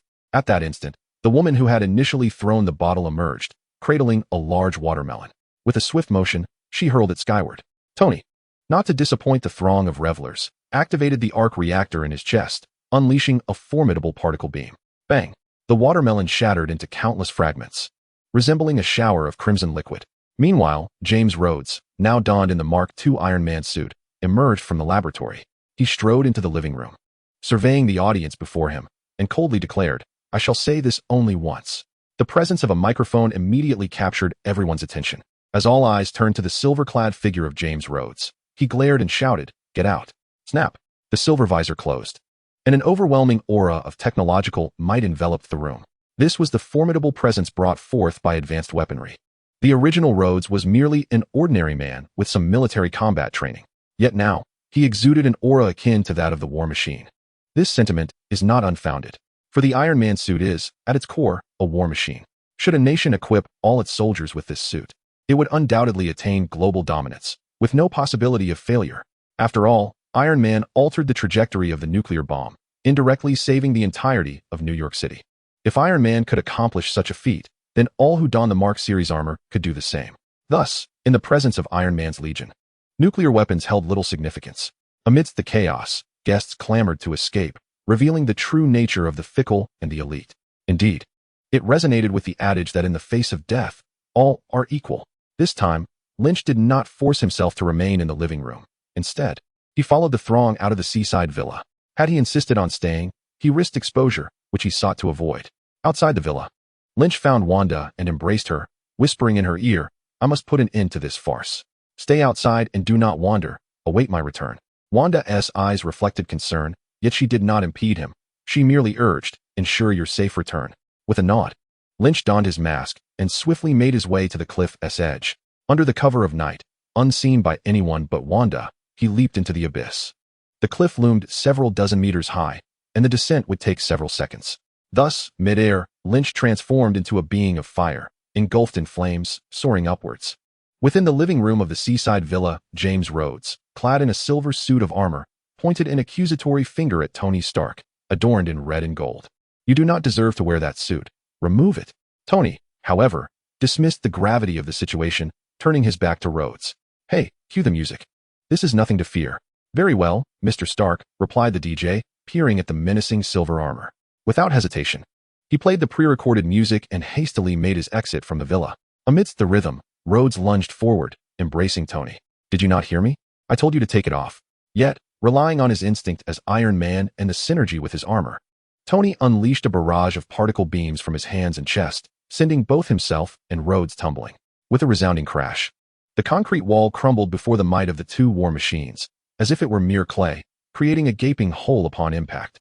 They grappled with one another, each delivering powerful blows, their actions reminiscent of demolition experts. If this continued, they risked reducing the multi-million-dollar seaside villa to ruins. The destructive power displayed here is leagues ahead of the clumsy antics of a mere dog. Thus, upon realizing this, when Tony was struck by Rhodey and sent tumbling towards the furnace, he shook his head, rose, and raised his right hand. The particle cannon was poised and ready. Rhodey similarly lifted his hand, the cannon in his palm flickering ominously. Just as they were on the verge of unleashing their respective particle beams, a fiery figure descended from the heavens, eliciting gasps of astonishment from those outside the villa, landing gracefully in the courtyard. Oh my goodness, it's the Human Torch. The Human Torch has actually arrived. Initially harboring a desire for Tony's demise, Pepper found herself unexpectedly concerned for his safety upon witnessing the Torch's arrival. Noticing Pepper's expression, Wanda swiftly approached her to offer reassurance, saying, Fear not. The Human Torch will not harm Mr. Stark. After all, he saved Iron Man during the incident in Morocco. Hearing Wanda's words, Pepper's anxiety eased somewhat, although she stubbornly retorted, "I'm not worried about that guy." Chapter 95. He is insufferable. I can't fathom why I ever liked him. Upon hearing Pepper's words, Wanda couldn't help but recall the day she met Vision. Thus, she held a definitive answer to Pepper's dilemma. In times of peril, who wouldn't he be enamored by a Prince Charming descending from the sky? Meanwhile, inside the seaside villa, as Vision stepped into the living room, both Rhodey and Tony were drawn to him, halting their actions. Rhodey aimed his palm cannon at Vision, demanding, "You are the Human Torch. What brings you here?" Tony, meanwhile, let out a drunken belch before slurring, "Human Torch, what do you think of my party? Care for a drink?" Beneath his mask, Vision responded with a cold demeanor, "I have come to put an end to this farce." "And it? Just you?" Tony Stark scoffed. "Human Torch, perhaps your flames strike fear into others, but against me in this iron suit, you pose no threat whatsoever."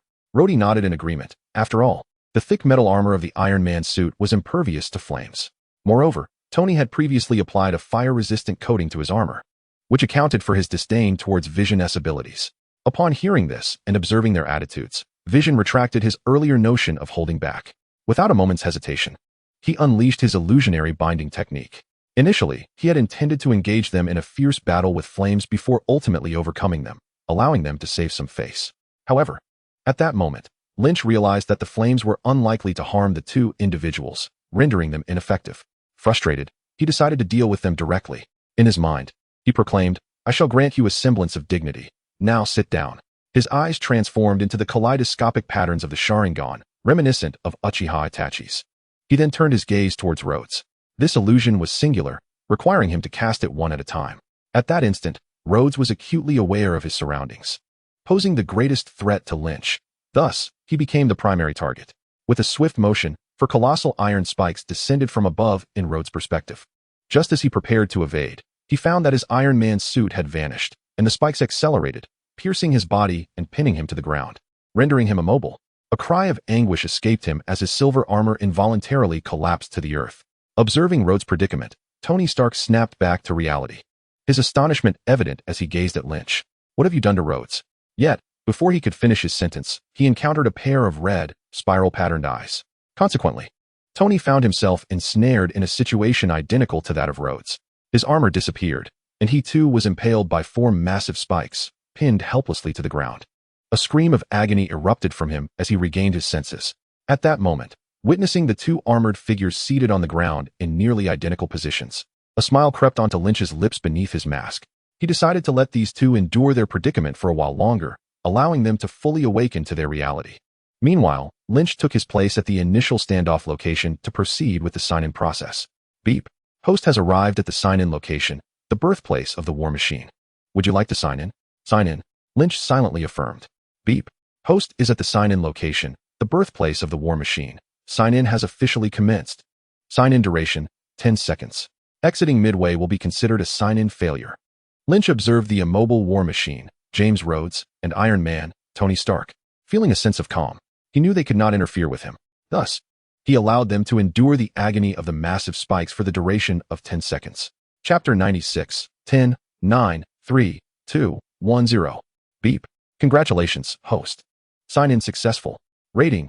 Level. Sign-in reward. All attributes enhanced. Skill extraction. Level. Once. It turned out to be a skill of the same level. Lynch was somewhat taken aback as he recalled the powerful skill of illusionary binding he had acquired a couple of days prior while signing in at Ivan Vanko's. Truth be told, the art of illusion holds tremendous sway within the Marvel Universe. Beyond a few sorcerers, the average individual possesses virtually no resistance to illusions. A prime example can be seen in Loki, who, with his mastery of illusion, has deftly maneuvered many into confusion. Moreover, Lynch's prowess in illusion far surpasses that of Loki. It can be asserted that unless he encounters a sorcerer from Kamar Taj, Lynch's illusions are invincible. Thus, at this moment, with the prospect of obtaining another illusionary skill through the skill extraction, Lynch eagerly anticipated a favorable outcome. However, it was not the right time for skill extraction. He needed to first address the matter concerning the two Iron Men. In the courtyard of the seaside villa, the moment Black Widow Natasha spotted the arrival of firemen, she sprang into action. She stealthily infiltrated the yard, concealing herself in a manner unnoticed by others. Simultaneously, she donned her earpiece and reported, "This is a report. Stark and James Rhodes are engaged in combat, both clad in their iron suits. Additionally, Fireman has entered the fray at a crucial moment, seemingly intent on halting their battle. A response crackled through the earpiece. Agent Romanoff, continue surveillance. Do not engage. Prioritize your safety. Understood. Natasha Romanoff, the Black Widow, observed Fireman entering. Yet her mind pondered a pressing question. Who exactly is Fireman? Even to this day, S.H.I.E.L.D. remains oblivious to the true identity of Fireman. This is not due to Lynch's exceptional concealment, nor is it a reflection of S.H.I.E.L.D. agent's incompetence in uncovering clues. Rather, S.H.I.E.L.D. dares not pursue the matter. Following the revelation of the attitudes of Deadless Pain and Fireman to the public, all investigations concerning them came to a halt. Whether from S.H.I.E.L.D. or Hydra, neither faction dared to continue their inquiries. The rationale is straightforward. They feared that Deadless Pain might locate their headquarters and unleash a devastating strike. Such a capability, which could obliterate vast areas in an instant, rests in the hands of an individual whose power is immensely formidable, rendering ordinary countermeasures ineffective. This presents an insurmountable dilemma. Thus, they opted to avoid provoking Deadless Pain and Fireman, steering clear of any confrontation. This policy is shared by both S.H.I.E.L.D. and Hydra operatives embedded within its ranks. Consequently, even though S.H.I.E.L.D. Director Nick Fury possesses Lynch's contact information, he remains unaware of the true identity of Fireman on the other end of the line. However, it is precisely this policy that has sparked Natasha Romanoff's curiosity about Fireman. In fact, everyone harbors a fascination with the visage concealed beneath Fireman's mask. Some individuals maliciously speculate that perhaps the flame hero is quite unattractive, which is why he conceals his face. However, while Natasha's curiosity was piqued, she refrained from taking any action. After all, obedience to orders and commands is a fundamental quality that every exemplary agent should possess. Thus, this blend of curiosity and restraint compelled Natasha to cast more glances towards the flame hero. Suddenly, she witnessed an astonishing scene. The flame hero merely glanced at Iron Man and War Machine, and then the two armored figures collapsed helplessly to the ground. What kind of sorcery is this? How could he so effortlessly subdue two formidable superheroes? Curiosity, shock, fear, excitement, and exhilaration surged within her. Amidst these tumultuous emotions, Natasha reported the situation without the slightest hesitation. Instantly, the earpiece fell into an unexpected silence. In the Triskelion, at the top floor of Director Nick Fury's office. It was night, yet the place remained brightly lit. Nick Fury was working late to resolve matters concerning Tony Stark. Upon hearing Natasha's report about the Flame Hero's instant incapacitation of Iron Man and War Machine, he stood frozen in disbelief. With a swift motion, he covered his forehead, his expression an amalgamation of confusion and incredulity. What is happening? Agent Romanoff, are you jesting? Are you certain you did not misinterpret the situation? Shouldn't it have been Iron Man and War Machine who subdued the flesh-and-blood Flame Hero in an instant? Fury's thoughts mirrored those of Tony and Rhodey. He too believed that while the Flame Hero's flames were formidable, they would prove ineffective against Iron Man. After all, iron would take several seconds to melt under thousands of degrees of heat. The Flame Hero's flame temperature, as they had previously measured, did not exceed 1,000 degrees. Such a flame would require at least a minute to melt the specialized materials of Iron Man's armor. Iron Man would never allow the Flame Hero to incinerate him for more than a minute. Consequently, S.H.I.E.L.D.'s internal assessment ranked the Flame Hero's combat capability below that of Iron Man. Yet, at this moment, reality delivered a resounding slap to S.H.I.E.L.D. Director, how could I possibly be joking about such matters? Natasha asserted, activating her portable micro camera to commence recording. Director, I have captured the footage and will upload it to your phone shortly. Upon hearing Natasha's declaration, Nick Fury began to believe her words. He had not anticipated that the Flame Hero possessed such extraordinary power. Clearly, it was imperative to elevate the importance of the Flame Hero in their assessments. Thus, Nick Fury issued a command to Agent Romanoff to maintain surveillance, but she must exercise utmost caution and refrain from acting impulsively. All she needed to do was observe quietly. Her capabilities were far inferior to theirs, and should she be caught in the crossfire and lose her life, it would represent a significant loss for S.H.I.E.L.D. Understood. Natasha promptly nodded in acknowledgement, fully intending to adhere to Nick Fury's instructions. In truth, she had already resolved to act in such a manner. Although unafraid of death, Natasha was not inclined to perish carelessly. Dying valiantly on the battlefield was ideal, while succumbing to collateral damage amidst others' combat was the most foolish fate imaginable. As the Black Widow and a multitude of onlookers watched, the fiery figure of the Human Torch approached Tony and Rhodey, dispelling the illusions that had ensnared them. Gasping for breath, both men lay sprawled on the ground, utterly spent. Although it was merely an illusion, the binding technique had been an overwhelmingly powerful one, simulating real pain. Once successfully executed, it rendered Tony and Rhodey in their current state. Even formidable foes like Orochimaru were not exempt. However, when defeated by Itachi Uchiha, Orochimaru had managed to hold himself upright, barely avoiding collapse. "Have you both calmed down?" The masked figure, Lynch, inquired, his gaze fixed on the two with an earnest intensity. Clearly, he was not jesting. Despite being a high-level illusion, the energy expenditure was minimal, merely 10 points of mental energy per use. After the recent sign-in, Lynch possessed 110 points of mental energy, allowing him to execute the binding technique 11 times. Coupled with the initial bonus, he had a total of 12 uses at his disposal, enabling him to subject them to 5 more rounds if he so desired. "Enough. We've calmed down," Tony hastily interjected. Meanwhile, Rhodey, with a hint of fear and anger, demanded, "Who are you, and what do you intend to do with us?" Lynch found himself at a loss for words. "If I had intended to do something to you, I would have done so already. You were entirely powerless, sitting there for a full 10 seconds. I could have kept you there even longer." Rhodey fell silent, fully aware that the Human Torch spoke the truth. Observing that the two had indeed settled down, Lynch declared, "Well, since you both have regained your composure, there is no further issue. I shall take my leave. Mind your actions. Do not let others witness our superheroes in such a disarrayed state." With that, flames erupted around Lynch, propelling him away from the seaside villa. Chapter 98. Departing from the seaside villa, Lynch retraced his steps, employing the same tactics, and returned to Wanda's side. Slightly soothing Wanda and bidding farewell to Pepper, Lynch drove away with Wanda. Observing their departure, Pepper cast a glance at Tony and the still-dazed figure of Rhodey, clenched her teeth, and turned her car away. The other guests gradually followed suit, departing in succession. As they beheld the retreating silhouette of the Human Torch, both Iron Man Tony Stark and War Machine James Rhodes were taken aback. They never anticipated that the Human Torch had appeared solely to prevent the absurdity that had unfolded between them. Both Rhodes and Tony were rendered speechless. Although the Human Torch acted with their best interests in mind, the situation at hand, though trivial in some aspects, was monumental in others. Yet, the display of power exhibited by the Human Torch left Tony and Rhodes profoundly astonished. They had never imagined that he could so effortlessly subdue the two of them.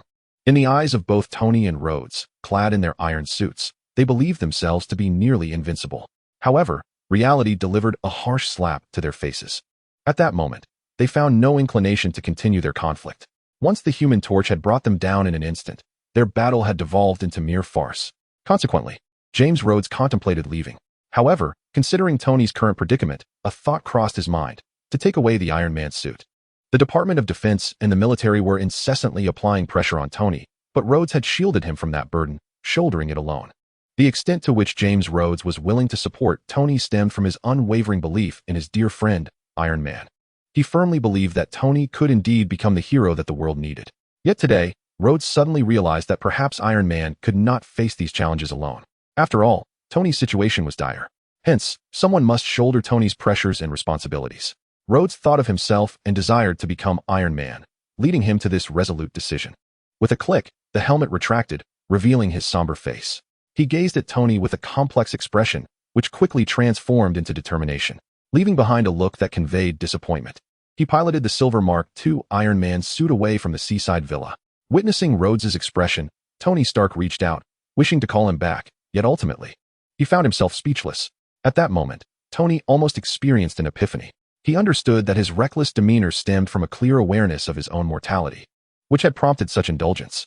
However, gazing upon his dilapidated home and watching those familiar figures fade away, Tony finally comprehended that even indulgence cannot inflict harm upon those nearby. Yet, it was too late. He had already wounded 2 individuals of immense significance.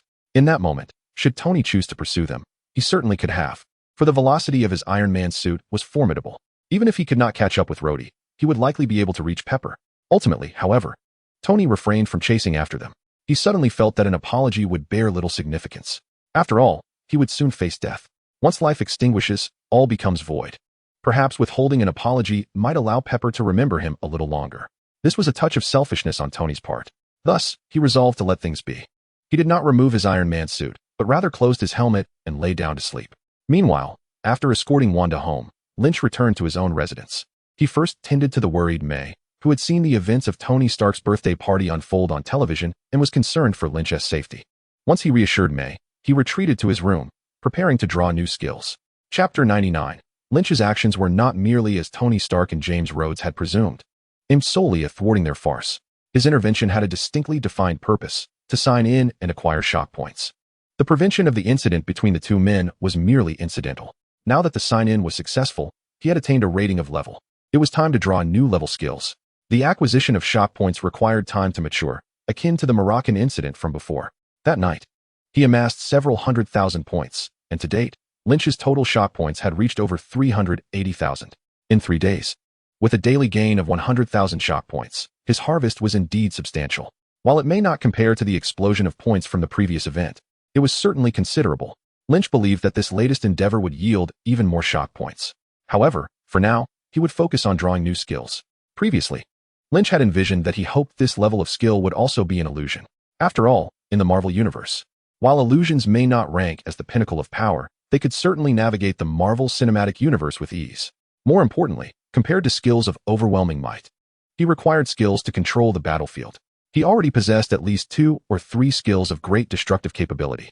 Among the myriad of skills possessed by Lynch, the formidable space slash from the ultimate skill, God's Might, is an unparalleled force that no defense can withstand. This serves as the strongest spear in Lynch's arsenal. Furthermore, the skill, Earth-Shattering Star, leads Lynch to deduce that unless one is a being of formidable caliber, such as a demigod or a celestial father, escape from its grasp is impossible. This skill stands as the second most powerful spear in his possession. As for the mastery over flames, it grants Lynch the ability to wield fire with exquisite precision, enabling him to replicate numerous powerful fire-based ninjutsu techniques, showcasing limitless potential and considerable lethality.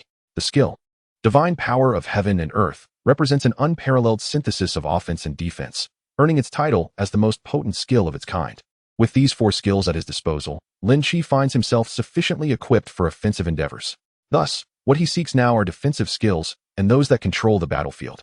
However, to Lynch, the most effective defense has always been a vigorous offense. If I can vanquish all my foes, then no one can inflict harm upon me. This, indeed, constitutes the strongest defense. Consequently, Lynch yearns for skills that can immobilize his enemies, allowing him to unleash his destructive abilities to decisively eliminate his opponents. This is why he harbors such a fervent desire for illusions. He hopes for an abundance of illusion techniques. Although the illusion binding technique is formidable and notably effective, it is a single target control illusion. What if many adversaries were to attack Lynch simultaneously? Therefore, what he craves most at this moment is a collective control illusion. For instance, the illusion of darkness walking technique. This powerful illusion, created by the second Hokage, Senju Tobarama, can render a vast area of enemies devoid of sight. Should this technique be mastered to a profound level, it could not only strip the adversaries of their vision, but also their hearing, sense of smell, and even touch. Such an illusion, once ensnared, would leave its victims utterly vulnerable, akin to fish on a chopping board, ready for slaughter. However, Lynch is acutely aware that the likelihood of acquiring this illusion technique is slim.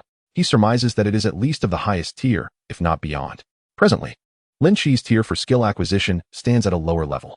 Yet, the true nature of what he may draw remains uncertain until the extraction occurs. Thus, Lynch silently intones his desire for a new skill, fervently repeating, "Grant me illusions, grant me illusions, grant me illusions."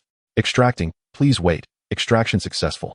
Congratulations to the host for acquiring the level skill, Illusion of Nirvana's Sanctuary Technique. Skill introduction. Upon casting, a vast array of ethereal feathers descends, inducing a slumbering state in all enemies within the vicinity. They may be awakened. The target area manifests as a colossal illusionary field, a spherical expanse with a diameter of 100 meters, devoid of color and substance, capable of shifting locations at the caster's will. The initial use incurs no cost. Subsequent applications will deplete mental energy. Chapter 100. Lynch was exceedingly astonished. He never anticipated that he would indeed draw an illusionary skill, particularly one that exerts control over a wide area. Perhaps, this system ought to be rebranded as the wishing system of all realms. Or could it be that this system is a manifestation of my future progeny, thus demonstrating such filial piety towards its father? Without further frivolity, Lynch recognized that this situation was advantageous for him, and he chose not to delve deeper into its implications. He subsequently directed his focus towards his new skill. The illusionary rebirth technique, a powerful illusion unleashed by one of the pivotal characters in the latter arcs of Naruto, Yakushi Kabuto, made its debut during the Konoha collapse plan. In a dramatic opening, he, alongside several ninjas from the Sound and Sand villages, cast this formidable illusion upon all attendees of the Chunin exams. Upon the successful execution of this illusion, thousands present in the venue fell into a deep slumber, with the exception of those capable of dispelling the illusion. This included not only ninjas but also civilians and nobles alike, all succumbing to the enchanting sleep. An illusion that could incapacitate tens of thousands speaks volumes of its potency. However, such extensive reach comes with its drawbacks. It can be disrupted by others, whether through chakra-based dispelling techniques or physical means. If one cannot be awakened through physical contact or basic illusion dispelling, this technique would transcend into a realm of extraordinary ninjutsu. Having grasped these nuances, Lynch felt a deeper satisfaction with the technique. The sheer power of this controllability, even if the affected individuals could be roused, was formidable. Those fleeting moments of control were ample for Lynch to devise a significant move. Indeed, during the past 6 months, he had clandestinely developed several lethal techniques, awaiting the opportune moment to unleash them and garner shock value. The essence of the illusionary rebirth technique thus revealed, Lynch shifted his attention to the shock value. When he accompanied Wanda to Tony's birthday celebration that afternoon, the shock value had surged to 3,200,000, a staggering increase following the events in Morocco. Presently, approximately an hour had elapsed since he had educated Tony and Rhodes. As Lynch was comforting Aunt May, he also caught sight of the midnight news report on the television. Iron Man had gone rogue, the War Machine was born, yet the Flame Hero remained formidable. Perhaps the Flame Hero was indeed the mightiest of all superheroes, without exception. Below the report, an image depicted Iron Man and the War Machine kneeling before the Flame Hero, as if they were bowing in submission to him. This peculiar sight left Lynch with a strange feeling, though he did not dwell on it too much. Thus, the shock value should rise once more, right? As expected. When Lynch opened his personal attribute panel, he blinked in excitement. Host: Lynch, Lynn Park. Attributes: Strength 110, Speed 110, Stamina 210, Mental Power 110. Skills: Earth Explosion Star, Divine Might, Gravitational Control, Divine Raiment, Flame Control, Limited Cloning, Dual Focus, Illusionary Shackles, Illusionary Nirvana Technique. Shock value: 3,752,600. Previously, it was 3,200,000. And now it soared to over 3,700,000, an increase of 500,000. 50,000 in an hour. How bountiful is that? Could it be that this was a result of him slapping the superheroes in the face? This speculation arose in Lynch's mind. Upon reflection, it indeed seemed plausible. He promptly solidified his resolve. It appeared that he must orchestrate events surrounding the superheroes in the future. Instantly, whether it was Iron Man, the War Machine, or even Thor, who had already returned to Asgard, they all felt a chill down their spines, as if someone were coveting them. Chapter 101. 3,752,000 shock value. Oh no, now it has already reached 3,800,000. Such a considerable amount of shock value is not insignificant, though Lynch had previously possessed even more. It is still quite substantial. After careful contemplation, Lynch decided to allocate 50,000 to enhance his mental power, raising it by 10 points. The remaining shock value would be conserved for future skill enhancements.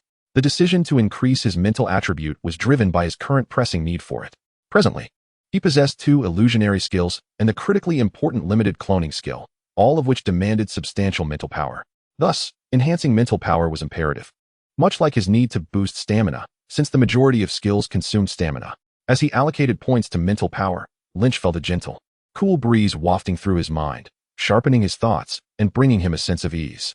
Previously at 110, his mental power now rose to 120. After some contemplation, Lynch felt that a mental value of 120 was rather precarious. Thus, he expended an additional 500,000 points of astonishment value to augment his mental capacity by 10 points, elevating it from 120 to 130. However, this came at the cost of his astonishment value, which dwindled from 380,000 to 280,000. Nevertheless, it was a worthy investment. Lynch was quite pleased. He knew that his astonishment value would continue to increase in the future, and losing this 1 million points did not faze him in the slightest. His upcoming plans involved 2 key elements. First, he would await the aftermath of the impending clash between the Flame Hero and Iron Man, which promised to generate a substantial amount of astonishment value for him. Second, he anticipated the arrival of Whiplash with his mechanical army. During this waiting period, Lynch would not remain idle. He intended to explore and enjoy scenic landscapes with his close companions. After all, once the summer vacation concluded, He would be heading off to university, and such leisure time would become a rarity. The following morning, at the seaside villa, Tony Stark finally awoke after a night spent in his iron suit. Realizing he had slept in his armor, he felt a slight buzzing in his head. To be frank, despite the armor's perfect fit, sleeping in such rigid metal would be uncomfortable for anyone. After a considerable moment, he recalled the events of the previous day and recognized his current predicament. However, as soon as he rose, he noticed two individuals in his home, both of whom he recognized. One was the bald, one-eyed Nick Fury, the director of SHIELD, and the other was Natasha, the secretary he had previously hired for Pepper Potts. "What are you two doing in my house?" Tony inquired, his brow furrowed as he stood up. "Mr. Stark, may I request that you remove your helmet for breakfast?" Natasha said, presenting a food container to him. Tony frowned as he removed his iron mask and accepted the container. "You still haven't answered my question." He glanced inside to find several donuts and a burger. "Oh, not bad, Natasha. I think you'd make an excellent secretary." "Actually, it's Natasha, Mr. Stark," she corrected him. It was at this moment that Tony noticed Natasha's attire, which was not the typical office wear of a secretary, but rather a tight-fitting combat suit. He even spotted a handgun holstered at her waist. "So, you're one of those SHIELD agents? You'd better apologize to me. And, Natasha, you're fired." Natasha shook her head. "Mr. Stark, I am employed by Miss Potts, and you do not have the authority to dismiss me." Slightly perturbed by Natasha's defiance, Tony merely scoffed, recalling that he was still in a dispute with Pepper and chose not to pursue the matter further. Turning his gaze towards Nick Fury, Tony shook his head slightly, apologizing. "I seem to be suffering from a bit of a hangover. I do not wish to cause any misunderstanding. But should I be looking at your eye patch or your eyes?" It was classic Tony Stark to open with a jab at someone's vulnerability. Chapter 102. Moreover, I still have no intention of joining your superhero boy band. If that is the purpose of your visit, you may as well leave. Feeling he had discerned Nick Fury's intent, Tony outright refused. However, Nick Fury shook his head. "Tony, we are here to assist you. This is Agent Natasha Romanoff. Upon learning of your illness, I dispatched Natasha to monitor your condition. Now, the time has come."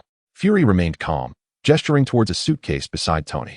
As Tony turned his head to look, Natasha swiftly produced a syringe and deftly injected it into the side of Tony's neck, pressing the plunger to deliver the contents into his system. A wave of coolness washed over Tony from head to toe, and the gray markings on his neck began to fade swiftly. "Are you planning to sell my kidney? I hope you leave me at least one," Natasha clarified. "This is a lithium dioxide injection, effective in alleviating the symptoms of your palladium poisoning." A flicker of hope ignited within Tony. A newfound desire for life surged through him. "If I could have 2 more injections, I believe I could recover completely," he asserted, his demeanor shifting visibly. "This injection merely alleviates, it does not eradicate. If you wish to survive, you must address the root of the issue," Nick Fury replied. Tony adopted a serious expression. "I have experimented with every element in an attempt to substitute palladium, yet none have proven successful thus far. That is why I find myself in this predicament." Fury retorted. "So, you appointed Miss Pepper Potts as the CEO of your corporation, carelessly giving away your assets, and even relinquished your Iron Man suit to your friend?" "I did not give the suit to Rhodey. He took it," Tony retorted defiantly. Natasha exposed. "Mr. Stark's system contains unauthorized functions that cannot be accessed. Yet James Rhodes is able to utilize the Iron Man suit." All right. Tony waved his hand dismissively. "You claim to be here to assist me. But surely it is more than just administering an injection?" "Indeed," Nick Fury nodded, pointing at the suitcase. "You mentioned that you have tried all elements. However, perhaps you have not truly explored every possibility.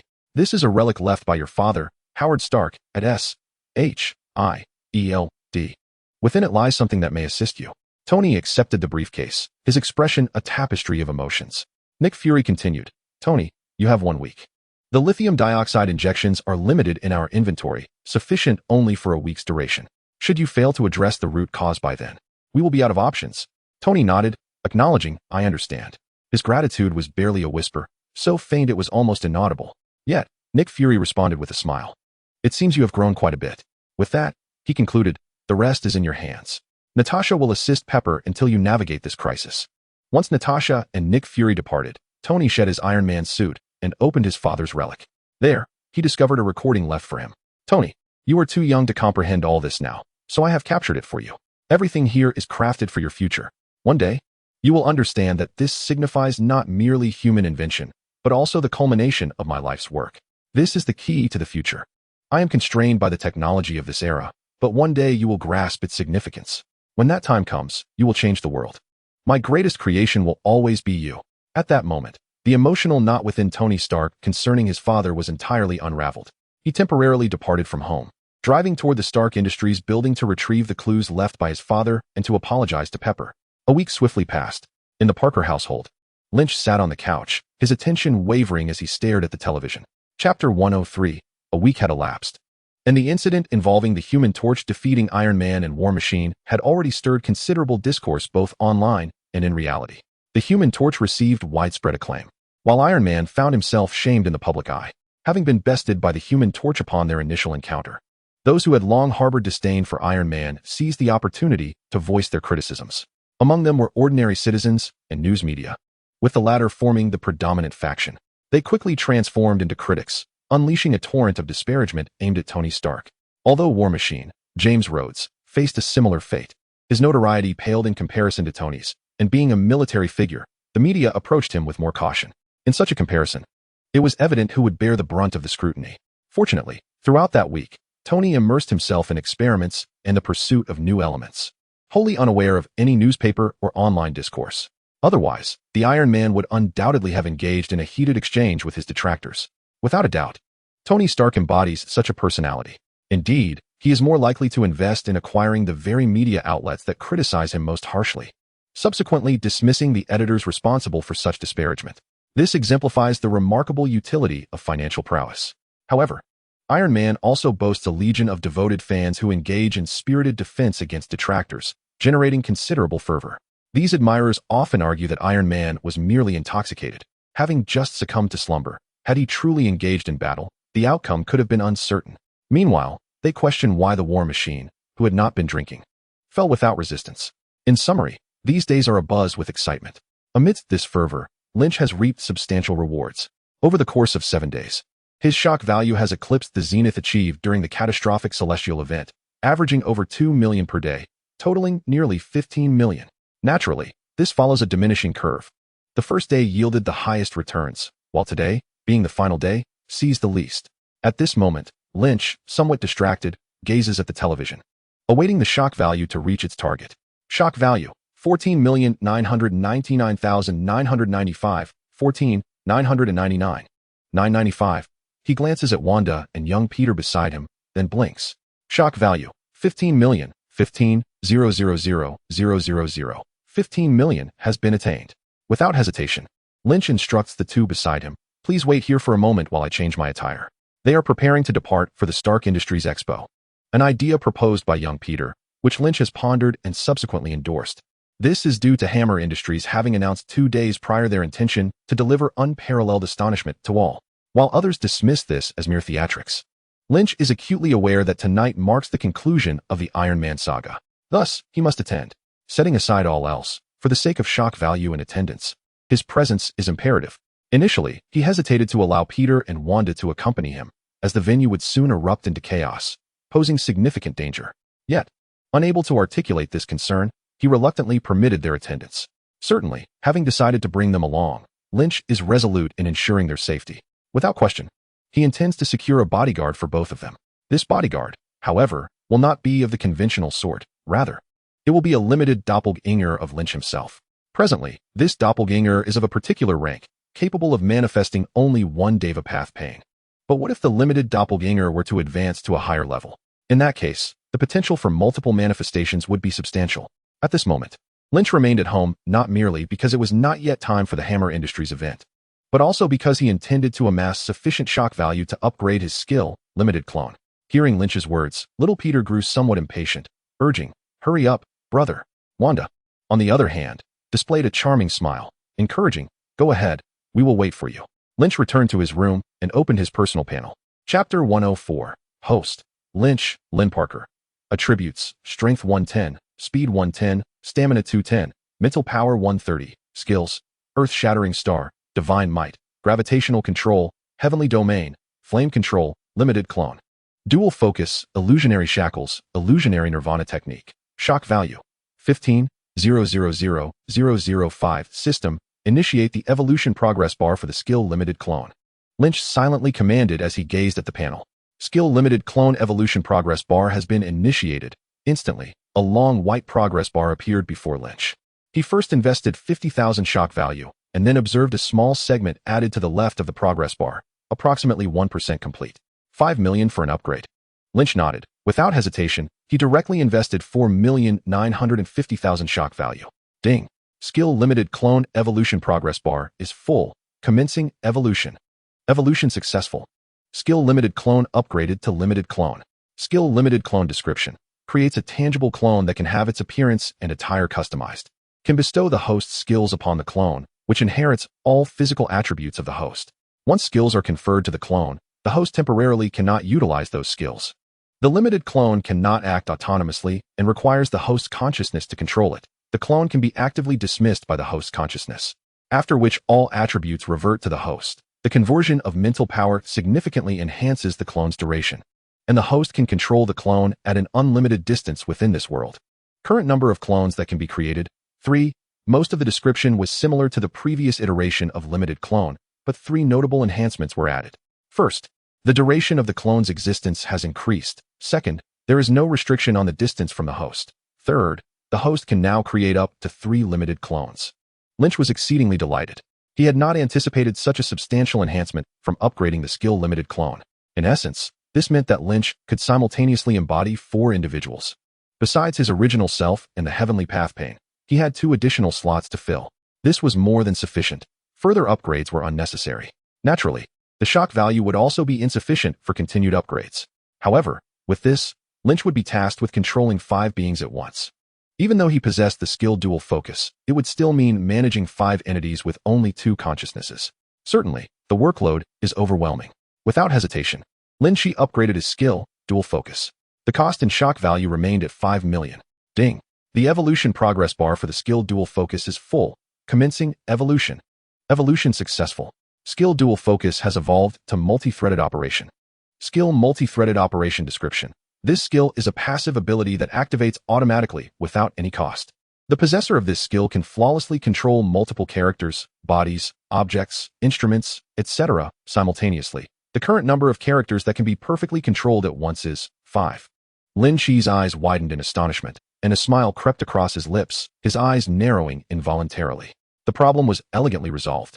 It is worth noting that the level of dual focus is quite similar to the previous one, with the added capability of perfectly controlling 2 individuals simultaneously. The evolution to multi-threaded operation not only inherited the ability to control flawlessly, but also transformed the passive skill, increasing the number of controllable entities from 2 to 5. Henceforth, Lynch could simultaneously embody himself, Tindo Pain, and 2 additional characters, even accommodating 1 more. Contemplating the identities of these additional characters, Lynch decided to remain within the realm of Naruto. After all, most of his skills were derived from Naruto, and using Naruto characters with Naruto skills was visually harmonious. However, rather than immediately creating the 2 new characters, Lynch opted to initiate the progress bar for the skill Kamui. He wished to ascertain whether he could acquire the extraordinary ability of Kamui Space. Chapter 105. Indeed, Kamui and Kamui Space are abilities of the same origin. The left eye wields Kamui, while the right eye possesses Kamui Space. These are the distinct ocular techniques of the same pair of Sharingan. Therefore, during the progression of the skill Kamui, the process will undoubtedly involve Kamui Space, akin to how the progress bar for the Heavenly Star involves the Universal Pull. Both Heavenly Star and Universal Pull belong to the Rinnegan, being of the same origin, thus enhancing the Heavenly Star progress bar yields the skill Universal Pull. With this precedent in mind, Lynch contemplated the progress bar for Kamui. System, activate the progress bar for the skill Kamui, Lynch silently commanded. Ding. The progress bar for the skill Kamui has been activated. As the system's notification echoed, a white progress bar materialized before Lynch. Recalling his experience with the Heavenly Star progress bar, Lynch did not hesitate to invest 150,000 shock value into it. Ding. Upon reaching level 10 in the skill Kamui, the host is congratulated for acquiring the skill Kamui, Fragment of Space. The description of this skill reveals that it encompasses a singular eye that grants access to an alternate dimension, allowing for the absorption of items into this otherworldly space, which measures 1 cubic meter. The initial use incurs no expenditure of energy, although subsequent applications will demand physical stamina. It is noteworthy that, despite being categorized as an active skill, its nature closely resembles that of a passive ability, resulting in minimal energy consumption. Indeed, it is the Kamui Space. Lynch was filled with delight. What exactly is the Kamui Space? This extraordinary skill amalgamates intangibility, storage space, a sanctuary, and a portal into a single divine ability. When Uchiha Obito awakened his Mangeki Sharingan, he acquired the Kimui space as part of his ocular technique. Originally possessing only the strength of a Nin, he transformed into a powerhouse of Kage caliber. Furthermore, his formidable prowess instilled despair in others. By partially drawing his body into the Kimui space, he renders himself intangible, evading all forms of attack. While one cannot strike him, he can effortlessly inflict harm. This is the remarkable potency of Kamui's intangibility. Moreover, the Kamui space is a skill of considerable functionality. It serves not only as a storage facility for items, but also as a refuge when one seeks safety. Remarkably, it enables spatial traversal. Provided the user's chakra perception is sufficiently expansive, one can enter the Kamui space from one location and emerge from another, thus achieving spatial displacement. Consequently, even though the current fragment of the Kamui space is limited to 1 cubic meter, insufficient to accommodate even a single person, once the authenticity of this skill is established, enhancing the progress bar will suffice for further development. In this manner, the Kamui space can ascend from a lower tier to a higher echelon, ultimately evolving into the true Kamui space, potentially surpassing even the original variant possessed by Uchiha Obito. However, at present, the skill remains a mere portable space. The 1 cubic meter capacity can still hold a considerable amount, enough to store Lynch's equipment and various other items. Without hesitation, Lynch retrieved his long-neglected fireproof suit and stuffed it, along with a flame mask, into the Kamui space. He then added several changes of clothing and some currency, nearing the limit of the space's capacity. Thus, Lynch contemplated enhancing this skill. After all, although it serves as a portable space, 1 cubic meter is rather limited. Therefore, he resolved to expand this personal space. However, it is crucial to note that skills derived from the progress bar cannot be upgraded through shock value. Only the progress bar itself can facilitate such advancement. Without hesitation, Lynch once again invested 3 million shock points into the progress bar of the Divine Might Origin. This left him with a mere 500,000 shock points. However, his gains were substantial. Ding! The Divine Might Origin progress bar has reached 20%. The upgrade energy for the Divine Might space has reached 50%. Ding! The Divine Might Origin progress bar has reached 30%. The upgrade energy for the Divine Might space is complete, and the skill begins to upgrade. Ding! The Divine Might space skill is now upgraded. Divine Might space description. A single eye grants access to an alternate dimension capable of absorbing living beings, including but not limited to oneself or items into this space. The dimension measures 10 cubic meters. Success. The Divine Might space is no longer incomplete, but rather a relatively complete version, albeit smaller than the original. Nevertheless, 10 cubic meters is more than sufficient. It is worth noting that most living rooms in ordinary households do not boast such ample space. Moreover, the capabilities of the safe house and intangibility have been unlocked. The most formidable ability of the Divine Might space is undoubtedly intangibility, and at this moment, Lynch has acquired this power. Now, compared to the original Divine Might space of Uchiha Obito, Lynch's version, while slightly smaller, is only lacking the function of the teleportation portal. However, this is of little concern. By continuing to enhance the Divine Might Origin progress bar, he can further upgrade the Divine Might space. At that point, surpassing the original version would not be a daunting task. Consequently, regarding the new identity of one of the 2 vacant limited clones, Lynch has made a decision. With the left eye embodying Divine Might and the right eye embodying Divine Might space, what could be more fitting than the dual Divine Might Sharingan of Uchiha Obito? When Uchiha Obito emerges to astonish the world, the original Lynch will possess another powerful ally. Furthermore, the avenues for acquiring shock points have expanded. With a mere thought, a man appeared before Lynch, clad in a black robe adorned with red clouds and donning a mask with a trio of tomo, 2 of which align with the eye positions. The mask featured small circular openings. Through these openings, a pair of crimson eyes spun with a mesmerizing and elegant triangular pattern. Uchiha Obito has arrived. Lynch nodded in satisfaction. He now had a bodyguard. However, this Uchiha Obito before him differs significantly from the one in the original plot of Naruto. This distinction lies in his appearance. With the capability for multitasking, the Uchiha Obito before him removed his mask, revealing a flawless visage. Lynch did not mar the right side of Uchiha Obito's face with the scar reminiscent of the original plot. Instead, it remained as smooth as the left side. This was because, once a limited clone's appearance was determined, it could not be altered. Hence, Lynch chose to have Pain, of the 6 paths, persist in his form with the black rods embedded in his body. Having learned from past experiences, Lynch would not allow any regrets to linger on Uchiha Obito. As for the remaining vacant slot for another limited clone, he did not hastily decide on a character or persona. After some contemplation, he resolved to leave it unfilled for the time being. The process of creating a limited clone only afforded one opportunity, necessitating careful consideration for each one.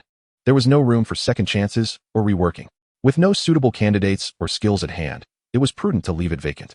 Thus, they could set off for the Stark Industrial Expo. However, recalling the impending battle that evening, Lynch hesitated briefly before allocating all of his remaining shock points, 50,000, in their entirety. He augmented his mental strength, elevating it by 10 points to a total of 140. Consequently, the two limited clones, Pain and Uchiha Obito, could remain active for an extended duration without the concern of vanishing mid-action. With a deep breath, the limited clone was summoned once more, and Pain manifested. Subsequently, Uchiha Obito drew Pain into the Kimui dimension, while he himself entered a state of intangibility, passing through the walls and departing from the Parker residence. Observing Uchiha Obito's retreat, Lynch finally exited the room. "How slow, brother?" young Peter complained. Wanda shook her head, asserting, "It's quite fast. If it were me, makeup would take over half an hour. He has only been at it for about 10 minutes. Chapter 107. Wrapping an arm around Wanda, Lynch remarked, "Having a girlfriend is truly wonderful." He then turned to young Peter with a stern expression, warning, "Be quiet, or you won't be coming along." Young Peter promptly complied. Afterward, Lynch drove with young Peter and Wanda toward the Stark Industrial Expo. Simultaneously, he maneuvered Uchiha Obito in an ostentatiously arrogant manner toward the expo. This so-called flamboyant approach involved intangibility, allowing him to traverse all obstacles while maintaining a direct course to the event. During this journey, he naturally garnered the astonished gasps of numerous onlookers, causing Lynch's shock points to accumulate at a steady pace. This aligned perfectly with Lynch's intentions to partake in the whip chain incident while simultaneously amassing shock points. Moreover, with a new character unveiled, how could he not relish in the display? Should the world remain oblivious to the formidable power of Uchiha Obito, how then could Lynch seek to gain favor? Meanwhile, at Tony Stark's residence, a few days prior, following an apology to Pepper Potts, Tony finally unearthed a clue regarding a new element. This discovery represented the most significant legacy bequeathed to him by his father, as well as the final lesson imparted by Howard Stark. He had identified a new element capable of substituting palladium as the core component of his miniature reactor, ensuring the preservation of his life. However, a subsequent dilemma arose. He was unable to synthesize this new element. Initially, Tony found himself at an impasse. Though he outwardly appeared unfazed, inwardly he was consumed by anxiety. It was a sensation of discovering hope amidst despair, only to see that hope plummet into the abyss. This feeling evoked memories of the previous birthday celebration, where the fiery hero Lynch had enacted a peculiar torment, an immense mental nail that inflicted great agony without causing tangible harm. In a fit of frustration, Tony reached out to Lynch to initiate a conversation. "Hey, buddy, what was that ability you used to immobilize me and Rhodey?" Lynch casually replied, "That's my superpower." Yet, Tony merely broached this topic to spark a dialogue. He confided in Lynch, the only friend willing to engage with him, sharing his frustrations in hopes of reigniting his determination. This was the true motive behind Tony's call. He never anticipated that Lynch could assist him in synthesizing the new element. He simply sought solace from his troubles to re-immerse himself in the complex synthesis experiments. To his surprise, after hearing Tony's lamentations, Lynch exclaimed, "Synthesizing elements? What is the challenge in that? I once read a book that mentioned something about pipe prism reflection acceleration." Lynch relayed the knowledge he had acquired. But when Tony inquired about the title of the book, Lynch adamantly claimed to have forgotten, suggesting it might have been some random publication. With no other choice, Tony ended the call and resumed pondering the synthesis experiment. However, the subsequent failures only intensified his agitation. Today, an idea inspired by Lynch's words struck him. Entertaining the notion of what if it works, Tony devised a pipe prism reflection acceleration device. Remarkably, he successfully synthesized the new element. This was nothing short of astonishing, elevating Lynch's reputation and status in Tony's eyes. As he prepared to install the new element into the miniature reactor for testing, his phone rang unexpectedly. He assumed it was a call from S.H.I.E.L.D. However, unexpectedly, it was a call from Ivan Vanko, the man who was supposed to perish in a Moroccan prison. "Hey, Tony." Ivan Vanko's call was merely a declaration of vengeance. He sought retribution against Tony and the Stark family. Yet, villains often fall prey to their own verbosity, and excessive chatter can indeed lead to dire consequences. Tony traced the call and discovered it originated from the Hammer Industries base, prompting a sense of foreboding. Consequently, he decisively installed a new reactor and took flight towards the Stark Industrial Expo, filled with an ominous premonition. He felt that if he did not arrive in time, the events unfolding there would haunt him for a lifetime. Chapter 108. As Uchiha Obito stood at the epicenter of the Stark Industrial Expo, the crowd erupted in excitement. The first to notice Obito's peculiar presence followed him closely, brimming with pride. When inquired about Obito, this individual eagerly elaborated, as if the astonishing feats were his own. When someone attempted to touch Obito, he did not intervene, confident that they would not succeed. Indeed, they could not reach Obito. Initially, however, this person's demeanor was quite different. "Hey, buddy, how did you manage that?" Watching Obito stride past the barriers into the street, he exclaimed in astonishment. Yet, Obito did not even glance back, leading this individual to speculate that Obito might be a projection created by some advanced technology, though he could not discern the location of the projector. Nevertheless, what transpired next transformed him into a fervent follower of Obito. A little girl walked her dog on the sidewalk when a plastic bag suddenly floated by, instantly captivating the dog, which began to chase it frantically. The bag rolled into the street, and the dog followed, dragging the girl along with it. At that moment, the traffic light was green, and several cars appeared to be racing towards them. As the cars barreled forward, a tragic accident seemed imminent. At that critical juncture, Uchiha Obito made his move. He propelled himself with incredible force, creating a shockwave upon impact with the ground. Accompanied by this wave, he swiftly reached the girl's side. He then pulled her into the Kimui dimension, neglecting the dog, for it was indeed the canine that had instigated this series of unfortunate events. Bang! The dog was launched several dozen meters away, while Uchiha Obito and the little girl effortlessly traversed through the vehicle, standing unscathed in their original position. With a screech, the cars came to a halt. Observing this, Uchiha Obito released the bewildered little girl from the realm of Kimui. The girl, now aware of her surroundings, crouched down and began to cry in fear, yet Uchiha Obito paid her no mind. After confirming the dog was indeed lifeless, he simply turned and walked away. A cheer erupted among the onlookers. The individual before him realized that the person clad in a black robe adorned with red clouds, donning a mask, was not a mere projection but a genuine being. Was this a deity? The absence of speculation regarding superhuman abilities stemmed from Uchiha Obito's aloof and arrogant demeanor. Only a divine entity could possess such an imposing presence and strength. Thus, as Uchiha Obito continued forward, disregarding even the gratitude of the little girl's parents, a fervor ignited within the onlooker. Instantly, he resembled a fervent zealot, passionately elucidating Uchiha Obito's remarkable feats to those around him. Uchiha Obito remained indifferent to his antics, allowing the individual to follow without expulsion or endorsement. Such behavior could only amplify his aura of astonishment. And how could Lynch, who manipulated Uchiha Obito, refuse this? Lynch smiled subtly in his heart. This strategy had indeed succeeded. His approach was to make a grand entrance and perform conspicuously while maintaining an air of mystery. If the goal was to garner astonishment, then flamboyance was essential. However, only new characters could act ostentatiously. For the sake of safety, Lynch's true form even donned a mask while collecting astonishment points, let alone engaging in high-profile actions. Tendo Pain was bound to Lynch's true form, and from the outset, Lynch had sculpted Tendo Pain into a transcendent master with a global perspective. Being overly ostentatious contradicted his persona. Thus, the burden of flamboyance fell solely upon the new character, Uchiha Obito.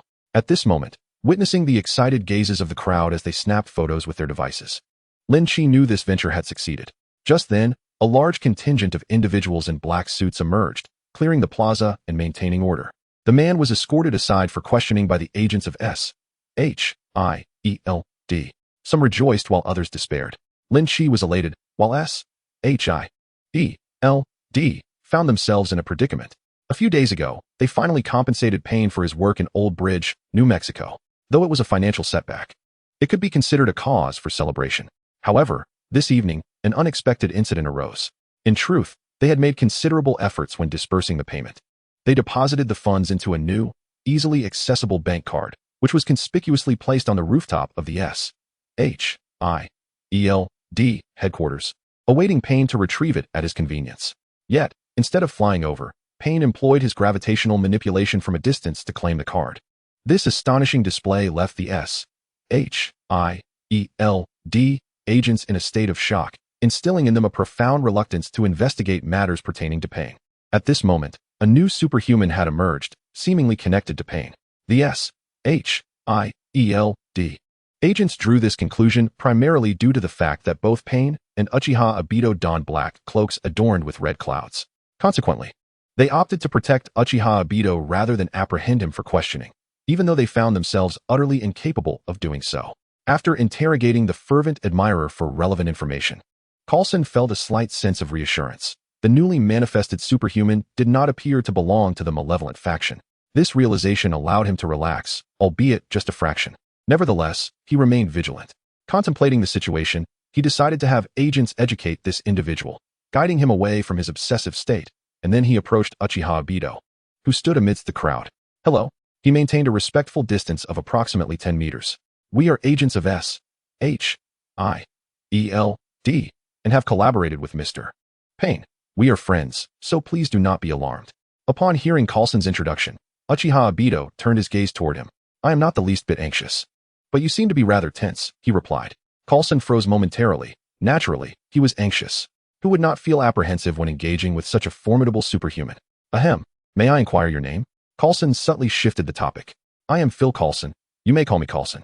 Uchiha Obito, came the response. So, Coulson, since we are not adversaries, what brings you here with such fanfare? Coulson found himself at a loss for words. Are you truly unaware of the reason for my visit? Had it not been for the commotion you caused, would I have troubled you?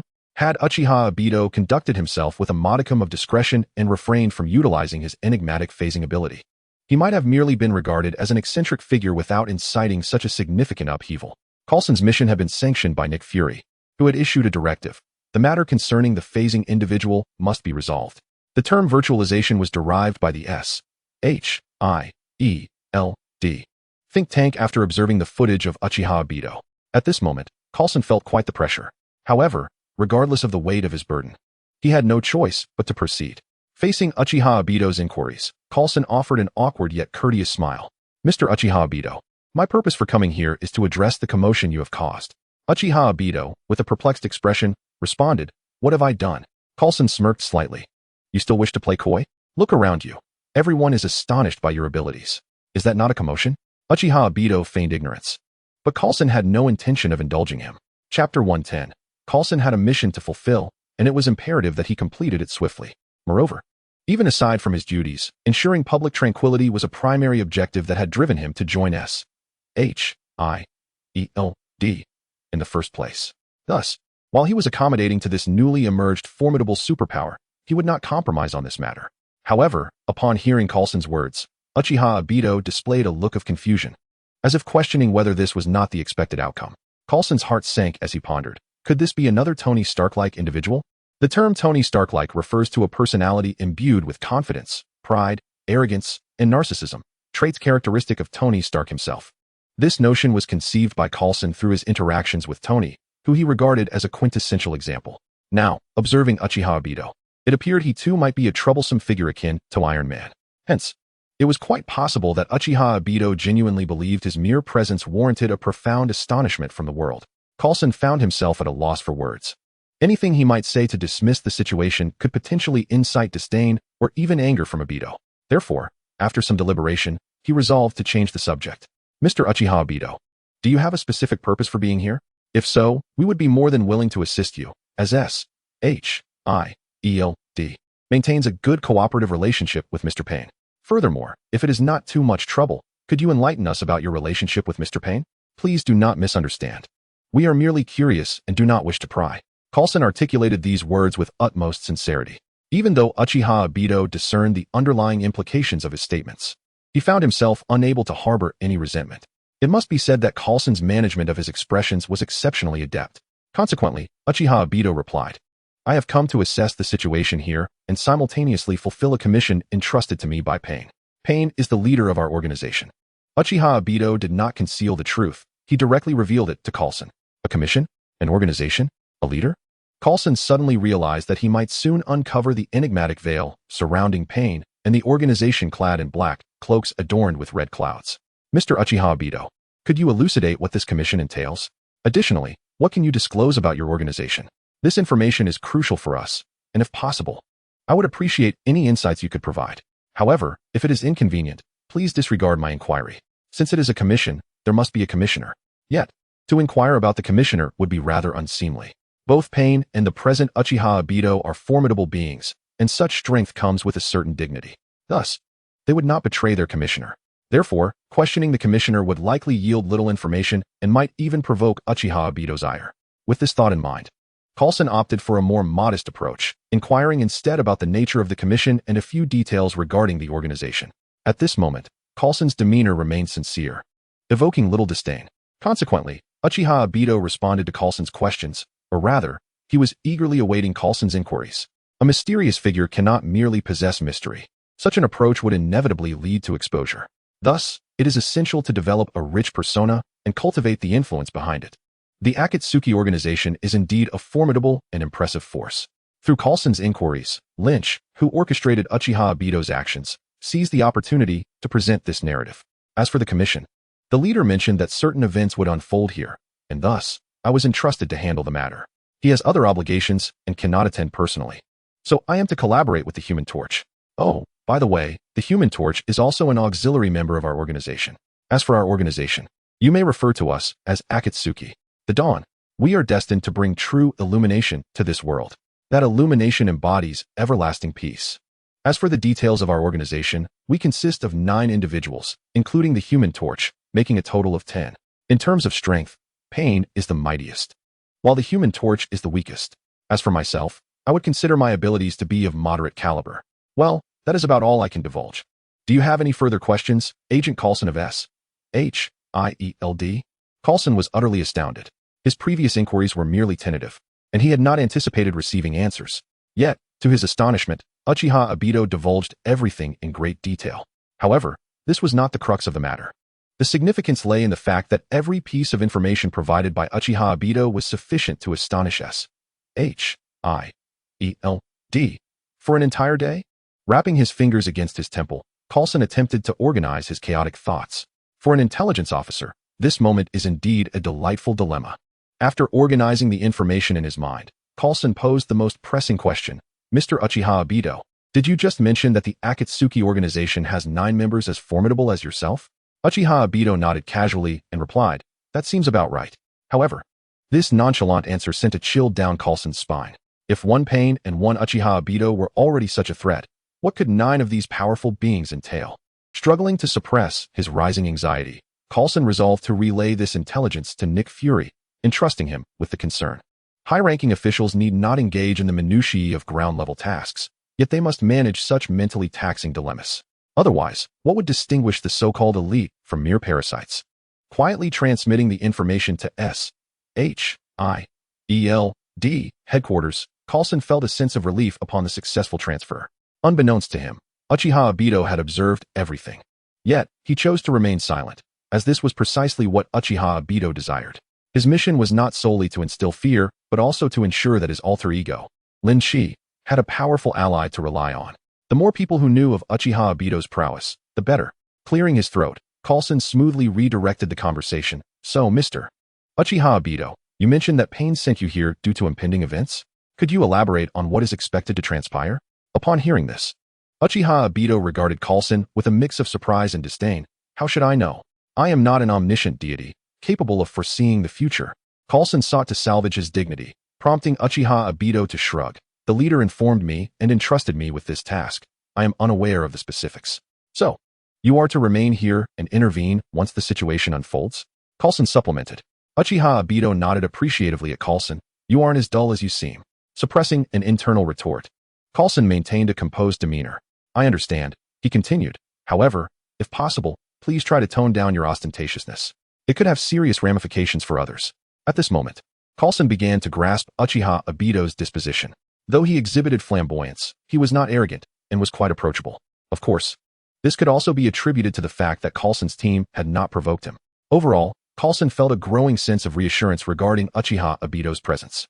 After all, the other party is not only able to communicate freely, but is also quite helpful.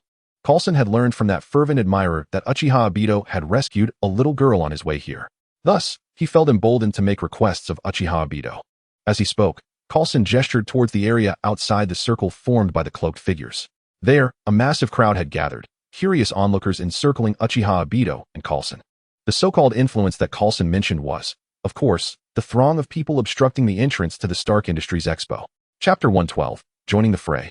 A common trait amongst humanity. Regardless of nationality, when people witness a lively and intriguing event, they invariably move closer to observe. No country is an exception to this phenomenon. Ah, I see. Uchiha Obito, upon witnessing this scene, nodded in understanding and remarked, "Then I shall change my attire." As he spoke, a transparent vortex materialized, and Uchiha Obito was drawn into it, vanishing before Coulson's eyes. Coulson was taken aback once more. He now comprehended that ordinary weapons could not possibly harm Uchiha Obito. Without hesitation, he relayed this situation, along with intelligence regarding the Akatsuki leader Pain's suspected ability to foresee the future, to Nick Fury. Just as he finished transmitting the information, he saw Uchiha Obito emerge from the newly appeared vortex, now clad in a black suit. "What do you think? Quite impressive, isn't it?" Coulson promptly nodded. "Indeed, very dashing. However, Mr. Uchiha Obito, why do you not remove your mask?" At this moment, despite donning the black suit, Uchiha Obito had not discarded the white Tomo mask covering his face. Upon hearing Coulson's inquiry, Uchiha Obito shook his head, stating, "It cannot be removed. For the mask is my true self." "Haha, you jest," Coulson replied with an awkward yet polite smile. Such humor, albeit lighthearted, conveyed Uchiha Obito's unwavering resolve. Coulson chose not to press further. The mere acquiescence to change attire was already commendable. Subsequently, Coulson accompanied Uchiha Obito away from the square, while SHIELD agents dispersed the crowd, restoring order to the scene. At that moment, Lynch was driving, transporting Wanda and young Peter to the parking lot adjacent to the expo. Upon entering the venue, they overheard the surrounding chatter. "You won't believe it. My goodness, that phasing being is standing right there. Blah blah blah." Lynch frowned. "Phasing being? What a dreadful nickname." Meanwhile, Wanda clung to Lynch's arm, feeling a sense of unease. "Why do I feel that this world is becoming increasingly chaotic?" Lynch turned, wrapping his arm around Wanda's waist. "Fear not, I shall protect you." As they finished their conversation, they proceeded towards the Hammer Industries venue. Meanwhile, in the Triskelion building of SHIELD, Nick Fury sat in his office, his expression darkening as he perused the intelligence sent by Coulson on his phone. His brow furrowed, reminiscent of the evening of Tony's birthday. It seemed that everyone had emerged from the shadows. The organization known as the Dawn, comprising 9 formidable superhumans, was set to stir up events at the Stark Expo. Fortunately, the Dawn appeared to align themselves with the forces of righteousness. However, their ambition to establish eternal peace was perplexing. Such an ideal would necessitate a singular global regime. Yet, achieving that was no simple feat. One could only hope that the night would pass without significant upheaval. While Nick Fury was absorbing this information, it simultaneously appeared on the phone of Alexander Pierce, the former director of SHIELD. Coulson had only sent this intelligence to Fury, intentionally withholding it from others, fully aware of its grave implications. The fewer individuals privy to such knowledge, the better. However, Coulson did not realize that only a handful of individuals genuinely served SHIELD. The majority were Hydra infiltrators. It was akin to a few leaves nestled within a serpent's den, with those leaves mistakenly believing that the other serpents were merely foliage. It was absurd, yet it was the stark reality. Thus, it was impossible for Coulson and his team to safeguard the information, regardless of whether it was on his side or Fury's. As for the Dawn, Alexander Pierce pondered, if they did not interfere with our plans, then they should be left alone. He instructed his subordinates accordingly. Should they become an obstacle, however, measures would be taken to eliminate the threat. Chapter 113, Hydra's Ambition. To put it accurately, as their infiltration plan progressed with remarkable success, yielding results beyond their wildest expectations, their ambition began to swell.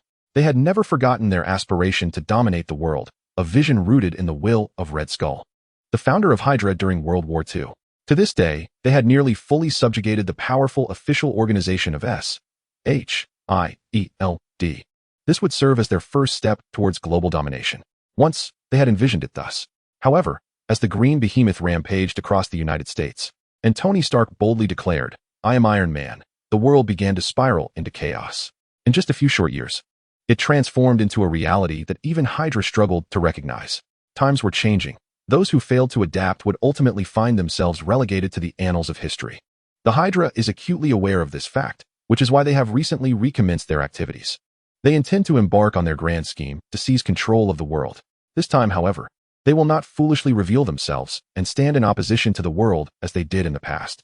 Instead, they aim to usurp the establishment, leveraging others to achieve their aims. Under the guise of the SHIELD, they plan to dominate the globe, all the while ensuring that Hydra operatives remain concealed beneath the surface. Upon reflection, this strategy seems quite exhilarating. Initially, the plan progressed smoothly, as Hydra agents were ubiquitous, making operations exceedingly efficient. However, the tide turned last year when a fierce battle erupted on Queens Boulevard in New York between two formidable green figures, altering everything. First, a gargantuan anti-gravity meteor materialized above New York, followed by the emergence of the individual known as Penance, the one capable of manipulating the meteor. Such terrifying personal power instilled fear in the hearts of Hydra. This adversary was the kind who could obliterate everything within a 1,000-meter radius with a mere gesture. Uncertain of the full extent of his capabilities, they refrained from provoking Penance, fearing that they might inadvertently bring disaster upon Hydra. Consequently, Hydra's activities dwindled for half a year.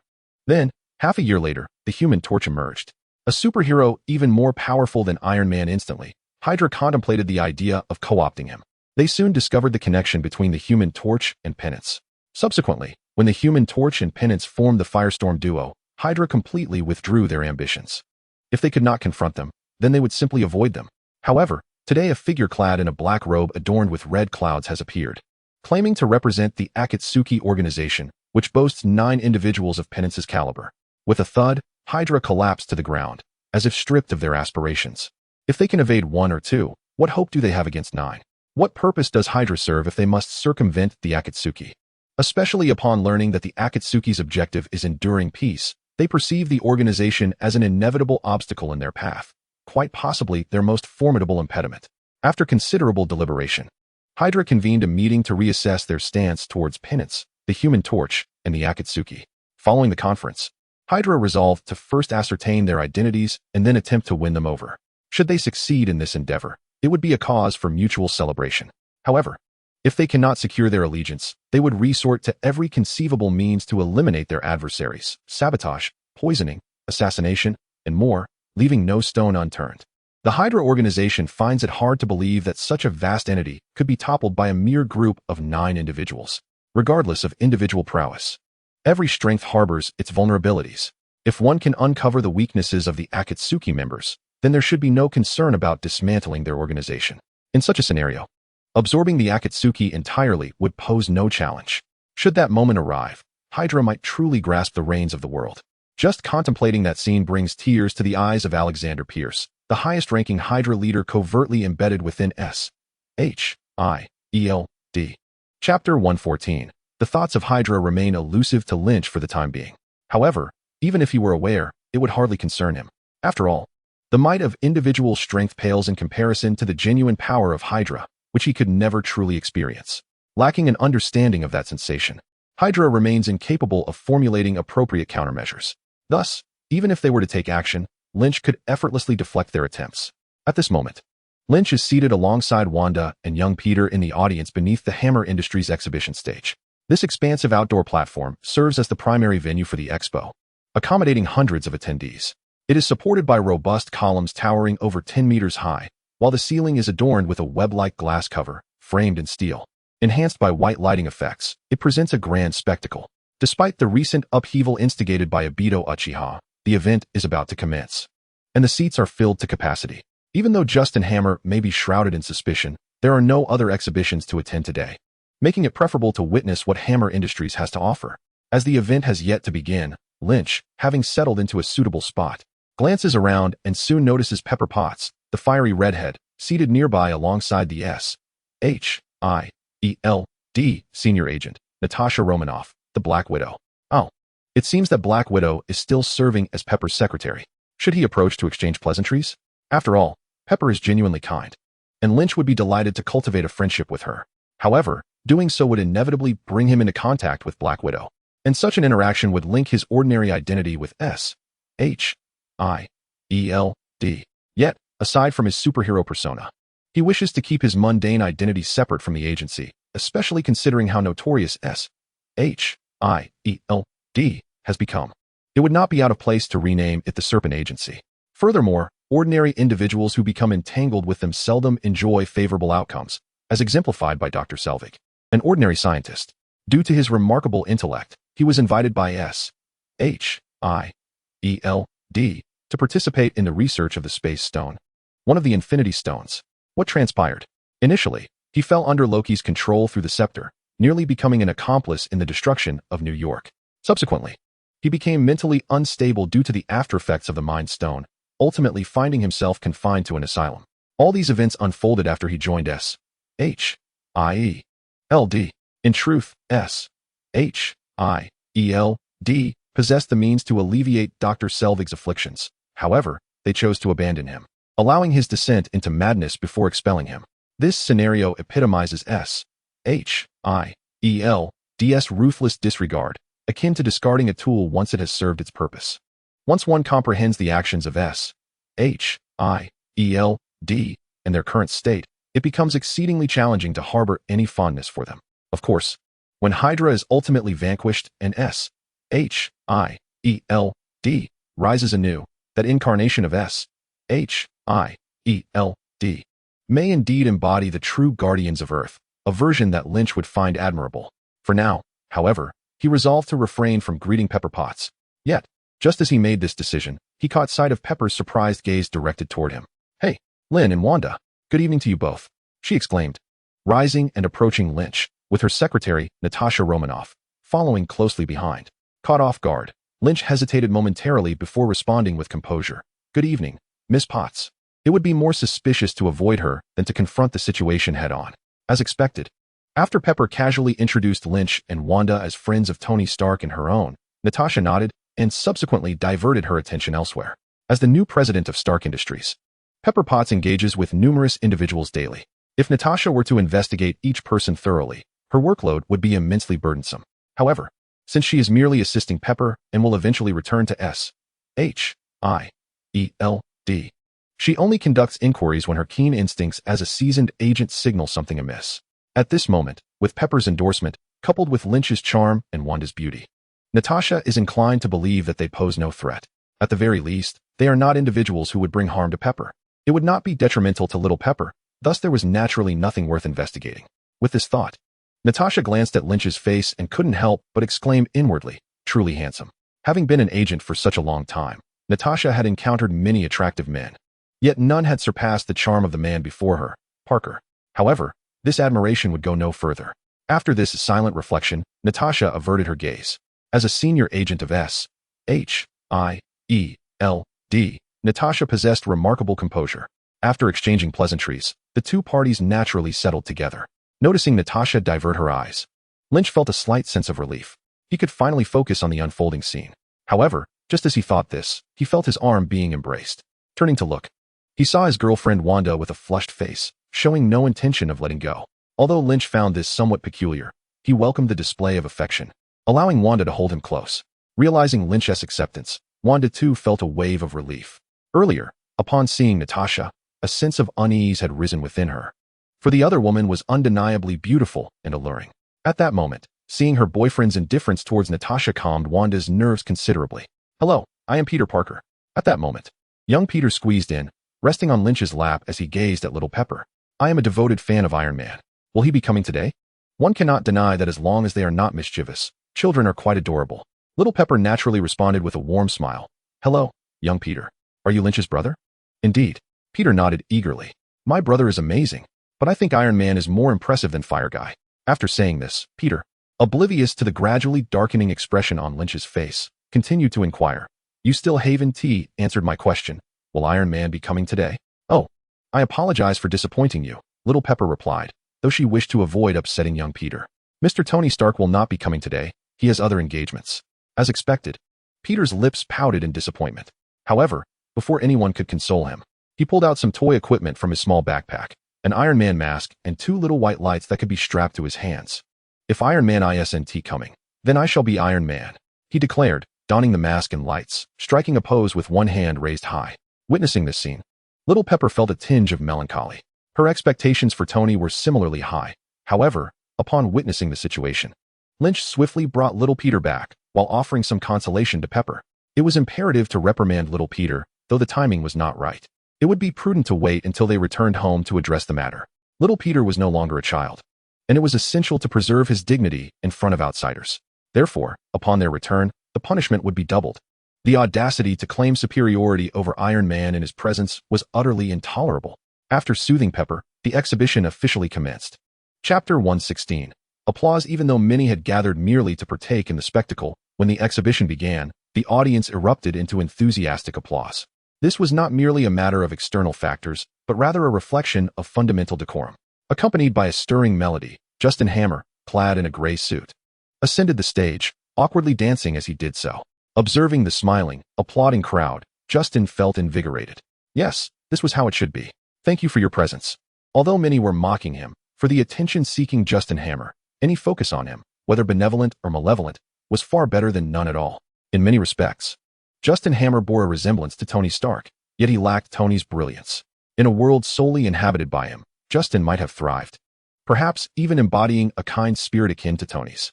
However, the Marvel Universe includes Iron Man, with Tony Stark, who surpasses Justin in every conceivable way, existing.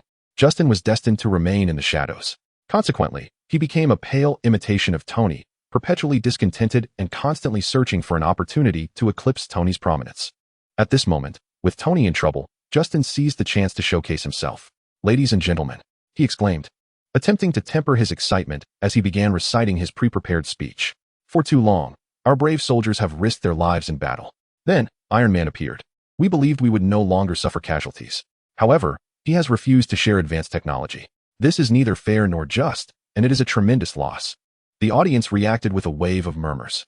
It was evident that while they supported him, they were also discerning. Justin Hammer's rhetoric was clearly a form of moral coercion. Why should one share the fruits of their hard-earned innovation?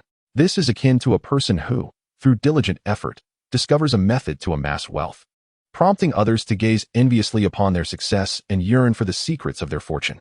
Is such a thing feasible? By this analogy, Justin Hammer embodies this notion.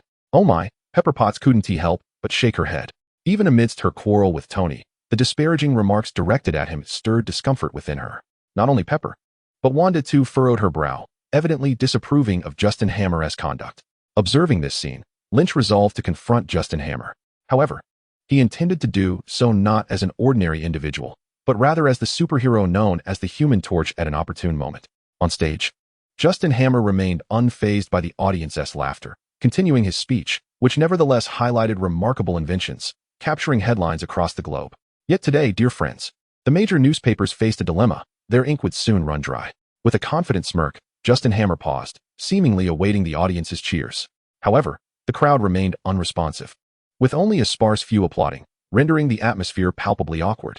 Seizing this moment, Lynch excused himself to the restroom and discreetly exited the main hall. Upon stepping into a secluded corner, a spatial vortex materialized beside him. The whirlwind expelled a striking fireproof suit and mask, which then vanished. This was an operation orchestrated remotely by Lynch through Uchiha Obito. After donning the fireproof suit, flames erupted beneath Lynch, propelling him upward to the ceiling of the main hall. Concealed by the columns, he remained unseen. Meanwhile, Justin Hammer furrowed his brow, dismissing the awkwardness around him as he gestured for the staff to remove the podium. Prolonged misfortunes had fortified Justin Hammer's audacity. Thus, this momentary embarrassment was inconsequential to him. With hands on his hips, he declared, "Ladies and gentlemen, today, I present to you the new face of the American military, the Hammer Industries Iron Soldier, the Army Iron Soldier." As his words echoed, he pointed towards the corner of the stage, where triumphant music swelled. The ground cracked open, and a rising platform elevated 2 rows of 8 Iron Soldiers. Each of these formidable soldiers was equipped with anti-aircraft artillery, showcasing their formidable firepower. The Navy Iron Soldier, the Air Force Iron Soldier, the Marine Corps Iron Soldier. With a sudden clamor, 32 Iron Soldiers materialized upon the stage. Witnessing this astonishing spectacle, the audience erupted into fervent applause. Suddenly, it seemed that Justin Hammer was not merely seeking attention as usual, but genuinely presenting something of substance. The applause crescendoed, igniting a surge of exhilaration within Justin Hammer. For these creations surpassed even the most skilled cheerleaders. Allow me to clarify, although this represents a groundbreaking technological advancement, we still require real soldiers to be deployed to the battlefield. Ladies and gentlemen, it is my esteemed pleasure to introduce the first prototype, the Comprehensive Threat Response Combat Armor. Along with its pilot, Air Force Colonel James Rhodes. A thunderous crash interrupted Justin Hammer's impassioned speech as a heavy object struck the ground.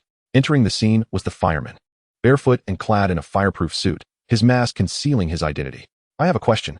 The applause and cheers that erupted were exponentially more fervent than those that accompanied Justin Hammer's introduction of the Iron Soldiers. "Fireman, I adore you. Fireman, you are incredibly cool. Fireman, I want to have your child." Such exuberant declarations caused Justin Hammer's expression to darken.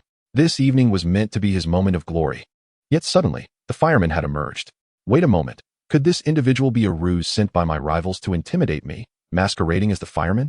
Justin Hammer pondered, recalling how he had previously attempted such tactics against Stark Industries, albeit with little success. Before he could voice his thoughts, he witnessed the fireman raising his hand, a sphere of crimson flame floating above his palm. Not only that, but the fiery orb ascended, swirling around the fireman with an enchanting grace. The searing heat radiated outward, causing nearby spectators to sweat profusely and hastily retreat. In an instant, the area surrounding the fireman was cleared. At that moment, Justin Hammer dismissed any thoughts of unmasking his opponent. This was indeed the fireman.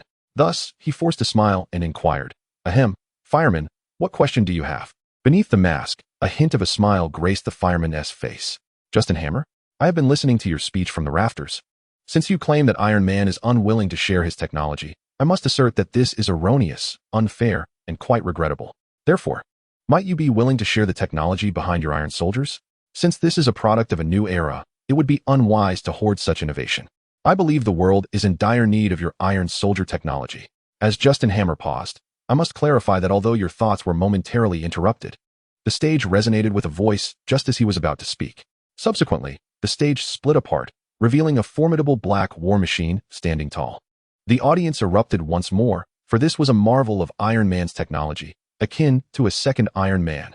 Yet, upon its appearance, this war machine did not take action. Instead, it turned to Justin Hammer and inquired, "Why have I been kept waiting down there for so long?" Faced with the chilling question, Justin Hammer dared not speak further and merely gestured toward the direction of the fire guy. The war machine turned to look. However, before it could utter a word, a swift sound of something flying through the air captured everyone's attention. Chapter 118. The crowd turned to the source of the sound, and there they beheld a striking figure in red and gold.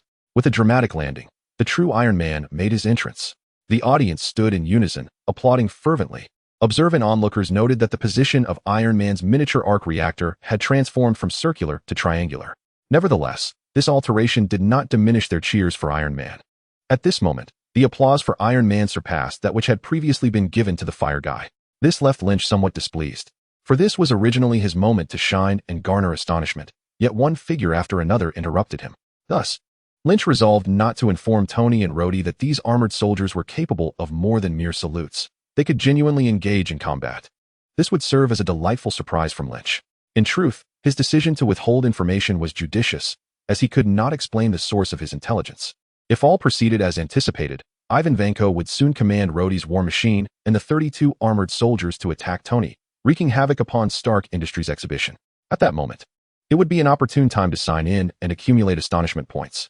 Meanwhile, Uchiha Obito stealthily appeared outside the main hall, accompanied by Coulson and others. Upon witnessing Iron Man's descent, Coulson raised a hand to his forehead, realizing that the scenario Mr. Payne had foretold was indeed unfolding here. Could it be that the war machine and the armored soldiers would encounter issues? Uchiha Obito shook his head, then gazed upon the happenings within the main hall and slowly remarked, "I do not know whether those metallic beings will face difficulties. However, with Fire Guy and me present, there is no need for concern." Coulson cast a glance at Uchiha Obito, then shifted his gaze to the Flame Hero, who was skillfully manipulating the fireballs, causing them to multiply silently to over 30. He nodded in approval. The power of the Flame Hero's flames was formidable. He had long been prepared, and even if the Iron Soldiers were to falter, he had no cause for concern. In the distance, at Hammer Industries headquarters, Ivan Vanko wiped the blood from his hands with a towel. Moments earlier, while he was on the phone with Tony, he had dispatched the 2 bodyguards left by Justin Hammer to monitor him. Thus, he was able to speak harshly to Tony. At that moment, via the camera feeds from the Iron Soldiers, Vanko observed everything transpiring in the main hall. Upon seeing the Flame Hero, his eyes narrowed, cold and piercing, a hint of resentment glimmering within. In Vanko's eyes, he had nearly succeeded in eliminating Tony Stark that day in Morocco. The emergence of the Flame Hero had obliterated all his efforts. Consequently, it was only natural that the Flame Hero also became one of Vanko's adversaries. Overcome with emotion, Vanko nearly commanded the Iron Soldiers to rush forth and attack the Flame Hero. However, he restrained himself. Another enemy, a far more significant one, had yet to make an appearance. In truth, Vanko's harsh words to Tony were not merely intended as a death threat. He sought to lure Tony in. Merely destroying everything Tony held dear seemed insufficient to him. He yearned to obliterate everything before Tony's eyes. And only then would he extinguish Tony himself. Such a sequence would suffice for his vengeance. Thus, Vanko was not simply foolish. He possessed absolute confidence in himself. He believed that even if Tony were to arrive, it would not alter the outcome. This night would mark the commencement of Ivan Vanko's journey of revenge. As the resplendent Iron Man made his entrance, Vanko did not hesitate. He immediately took control. Glancing at the flame hero, who was stealthily gathering fireballs, Iron Man redirected his focus and approached War Machine. The pilot, James Rhodes, cautioned, "Tony, there are civilians here. Do not engage in battle." "Rest assured, Rhodey. I am not here to fight you." Chapter 119. Iron Man stood beside War Machine, extending his fingers in a peace sign towards the audience and waving. Rhodey followed suit. And both the audience and Justin Hammer on stage exhaled in relief. Everything was fine. Everything was fine. "I suspect Hammer is collaborating with Vanko. Everyone is in danger. You must believe me," Tony insisted. Rhodey was taken aback. "Ivan Vanko? Is he still alive? I thought he had perished in the Moroccan prison." "Yet. He had just called me to issue a threat." As he spoke, Tony approached Justin Hammer. Clad in his iron suit, Tony's height had reached an imposing 2 meters, instilling a deep sense of intimidation in Justin Hammer. "Where is he?" Justin trembled, feigning ignorance. "Who? What? Where? Ivan Vanko, where is he?" Just as Tony was about to press Justin for answers, his words were abruptly interrupted by James Rhodes. "Tony! Tony!" Iron Man turned to see the turret-mounted machine guns of War Machine aimed squarely at him. "Oh, for heaven's sake! Is that you, Rhodes?" "Not me. The suit has been compromised." Rhodes shouted urgently, "Tony, run. I'm about to fire." "Oh no." Tony immediately took to the skies, exclaiming, "We need to get out of here." Simultaneously, he called out to the Human Torch, "I've left this to you." Whoosh. Iron Man soared away, while the barrels of War Machine and all the Iron Soldiers trained their firepower on Tony. Rat-a-tat-tat. Live ammunition erupted, shattering the overhead glass in an instant. War Machine and 8 airborne Iron Soldiers took flight, pursuing Tony. "Help! Help!" The main hall descended into chaos. Everyone was screaming and rushing to escape. Click, click, click. The remaining Iron Soldiers sprang into action. Some dashed out of the hall, wreaking havoc on everything at the Stark Industries Expo, while the remaining 10 surrounded the Human Torch. "Oh, just 10? You seem to underestimate me." With a swift gesture, fireballs erupted from the back of the Human Torch, hurtling directly towards the Iron Soldiers. Boom, boom, boom, boom. Each fireball struck true, hitting every Iron Soldier at least 3 times, yet they merely staggered back slightly, sustaining minimal damage. Ivan Vanko, at Hammer Industries headquarters, chuckled. "Human Torch, to counter your abilities, I have specially equipped all the Iron Soldiers with heat-resistant and flame-retardant layers. Your powers are ineffective against me." As he spoke, Ivan noticed a flurry of feathers suddenly descending in front of the Iron Soldiers. "What is this?" he exclaimed in surprise. Immediately, he gave the order for the Iron Soldiers to attack the Human Torch. The result was a successful onslaught, with countless bullets raining down on the Human Torch, who leapt into the air, spewing fire to evade the assault. The flaw of illusions, or rather their limitation, is their ineffectiveness against inanimate objects. If that is the case, then I shall employ my new technique. As he spoke, flames enveloped Lynch, transforming him into a being of fire. However, upon closer inspection, his hands and feet appeared somewhat different. In other locations, flames blazed fiercely, while his hands and feet transformed into colossal fists and feet composed of fire. "Prepare to be struck." Fire fist. With a resounding boom, Lynch soared through the air like an arrow released from a bow, instantly reaching the Steel Soldier's front. With a powerful jab, the immense kinetic energy combined with the fiery fist's force obliterated the Steel Soldier. The shattered remnants of the defeated soldiers scattered across the ground, utterly destroyed. Turning his gaze towards the remaining 9 Steel Soldiers, Lynch declared, "Ivan Vanko, await your demise." With agility, he deftly maneuvered left and right, evading all the attacks from the Steel Soldiers, relentlessly striking them with his fiery fists and feet. Minutes later, the main hall lay strewn with the remnants of Steel Soldiers. While Lynch remained unscathed, he glanced outside the main hall, where a dozen more Steel Soldiers wreaked havoc. Without hesitation, Lynch charged towards them.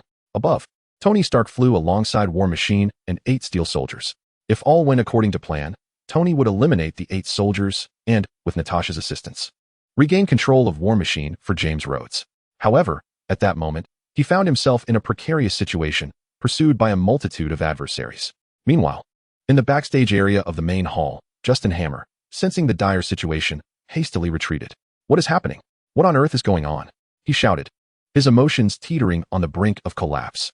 Today was meant to be his triumphant day, yet chaos had ensued, completely at odds with his expectations. "Apologies. The computer programs have been compromised. The Steel Soldiers are no longer under my control." The operator's grim expression conveyed the gravity of the situation. "This is impossible. Justin Hammer knew precisely whom the operator referred to, but struggled to believe it. He had stationed 2 trained bodyguards to watch over Ivan Vanko. Contact the company for updates. Although furious, Justin Hammer maintained his composure. No, the phone lines have been severed, and there is no signal on our mobile devices. We are locked out of the company's mainframe. Oh, for heaven's sake.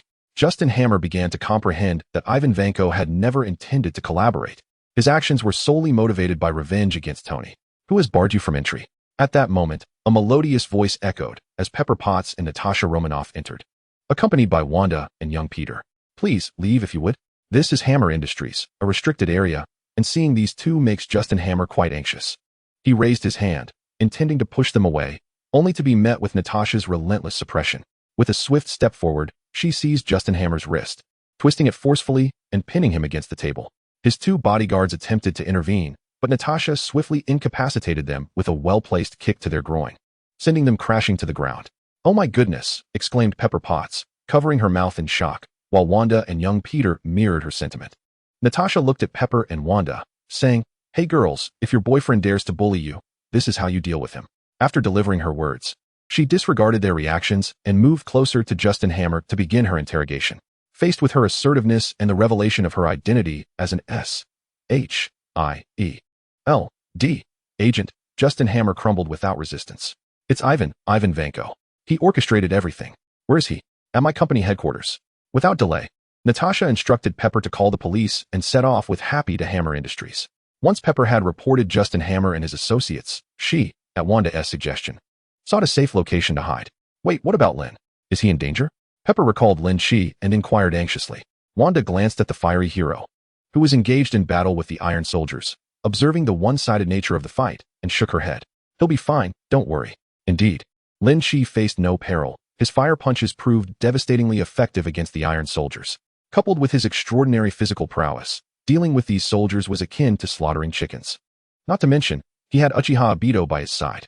Earlier, as Lynch battled the Iron Soldiers in the main hall, several of them had broken free, rampaging through the Stark Industries Expo and wreaking havoc. Many had been inadvertently injured, lying on the ground in agony. Yet, whether by accident or design, it served Ivan Vanko's true intent.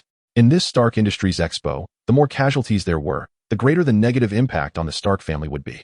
Killing may be a fleeting act, but the tarnishing of one's reputation is everlasting. This was indeed his objective. However, Ivan Vanko's ambitions were curtailed at this juncture. Upon witnessing the Iron Soldiers' indiscriminate attacks on civilians, Uchiha Obito made his entrance.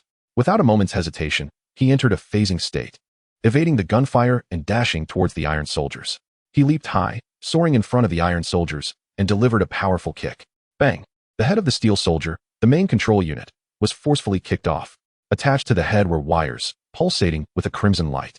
With a resounding bang, the head was sent flying into the flames, erupting in an explosion, while the body of the Steel Soldier fell still. The head proved to be its Achilles heel. Uchiha Obito shouted to his ally, Lynch, who was rushing to assist him. Without waiting for a response, he turned and moved to aid others. This moment was a prime opportunity for Uchiha Obito to enhance his standing with S.H.I.E.L.D.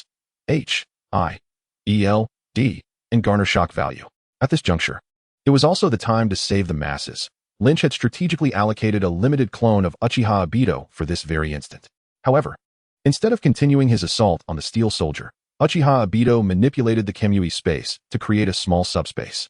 This subspace measured only 1 cubic meter and contained nothing within. The purpose of this subspace became clear as he shielded himself from the barrage of bullets fired by the Steel Soldier, then opened a spatial vortex. Whoosh! The vortex absorbed all the bullets, transporting them into the subspace. The bullets detonated within, releasing their destructive force. The entrance of the space opened, and the remnants of the bullets spilled out, leaving the subspace entirely unscathed. After all, no matter how powerful, it was merely a physical attack. And such attacks held little potential to disrupt the fabric of space. Oh my god! Countless witnesses were left awestruck, deeply moved by Uchiha Obito's actions. They had never fathomed that a human could entirely disregard modern firearms. While Iron Man could achieve this through his armor, even the fire-wielding hero had to retreat. Yet, this newly emerged phasing individual stood firm against the onslaught. Remarkably, he emerged unscathed while the bullets proved utterly ineffective. What manner of ability is this? Coulson found himself in a state of perplexity. Despite having previously overestimated Uchiha Obito's capabilities, the spectacle before him made it clear that he had underestimated him yet again. Initially, Coulson believed Uchiha Obito's power lay in phasing his own body, rendering physical attacks ineffective, and that he could also phase others, showcasing a formidable prowess. However, it now appeared that phasing was not his core ability at all. It seemed as though he possessed a separate dimension, with phasing merely a secondary trait. But to carry a dimension with him? How could that be possible? Coulson chuckled at his own unfounded conjectures, then dismissed them and began to rethink the situation. However, Coulson was unaware that his coincidental and baseless conjecture was, in fact, the very truth of the matter. At times, circumstances unfold in a dramatically unexpected manner. Ignoring the astonished expressions of Coulson and his companions, Uchiha Obito continued to shield everyone from bullets, simultaneously accumulating astonishment points. Meanwhile, after dealing with the steel soldiers in the main hall, Lynch approached to coordinate with Uchiha Obito. This combined offensive dismantled a dozen steel soldiers into parts in roughly a minute. Cheers erupted, exclaiming, "Oh, the Flame Knight is incredible," which brought a smile to Lynch's masked face. Chapter 122. Elsewhere, Natasha and Happy arrived at Hammer Industries. Natasha displayed her prowess, effortlessly navigating through the entire facility.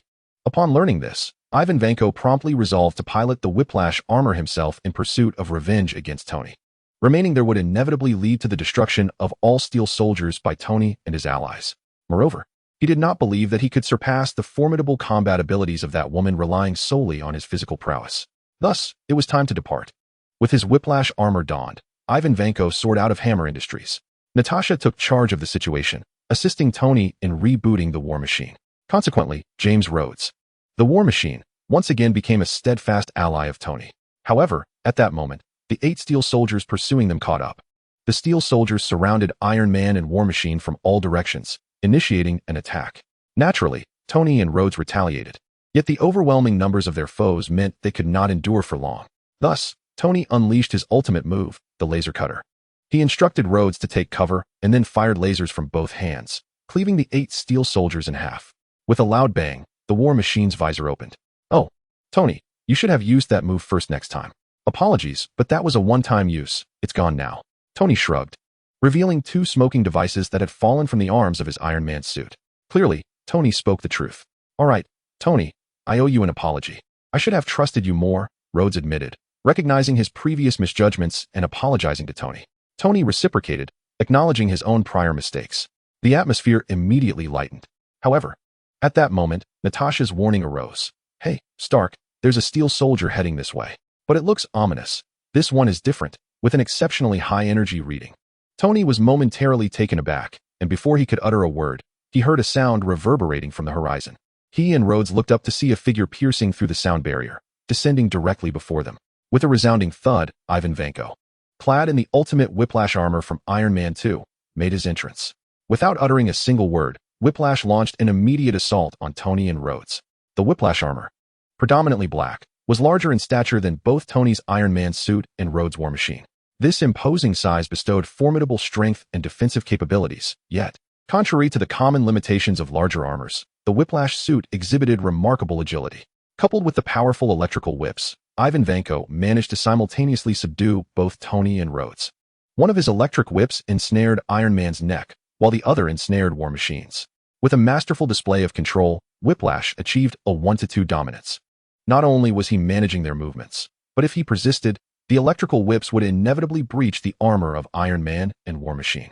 At that juncture, the overwhelming current would spell certain doom for Tony and Rhodes. According to the original narrative, a synchronized blast from their repulsor rays would have effortlessly resolved the predicament. Such a confrontation would generate an electromagnetic shockwave, immensely powerful and capable of incapacitating all electronic devices. If unleashed, it would at least reset the battle to its initial state. With a stroke of luck, it might even eliminate Whiplash entirely. However, at this moment, they were oblivious to this tactic. Their previous skirmish had been interrupted by Lynch, preventing them from reaching a fervent state of combat. Consequently, they were unaware of the devastating potential of their repulsor crossfire. This oversight rendered their situation precarious, as Iron Man and War Machine found themselves devoid of viable solutions. If the confrontation persisted, defeat was imminent. Thus, the situation reached a stalemate.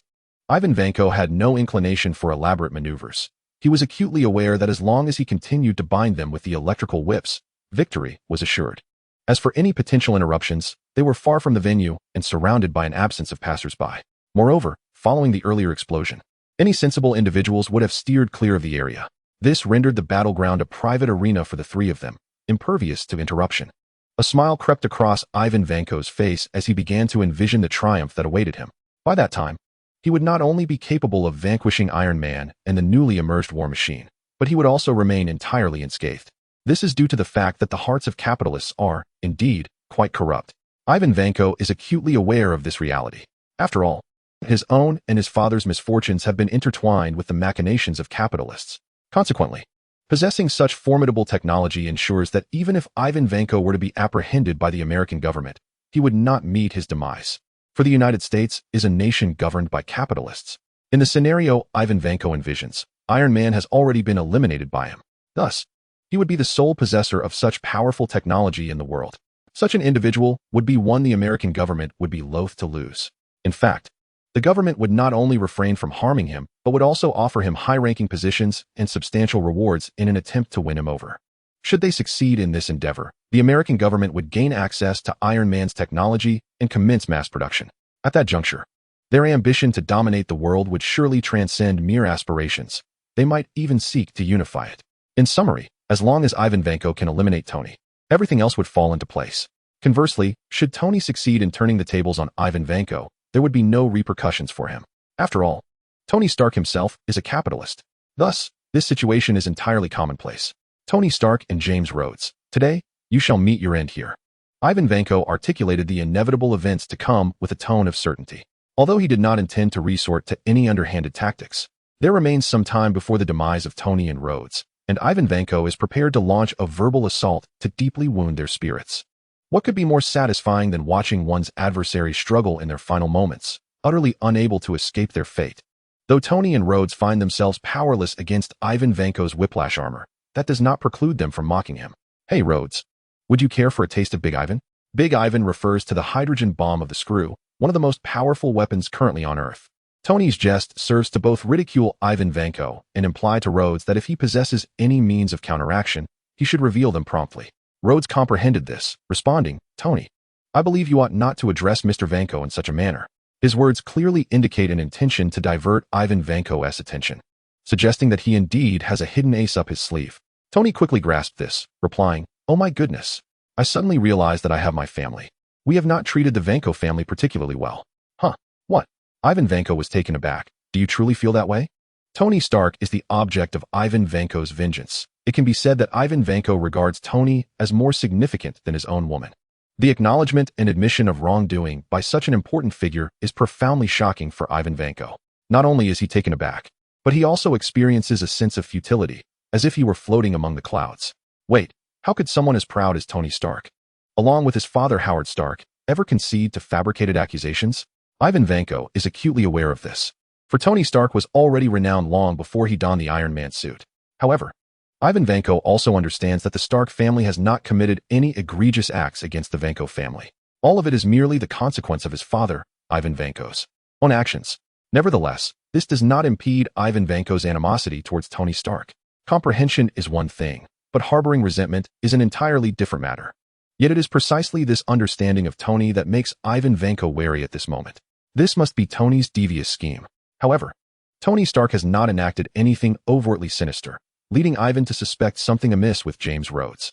With this thought, Ivan Vanko turned around, only to behold the War Machine. Its shoulder armor cracked. A miniature missile was targeted and swiftly launched. Yet, upon recognizing the missile's appearance, Ivan Vanko showed no inclination to evade it. For that missile was one he had installed on the War Machine, referred to by Justin Hammer as the ex-wife missile. How could something he had designed be used against him? He had taken precautions to ensure that the missile would not detonate when attacking the whiplash armor. As expected, the missile whizzed through the air. Bang! The ex-wife missile collided with the armor on Ivan Vanko's chest, producing only the sound of impact, with no further noise. Ah yes, there was also the splash as it fell into the water and the hissing sound of electronic devices malfunctioning as they were submerged. This was quite an embarrassing moment. At this instant, James Rhodes felt exceedingly awkward. His friend Tony, in a bid to divert the enemy's attention, had even resorted to self-deprecation and mockery. Yet, his attack had missed its mark, rendering his friend's efforts futile. At this moment, Rhodes's face, concealed within his helmet, flushed an embarrassed red. To compensate for his blunder and alleviate his discomfort, he resolved to unleash a full-force assault. With a rapid-fire barrage from the rear-mounted rotary cannon, The War Machine's arm-mounted machine guns joined the fray. Observing this, Tony immediately coordinated his palm-mounted repulsor to strike the whiplash armor. However, the electric whip would not passively endure their assaults. With a vigorous flourish of his hands, it struck down with tremendous force. The powerful current amplified the whip's might, sending Iron Man and War Machine crashing to the ground, their attacks rendered ineffective against Ivan Vanko. Crack! The electric whip lashed out once more, ensnaring the necks of both Iron Man and War Machine, binding them once again. Struggle all you want. The more you resist, the more exhilarated I become. Beneath the whip armor, Ivan Vanko's face twisted into a grotesque smile. At that moment, Iron Man finally abandoned his defiance. He immediately reached out to Lynch, whispering urgently, "Lynch, hurry, I need your location, we can barely hold on." Indeed, they were on the brink of collapse. The overwhelming current was corroding the armor. Visible damage had begun to appear, compounded by the prior battle's injuries. If this continued, the fate of Tony and Rhodey would be sealed. Meanwhile, Lynch was in a state of distress.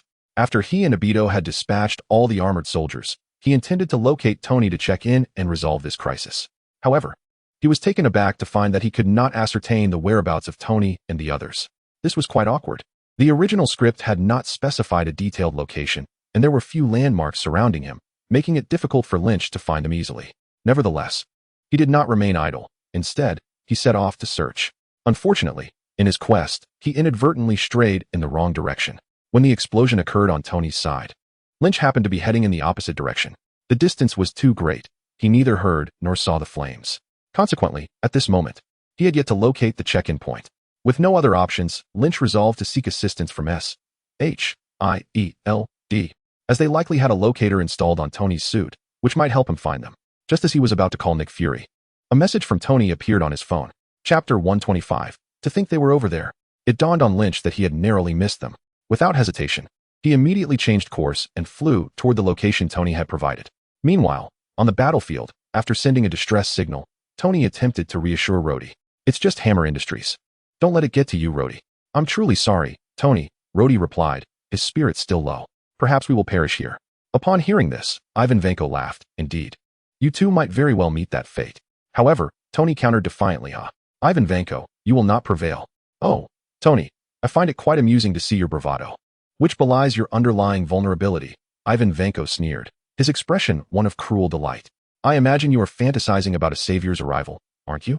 However, have you ever contemplated the possibility that you might not survive until that time?" As the words were spoken, the current of the electric whip suddenly intensified, accelerating its corrosive impact. "I shall promptly send you to reunite with your deceased parents." Bang! At that moment, a colossal fireball descended from the heavens, striking Ivan Vanko, who was clad in the whip armor. The flames roared fiercely, and as the fireball exploded, it revealed Lynch, donned in fireproof attire and a mask.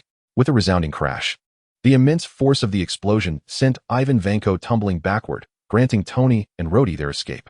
Yet, at this juncture, Lynch paid no heed to the situation of Tony and Rhodey. His focus was solely captivated by the luminous screen and the accompanying notification. Ding! Host is at the sign-in location, center of the Iron Man Whip War Machine battlefield. Shall the sign-in proceed? Yes. Without a moment's hesitation, Lynch recognized this as one of the primary objectives of his mission. Ding! Host is at the sign-in location. Sign-in officially commences. Sign-in duration, 10 seconds. Exiting midway will be deemed a sign-in failure. The countdown began, and Lynch cast a glance at the recovering Vanko, showing no hesitation as he unleashed an illusionary binding technique upon him. The electric whip Ivan Vanko cried out in agony, collapsing to the ground. For even the whip armor could not shield him from such torment. Thus, it was assured that Vanko would pose no interruption to Lynch. At this moment, Tony and Rhodey also rose to their feet. Iron Man and War Machine flanked the fire hero on either side, while the latter maintained a position of absolute dominance. "What exactly is your capability?" Tony exclaimed incredulously. "We can't seem to defeat this foe, yet you managed to vanquish him effortlessly. I believe we should conclude our battles before you make your entrance. Otherwise, it merely becomes your show." Lynch shrugged, offering no reply, as his attention remained fixated on the countdown nearing its conclusion. Rhodey, furrowing his brow, murmured, "Is the fire hero called Lynn?" Naturally, Lynch heard Rhodey's words. Yet he chose not to respond. 3, 2, 1, 0. Ding. Congratulations, host. Sign-in successful. Rating. Level. Sign-in reward. All attribute enhancement. Skill extraction. Level. Once, indeed. Its level. Lynch felt a surge of excitement. The potency of level skills is indisputable. This strength not only stems from the skills themselves, but also from the formidable skills offered by the origin progress bar of level skills.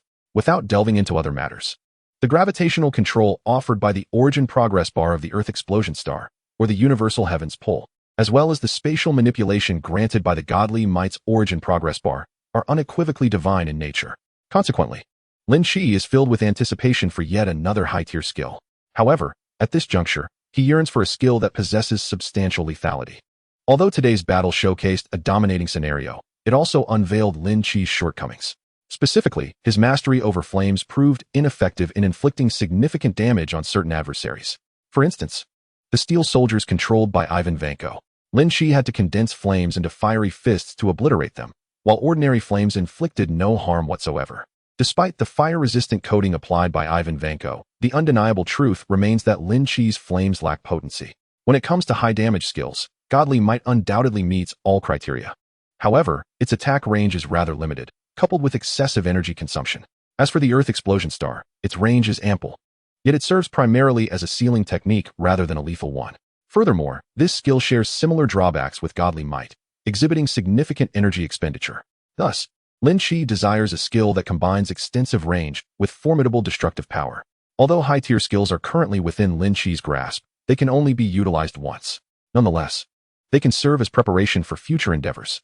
Even though Lynch currently possesses over 200 points of stamina, more than 20 times that of an ordinary person, he cannot unleash a high-tier skill unscathed. But as long as he continues to sign in and accumulate shock value, Lynch will eventually be able to execute high-tier skills flawlessly. At that moment, his strength will become exceedingly formidable. Gazing at the still prostrate Ivan Vanko, Lynch silently intones, initiating the extraction. Extracting, please wait. Extraction successful. Congratulations to the host for obtaining the high-tier skill, Amaterasu. Skill description. Upon activation, the focal point of the pupil ignites with powerful black flames, which will not dissipate until the target is incinerated. Initial use incurs no cost. Subsequent uses will consume stamina. Amaterasu. Lynch was astonished to discover that he had acquired this ocular technique from the kaleidoscopic Sharingan. It is entirely reasonable for this skill to be classified as high-tier.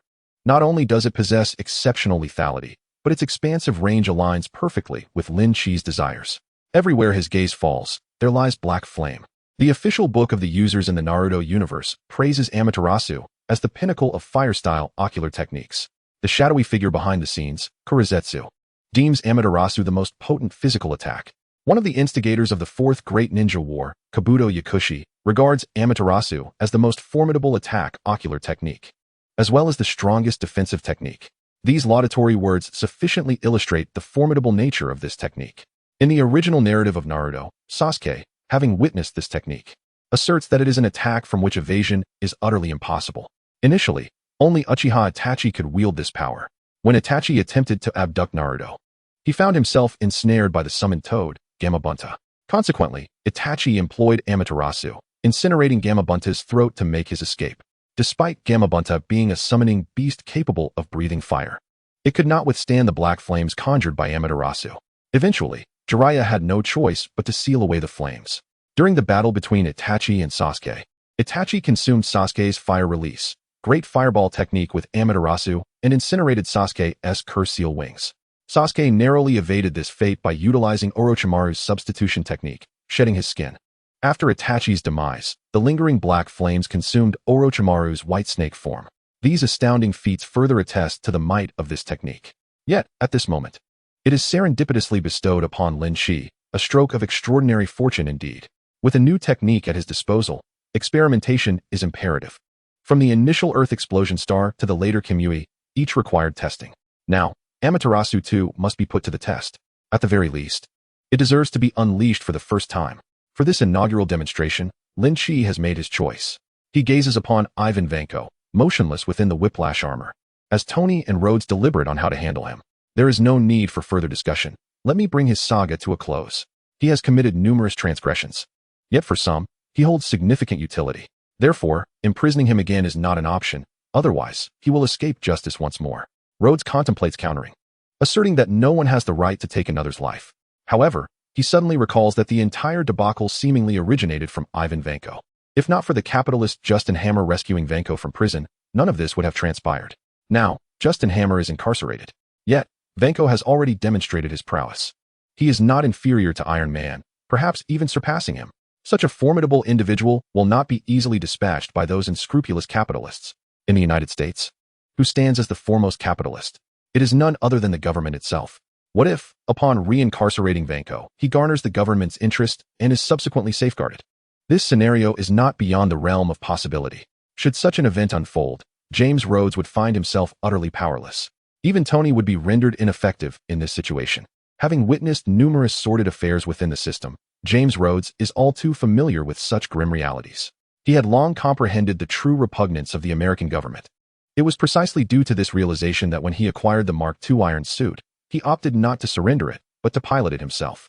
In doing so, he could ensure that the Mark II would serve the people rather than cater to certain officials. At this moment, James Rhodes was acutely aware that what the Flame Knight spoke of was not merely a possibility, but rather a highly probable outcome. Consequently, he swallowed the words he had been poised to retort. Beside Rhodes, Tony slightly furrowed his brow before nodding in agreement with Lynch's course of action. This time, Ivan Vanko had nearly obliterated everything he held dear. Regardless of how optimistic and cheerful Tony was, he could never forgive Ivan Vanko. Moreover, he was not inherently a forgiving character. Hence, he wholeheartedly concurred with Lynch's perspective. His frown, however, was not for Ivan Vanko but rather for Lynch. At merely 18 years of age, Lynch was still a child. Should he truly be exposed to such matters, including taking lives? This thought briefly circled in Tony's mind before dissipating. This young man was even more formidable than I, and his demeanor and actions were remarkably mature, relieving me of any concerns. Thus, he nodded in agreement. Tony and Rhodes' consent did not stir much in Lynch's heart. He had merely informed the two of them, not soliciting their approval. Even if they disapproved, Lynch would have pursued his intentions regardless. However, such a stance would inevitably strain their relationship. Therefore, their agreement was certainly preferable.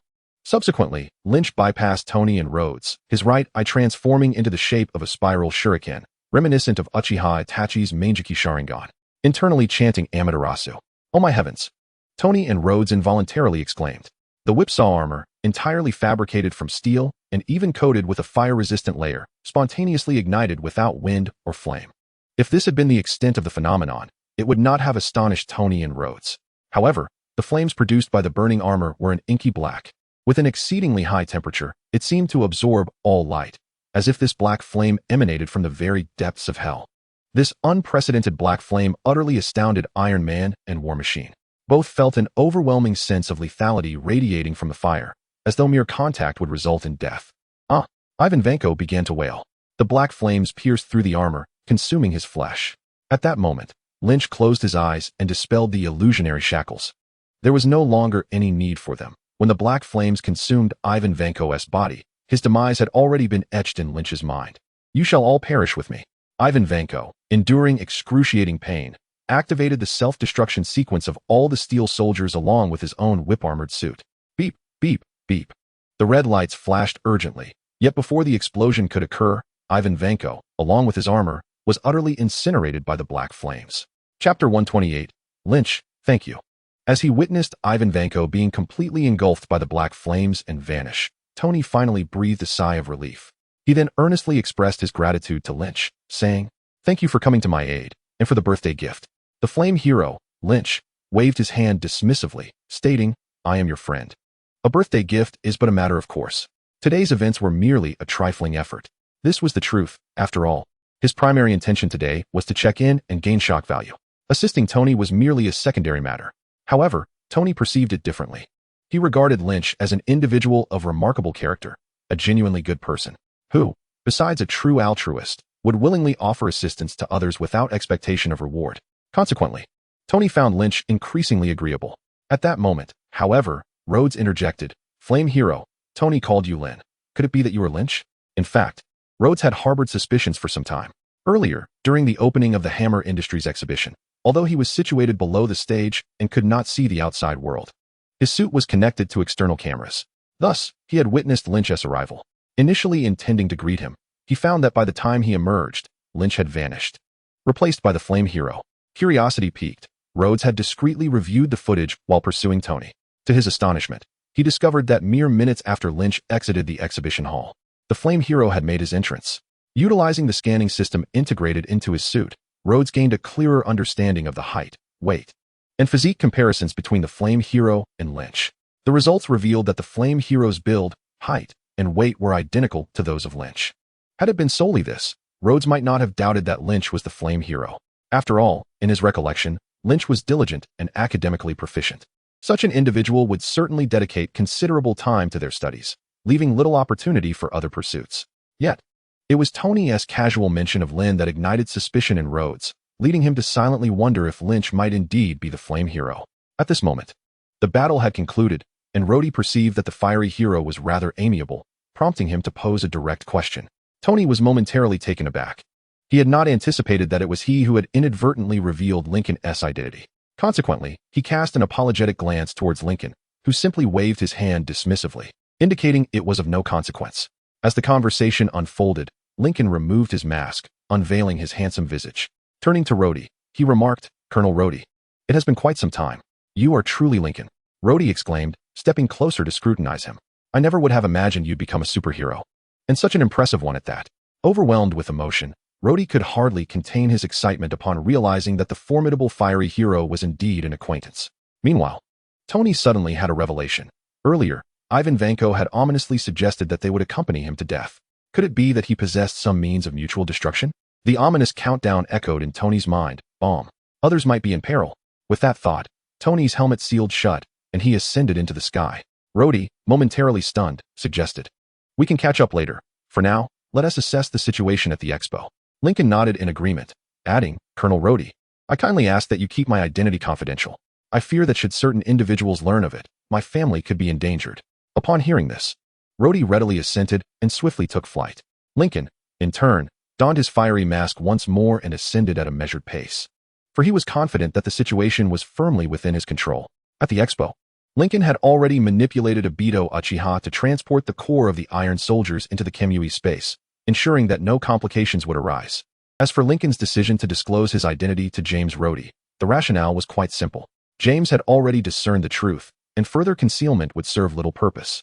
Moreover, sharing secrets could foster a deeper bond between them. James Rhodey, the War Machine, would undoubtedly become a significant figure in the future, and he was someone worth befriending. After careful consideration, Lincoln chose to reveal his identity to James, confident that Rhodey would honor his request for confidentiality. With swift flight, Lincoln returned to the Stark Industries Expo, where he beheld Tony and Pepper engaged in conversation, engrossed in each other's company. Rhodey, observing the pair with a bemused expression, waved at Lincoln upon his arrival. At this moment, Lynch donned his mask once more, observing Uchiha Obito personally safeguarding Wanda and young Peter, which finally put his mind at ease. Although Obito's protective actions were orchestrated by Lynch, he still felt a twinge of concern. After all, these were the most important individuals in his life. Without hesitation, Lynch waved to the cheering crowd and then soared into the sky. Landing in an unoccupied area, he changed back into his original attire and removed his mask. He hurriedly returned to the Stark Industries Expo, where he reunited with Wanda and young Peter. "Oh my goodness, are you all right?" Lynch began his performance. "I just went to the restroom. How could this happen?" Young Peter quipped, "Brother, it's been over 10 minutes. Did you take that long because of constipation?" Lynch's expression darkened as he smacked Peter lightly on the forehead. "Be quiet." Simultaneously, he felt even more determined to educate Peter at home. Spending over 10 minutes in the restroom wasn't an exaggeration. Ever since the invention of toilets and smartphones, one could easily lose track of time while using the facilities, and half an hour could slip away unnoticed. Thus, Lynch had cleverly used the restroom as his ruse. The battle had lasted a mere 10 minutes from start to finish, perfectly aligning with the time typically spent in the restroom. At that moment, Wanda leaped into Lynch's arms, tightly embracing his neck.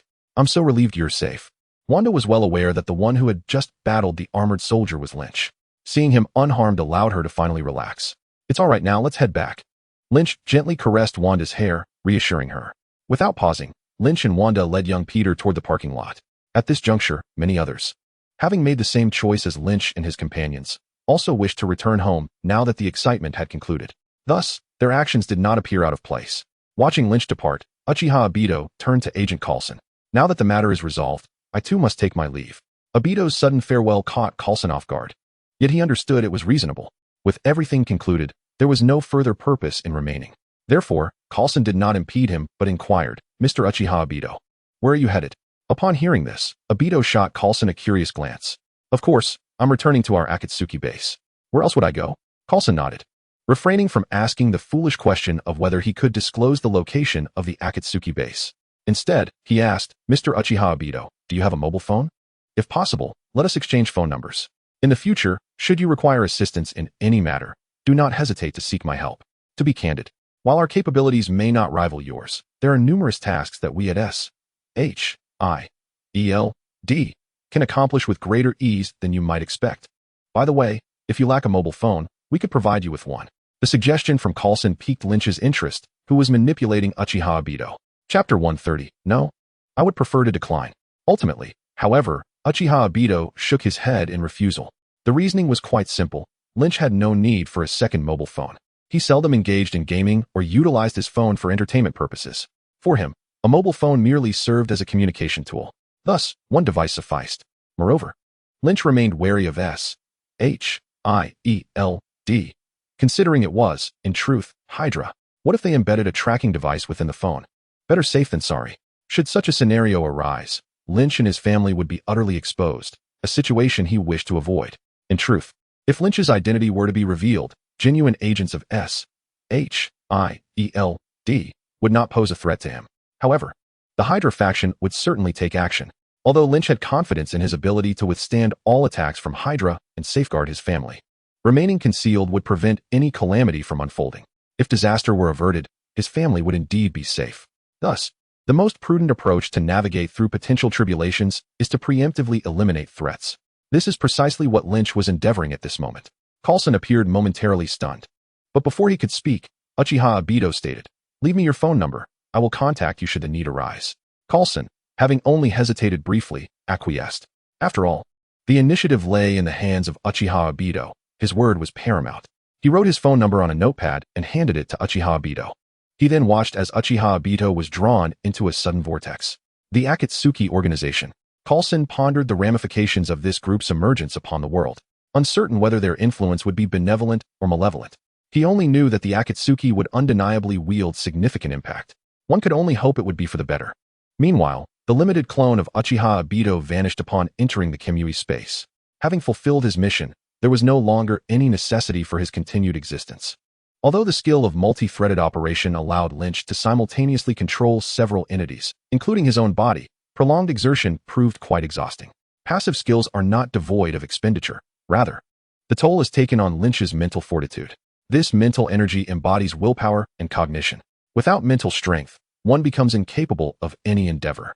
Thus, while embodying the roles of these characters from Naruto, Lynch must exercise caution. After all, he is merely a sign-in system, not an embodiment system. Once the limitation on his clones was lifted, Lynch drove Wanda and young Peter back home. With Wanda's assistance, he imparted some lessons to Peter before escorting Wanda back to her residence. After a tender farewell, Lynch returned home only to find young Peter in the living room. Reporting to Aunt May, Peter, with his brows raised, declared, "Brother, I have relayed all your misdeeds to Aunt May. You're finished." However, Lynch remained unperturbed. He gently ruffled Peter's hair and calmly clarified the actual circumstances behind Peter's accusations. Consequently, Aunt May, upon hearing this, pinched Peter's cheek and said, "All right, it's time for bed. Off you go." Peter, dissatisfied, nevertheless retreated to his room. Aunt May, aware of Lynch's true identity, understood that, in this situation, Peter was indeed speaking ill of Lynch. Thus, there was no fault in Lynch's reprimanding of Peter. Yet, having lost both parents, Peter's heart was quite fragile. In light of this, Aunt May chose not to chastise Peter too harshly and acted as a mediator. After Peter returned to his room, Aunt May embraced Lynch, asking, "Are you unhurt?" Lynch shook his head, affirming, "No, I'm quite strong." "I know," Aunt May replied, her gaze filled with maternal affection. "But I still hope you can be a bit more careful." "I will," he promised. Chapter 131. Alone in his room, Lynch secured the doors and windows. At that moment, his face radiated excitement, for it was time to tally his gains. He first accessed his personal panel. Host, Lynch, Lynn Parker. Attributes, Strength 115, Speed 115, Stamina 215. Mental Power 145. Skills, Earth Explosion Star, God S Might, Amaterasu, Gravitational Control, Shinra Tensei, Fire Control, Limited Clone, Multi-Threaded Operation, Illusion Binding Technique, Illusion Nirvana Technique. God S Might Space, Shock Value, 1,892,003. Each attribute had increased by 5 points as a reward for signing in. A new advanced skill, Amaterasu, was acquired. showcasing formidable power. Undoubtedly, the most significant gain was the shock value. Prior to his appearance tonight, Lynch had expended all his shock value, reducing it to 0. In just a few hours that evening, his astonishment value surged by an astonishing 1,900,000. Truly, this was remarkable. This experience further solidified Lynch's resolve to engage in all significant superhero events. Perhaps the effort he expended training for an entire year paled in comparison to the enhancement gained from participating in a single major event. Over the past 6 months, Lynch had reaped considerable rewards. However, it is essential to note that during that time, he practically cleared the entirety of New York City. He dealt with gangsters, criminal organizations, and villains, even vanquishing vampires, those creatures of the night that perish in sunlight. Rest assured, I shall not elaborate further on this. This is what contributed to Lynch's substantial gains during that half-year period. Yet, continuing to remain in New York without engaging in significant events would likely hinder Lynch from acquiring further astonishment points. Naturally, he would not confine himself to New York indefinitely. He would relocate as circumstances warranted. Such circumstances would arise during the occurrence of major Marvel events. Presently, Iron Man 2 and Thor are behind us, and the next significant event should align with the narrative of the first Avengers film. At that time, he would certainly be able to participate and earn additional astonishment points. However, the timeline for the first Avengers film is set in 2012, while it is currently still 2010, leaving nearly 2 years ahead. So, what shall he do during this interval? After some contemplation, Lynch decided to temporarily set aside his thoughts. There is ample time. He would take each step as it comes. Perhaps a specific event would occur, providing the opportunity for him to make a decision seamlessly. For now, it was time to sleep. 1,900,000 astonishment points is a considerable amount, yet not insurmountable. This figure is not fixed. It will increase with the passage of time. Events require time to ferment, and only after this process will they yield substantial astonishment points. Additionally, Lynch needed time to alleviate the tension within his heart. Thus, a brief respite was in order. As time flew by, a month slipped away. During this month, Lynch lived like an ordinary brother and boyfriend, taking young Peter and Wanda out for excursions, visiting various places, and enjoying delightful moments together. Throughout this month, he refrained from checking his system panel for his astonishment points, wishing to amass a sufficient amount before bestowing upon himself a surprise. Today, after parting ways with Wanda and returning home, Lynch planned to unveil this surprise. However, before he could access the system panel, Tony's call came through. "Lynn, do you have time tomorrow?" "What for?" Lynch inquired, though he suspected he would indeed be free. "Very well, tomorrow we shall gather at this location, where representatives from Washington will present us with 3 awards. As he spoke, Tony sent Lynch an address. Awards? Lynch was momentarily taken aback. Would the media be present? Of course, they will be. So, will you attend? Absolutely. Upon hearing of the media's involvement, Lynch felt a surge of excitement. He promptly agreed. The Iron Man incident had garnered a significant amount of attention, and despite the abundance of astonishment points, Lynch would never turn them away. Thus, it was certain that Lynch would make an appearance tomorrow. After ending the call with Tony Stark, Lynch took a deep breath and opened his personal panel. Everything appeared unchanged, except for one astonishing number that left Lynch momentarily speechless. Astonishment points: 30, 260, 005, 30 million astonishment points. Although he knew that the incident took place in the bustling metropolis of New York, where it would undoubtedly attract media coverage, he never anticipated acquiring such an immense amount of astonishment points. After the initial shock, Lynch wasted no time and invested 3 million points, increasing the progress of his formidable skill, Divine Might, to 50%. Consequently, the skill space increased to 100 cubic meters, while also bestowing upon him the ability for spatial movement, a considerable enhancement indeed. Then, after a moment of contemplation, Lynch activated the progress bar for his skill, Amaterasu. Ding! Amaterasu progress bar activated. Without hesitation, Lynch directly infused 10 million astonishment points into this progress bar, elevating it to 50%. Ding! Amaterasu progress bar has reached 50%. Congratulations, host, on acquiring the skill, Flame Release. Additive Earth Command. Skill description. This skill allows the user to control the shape and extinguish the black flames of Amaterasu, as well as transform the black flames into various weapons and equipment, possessing both offensive and defensive capabilities.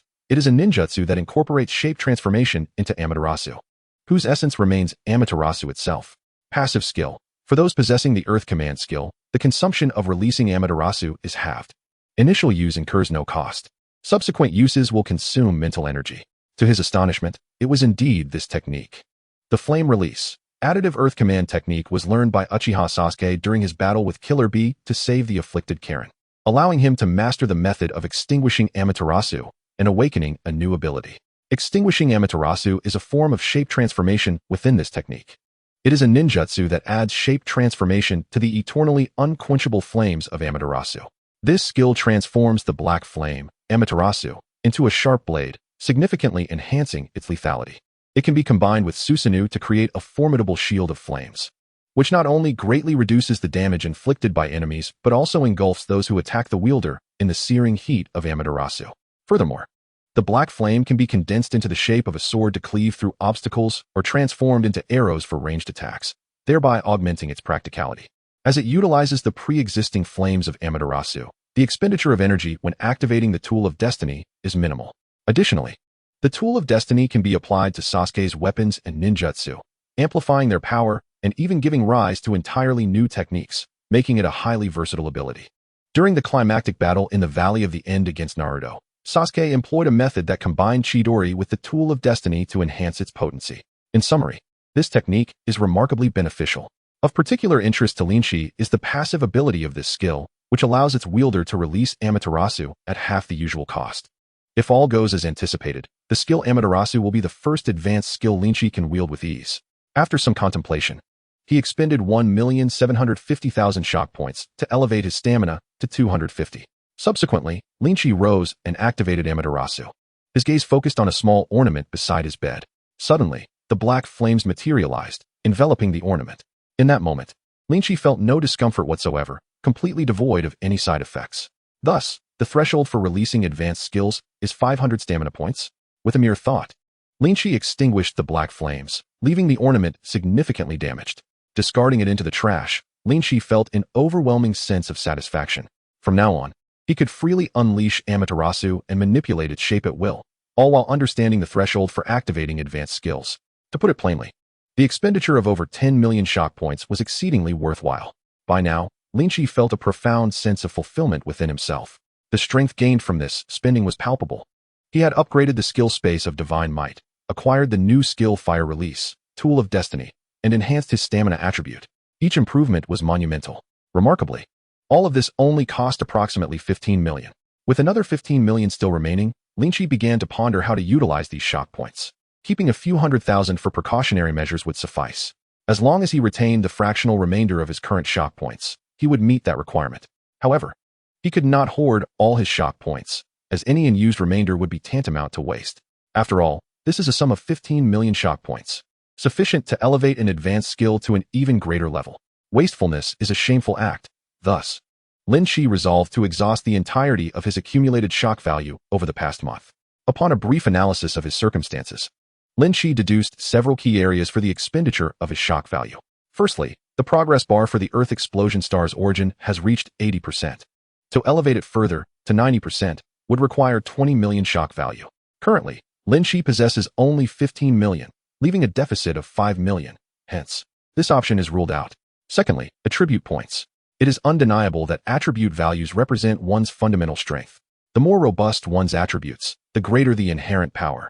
Therefore, Lynch believes that there is no such thing as too many enhancements in this regard. However, when considering the hierarchy of importance, while attribute values rank highly, they do not occupy the top position. After contemplation, Lynch decided to pursue other enhancements first, reserving attribute upgrades for any surplus shock value. Consequently, the remaining application of shock value is relegated to upgrading skills. After careful consideration, Lynch first dismissed the advanced skills of Flame Control and Illusionary Nirvana technique. He has mastered Flame Control to an impressive degree, capable of mimicking all fire techniques of the Hokage, except for Amaterasu. Moreover, he can also replicate the abilities of the Flame Fruit from the world of pirates. However, a dilemma arises.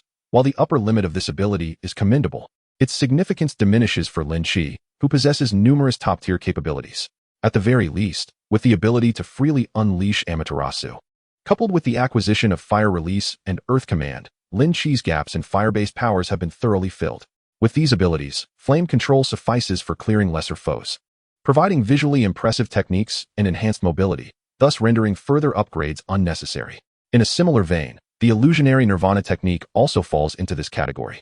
As a large-scale crowd control skill, Its enhancement is currently of no consequence to Lynch. Consequently, in light of conserving shock value, he has excluded these two skills from consideration. Therefore, upon further examination, the only skills that warrant and can be upgraded are the Advanced Limited Clone, Multi-Thread Operation, and the Advanced Illusionary Restraint Technique. Firstly, the advanced skill of Illusionary Restraint Technique secures one upgrade slot. This technique is a single target control skill with exceptionally potent control effects. Thus, should this skill's priority be elevated once more, it will significantly influence Lynch's future battles. Therefore, its enhancement is imperative. The Limited Doppelganger and Multi-Threaded Operation, both of which pertain to Lynch's ability to don different personas, are equally significant. However, upon reflection, Lynch decided to dismiss the Multi-Threaded Operation. This capability, while sufficient for his current needs, left him with an additional slot that rendered any upgrade unnecessary. Thus, he resolved to enhance the Limited Doppelganger skill and the Illusionary Binding Technique. Yet, as he initiated the evolution progress for these two skills, he realized he had been somewhat presumptuous. The advancement of the Illusionary Binding Technique to a higher tier required an astonishing 5 million points of shock value, an expense Lynch could easily afford. In stark contrast, upgrading the Limited Doppelganger skill to the next level demanded a staggering 20 million points. This exceeded Lynch's threshold of capacity. Reluctantly, he opted to forego this upgrade and instead chose to enhance the Illusionary Rebirth Technique, which required only 5 million points of shock value for its advancement. Cumulatively, this amounted to 10 million points, allowing Lynch to reserve an additional 5 million to bolster his attributes. Even if the cost for upgrading the Limited Doppelganger were halved, Lynch would still refrain from proceeding with the enhancement, as it would deplete his available shock value entirely. He aspired to elevate his stamina attribute to 300 points. Without hesitation, Lynch allocated 10 million points of shock value to elevate both illusionary techniques to a higher tier. Illusionary Binding Technique Description: one of the hypnotic powers of the Sharingan, in the constructed mental realm of the caster. The limbs of the afflicted experience a sensation akin to being wedged, resulting in complete bodily immobility accompanied by intense physical pain. If the casting fails, it enhances the success rate of the next skill attempt. Illusionary Rebirth Technique Description: upon casting, a vast array of phantom-like feathers descends, inducing a sleep state in all enemies within the designated area. The sensation of bodily prickling can awaken them. The target area constitutes a colossal illusionary force field, a spherical space with a diameter of 500 meters, devoid of color and substance, capable of shifting location at the caster's will. Lynch's countenance brightened. The upgrade of these two skills was indeed commendable. The distinction between the illusionary binding technique at its current and upgraded levels was minimal, merely adding the benefit of increasing the success rate of subsequent attempts upon failure. To Lynch, this enhancement effectively raised the priority of the skill. As for the Illusionary Rebirth Technique, its upgrade not only amplified the effectiveness and magnitude of the skill, but also quintupled its casting range, an equally impressive improvement. With the skills enhanced, it was now time to focus on boosting his attributes. However, this time, Lynch did not intend to limit himself to merely increasing his stamina. He aimed to enhance other attributes as well. First, he allocated 2,500,000 points to enhance his stamina by 50, elevating it from 250 to 300. This decision was not merely aesthetic, it stemmed from the critical significance of stamina as a trait. The majority of Lin Chi's skills necessitate stamina for effective execution. Therefore, an ample supply of stamina is always advantageous. Subsequently, Lin Chi augmented his strength by 15 points to 130, and similarly increased his speed by 15 points, also reaching 130. His mental capacity saw the most substantial increase, with an addition of 25 points, bringing it to 170. In total, he expended 55 points, consuming 2,750,000 shock points. Consequently, Lin Chi's shock points dwindled to 200,000, which he opted to reserve for future use. The enhancement brought by 20 million shock points was immense. The augmentation of his abilities was clearly reflected in his attributes panel. Host: Lin Chi, Lin Parker. Attributes: Strength 130, Speed 130, Stamina 300, Mental Capacity 170, Skills: Earth Explosion Star, Divine Might, Amaterasu, Gravitational Control, Divine Realm, Flame Mastery, Limited Clone, Multi-Threading Operation, Divine Space. Fire Escape with Earth Element, Illusionary Binding Technique, Illusionary Nirvana Technique. Shock Points: 200,000. The foundational attributes were significantly elevated, with stamina being particularly outstanding. In terms of skills, 3 powerful skills remained at the peak level, while the rest were at the lower tier. Among his 3 identities, including his true self, the Flame Hero ascended to the highest combat prowess. This was due to the Flame Hero's ability to wield Amaterasu effortlessly, unlike the other two identities, which could not unleash their ultimate moves. However, improvement was imminent. Chapter 135. With stamina reaching 300 points, how far could it be from 500? What state would one reach at 500 points of stamina? At that juncture, perhaps the most resilient being on Earth would not be the Hulk, but Lynch himself. One could assert that the signing-in system has paved a broad avenue for Lynch, even excluding the skills obtained through signing in. The enhancement of his foundational attributes alone has equipped Lynch with the potential to stand atop the universe. A prime example is Thanos. Thanos possesses no extraordinary abilities aside from his innate combat skills and his immensely robust physique. His strength is formidable enough to overpower the Hulk, complemented by a speed that allows him to traverse swiftly and a body capable of withstanding numerous assaults. This amalgamation of might constitutes the essence of Thanos' formidable foundational attributes. With such prowess, coupled with exceptional combat skills, he has attained a status akin to that of a demigod. If Lin Chi were unable to acquire skills, his future would likely mirror that of Thanos. Yet now, one can extract a myriad of skills, and Lynch's future accomplishments are destined to surpass those of Thanos. Even without the Infinity Gauntlet, perhaps, when his physical prowess ascends to a certain level, Lynch might don the Infinity Gauntlet himself and snap his fingers, doing so without any damage. However, these are merely visions of the future. For now, Lynch ought to retire for the night, as tomorrow he must rise early to receive his astonishing accolades in Washington. Moreover, in just a few days, the school term will commence. At that time, Lynch will embark on his journey as a freshman at New York University, alongside Wanda and Pietro. Little Peter will also return to elementary school. Thus, Lynch intends to indulge in delightful excursions with young Peter throughout this month. With dreams of tomorrow in his heart, Lynch succumbed to slumber. Aunt May and young Peter followed suit. However, not far away, Wanda and her brother Pietro remained awake. Wanda was diligently previewing her university courses at home, while Pietro had gone out to accompany his girlfriend and had not yet returned. The prospect of returning to university filled Wanda with excitement and elation. Therefore, she was determined not to let this pivotal moment in her life slip away. At this moment, she was burning the midnight oil. Naturally, Wanda was also acutely aware of potential dangers. She secured the doors and windows and installed an alarm system at the entrance. If anyone attempted to enter improperly, the alarm would sound. After all, this was a rented dwelling, not her true home. The genuine home she once possessed had long been sold. Now, in Wanda's eyes, being with Lynch constituted her true home. Yet, at that very moment, 5 individuals clad in combat attire, armed with semi-automatic rifles, pistols, grenades, and an array of weaponry stealthily approached. They arrived at Wanda's doorstep, producing lock-picking tools to commence their intrusion. It is well known that a keypad lock is easier to breach than a conventional lock. Wanda's residence was equipped with a standard lock. Thus, the intruders found themselves hindered at the threshold. Their covert operation required discretion, preventing them from forcibly breaking in. They could only quietly manipulate the lock in an attempt to apprehend Wanda and her brother Pietro. Meanwhile, a similar contingent of fully armed individuals surrounded Lynch's residence, albeit in significantly greater numbers than those at Wanda's home. Indeed, dozens of them completely encircled Lynch's abode. In bed, Lynch furrowed his brow, abruptly awakening and turning to gaze out the window. His heightened mental acuity served not merely to activate skills, but also endowed him with acute perception. His vision was notably sharp. Thus, despite the thick darkness of night, Lynch clearly discerned the figures gradually encroaching upon him. I sought no trouble, yet here they come seeking me? Lynch, consumed by fury, did not hesitate for a moment, raising his hand with a swift motion. Dozens of pitch-black fireballs hovered in the air, blending seamlessly with the night, silent and unseen. With a whoosh, the dark flames shot out of the window, attaching themselves to the unsuspecting individuals, igniting into a fierce blaze. Many did not even have time to scream before they were reduced to ashes, leaving nothing behind.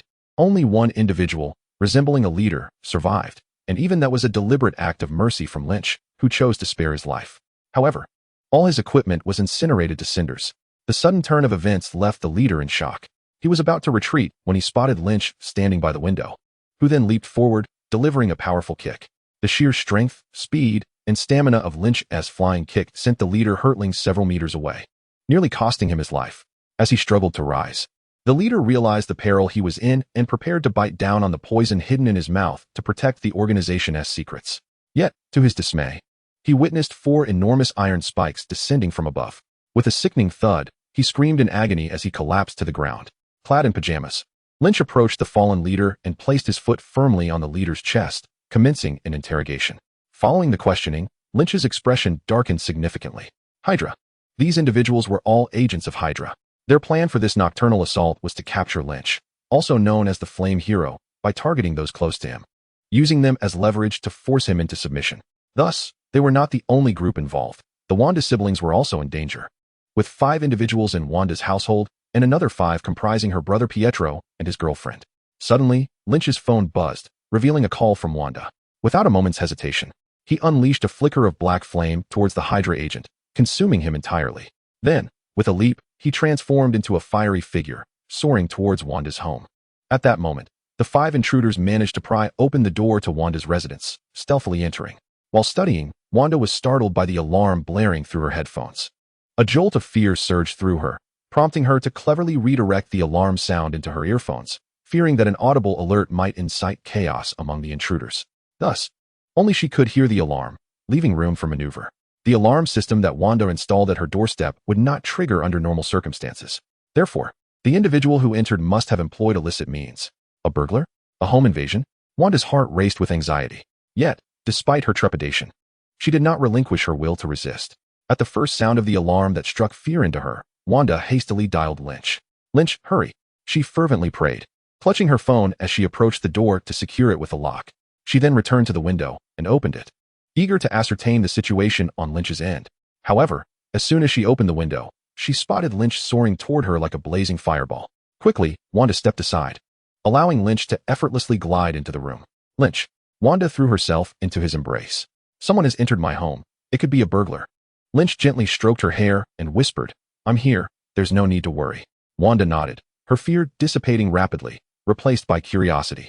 Who would dare to intrude upon their home at such an hour? As Wanda and Lynch watched intently, the lock on the door was forced open, and the door slowly creaked ajar. Behind it stood several fully armed Hydra agents, weapons drawn and aimed at the interior. Upon spotting the entwined figures of Lynch and Wanda, they were about to speak when 5 dark fireballs struck their firearms. With a cacophony of sounds, weapons, clothing, and flesh ignited, transforming into accelerants that allowed the black flames to spread rapidly, swiftly engulfing the 5 of them. Wanda was taken aback, yet she did not cast blame upon Lynch. Instead, she inquired, "Do you know anything about these individuals?" Chapter 137.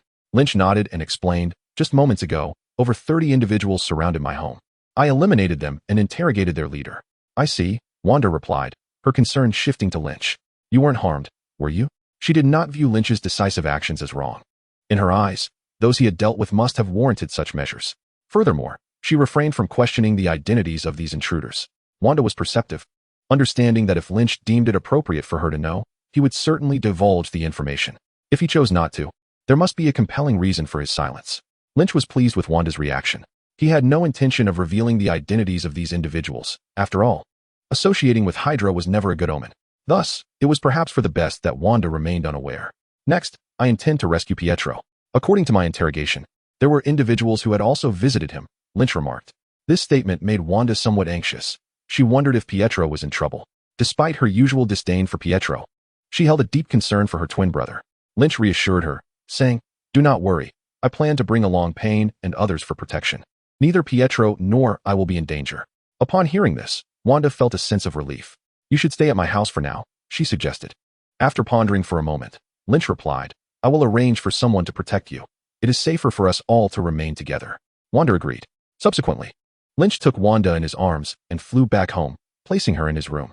He inquired about Pietro and his girlfriend's whereabouts before soaring out the window. As he ascended into the night sky, Lynch conjured 2 limited clones, Pain from the 6 Paths and Obito Uchiha. He instructed Obito to remain behind to safeguard the house, while he and Pain headed directly to Pietro's location. Upon arrival, Lynch discovered that Pietro and his girlfriend had already been captured. Witnessing this scene, Lynch unleashed 5 spheres of black flames. Cloaked by the darkness, the black flames silently yet lethally approached. Amaterasu truly served as a nocturnal assassin, difficult to detect yet immensely powerful. With a swift motion, the black flames engulfed 4 Hydra agents, instantly consuming them, leaving only one severely burned and gasping for breath. This survivor would prove useful to Lynch. Initially, Lynch did not intend to alter the course of history, as he preferred to accrue additional rewards. However, his resolve shifted. Lynch, too, had his limits. He could not tolerate Hydra's assault on himself and those he cherished. Some actions, once executed, necessitate retribution. Thus, Lynch resolved to eliminate all Hydra agents within S.H.I.E.L.D., for this incident was orchestrated by them. If one does not wrong me, I shall not wrong them, but should they provoke me, I will eradicate them completely. This operation could not proceed without involving Nick Fury. Consequently, Lynch intended to convince Fury with undeniable evidence. Naturally, if Fury resisted, Lynch and Payne would apply pressure until he acquiesced. After Lynch and Payne extracted the barely conscious Hydra agent, Pietro and his girlfriend finally regained their composure. "Thank you," they expressed. With his mask obscuring his features, Lynch turned to Pietro and advised, "This night is unstable. It is best to find a place to hide." With that, they departed. Hearing this, Pietro and his girlfriend promptly sought refuge in a nearby upscale hotel, controlling Payne as he bore the burden of the Hydra agent. Lynch dialed Nick Fury's number. "Director Fury? Inform me of your location. I have matters of great importance to discuss with you." On the other end of the line, Nick Fury's expression turned grave. "I am still at the Triskelion building of S.H.I.E.L.D. You can come directly if you have something to say." Lynch urged Nick Fury. "I believe it would be prudent for you to return home swiftly. This may be the only way to preserve your life." Nick Fury was taken aback, though he made a valiant effort to mask his alarm and quietly inquired, "What is happening?" Why? Lynch scoffed. "Tell me, if you find yourself in the enemy's den, would your life not be in jeopardy?" In a certain apartment on the mid-level floors, Nick Fury sat on the sofa, facing the masked Human Torch in Payne. He cast a sidelong glance downward, where a disheveled individual lay on the floor. After Lynch's earlier warning, Fury became acutely aware of the gravity of the situation. He had no doubt that the Human Torch spoke with sincerity, as they had never communicated before. Thus, Nick Fury chose to believe the possibility of the threat rather than dismiss it outright. He always approached matters with the worst-case scenario in mind. Only by doing so could he remain composed in any situation and swiftly devise various solutions. Having weighed the potential outcomes, Nick Fury did not hesitate to disclose his address. He then feigned a late departure from S.H.I.E.L.D., returning home. On his way back, a multitude of speculations coursed through his mind. Analyzing the Human Torch's past behavior, Fury concluded that he was not one to speak without reason, thus lending credence to his words. Naturally, Nick Fury would not place complete trust in anyone. He was not the type to wholly believe any individual. Lynch's assertion that S.H.I.E.L.D. was in the enemy's stronghold was, at first, a ludicrous thought to Fury. However, shortly thereafter, a shadow of doubt crept into his mind. In the worst-case scenario, the implication was that S.H.I.E.L.D. had been infiltrated by the enemy, with at least half of its members being moles. Nick Fury furrowed his brow, struggling to accept this conjecture. If that were indeed the case, would S.H.I.E.L.D. not become a mere farce? As an organization renowned for its expertise in infiltration and espionage, to be compromised by such a significant number of enemy agents would be preposterous. "I hope this is not the reality," Fury mused, as he traversed the path toward home. However, at this moment, after meeting with Lynch and Payne, Nick Fury was suddenly beset by an ominous suspicion. The situation may be even graver than I had imagined. The individuals accompanying the Flame Knight and Payne included an agent he recognized, a mid-level operative from S.H.I.E.L.D. Noticing the fury in Nick Fury's eyes, Lynch wasted no time in recounting his ordeal. "What? This is impossible. Hydra was annihilated during World War II," Nick Fury exclaimed, unable to suppress his astonishment after hearing the entire account. Yet Lynch remained unfazed. He reactivated the illusionary shackles on the individual lying on the ground and began the interrogation before Nick Fury's very eyes. With each name uttered, Nick Fury's expression grew increasingly grim. When the individual proclaimed, "Long live Hydra," Nick Fury's face darkened further. He had not anticipated that the severity of the situation would indeed surpass his worst fears. The combat division of S.H.I.E.L.D. was nearly compromised, with many of its finest agents actually being Hydra infiltrators. What was most difficult for Nick Fury to accept was that his friend and mentor, the former director of S.H.I.E.L.D., Alexander Pierce, was also a Hydra mole. Nick Fury was rendered speechless. Under the leadership of Hydra infiltrators, S.H.I.E.L.D. had somehow navigated through over a decade without incident, until they handed the organization over to him. "Pierce, are you truly a Hydra infiltrator or the director of S.H.I.E.L.D.? How can your actions be so incongruous with your identity? Wait, does this imply that the Flame Knight may have been mistaken? Alexander Pierce is not a Hydra infiltrator, but rather a genuinely diligent predecessor in S.H.I.E.L.D. This was merely a figment of Nick Fury's imagination. However, Lynch discerned his thoughts and remarked, "Surely you do not believe I am speaking in jest? Very well, let us confront Alexander Pierce directly, and I shall interrogate him on the spot." "Wait, what do you intend to do, Flame Knight?" Nick Fury could not help but inquire. Chapter 139. Upon hearing Nick Fury's question, Lynch raised an eyebrow. What I intend to do is, of course, eliminate potential threats. Since they have already made a move against me, it indicates that I have become their target. This failure on their part will not deter them. Rather, it will heighten their vigilance toward me. Thus, if they find an opportunity in the future, they will undoubtedly strike. Therefore, I choose to take the initiative and resolve this issue decisively. After all, there is a saying, a thief may operate for 1,000 days. But one cannot defend against a thief for 1,000 days, can they? Nick Fury paused, contemplating this for several minutes before finally nodding in agreement. However, Flame Knight, I hope you can reveal your true identity to me. Nick Fury raised his eyes to gaze at Lynch, his expression intense and penetrating. After all, you are about to strike at my Shield,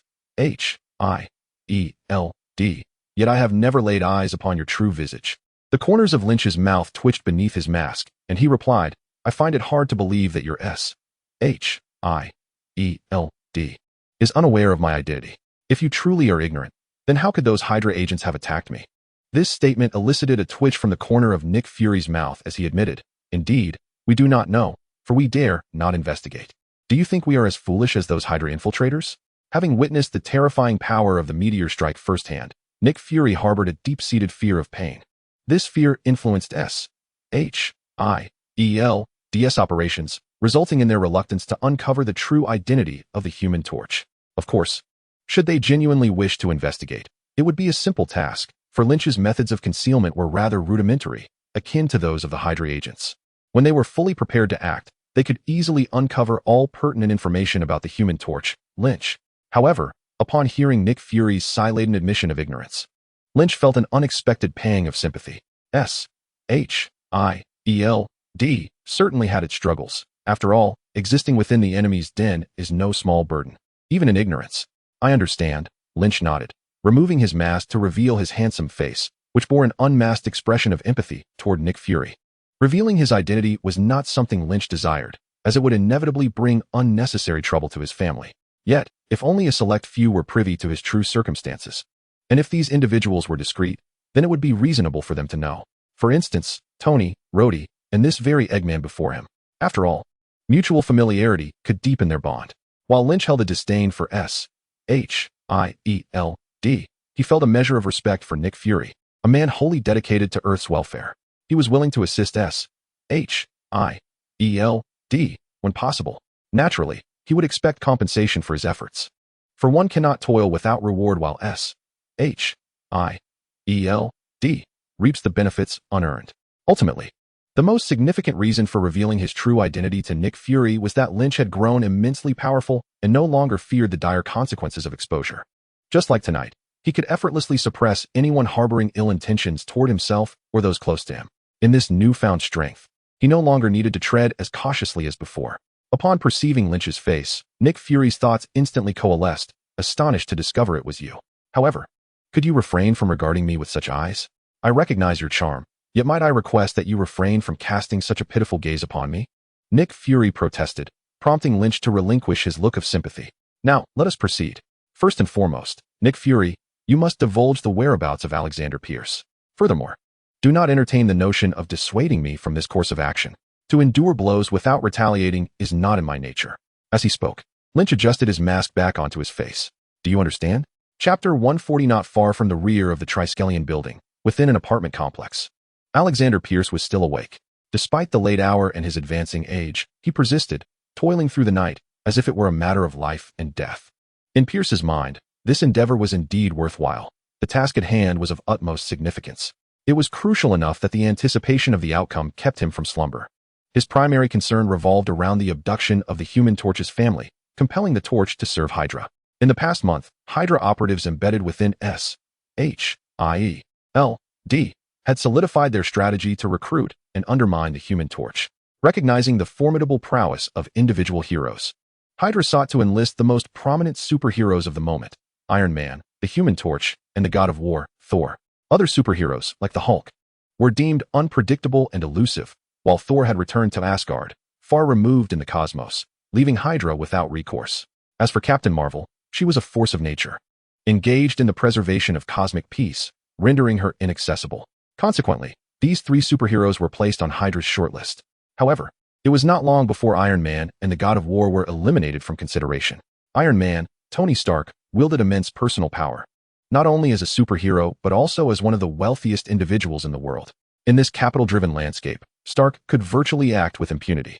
Thus, any attempt to target him bore substantial risk. Similarly, engaging the God of War posed significant dangers, as his extraordinary strength could obliterate an entire city block with ease. Most critically, he appeared devoid of weaknesses. Within Hydra's intelligence network, the God of War seemed to have emerged from the very rocks, lacking family ties. With the Human Torch as his sole companion, had the God of War been less formidable, he would have presented an ideal target for Hydra, an easy abduction, unnoticed, with no one to seek justice on his behalf. However, the crux of the matter lies in the formidable strength of Pain. In comparison, the Human Torch is undeniably a more suitable candidate. Upon delving deeper into the identity of the Human Torch, the Hydra operatives became increasingly convinced of this notion. Hailing from a mundane background, he possesses family, friends, and a girlfriend. Such numerous connections, if not judiciously exploited by Hydra, would be a lamentable oversight. Consequently, they began to formulate strategies and select personnel. Finally, on this very evening, they were poised to execute their plan. The total number of operatives involved was 50. 10 were designated to handle Wanda and Pietro, while the remaining 40 were solely focused on the Human Torch, Lynch. In the eyes of Alexander Pierce, this operation was certain to yield favorable results. It is true that individual superheroes possess tremendous strength, but unless one reaches the caliber of Pain, most superheroes would find themselves outmatched by the coordinated efforts of Hydra agents. After all, the majority of superheroes are principled, responsible young individuals. In stark contrast, Hydra agents are shameless, unbounded, and utterly loathsome. Thus, even if the agents lack brute strength, their collaborative tactics could easily ensnare superheroes in repulsive schemes. Logically, Alexander Pierce's assessment was not misguided. Had he chosen to confront Iron Man or War Machine, he might have found success. Yet, misfortune befell him as he opted to target Lynch. Iron Man is the chosen one of the Marvel Universe, and War Machine is his closest ally. But what of Lynch? He is a mere hanger-on. There is a saying that one should never provoke the chosen one, but even more so, one should never engage with a hanger-on. For one can never foresee the extent of their hidden advantages. Just as Alexander Pierce, sipping his coffee, suddenly glimpsed a figure hovering by the window, he felt darkness envelop him. Chapter 141. In the next moment, Alexander Pierce found himself impaled by several massive spikes, pinning him to the ground. Observing the incapacitated Hydra director sprawled in the living room, Lynch pried open the window and flew inside. Following closely behind him was Pain, utilizing gravitational manipulation to bring Nick Fury along as well. Their choice to enter through the window was, of course, to maintain secrecy and prevent any other Hydra members from becoming aware. Without hesitation, Lynch commenced the interrogation. He not only sought to convince Nick Fury of Alexander Pierce's status as a Hydra mole, but also extracted a plethora of names of other undercover agents from Pierce himself.